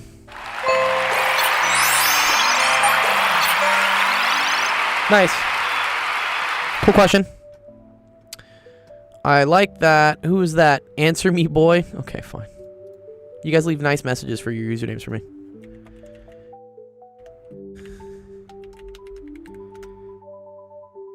Okay, there we go.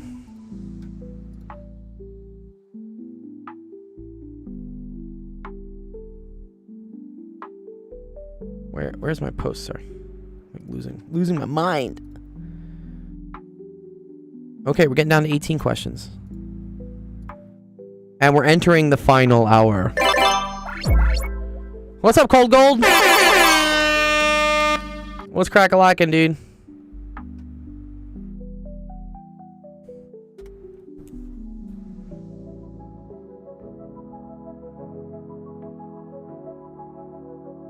Alright.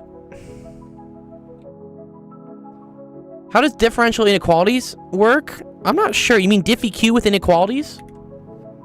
I mean, probably just like other ways we work with inequalities. Just set it equal to each other and then just test points in between.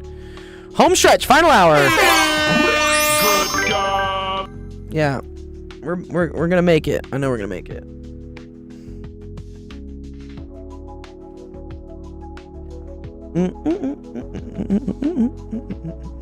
It's funny. The clocks are like not synced amongst my TikTok and my Instagram. They're actually different.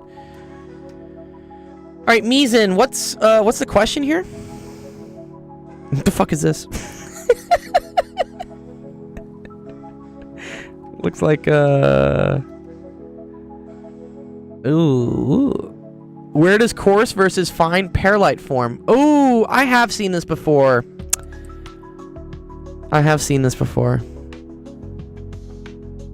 This is some interesting engineering stuff, by the way.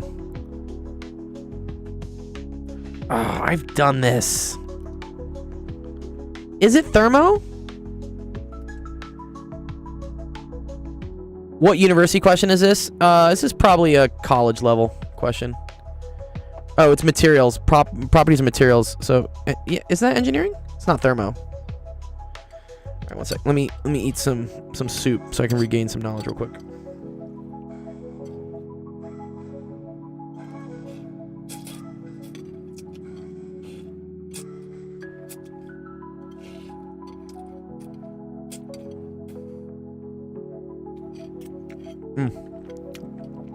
Like a soup.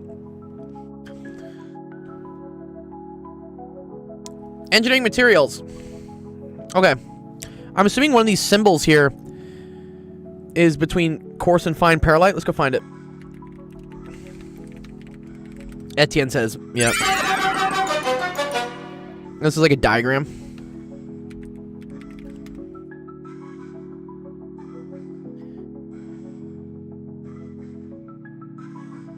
Not necessarily.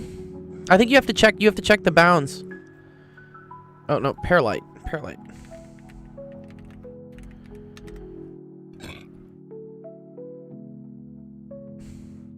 Yeah, here we go.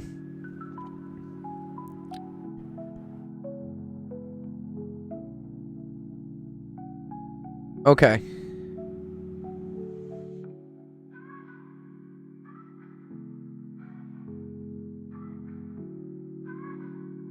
Yeah, there are still people asking questions. That is correct.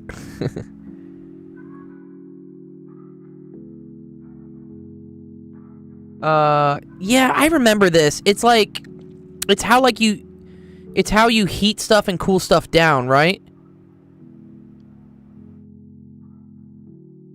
Yeah. It's if you cool stuff down like too quickly versus heating it up too quickly, you get like weird shit happening.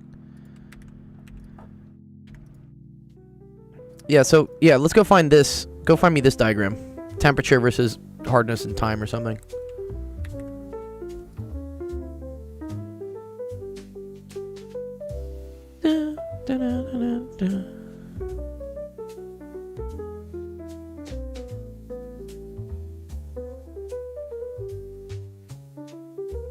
Yeah. So how's this work? Yeah, this is like Martensite. Bane. Dude, what are all these things? Dude, what the fuck are all these ites? Wait, that image is a godsend? No, I think you just like fucking pick something. You're just like, well, this is where it is. Oh, I remember that. Wait. Yeah. You have to like stay within this zone or something. Like, there's a curve that you have to like as a function of time and heating, you have to like stay within this, I think. It tells you the lower temp is fine and the higher is coarse. W. Oh, okay. Yeah. Okay, so this is like fine perlite and this is coarse perlite, I guess.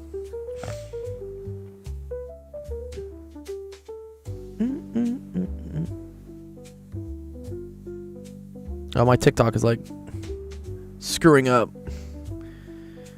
I don't think TikTok has been used to someone streaming for this many hours. We've got 112 followers. Yeah, you couldn't find this? Okay, cool. W, dude. Nice. All right, I'll send this in the chat for you too.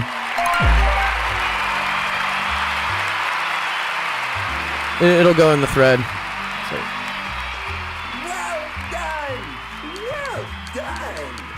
What question were you? Number 17.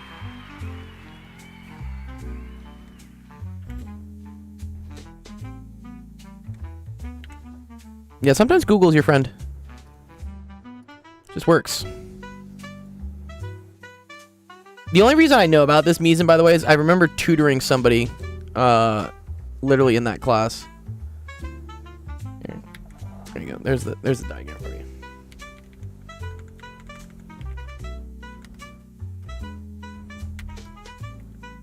I'm gonna tag you in it.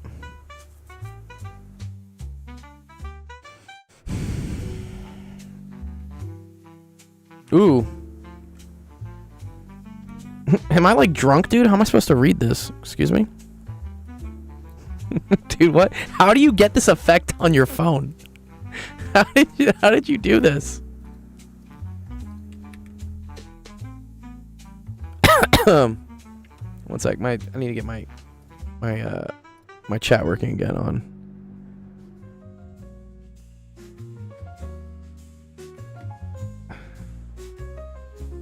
Come on.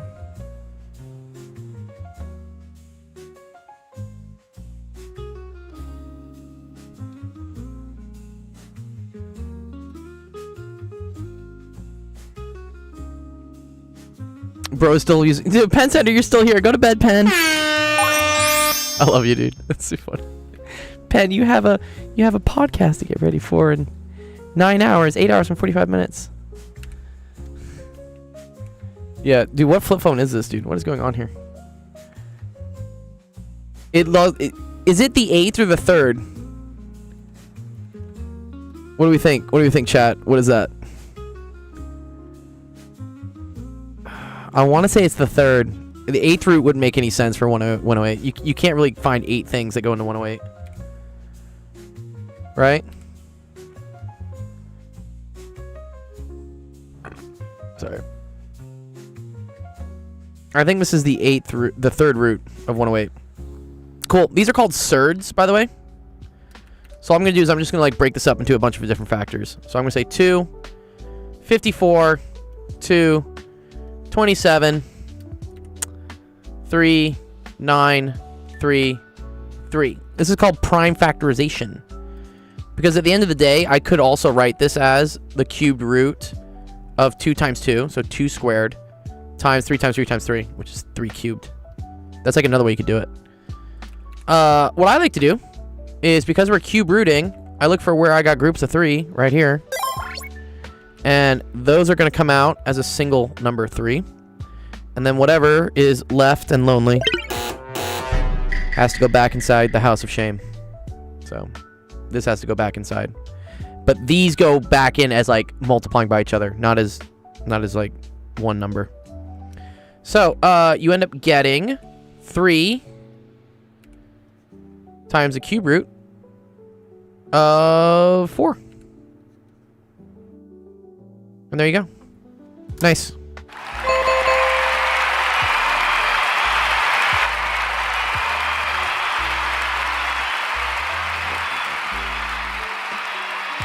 Yeah, Kubi, where are you? What's your name on the queue here?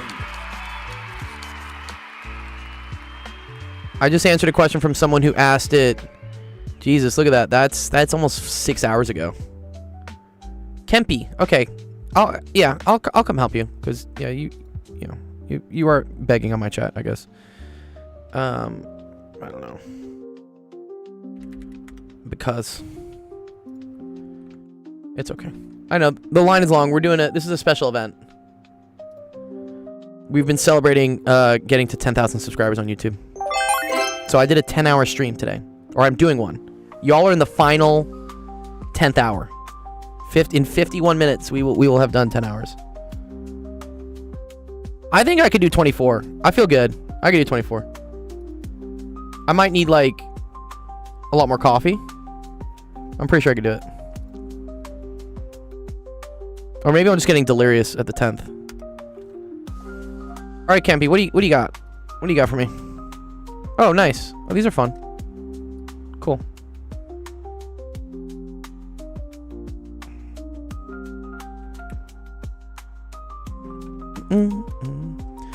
Okay, this is the graph of f prime. So this is the graph of the derivative. And it has horizontal tangent lines at x equals -3, so this is cool. So this is a horizontal tangent line. So that's at 3, 2, and 5. Yeah, this is probably Calc 1. And 5. Great. Cool. Find all values for which x attains a relative minimum. Okay. So minimums occur when the first derivative is 0. So local min when f prime of x is equal to 0 and f double prime of x is positive. Because if f double prime x is positive, that means it's concave up, which is happy face. If it was negative, it would be concave down. But we want happy. Right? Happy face. And that means this right here is the min. Okay, so let's look. Where is f prime of x equal to 0? So that's not the slope of this graph, because this is f prime of x. I want to look at where the value of this graph is equal to 0. And that happens at 3 points. It happens here, it happens here, and it happens here. Okay, now what I need to do is I need to see what is f prime of x at those points. So f double prime of x. So f double prime of x is the slope of an f prime of x graph, right? So let's write that, right? So f double prime of x is equal to the slope of an f prime graph. Because the primes, like the derivatives, those are just taking slopes. So let's look here. What is the slope here at -5? That slope is down. And if the slope is down, that means that f double prime of x is negative. So here, f double prime of x is negative, and that's not going to be a minimum. Right? Because I need f double prime of x to be positive. Let's look here. At x equals -1, the slope of the f prime graph is positive. So that means f double prime of x is positive. And so this is a local minimum. Okay? So I do have a relative minimum. You can say at -1, x equals -1. You actually don't know what the y value is because you'd have to know some other stuff for that. And then at this point, well, the slope here is equal to 0. That's not positive or negative. You're going to find out later. That's called an inflection point. Although this isn't an inflection point because the sign of... No, yeah, the sign of f double prime does change. Okay, so it is an inflection point. So it's only at x equals -1. So relative maximums, that's when f prime of x is equal to 0 still, because this is like critical points. But f double prime of x is negative. The reason why it's negative is because it's concave down. Sad face. And if things are concave down, here, this is a max. Right? And I always talk about like the vertex because that's where the derivative of this graph is equal to 0.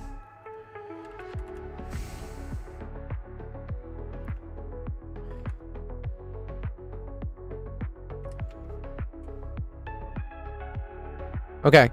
So where is f prime of x equal to 0 but f double prime of x equal to being negative? That happens here. And so that's at x is equal to -5. Final intervals when f double prime of x is less than 0. Oh, that's cool. So this is where the slope of f prime of x is negative, or like down, for instance. So where does that happen? Oh, okay. Well, that happens... Well, here it's pretty negative. Negative, negative, negative. And then it's 0. Okay, so I can say... From here to here, f double prime of x is negative. The slope is positive as we keep going up. Then it eventually levels out to being 0. So then the slope is negative again from 2 to 5. Right? Because look, slope is pretty downward. Very downward, not so downward, but still downward. And then eventually it's 0. So here, f double prime of x is also negative. So if you want to write that out in interval notation, that would be from -7, comma, -3. And then you have to say union because you're like this area plus this area. And that's from 2 to 5. Okay, great. For what values does it have a point of inflection? So inflection is where f double prime of x is 0. That only happens in one place. X equals 5. X equals 5. You can say because f double prime of x is equal to 0. Also, double prime of x changes sign either side. In this case, it changes from negative to positive. So look, this is where the inflection point is, because the derivative of f prime, which is f double prime, is equal to 0. But more importantly, I need f double prime to go from being negative, here it's like slope down, to being slope up. Inflection points, they have to change. If it did this, that's not an inflection point. Or if it did like, I don't know, like that. That's not an inflection point. It's a saddle point or something. Okay. Cool. Kubi, does that make sense to you? You want me to explain any other parts of that?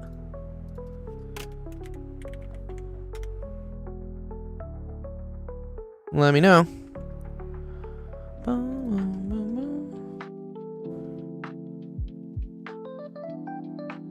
Oh, which one were you, Kempy? 14?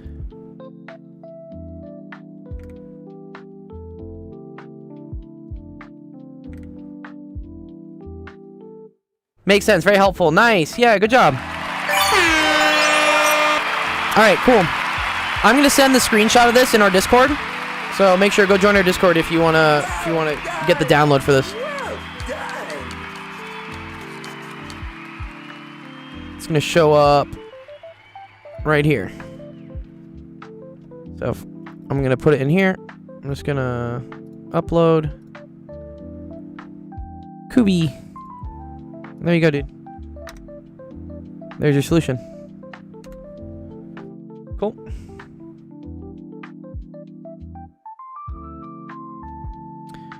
What level maths are you doing right now? We're doing everything. I've done everything from linear algebra to group theory to, you know, calculus 1 to pre-calc to all sorts of stuff. It's been 10 hours of fun, math, and adventure. But again, if you're just joining us and you haven't found us before, how this works is go to this website. It's called actualofficehours.com. It's linked in almost all the streams. And all you have to do is type in a username you want to be called and drag and drop in a screenshot of your homework question or test question or whatever you want help with. And then it'll get added to the queue. So, yeah, Oliver, if you want to drop me a screenshot of an example question, I can try to do it. Davvy's next on the list. Ooh, this is great. Love this. This is a physics question. Banked curves. Okay, a banked curve is, okay, as shown in the diagram, if a 1 kilogram car navigates the curve at 65 kilometers per hour without skidding up the curve, what is the minimum coefficient of friction of the static friction between the pavement and the tires? This is actually kind of a tricky one to do. It's weird because this is an inclined plane where you don't rotate the axis. Almost always when we have these types of questions, we like rotate this to make it like this. And then there's like, you know, this is gravity, but then you have like this and this and this. In this case, you don't. The reason why is because this thing has acceleration in this direction because it's going around in a circle. The way I like to like kind of draw that. So imagine from like a top-down view, right? You have a car like going around this way. And then let's imagine you start to look at it from the side, which would be like looking at it like this. Now the car goes around like this, but it has centripetal acceleration always like inwards, directly inwards. And now to make things even crazier, this is on like a ramp. And it's pointing inwards. Yeah. Okay, so let's draw some forces on things. So you have, oh, let's get a thinner thing. You have theta here. You have mg pointing down. If it's trying to skid up, that means you're going to have friction trying to pull it down so it doesn't skid. So here, this is friction, Fs. You have normal force. And then that's it. And then there's this centripetal acceleration that's occurring in this direction, okay? So we're not going to rotate our frame here because I need to account for things going to the left directly, which is that. Okay. Would you use an NT axis? What is an NT axis system, Bob? NT axis system? What's NT? Oh, normal tangential, yes. Yes, exactly. But these you usually use for, like, looking at something from the top. Right? I get it. Yeah. That's cool. Yeah, in this case, the normal tangential thing is usually when you don't have banked curves, and we're just talking about something, like, sliding this way or sliding this way. Usually it helps to not describe this axis as our axis of motion, because that has components in the x and y direction. But because I need centripetal acceleration to point straight into the left, you actually leave it like this. I'll show you what I mean. So, if this is theta,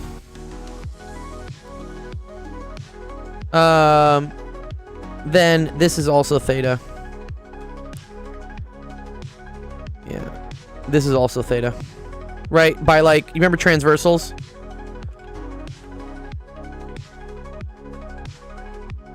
Okay. And if that's theta, I think this is also theta.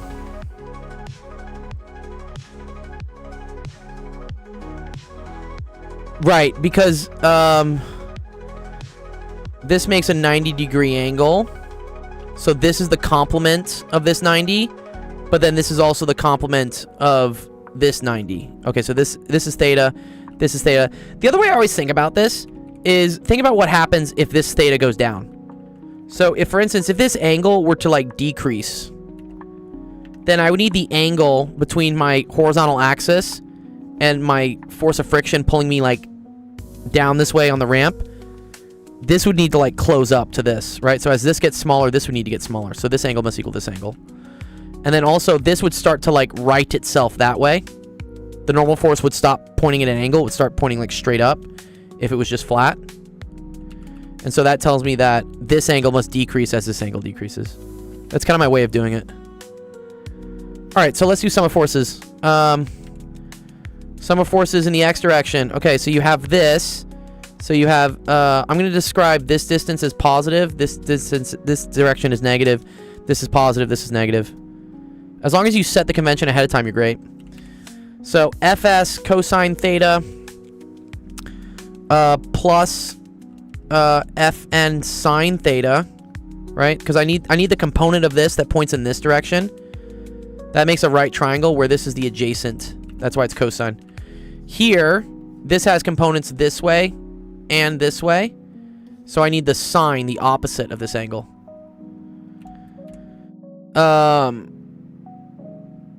Cool. And then this all has to equal the mass times the acceleration in the x direction. But the only acceleration this thing has in the x direction is the centripetal acceleration pulling it towards the center of the rotation you're doing. So this becomes, instead of max, it becomes mac, but centripetal acceleration is equal to v squared over r. Cool? All right, let's look at the sum of forces in the y direction. That's going to be, so this is pulling down, this one's pulling up.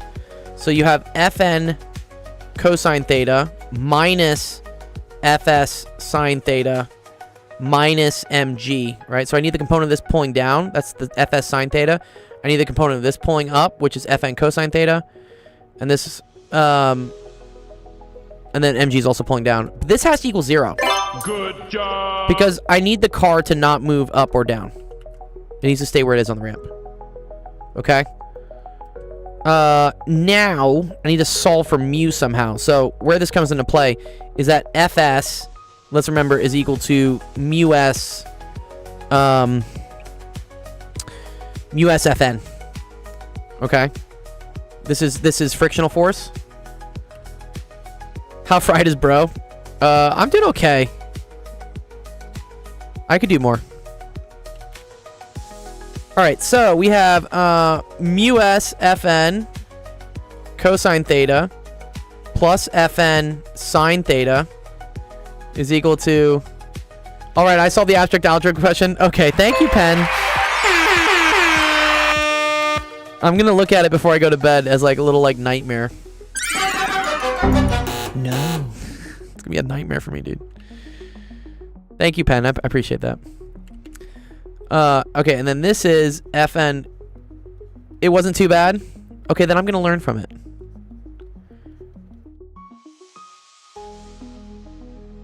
And this is equal to mg. Good. Can you explain why my professor means that centrifugal is a fake, fictitious force? JC, look, someone says centrifugal is fake. It is fake. It is fake. What does it have to do with inertial coordinates and stuff like that? Yeah. So, here's how I like to think about it, right? If you're in... Let's say you're in a car, right? And the car's going around in a circle.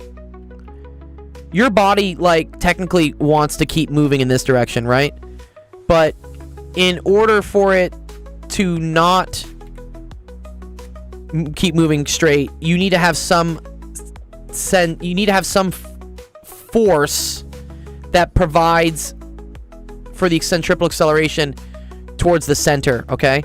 So what happens is, you as a person, you want to keep moving this way, so you end up feeling like you're getting pushed out because you're accelerating inwards, but you don't want to go inwards. So in your frame, right, in your inertial frame,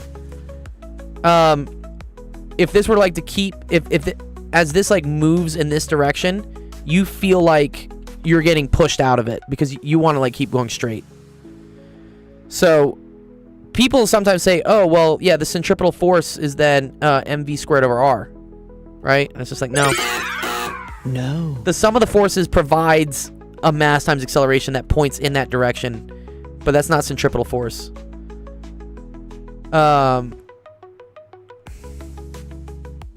The other way this works is, what is it? If you're like a person, right? And you're swinging like a bucket, and you swing the bucket around in a circle, right? There has to be some like tension in the rope that keeps the bucket on this path. But if you were in the bucket, you feel like you're getting pulled out. Yeah, swingling. Yeah. So, again, because in your frame, you want to just keep moving this way. But you feel like you're getting pushed, like, against whatever, like, border you are, because you're being forced to move in a way you don't want to.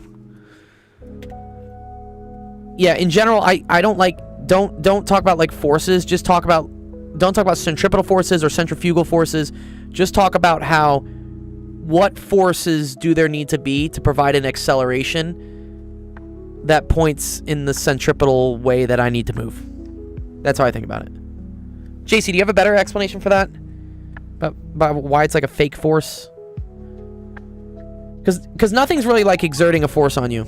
You just feel like you're getting a force exerted on you because you're going where you don't want to go. It's kind of like weight is like a fake force, right? That's like the normal force acting up on you. Like how heavy you weigh is not like gravity pushing on you. It's how much the ground is pushing back up on you.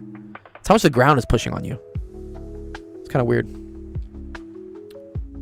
And that's why when you're in an elevator, you feel lighter and heavier based on which way the elevator is accelerating, because that determines how much normal force from the ground pushes up on you. And that's how you feel heavy.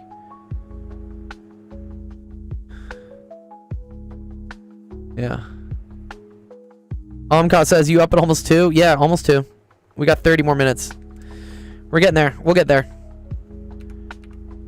Alright, I need to solve for some shit. What am I solving for? Coefficient of static friction. Coefficient of friction. Okay.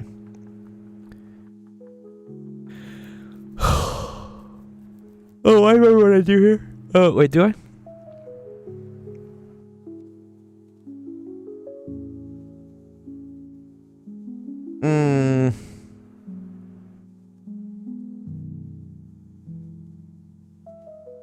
Ew, banking the curve. Yeah, I know, this is a gross one. I'm trying to remember the algebra you do here. I guess everything has Fn in it. Like if I divided these two functions by each other. Let's just try it. This is 1, this is 2. So we do 1 divided by 2.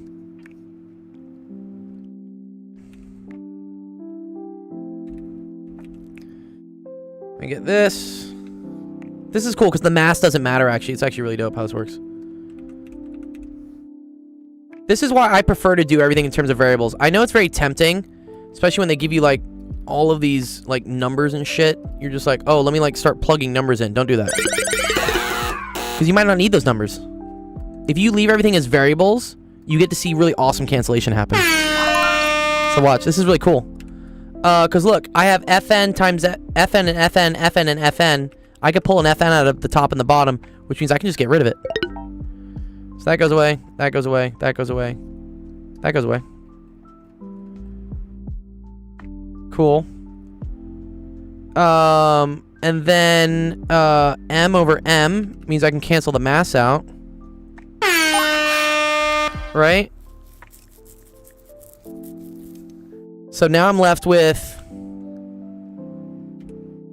mu s cosine theta plus sine theta is equal to v squared over r over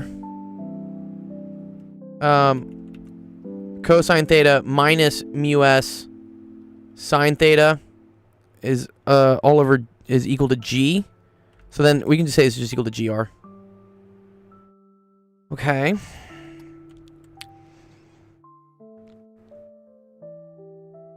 I want this to like turn into something fun. That's a bingo. Alright. I think I'm just gonna cross multiply. I'm tired. Alright. Mu s gr cosine theta plus gr sine theta equal to v squared cosine theta minus mu s v squared sine theta. So group the mu s's together. So I get mu s gr cosine theta plus v squared sine theta is equal to v squared cosine theta minus gr sine theta. Okay, cool. So then mu s is equal to v squared cosine theta minus gr sine theta all over gr cosine theta plus v squared sine theta. Nice. Okay, so let's see like some extremes. I always like to check out extremes on this.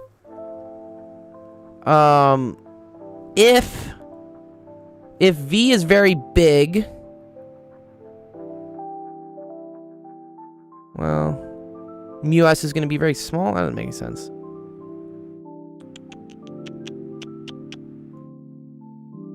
And then if, let's think, if theta equals 0, so if theta equals 0, then this goes away, and I just get that mu s is equal to v squared over gr. I think that makes sense because mg mu s needs to equal to m v squared over r. And look at that. Yep. That's the correct response. Right, that's if it was flat. So this is always the cool thing when you have physics is to start taking limiting cases. Think about like, okay, what if it was flat? What if the curve wasn't banked at all? What if mu was equal to what if theta is equal to 0? Do I get the traditional result? And I do. So I'm tempted to say this is actually correct then. The other case is that theta becomes like really big. But in that case, then mu has to be like infinite. So yeah, there's the case where, yeah, same concepts are applied for fluid dynamics as well. It's cool on EBH. Let me see if there's a formula for this one. What is it? Let me see. Banked curve, maximum mu. That's the other thing. This question has been done so many times. I guarantee you I can find the answer to it. Okay, cool. Oh, this is Vmax. Oh, yeah, look at this. See? Maximum speed on a... Yep, someone's already done it. This is it for V. Oh, so, yeah, I'm probably correct.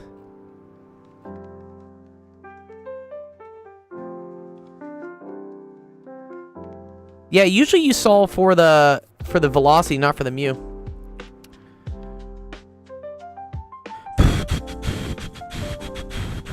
Okay, I trust I'm right.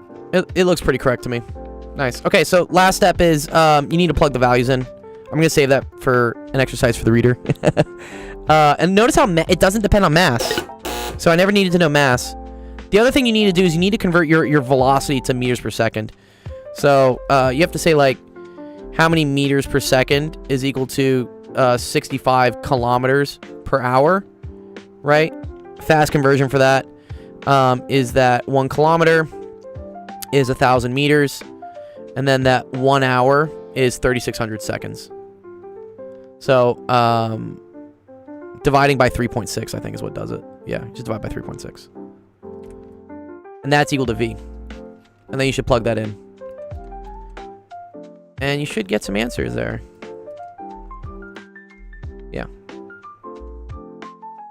Random question, but what's your favorite unit? Feel like every chem or physics or engineering guy has their pick.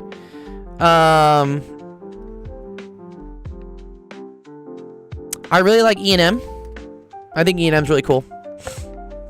So especially like F equals QVB. And like Ampere's law. All that stuff is like really wicked to me.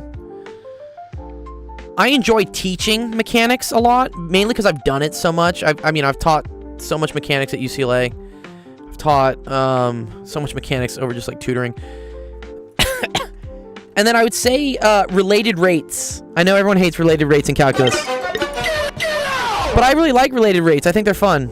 I think it's a very cool demonstration of like applications of calculus. All right, this was Dabsy.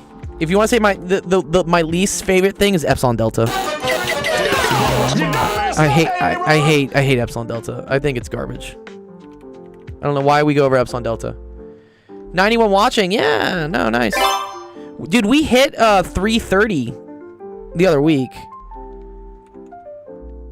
Yeah, welcome everyone from YouTube if you're watching us. We've been doing a 10-hour stream to celebrate 10,000 subscribers on YouTube. Looks like we're up to 10,216. So if you want to support what we're doing, we're a nonprofit that helps kids with math and science by doing free office hours tutoring streams, and we buy them gift cards for like doing well in school and shit. Students all over the world. It's not like any school. We help everybody. Everyone likes really late till the snow starts dropping down. I agree. Yeah, it's tough. It's tough, dude. Okay, whose question was this? Davsy. All right, Davsy. I'm gonna put the screenshot of your question right here. So there you go. It's yours. All right, let's see what we got next. What we got next on for the last 20 minutes of the 10-hour stream. We're getting close. What's going on here? Jesus. Is this just like what the range equation is? Oh, okay.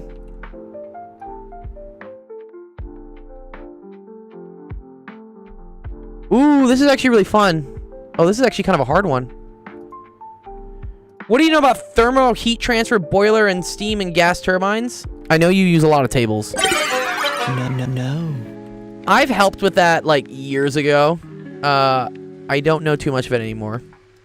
I remember, you know what's funny? I remember teaching a bunch of people from the UAE who were here at UCLA for engineering, whatever, like exchange program, and I remember having to like teach them turbines. I was like, man, this stuff sucks. No. Okay. A ball is thrown vertically with U equals 21 meters per second.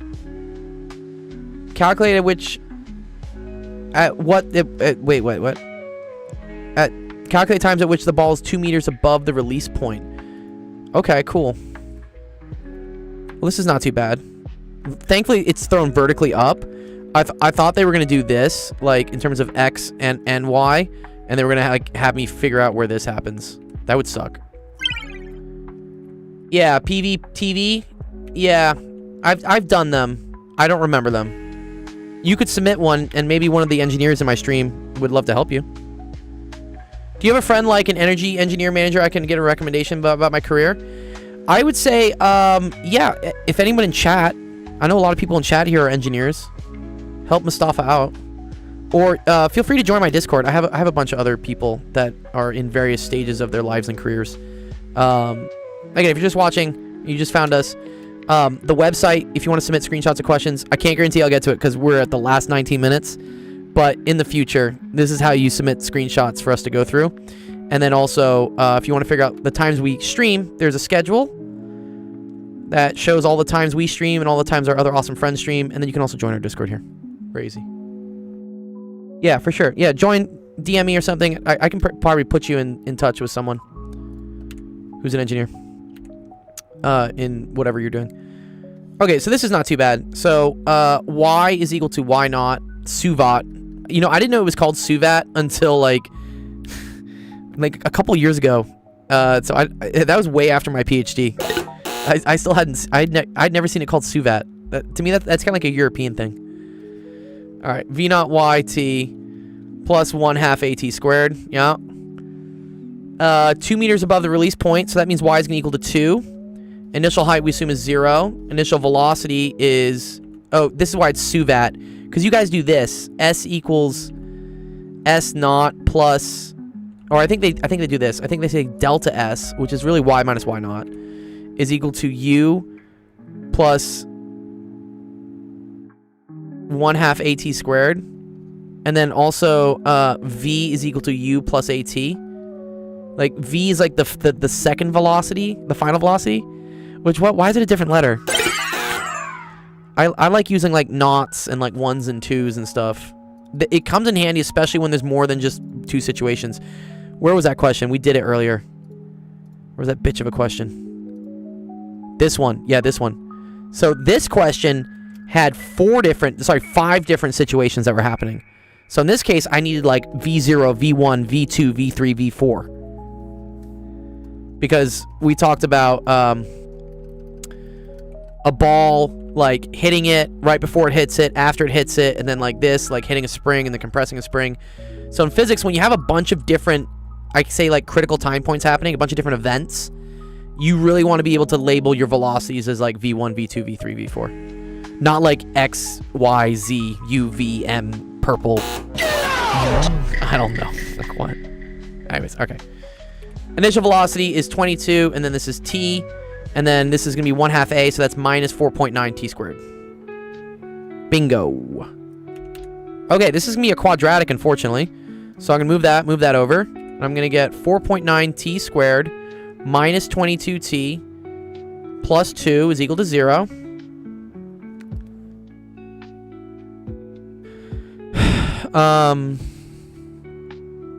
And I got to figure out when this is equal to 2. Cool. I don't think there's an easy way to factor this, unfortunately. It's not anything nice. So when that happens, pull out the calculator. We're gonna throw this in as an equation. So I'm gonna say 4.9 t squared. We're gonna say x squared minus 22t minus 22x plus 2. Trace. See what we get. Cool. I'm gonna zoom a little bit just so it looks nicer. There we go. Oh, actually, we zoomed in too far. Okay, let me do my x min at -1, my x max at like 5, my y min at like -2, my y max at like 5, whatever. There we go. That's better. Okay. So then you just go second calc, and you just tell it the zeros, and it'll solve for the zeros. You just gotta make sure you give it like the right bounds. So here, when I say left bound, I need to make sure I'm like to the left. You see this little like spider icon that comes up? The little spider needs to be to the left of where you think the 0 is. And then you need to make it to the right of where the 0 is. Guess you get a time, which is 0.09 seconds. So that's on the way up. So after you launch it up, after 0.09 seconds, it's hit 2. And then it goes up, and then it comes back down. So we can calculate the next 0. Okay, but that one we need to go start looking over here somewhere. So again, I'm going to get something just to the left of where I think the 0 is. If it wants to go find it. Come on. How many times I gotta click this? Right, okay. So right to the left of it. Right to the right of it. Hit enter. And we get 4.4. So, or 4.4 seconds. Here, and then I'll put a little calculator thing so you can see it. Cool. Nice. Good question.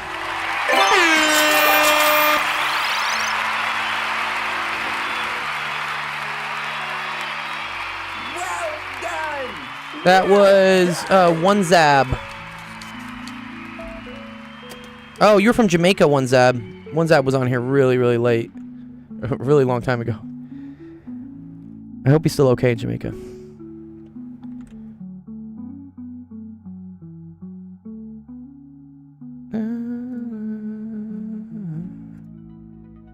How many questions can I solve in 13 minutes? That's the question. Yeah. It's been a bender. I don't know if I like went through how many questions we went through today. I can actually probably check it. Probably pretty cool. I can probably see. Nice. The number keeps going up. Statics. Oh dear. Okay, so I'm gonna do what's called like my like burner heater mode, which is I'm gonna just try to answer things I think I can do quickly in whatever order I can. So like for instance this, I can't answer this quickly. This is statics. But it's like kind of weird statics. But don't worry. Just because I don't get to it doesn't mean that it won't be covered, because everything here will get sent to my Discord, and it's a big public forum, and we have a bunch of really awesome people who like to just solve problems in their spare time, and so they'll probably take a look at it for you. Ooh, I like this. This looks fun. I think I can do this. I like trig identities. Yeah, fuck yeah, these are great. Except cosecant of 2 theta. Ew. That kind of sucks. Let me get some trig identities.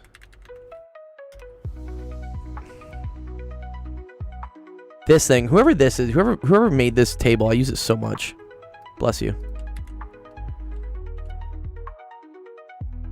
Okay, secant squared minus tangent squared. So what I know, right, is that 1 plus tangent squared is equal to secant squared.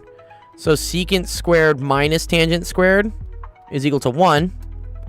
So right off the bat, this is 2 times secant squared of theta minus tangent squared of theta.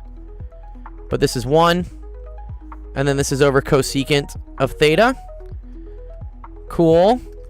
So now I have 2 over cosecant of theta. Okay, but cosecant of theta is 1 over sine. So 2 divided by 1 divided by sine, that's equal to 2 sine theta. Alright. Fuck. 2 sine theta. Oh, here we go. Double angle identity. Still going, dude. Last 11 minutes of the 10-hour stream. Last 11 minutes. Okay, so this thing tells me it's been 9 hours and 50 minutes. Sine of 2 theta is equal to crazy stretch. Yeah, I said I'd do it because we hit what was it? We hit 10K on YouTube. So I said I would do something special. I'm a man of my word. All right, 2 sine theta cosine theta is equal to sine 2 theta. So that tells me right away that 2 sine theta, 2 sine theta, if I move this over, is equal to sine 2 theta over cosine theta. So 2 sine theta is equal to sine 2 theta over cosine theta, okay? Which this is the same thing as 1 over sine 2 theta. And then this is, what is this? 1 over cosine theta. This is how like you write this as like more fractions. Cosine theta is secant theta. 1 over cosine theta is secant theta. 1 over sine 2 theta is cosecant 2 theta. Nice. That's the correct answer. See, I knew I could burn that one. That one's easy.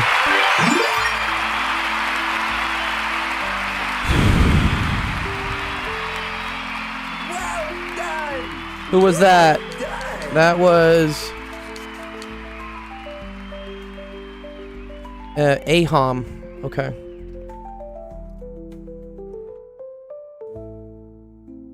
What's up, clickbait? We're still here. How's your studying been, dude?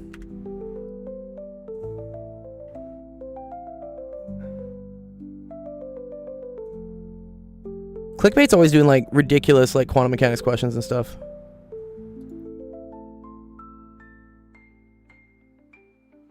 Are you the referee, though? Is that the ref? You about to call time? Final 9 minutes. My body is ready, dude. My body's ready to, like, go to bed. I mean, I went to bed at 5 a.m. last night because I was vibe coding all night. But...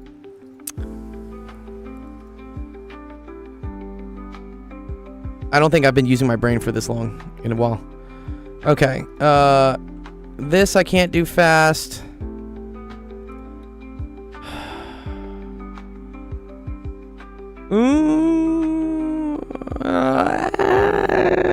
I can almost do this fast, but not quite. Exponential functions. No, quite. Willy-nilly, what do you got? Find all the critical points. Ooh, this is tricky. Okay. Also, long, willy-nilly. I need something... No. That's like group theory.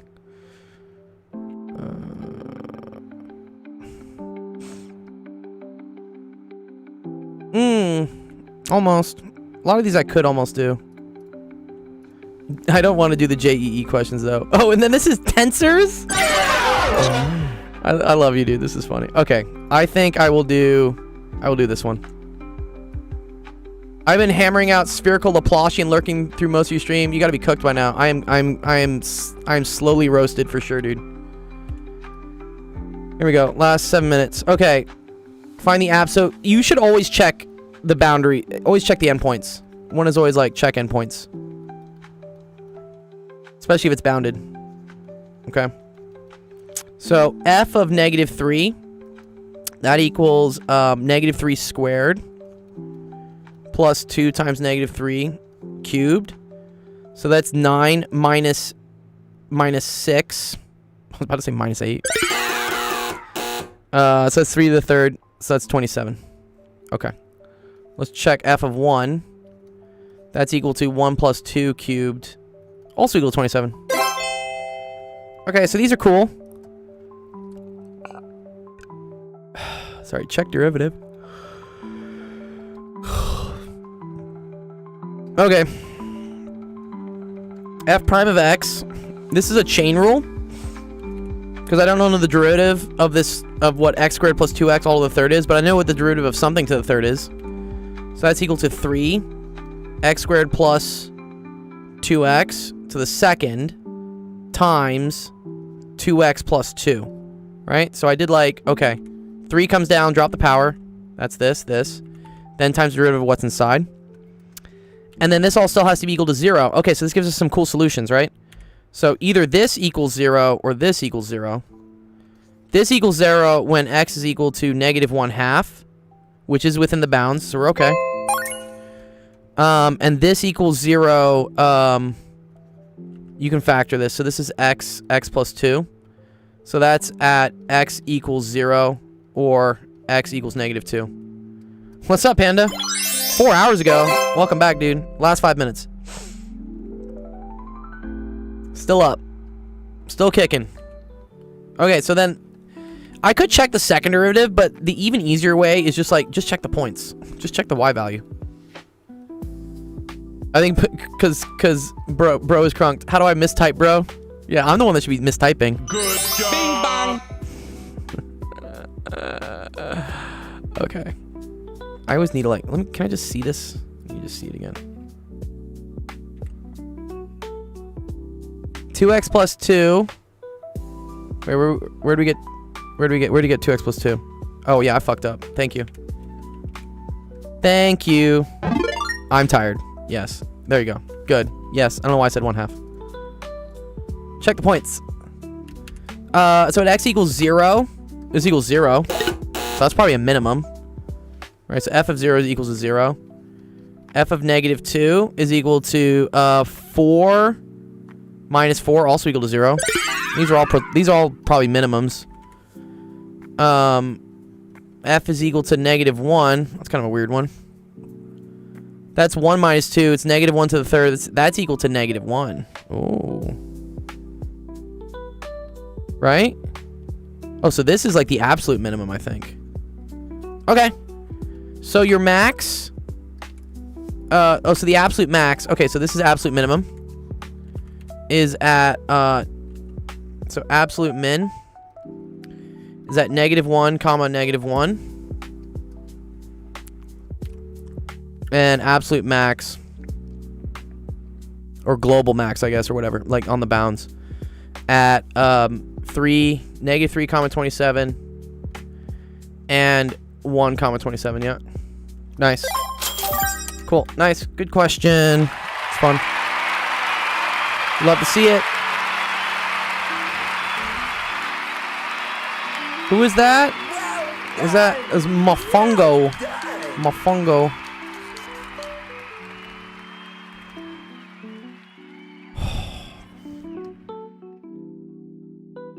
My brain knows that the end is near. We're getting there. Alright, so this is 4.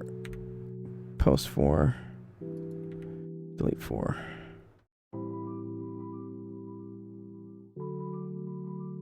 What do you want me to do with that, baller?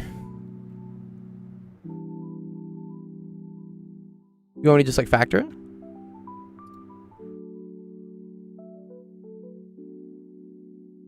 Factorize, he says. Maybe. That looks kind of ugly, honestly. You know what? Since I have 3 minutes left, I'll look at this one real quick for you. Cause I don't think I had any other ones in there I can do like real quickly. There you go. All right. So x, y minus 2xy. First of all, I'll do it this way.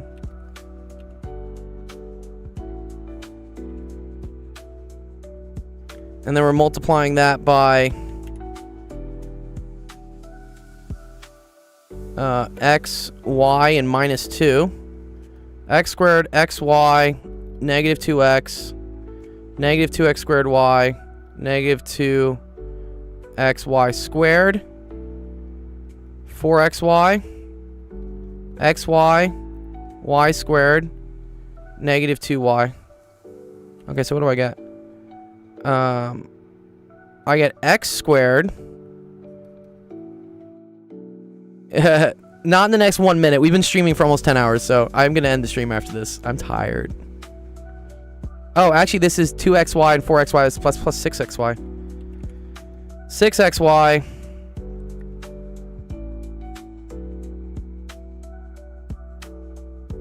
Actually, and let's leave stuff here. So, minus 2x squared y, minus 2xy squared, 6xy. Minus 2x, minus 2y. This is just ugly, dude. What? And then this is going to be plus 1 plus x squared, y squared, minus 2xy. Okay. So, that cancels. So you get 4xy. Minus 2x, minus 2y, plus 1 plus x squared, y squared, x squared, minus 2x squared, y, minus 2xy squared.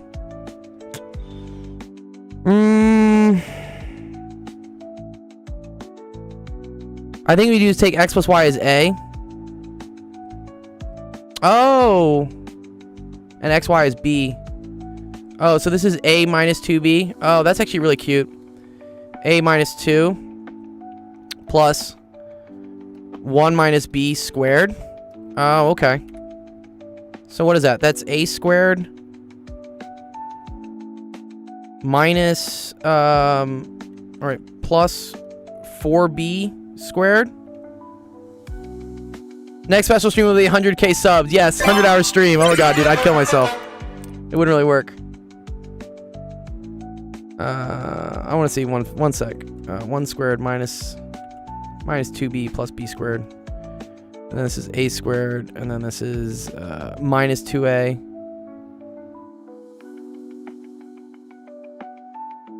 This is like actually really interesting. Minus 2a, minus 2ab.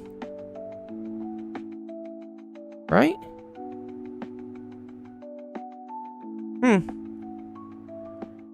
I don't see anything nice there that really works.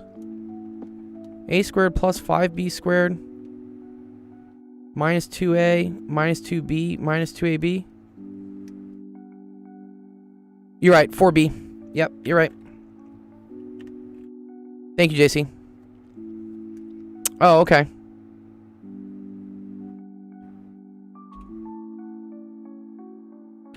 A squared plus b squared plus 2b minus 2a minus 2ab. Still too many terms. You done messed up, AA Ron! Still too many terms. Okay. Oh! We're at 10 hours. We've done it, ladies and gentlemen. I'm gonna close the stream out. Alright. Awesome. Thank you, everyone, for coming to the Actual Education 10-hour 10K party event. Yeah, I'm done. I'm done. Yeah. Like, I'm done, dude. What? Awesome. I appreciate everyone if you came by. I know some people even like took naps in between. Like, you know, awesome, JC. Appreciate you being here. Shout out to JC. He's a cool guy. Yes. I hope if you guys are just joining us and you just found us from the internet or you've never heard of us before, my name is Dr. Gold.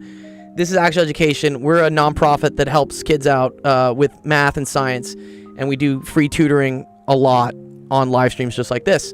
So yeah, no, thank you everyone who came for the journey. We had so many fun questions that got asked. I will tally it later. It's probably close to like 40 or 50 that got answered. And also, yeah, ooh, the numbers went up. Nice. 10,221 subscribers. Yeah, it's been cool. It's been a crazy journey to get to 10K. I didn't think we were gonna hit 10K this year, but we did it. And I said we're gonna do the damn thing. We're gonna do 10 hours. So yeah, don't worry. If we didn't get to your question today, we will get to it at another point in time. I encourage you to go to the website www.actualofficehours.com. There you can see the streaming schedule on the next time that either we stream or our other awesome friends stream. So good night, Ryan Gosling. I do appreciate that. So next stream coming up, we just ended this in a couple hours. That's gonna be Zach. He's got a cool little podcast he's doing on Friday, and then with Penn Center. And then Zach also has a math help stream on Saturday. And then we're back at it next Sunday. Our next stream will be on Sunday at 3 p.m. Pacific, 4 p.m. Mountain, 6 p.m. Central, 7 p.m. Eastern. He deserves more. Yeah, we'll see. I mean, you guys are great. Yeah, if you like the channel and you want to support it, again, like, subscribe, notifications, share. All that stuff helps us immensely with the algorithm. And then the more people that YouTube sees that are watching us, the more people it wants us to be seen by, or something. I'm at loss for words right now. I've been teaching too much. My brain's mush. Okay, sweet. So if you're watching us on Twitch, which I highly recommend you guys go watch us on Twitch. It's a supremely better experience because it's horizontal and stuff. You can always go here, click watch live on Twitch. Also, if we went through your question and you want to like look at the answers, go click on join our Discord. We have a whole channel dedicated to all the questions that went over today, and so you can look at the solutions and you might even learn some new stuff. Good night, Buff Ryan Gosling. Appreciate that. Yes, and thanks, Laz. Thanks for everyone who donated subs, gifts, prizes. You guys are dope. This is a nonprofit. All the money goes towards us incentivizing more students to learn math and science, and you know, figure out it's actually cool to like be involved with STEM. But that being said, I'm gonna leave us on Twitch with a raid. So if you're watching us on Twitch, what that means is we're gonna go say hi to another person who's streaming. I don't know who the fuck's streaming at this hour in LA. Looks like we're gonna go say hi to Draw Curiosity. She's been on for 4 hours. She's fun. I met her at TwitchCon. Looks like she's playing video games. Go say hi to Draw. All right, awesome. Enjoy the rest of your week. Have a great fucking weekend. Thanks for coming by. We will see you on Sunday. Peace.